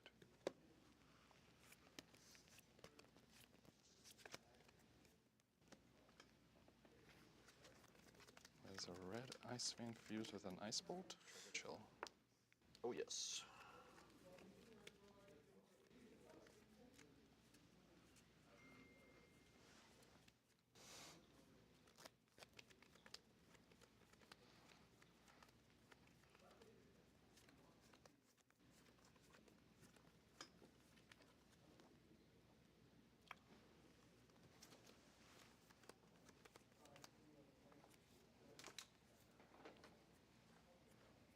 Kicking stuff.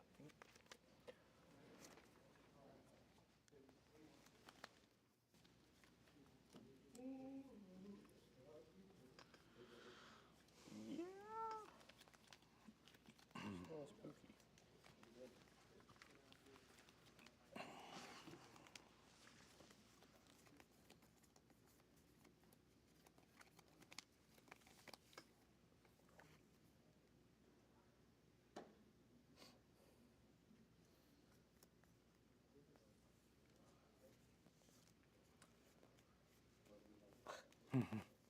Ah.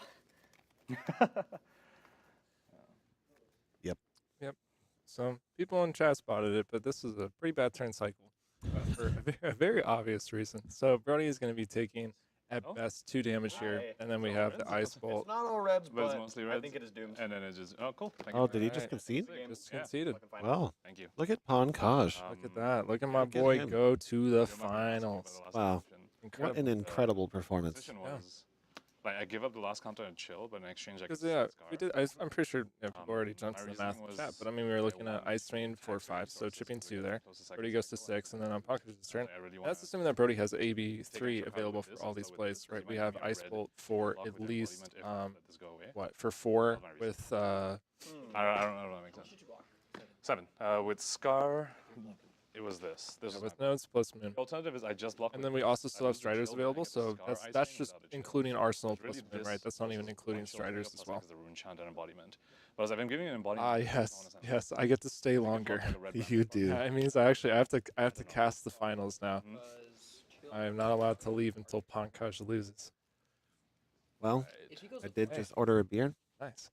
And are we good? we have some alpha packs to open here. We still have alpha packs to open. We're not done here, guys. We're not done here. We have one whole game left. We still got content. I am gonna go ahead and run advertisements real quick because, believe it or not, if it wasn't for them, we wouldn't be here. We wouldn't be here. We wouldn't be here. I got paid so much today beyond casting. I have to One- thank you. To one the red sponsors. flick flack? I got a foil alpha flick flack today for my troubles of casting. And I will dive in a tournament for you at this Thank point for opening the alpha Thank you. Heart of Yandal. Yeah, But happy to help. we're gonna go ahead and thank our sponsors once again, and run that ad reel. I'm gonna go take a lap, drink my beer. I'm gonna go get We're water. gonna crack some alpha packs, and then we're gonna Nice. play our final game. We got one more because it is Lucas Oswald on Lexi versus Pankaj on Icelander.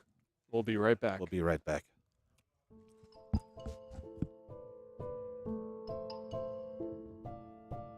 Hey yo, Don Amurabi. You want me to tell him about the bazaar, or do you want me to use the clams, huh? Relax, Captain. These are our customers, and we are the merchants. It's okay, I'll handle it. You, I know your problems, and I got the goods to fix them. You watched an OP deck tech and need to buy the spice. Buy from the bazaar. You are deep into theory crafting the next hottest deck. Buy from the bazaar. You are changing your Pro Tour deck list last minute. Buy from the bazaar. You follow the meta and need to change decks. Buy from the bazaar. You have an addiction to box breaks. Buy from the bazaar. You find yourself dealing fab to new customers. Yes, catch me outside and I'll hook you up.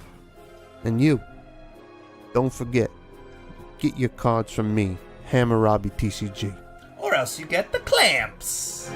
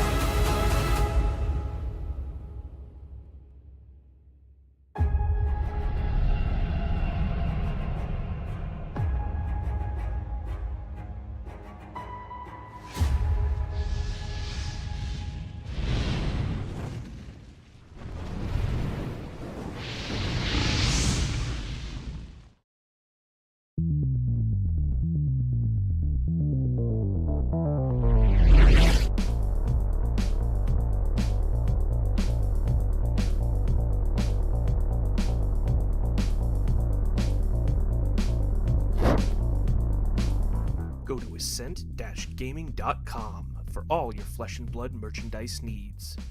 Use code SAVAGE to get 5% off your entire purchase. Do you know what the hardest part about being a brute is? No, it's not rolling a 1, because that never happens. It's not discarding your Blood Rush to Pulping or Wild Ride. It's actually having to buy hundreds and hundreds of Reckless Swings for your opponents to sign as you kill them with it and put them in the ground. That's why I go to fabfoundry.co.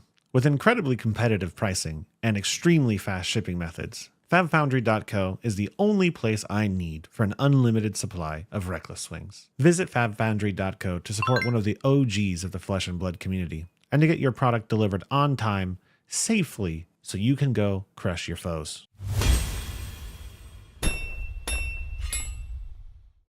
Hey there, I'm Joey from EDH Rec, and I'd like to help introduce a cool new addition to the Rec family. We've launched a great resource to help you out with your fab deck building. And in this short video, we've got a Flesh and Blood creator to help walk you through it. Basically, the announcement is, well, actually, I'll just let him explain it. Mansant, take it away. What Fabric does is gather a huge amount of competitive deck lists from a variety of sources and then provides useful insight for each hero and the formats in general. And here we have Dromai, Ash Artist, a powerful and new fun hero from the Uprising set. Instantly, we can see statistics taken from the average of all the deck lists for Dromai. Now, the first thing you can see is the card distribution, pitch, and cost averages. Scrolling down, we get to the juicy part, what I definitely want to see, the most popular dragons. Notice how Invoke Chromai, Kyloria, and Miragai are showing up nearly 100% of the time in Dromai decks. These are clearly the staple dragons you want to start your deck with. Thank you for tuning into the video here, and be sure to check out my content on Mansant at YouTube, streams, gameplay, everything to do with Levia, and keep your eye out for Fabric as well. Future features for sure. Try it now, a great tool for Flesh and Blood players right here on fabric.gg.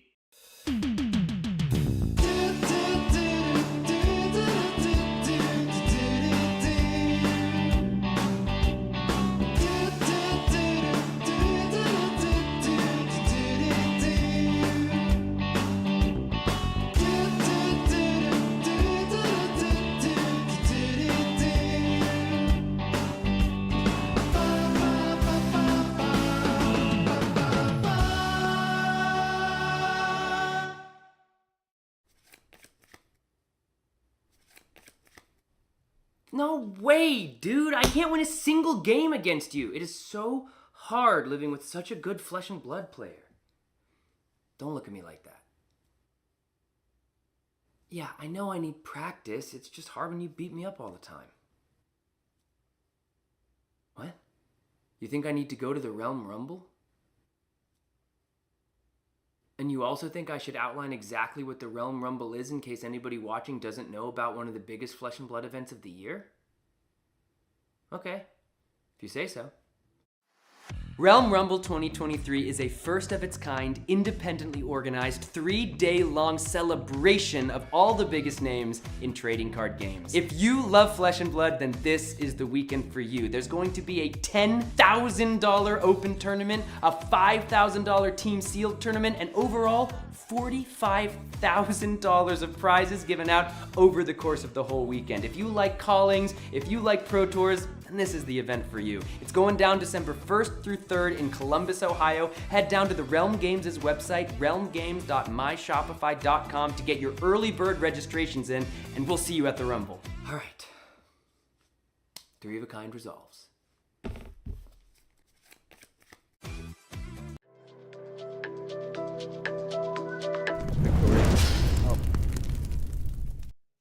All right. We are gearing up for the final game here, but we're actually going to crack the last 4 packs. So we do have a guest in the house. Half of the text updated, but it is going to be Lexi versus Icelander, and I will resolve that real quick. But first, we are joined by the one and only, Brodie Spurlock. Brodie. How's it going, everybody? Unfortunately, you weren't able to get there in your game, but that means I get to join you guys here. You got to join us. And open my first alpha pack ever. Oh, I've never done this. I meant to ask everybody. It is your first alpha pack ever. It is. Well, there's been no legendary so far. Yep. Granted, it might not be in this box. Okay. No cold It foil. is possible that one of these 4 has something spicy. Alrighty. Let's do it. All right. Let's see. Dori and Kadachi as our token starting here. Dori and Kadachi. I have got a Bravo and a Katsu. Yellow, Bronhide. Not that great. Blue, Regurgitating Slug. Pink, Nimble Strike. We take those. Blue, Raging Onslaught. Blue, Unmovable, and Wounded Bull. Another blue, Barraging Bronhide. All right. A yellow Pummel. Pink Flock. Oh. Yellow, Regurgitating Slog. Oof. Blue, so far. Barraging Bronhide. We got a playable Brute card. We do. Heart and Cross Trap. Let's go. I've got one left. You want to do it? Here you go, baby. A pink scar for a scar. I wish I had had this an hour ago for my Ooh. Briar deck. There's pink scar. Pink breakneck. We've seen a resurgence in breaknecks. Breaking scales. Oh, little spoiler. We have an E-pot. Let's go. Alpha Oh. Snapdragons also could have gone in the Briar deck. Okay, a super rare forged for war. Not the best, Nice, but nice. it's there. E-pot. E-pot. I have another pot here. Potion of Strength. Ooh. And we'll show the camera. Foil. Ooh. Red. Wrecker-Rom. Wrecker-Rom. Here, we'll show chat here. So we have a blackout kick, yellow. What's behind it? Ooh, blue wounded bull. Blue, of course. The most playable Cartilage color. Crush. I've got a pink Flick Flack. Nice. Oh, there you go. Nice. Savage Swing. And to top it all off, there's a bunch of stuff down here. Oh, some notable ones. We have a pink Whelming Gust Wave. Bottom of the pack. I don't have much left. Just some pink ninja cards and a pink guardian. Emerging Power, which I didn't even know that Pink card was in Stroke the is game. cool. There's another pink pack cut. All the hits. Lots of pinks here. Stroke of Yeah. Foresight. Whelming Gust Wave pink. Head jab pink. Head jab. Buckling blow pink. Awakening bellow pink foil. Oh, I'll take So there's no cold foil in the box? Oh, wounded bull pink. So it could be that the heart did take the cold foil Okay, spot. well, there we go. I mean, Hey, I would not complain about that. Am I disappointed? Not really. No, not really at all. Would it have been awesome to get a legendary and a cold foil? Of course. Yes, yes. Of course. Definitely. Okay. But it looks like the game is ready to go. Oh, yeah, let's show off the graphic real quick. It is this one right here. So, as we know, we are in the finals. Pankaj on Icelander versus Lucas Oswald on Lexi. It has been a hard-fought day, and we're ready to round it out. Let's dive in. Let's dive into it. All right. Here we go. Going to bring the players in right now. Here we go. I haven't put my mic. Game start. Presenting their equipment. This is a matchup we've seen a lot of over the last couple months. It is I'm obviously not potentially being played for the last time in this way. If either of these decks were to get changed post-ban announcement, it's possible we'll see more of this matchup in the coming months. But it's been interesting to watch kind of the equipment loadout evolve over time. Icelander's pretty standard. The only real question mark is the Iron Rot versus Ironhide Gauntlet. But Lexi has showcased a wild range of possible equipment loadouts. We've seen AB0, AB3. This one is becoming more and more popular recently with just AB1 with the Trench and then Shock Charmers to cash in for just 2 life. And then also that ability can be really nice when you're trying to hold blue cards versus Icelander or off your 3 of a kind, have a way to kind of pitch away your resources. All right, we are on our way. And you are doing the same thing as Michael did, not surprising. Lucas is the higher seed, so he gets to choose first versus second. It looks like he has put Pankaj on the play, taking that tune up to 1 on the Icelander side. Which definitely makes sense here, right? Because anything that Pankaj would open up with would be anything like an either Ice Vein or perhaps like a Wounded Bull, in which case Lucas could, block or pay for in the best way possible and still utilize Voltaire for an arsenal as well. I mean, there are some things that Pankaj could open up with here that actually would be pretty useful. Perhaps like any kind of aura. Yeah, Insidious Chill's one of the best high rolls to hit on turn 0. But like basically, like you said, no matter what happens, especially with the Snapdragons in play, it's possible Lucas can load 2 arrows if he wants to. As well, yeah. Utilize the 6-card hand going second. So it looks like Pankaj passed. Lucas chose to load an arrow. I think. Is Pankaj decided to play Cold Snap? Oh, wow. Okay. Interesting. That makes sense. I mean, he's just trying to freeze the Remorseless, take the other resource. Yep. He's also going to chip here, I believe, right? Yep. Lucas only has AB1, so Moon still gets through. And then Pankaj still has an action point, so we'll have to see whether he passes or tries to do something else. But if he does pass and Lucas were to pitch his last card to load another arrow, then Pankaj would have the opportunity to lose Arsenal, but potentially Wounded Bull or something like that. We have to, from Lucas's side, you have to think about all these possibilities. It looks like Pankaj You see a CLF in hand for Pankaj, so I mean that's going to be a really powerful arsenal target here. Yeah, so just setting that up. Lucas is content with his 1 arrow. We see 2 Ice Veins here. And on Lucas's side, what do we have? So we have Endless, Withering Shot, and a blue to pay for all of it. He's considering which arrow he wants to start with here. Yeah, of course. Yeah, you want going second. So what do you think here? Do you think you open with the 5-cost arrow into Endless, or do you think you open? Oh, hey, Floating 1, giving a frostbite. That's could definitely change. All right, Channel Link immediately on the table. All right, so Voltaire currently costs 3 to activate. So the first Voltaire resolve, if he loads Withering, he has to immediately pitch his second blue because it'll now cost 3. If he loads Endless first, he can shoot it with just the 2 resources he has and hide whether he has another resource card. So I would not be surprised to see him honestly do either of those things. Shooting Withering Shot is more resource efficient because you're definitely gonna fire Remorseless this turn if nothing changes, most likely. And so this way you are able to use all of your resources and leave none floating. There's the Tunic's on 1 on Icelander's side, so most likely she's not gonna Waning Moon you. If she does, it's a whole other card. So you want to just use up all the resources you have. Pankaj is looking at, I think it's a blue Aether Ice Vein. I'm not sure what color or another. I think we have a blue and a red hand. And then that looks like a frosting in the back. So. And is this Arsenal tucked underneath the hero? I just want to clarify that CLF isn't. Oh no, sorry. No, yeah, he doesn't. Yeah, he actually opted out of the Arsenal. Yeah, let's go ahead and block 3. Or no, sorry, he played from Arsenal. So he is dropping one of the ice veins on the table. Yep. So this makes sense. He's just gonna peek with the frosting and then set up that red Aether Ice Vein in Arsenal for a future turn. We are now on turn 2. It's gonna be Carnage Peak. Nice.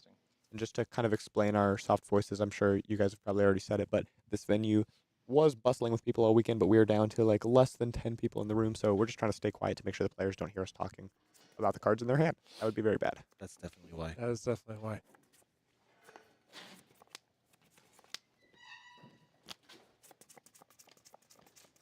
So Lucas is being peeked here. He is, of course, under CLF, pitching away Heatseeker, and it looks like he has Codex, Icequake, and a red Bolt, so he does not have a blue. Codex can be used as a resource card here. We know his arsenal is Endless Arrow. This is not really what he wants to see, though, on the second CLF turn. Endless Arrow for 4. He's just attacking with Endless. He's going to pitch away the red card. So hiding 2 mystery cards from Pankaj's side here. You're looking at Sink Below, red Aether Ice Vein in Arsenal, and I think that's another red Ice Vein in hand. So are we assuming Codex Arsenal here and then potentially pitch away the Bone Shot to preserve life total? Deciding on. Quite possibly, yeah. I think it's unlikely we'll see him try to go for any more game actions this turn. So yeah, probably just AB if possible with the Codex and Arsenal. And we do see that Pankaj is on the attack action cards in this matchup, which is quite relevant, right? Because that does make something like Codex of Frailty have more leverage in the matchup, right? There was a consideration at one point from Icelander players whether or not to run full Arcane or to run the Wounded Bull package because that gives Codex of Frailty so much leverage being able to rip a card from the Icelander. Yeah, we don't have the player's deck list here to reference, so we don't know exactly what his deck looks like, but I do know Pankaj has a sort of big sideboard package for Lexi, so it's possible that he swaps that for the attacks. I actually have no idea. I'll be curious to find out. So another pretty red hand. Is that a blue there? I think I see a blue. I think it's a blue. Golden Shot? No, I'm sorry. There's no What is blue. 4 reds? 4 reds. So Lucas has to at least be happy to see that the card pitched here is Warmongers, which is not an ice card, so Channel is going away this turn. But is still resource light and has to decide. His arsenal is the Codex, so one possible play for him is to... Yeah. Yes, I agree there are no reactions. Trigger. Yeah. Oh, yeah. I'll discard Falcon Wing. No reactions. You did. So we see Falcon Wing leaving his hand. 3 cards, 1 in Arsenal. Yes, discard Falcon Wing for the trigger. Now we're going to be looking at pitching the Gold Snap. I will take 2. quite a bit of damage. That's what I got. Cool. And move 10 step to Arsenal this card. And lose the channel. Players having a good time here. We're going to the end of Pankaj's turn. Going into turn number 3 from Lucas's side. He is starting with a Lexi activation, showing that Codex, and now Pankaj gets a chance to respond if he wants to. We know that he is hanging on to another red Aether Ice Vein, but Lucas does not know that. I'm so sorry. That is a bleak expanse. I, as a brute player, hate that card. Yeah. Choosing +1. Understandable. No response. I actually hate most cards that are in the game as a brute player. Yes, I'm going to see a graveyard. So having the Snapdragons up for Lucas is kind of nice because no matter what happens, even if he's given a random Frostbite here, he can just set that Endless Arrow in his second Arsenal zone and not be too sad because he'll be able to play it and get the action point back in the future turn. Once the snaps are gone, situations like this are a lot more dire because you really need to efficiently use your cards faster because you're not able to like just park 2 non-go-agains in Arsenal like that. So Lucas is just chilling. 5 go again. I will be curious to see what he chooses to do if there's no disruption from Pankaj, because his only card in hand, I think, is an Endless Arrow, perhaps. And he has to either play Codex and just lose that Endless, or pass and try to double set them together. 27. It looks like Pankaj is just letting it go, so Lucas has to make a choice here. I don't think there's a cut and dry answer. You can double Arsenal, or you can go ahead and fire off the Codex. We're looking at a Blizzard from Pankaj's side, which is interesting. I mean, is there a world where you could potentially Arsenal and then just opt to use the Trench in the following turn as well? That is definitely an option, yeah. And that's a good point. Like, post-Snapdragon Scalers, you at least get some value from all these double Arsenals because you can just cash them for a resource. Yeah, he's just moving to end. Pass back. All right. If Lucas were to draw... If he were to draw Rain Razors in the next hand, that's incredible for him. Not only is it great with Endless, but it's like looking like a, you know, potentially 4-arrow turn with the Codex. We have a blue Winter's Bite in hand, along with a Falcon Wing, an Endless Arrow, and an Infecting Shot. Red Ice Vein fused with a Winter's Bite. So that other Ice Vein that we knew about coming in, 2 cards in hand once again, so Lucas knows one of them is likely getting pitched to the Waning Moon, and the other is going to get set in Arsenal. That is the Blue Winter's Bite, which is a card we've seen some Icelanders playing, but I know some lists opt for different things. Brothers in Arms, maybe just a block 3. Like, some people play Winter's Grasp, just as a, it's obviously way worse playing it, but it blocks 3 and is a nice card. So it's interesting to see, like, these utility blues that are usually just getting pitched, what people value more. Like, Pankaj is choosing to have a card that can, when you're left with a full hand, it's better because you can, like, clear it, and, you know, basically get more action points. And just in general, there's more flexibility playing this card. But when you're just trying to hit breakpoints and block out, it is worse. I will discard this. Looks like Lucas is just taking the full 5 from Red Ice Vein. Going to discard. Have we seen an Infecting Shot played so far this game? Could that be a consideration as a Codex target? Absolutely, yeah. Discarding to the Ice Vein. I don't think we've seen one played or blocked, so Okay, yeah. that is nice to get that in there. Yeah. So in some sense, you are just regaining the card potentially. For sure. Depending on what the play line is from Lucas. Anytime you have the extra resource floating, I think that's pretty much the go-to grab off of Codex for 1-cost arrows. We are on turn 5 with an Endless Arrow opening the turn. Nathan is so focused on the turn counter. I've got it. It's incredible. I forgot to do the cards. Man, it's hard to keep up with. I'm impressed. I told you. I can only do one thing. I've been incredibly unhelpful all day. That's true. You have not done anything. So from Pankaj's side here, you have to be worried about Rain Razors. Lucas discarded 1 arrow, kept his whole hand. Oh, bye, Michael. Michael Fang is leaving. We're saying bye to him. Goodbye, See you, Michael. Adorable. Michael has left the building. All right. He is headed out. So, yeah, from Pankaj's side, you have to be worried about a potential Rain Razors here. Pankaj does not have access to a D-React, so most likely block from him is just like, oh, he's saying no blocks. Yeah, there we go. Snappies. Firing off that cold snap. Oh, yeah, threatening to stop the Codex this turn. There's always a world where he randomly draws into Sync Below and stops the Endless Effect because we're still in reactions. It is a chance. Lucas has to think. He's got... So there's no way to place the rest of the hand currently. Well, he has to respond to the... Yeah. If he wants to get true value, he's going to have to Voltaire right now, right? So Frostbite on the stack. There's a world where Lucas wants to overpitch the red for an extra resource. So he wants to hang on and not pitch his blue yet. It's weird for him because he can also, if he's confident he's getting his Endless back, he can just pitch one of the 2 reds in hand now. It's also possible he just goes for pitching the blue. That is what he's doing. He's just saying, you don't have a Sync Below. Or, sorry, if he wanted to overpitch a red, he would basically be saying, you don't have a Sync Below. I'm definitely going to draw this red back, so I feel safe doing this. Looks like a Polar Blast was drawn off the top. Yeah. Do you think we see Pankaj use Iron Rock Gauntlet here, trying to keep Lucas off of being able to use the Endless potentially as resources this turn, or do you think that he's going to basically force Lucas to potentially have to discard that card to the Codex? It seems like my question was already answered by the time I finished asking it, but we'll see how the rest of the turn plays out. It was a good question to ask.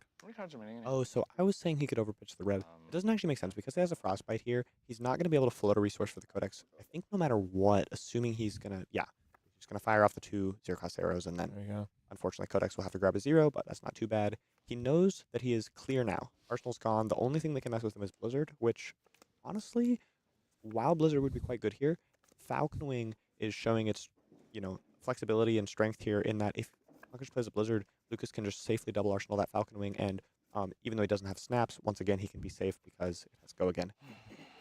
And though Trench is a nice out to turn your extra cards into a resource, that's not what you want to be doing. It's not ideal. Yeah.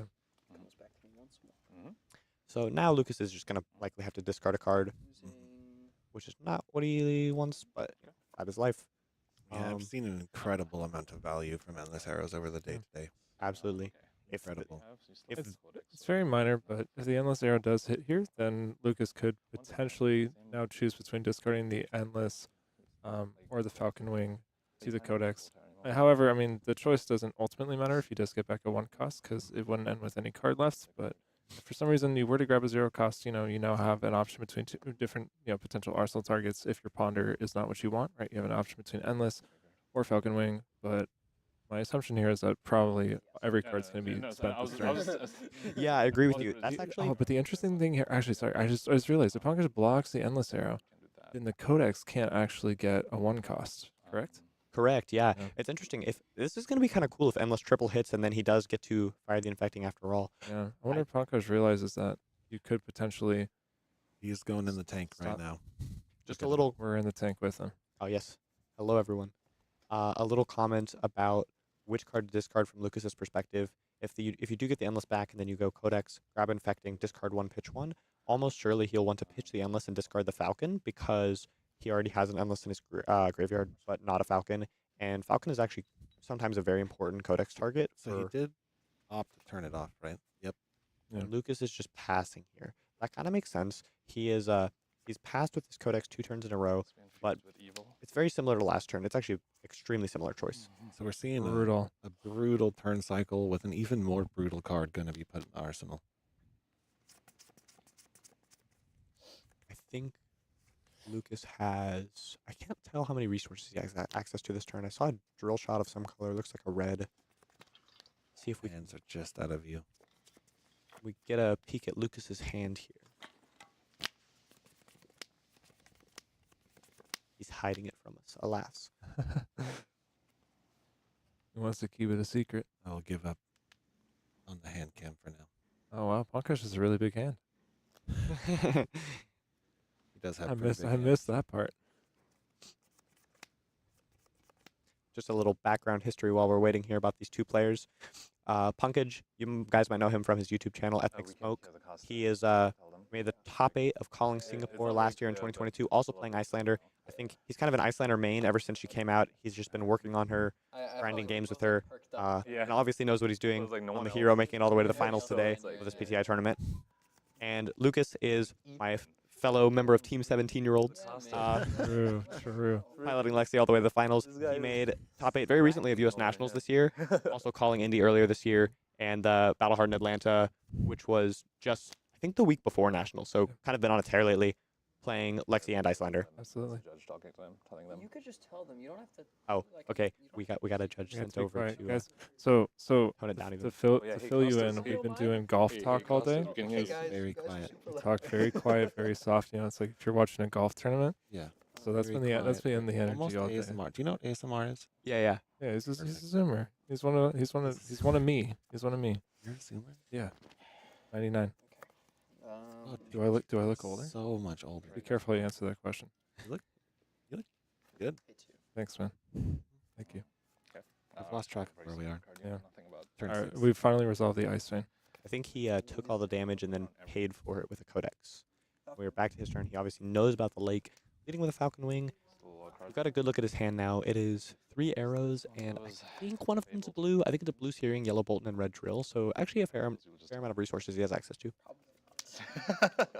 From Pankaj's side, pretty generic looking hand. Ice Eternal, I think it's a Frosting, maybe a Blizzard, and I'm not sure what or Winter's Bite. I'm deciding on the pitch. So CLF coming out as predicted. Oh, I was wrong. It's not a Frosting. I don't know what that 4th card in the back is. I think it's a Frost Hex. Yeah, Frost Hex. Yes. Frostbite resolves before the channel resolves. Yep. Voltaire here. Right. Activate Voltaire, choose go again. Yeah, so Voltaire, Bit even Voltaire. though Yeah, okay, Voltaire is worded in a very weird way, it yeah, says Voltaire play a resource, and then put, Sounds good. you know, it resolves, put an arrow in your arsenal, then choose one, go again or +1. But you because threw the So frostbite. I pitched the wrong card. the card has 2 modes, you have to, according to the Flesh and Blood rules, declare which one you're choosing as you activate it. It is weird when you read the card. It doesn't seem like it would work that way, but that is something that a lot of Lexi players have been learning this season since both Icelander and Lexi are So Lucas popular. just accidentally pitched the wrong card there. Oh, I see. And so now CLF resolved. You paid Yeah, 3 that's to enter Voltaire. Yeah. Great. I'm not entirely sure why, but he did say I pitched the wrong card. I'm gonna declare. Did he just take it back and reset it? I'm not I sure. wanna activate Tunic. Yep. Okay. And Moon for 3. Pankaj coming in for 3 with the Waning Moon. I'll take 3. Have you had Lucas is taking it. He's going to fire off that drill shot for 4 go again. I think we're still and then waiting to block the Falcon Wing right now. pass reactions. Oh, but we know we have a Pankaj has blizzard in the resolution step. 16. Yeah. Resolution step. I'll blizzard with a frostbite. Ooh, brutal. Nice. Lucas Another frostbite on the Wow. stack. So Lucas is actually in a really rough spot here because he has no Snapdragons and 2 face-up arsenals that don't have... Well, Codex has go again, so but without a clean, efficient action point regain, so you cannot trench these away. So assuming he's not able to clear one this turn, which I don't think he can if that is a yellow in hand, his only line in a future situation where he has a big hand is start with Codex, basically grab Falcon Wing, discard a card, which is not really where he wants to be. So chat is coming in saying they did not reset Oh, no. this pitch because he had already taken action on it, I believe. This is a good Gotcha, So okay. Oh, I see Lucas is a little Oh, I upset with his see. decision making. Yeah. Interesting. Is there? How does that? I'm interested to see where that changes the play. Yeah, I don't know if it was like a dexterity error where he just straight up put the wrong one down, or if he made a decision and then immediately realized it was a blue. So I'm curious what was the issue. So Pankaj's Cornet peak on turn 7, keeping the Channel Lake Frigid out. Yep. Lucas is once again pitching a Heat Seeker to peak. Second time this game. Brutal. Pankaj is moving to Arsenal, what I believe is a blue Winter's Bite. Do you think we see a Codex play here, just to strip a card, or do you think we're gonna see? Oh, it's a Winter's Bite. I mean, we could see Winter's Bite into Drill Shot. Oh, rewinding. It's all bad. So Lucas is considering, I think, making a play where he goes Winter's Bite, just shoot this drill, double Arsenal, something with the Codex for a resource, and it's both plays are not extremely efficient. In this case, you're going to turn the one card into a resource with Trench in the future. Yeah, of course. But just firing off Codex to get a Falcon Wing and then discard when you're under channel is pretty rough. That's multiple game actions, multiple taxes from the Channel Lake. So he's just saying, Pankaj, give me one of your cards. Dude. And I think he's just going to likely shoot the drill shot, What the heck? call it a day, arsenal that other card. It's also possible that he's going to fire the Codex off after this, discard whatever he's got, get back a likely still a Falcon Wing, but then in that case he could just shoot the drill because he's out of cards. No.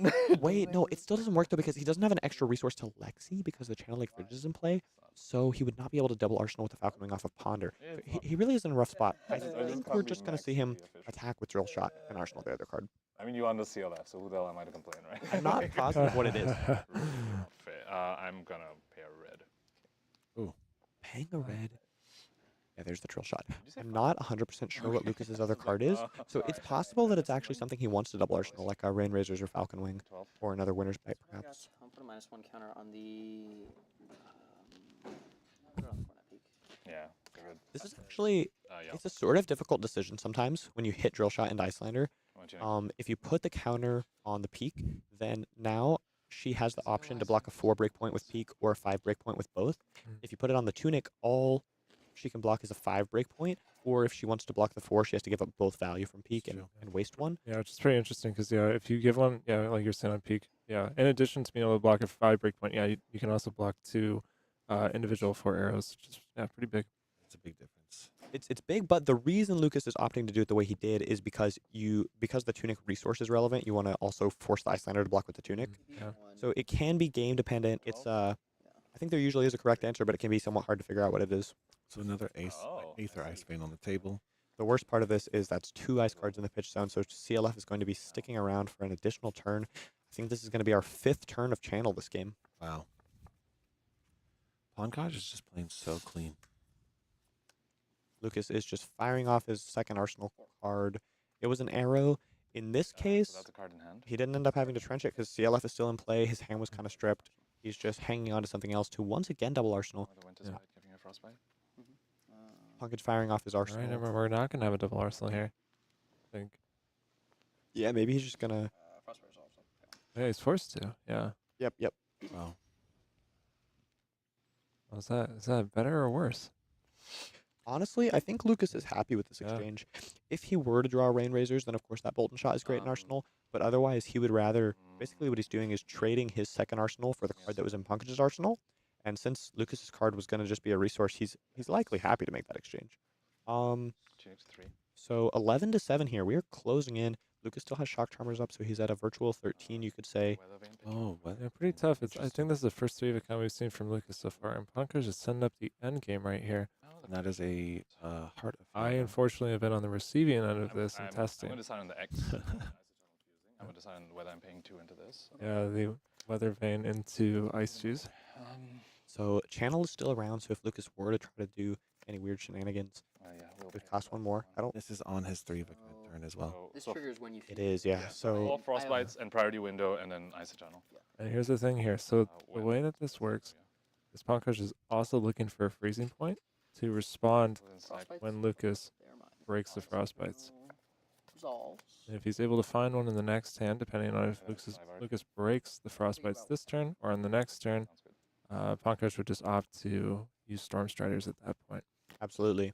This is a lot of frostbite. So I think this is, I do think after watching this game, he took out the attack action cards and he swaps them for this freezing point Eisenhower package, which is pretty cool to see. This is one of the more unique things about Pankaj lists that I've not seen in a lot of other Icelanders. I know some builds are like full Eisenhower. Their deck is completely Ice Fuse based, but he's playing it just as a sideboard package for Lexi. Yo, Kaz says we can hear you. Chill. Quiet. Relax Brodie, a little. please. Yeah. I am getting yelled at by the players themselves. Do your best ASMR impression. Brodie. All right. I'll lose the channel. We're just whispering now. I've been. You do have 5 frostbites. Be quiet twice, so I'm just gonna loudly whisper. Okay, here's the thing. Did he draw it? Nothing floating. Nope. Can Won't respond to frostbite destruction. Yep, there we go. Oh, wow. There it is. He drew the freezing point. He has lethal. That's the game, Pankaj. He drew He's it. your PTI event There we go. champion. Wow. Let's do it. Was that pitch stack? I don't think so. No, he just ripped Wow. it. Yeah, so I'm gonna jump the gun on that. I was practicing Lexi into him, and that was the thing is he was like, you gotta hit him with the weather vein into freezing point. If you play too long of a game, you can eventually just lose. So you try to just close it in immediately out of nowhere. Wow. I think I got hit for like 20 arcane or something when So we do you know what did that it. means? That means local players have defended both Battle Hardened You guys and gotta do both it. PTI Yeah. events. Both Boom. times they've occurred in the Pacific Northwest. We're too good out here. What Too can powerful. I say? We're too good. I think this means that we deserve something bigger. I think we deserve a bigger. What do you think? Let's get What do you calling think? Portland next year. Calling Portland. Oh no, that's Seattle. not. No. Yeah. Oh, sure. There we Somewhere- go. There's the somewhere right. we haven't Calling been. Corvallis. Nobody wins. Oh, the Corvallis. Oh my goodness. All right, you guys. So that has been an amazing Yeah, day. that's it. All of these tournaments, or both of these tournaments, taking place. A lot of hard-fought games. A lot of big names, including Mr. Brodie Spurlock, Yeah. out in this region. It's been a good time. It's been a lot of fun. I enjoyed getting to pilot Briar one last time before she rides off. I into the know. sunset. As soon as I saw your name on Briar, I like it. It was Like fun. on your way out. It was a good day. We're right. All right, you guys. All right, we're closing curtains here. We're Thank gonna you all for close tuning everything in. up. This has been really fun. Have a great day.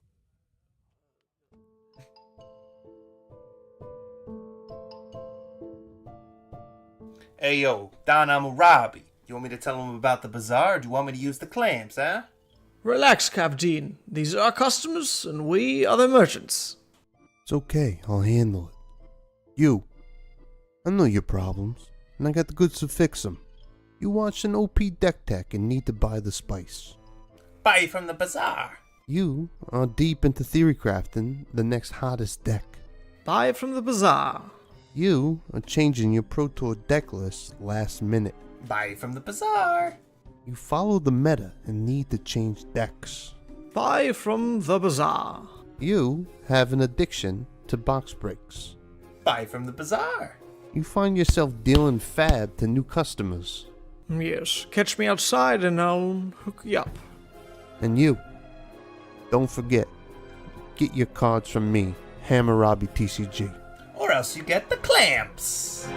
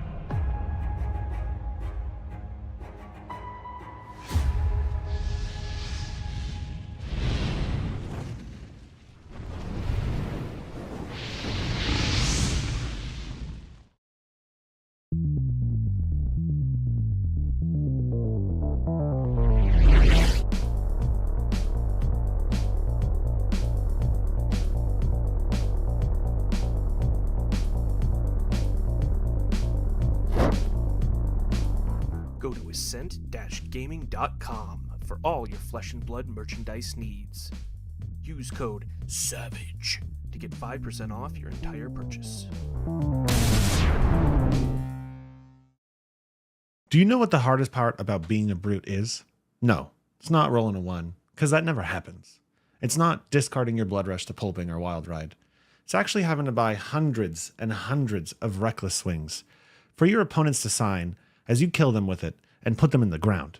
That's why I go to fabfoundry.co.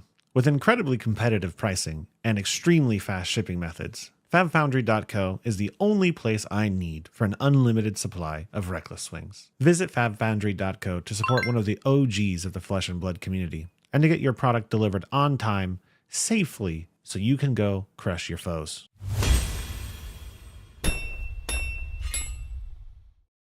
Hey there, I'm Joey from EDH Rec, and I'd like to help introduce a cool new addition to the Rec family. We've launched a great resource to help you out with your fab deck building. And in this short video, we've got a Flesh and Blood creator to help walk you through it. Basically, the announcement is, well, actually, I'll just let him explain it. Mansant, take it away. What Fabric does is gather a huge amount of competitive deck lists from a variety of sources and then provides useful insight for each hero and the formats in general. And here we have Dromai, Ash Artist, a powerful and new fun hero from the Uprising set. Instantly, we can see statistics taken from the average of all the deck lists for Dromai. Now, the first thing you can see is the card distribution, pitch, and cost averages. Scrolling down, we get to the juicy part, what I definitely want to see, the most popular dragons. Notice how Invoke Chromai, Kyloria, and Miragai are showing up nearly 100% of the time in Dromai decks. These are clearly the staple dragons you want to start your deck with. Thank you for tuning into the video here, and be sure to check out my content on Mansant at YouTube, streams, gameplay, everything to do with Levia, and keep your eye out for Fabric as well. Future features for sure. Try it now, a great tool for Flesh and Blood players right here on fabric.gg.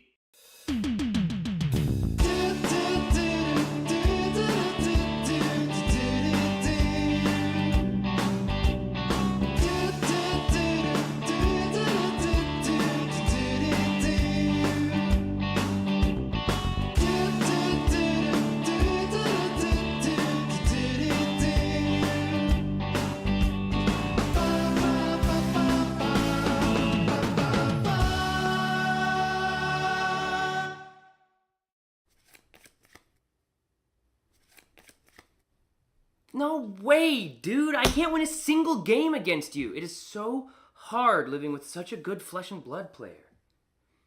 Don't look at me like that. Yeah, I know I need practice. It's just hard when you beat me up all the time. What? You think I need to go to the Realm Rumble?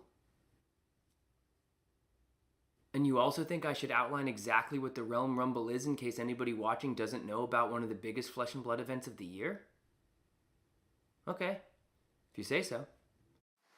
Realm Rumble 2023 is a first of its kind, independently organized, 3-day-long celebration of all the biggest names in trading card games. If you love Flesh and Blood, then this is the weekend for you. There's going to be a $10,000 open tournament, a $5,000 team sealed tournament, and overall, $45,000 of prizes given out over the course of the whole weekend. If you like callings, if you like Pro Tours, then this is the event for you. It's going down December 1st through 3rd in Columbus, Ohio. Head down to the Realm Games' website, realmgames.myshopify.com to get your early bird registrations in, and we'll see you at the Rumble.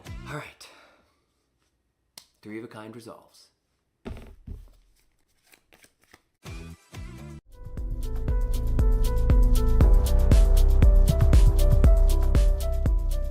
All right, everybody. We are. Oh, I'm out of frame. Yeah. Just crouch, frame up, huddle. We're shutting things down because the venue, as you can see, like look here. There's nothing left. The tables are gone. We all kind of need to head out. So things are being unplugged, but we still have the winner himself, the caster extraordinaire, player extraordinaire. This much closer to pushing Icelander to LL. Congrats. Thank you for that. Thank you. I'm so glad I'm on the board now for Icelander. There you go. Like so far, I just hadn't won any LL points for her. But this time I did. Really? So, Wow, yeah. Winning events I'm on the board. Winning events are so hard. Yeah, it is so hard. Especially when you get played against guys like this. Oh, that makes it easier. Well, Lucas, you've got the gold foil to open on stream, correct? Yep. Let's show off the stream with this like 360p camera. Oh yeah. Oh baby. Let's get it. All right. It's gonna be fantastic. This can be a common or majestic, right? Yes. Any rares in the mix? Yo, Or how's it Gambler's work? Gloves, let's go. Yeah, and it's really good. Hold it up here. Camera's here. Oh! Good. Yeah. That blew out all the mics. Be careful. Mask of the Passing Links. Hey, there you go. Hitting the M's. That is so Hitting the good. M's. That is a good one. All right, sweet. So someone in the chat asking what was the split. This is actually super common in PTIs. The player gets the PTI, and normally the second place gets like nothing. So Yeah. generally like this kind of thing happens, right? The agreement was Yeah, we agreed beforehand that the Second place second place gets the gold foil. gets the gold foil, first gets the PTI as normal. It's great because there really is almost no pricing for second place. Yeah, it's So so kinda top evens it heavy. all out. It's like not fun. There you go. Except the Battle Hard in St. Louis, which will have a lot of pricing in the PTI See, event. there you go. Plug. I'll be So there. everybody come to St. Louis and hang out with me. Right, well, I'll be there. Please. All right, sweet. I'm so burned. I'm sure you are too. You've Same. got to drive home. Marco's gonna drive that for me. The entire 3 hours. That's on you. All right. With that, everybody, once again, congrats to Pankaj. Thanks for playing on stream. Thanks for Right. casting yesterday. Lucas, always a pleasure. And with that, Savage Feats, we'll see you at the next event coming at you soon. I don't know if I can say what it is, but there you go. Soon. All right. Bye.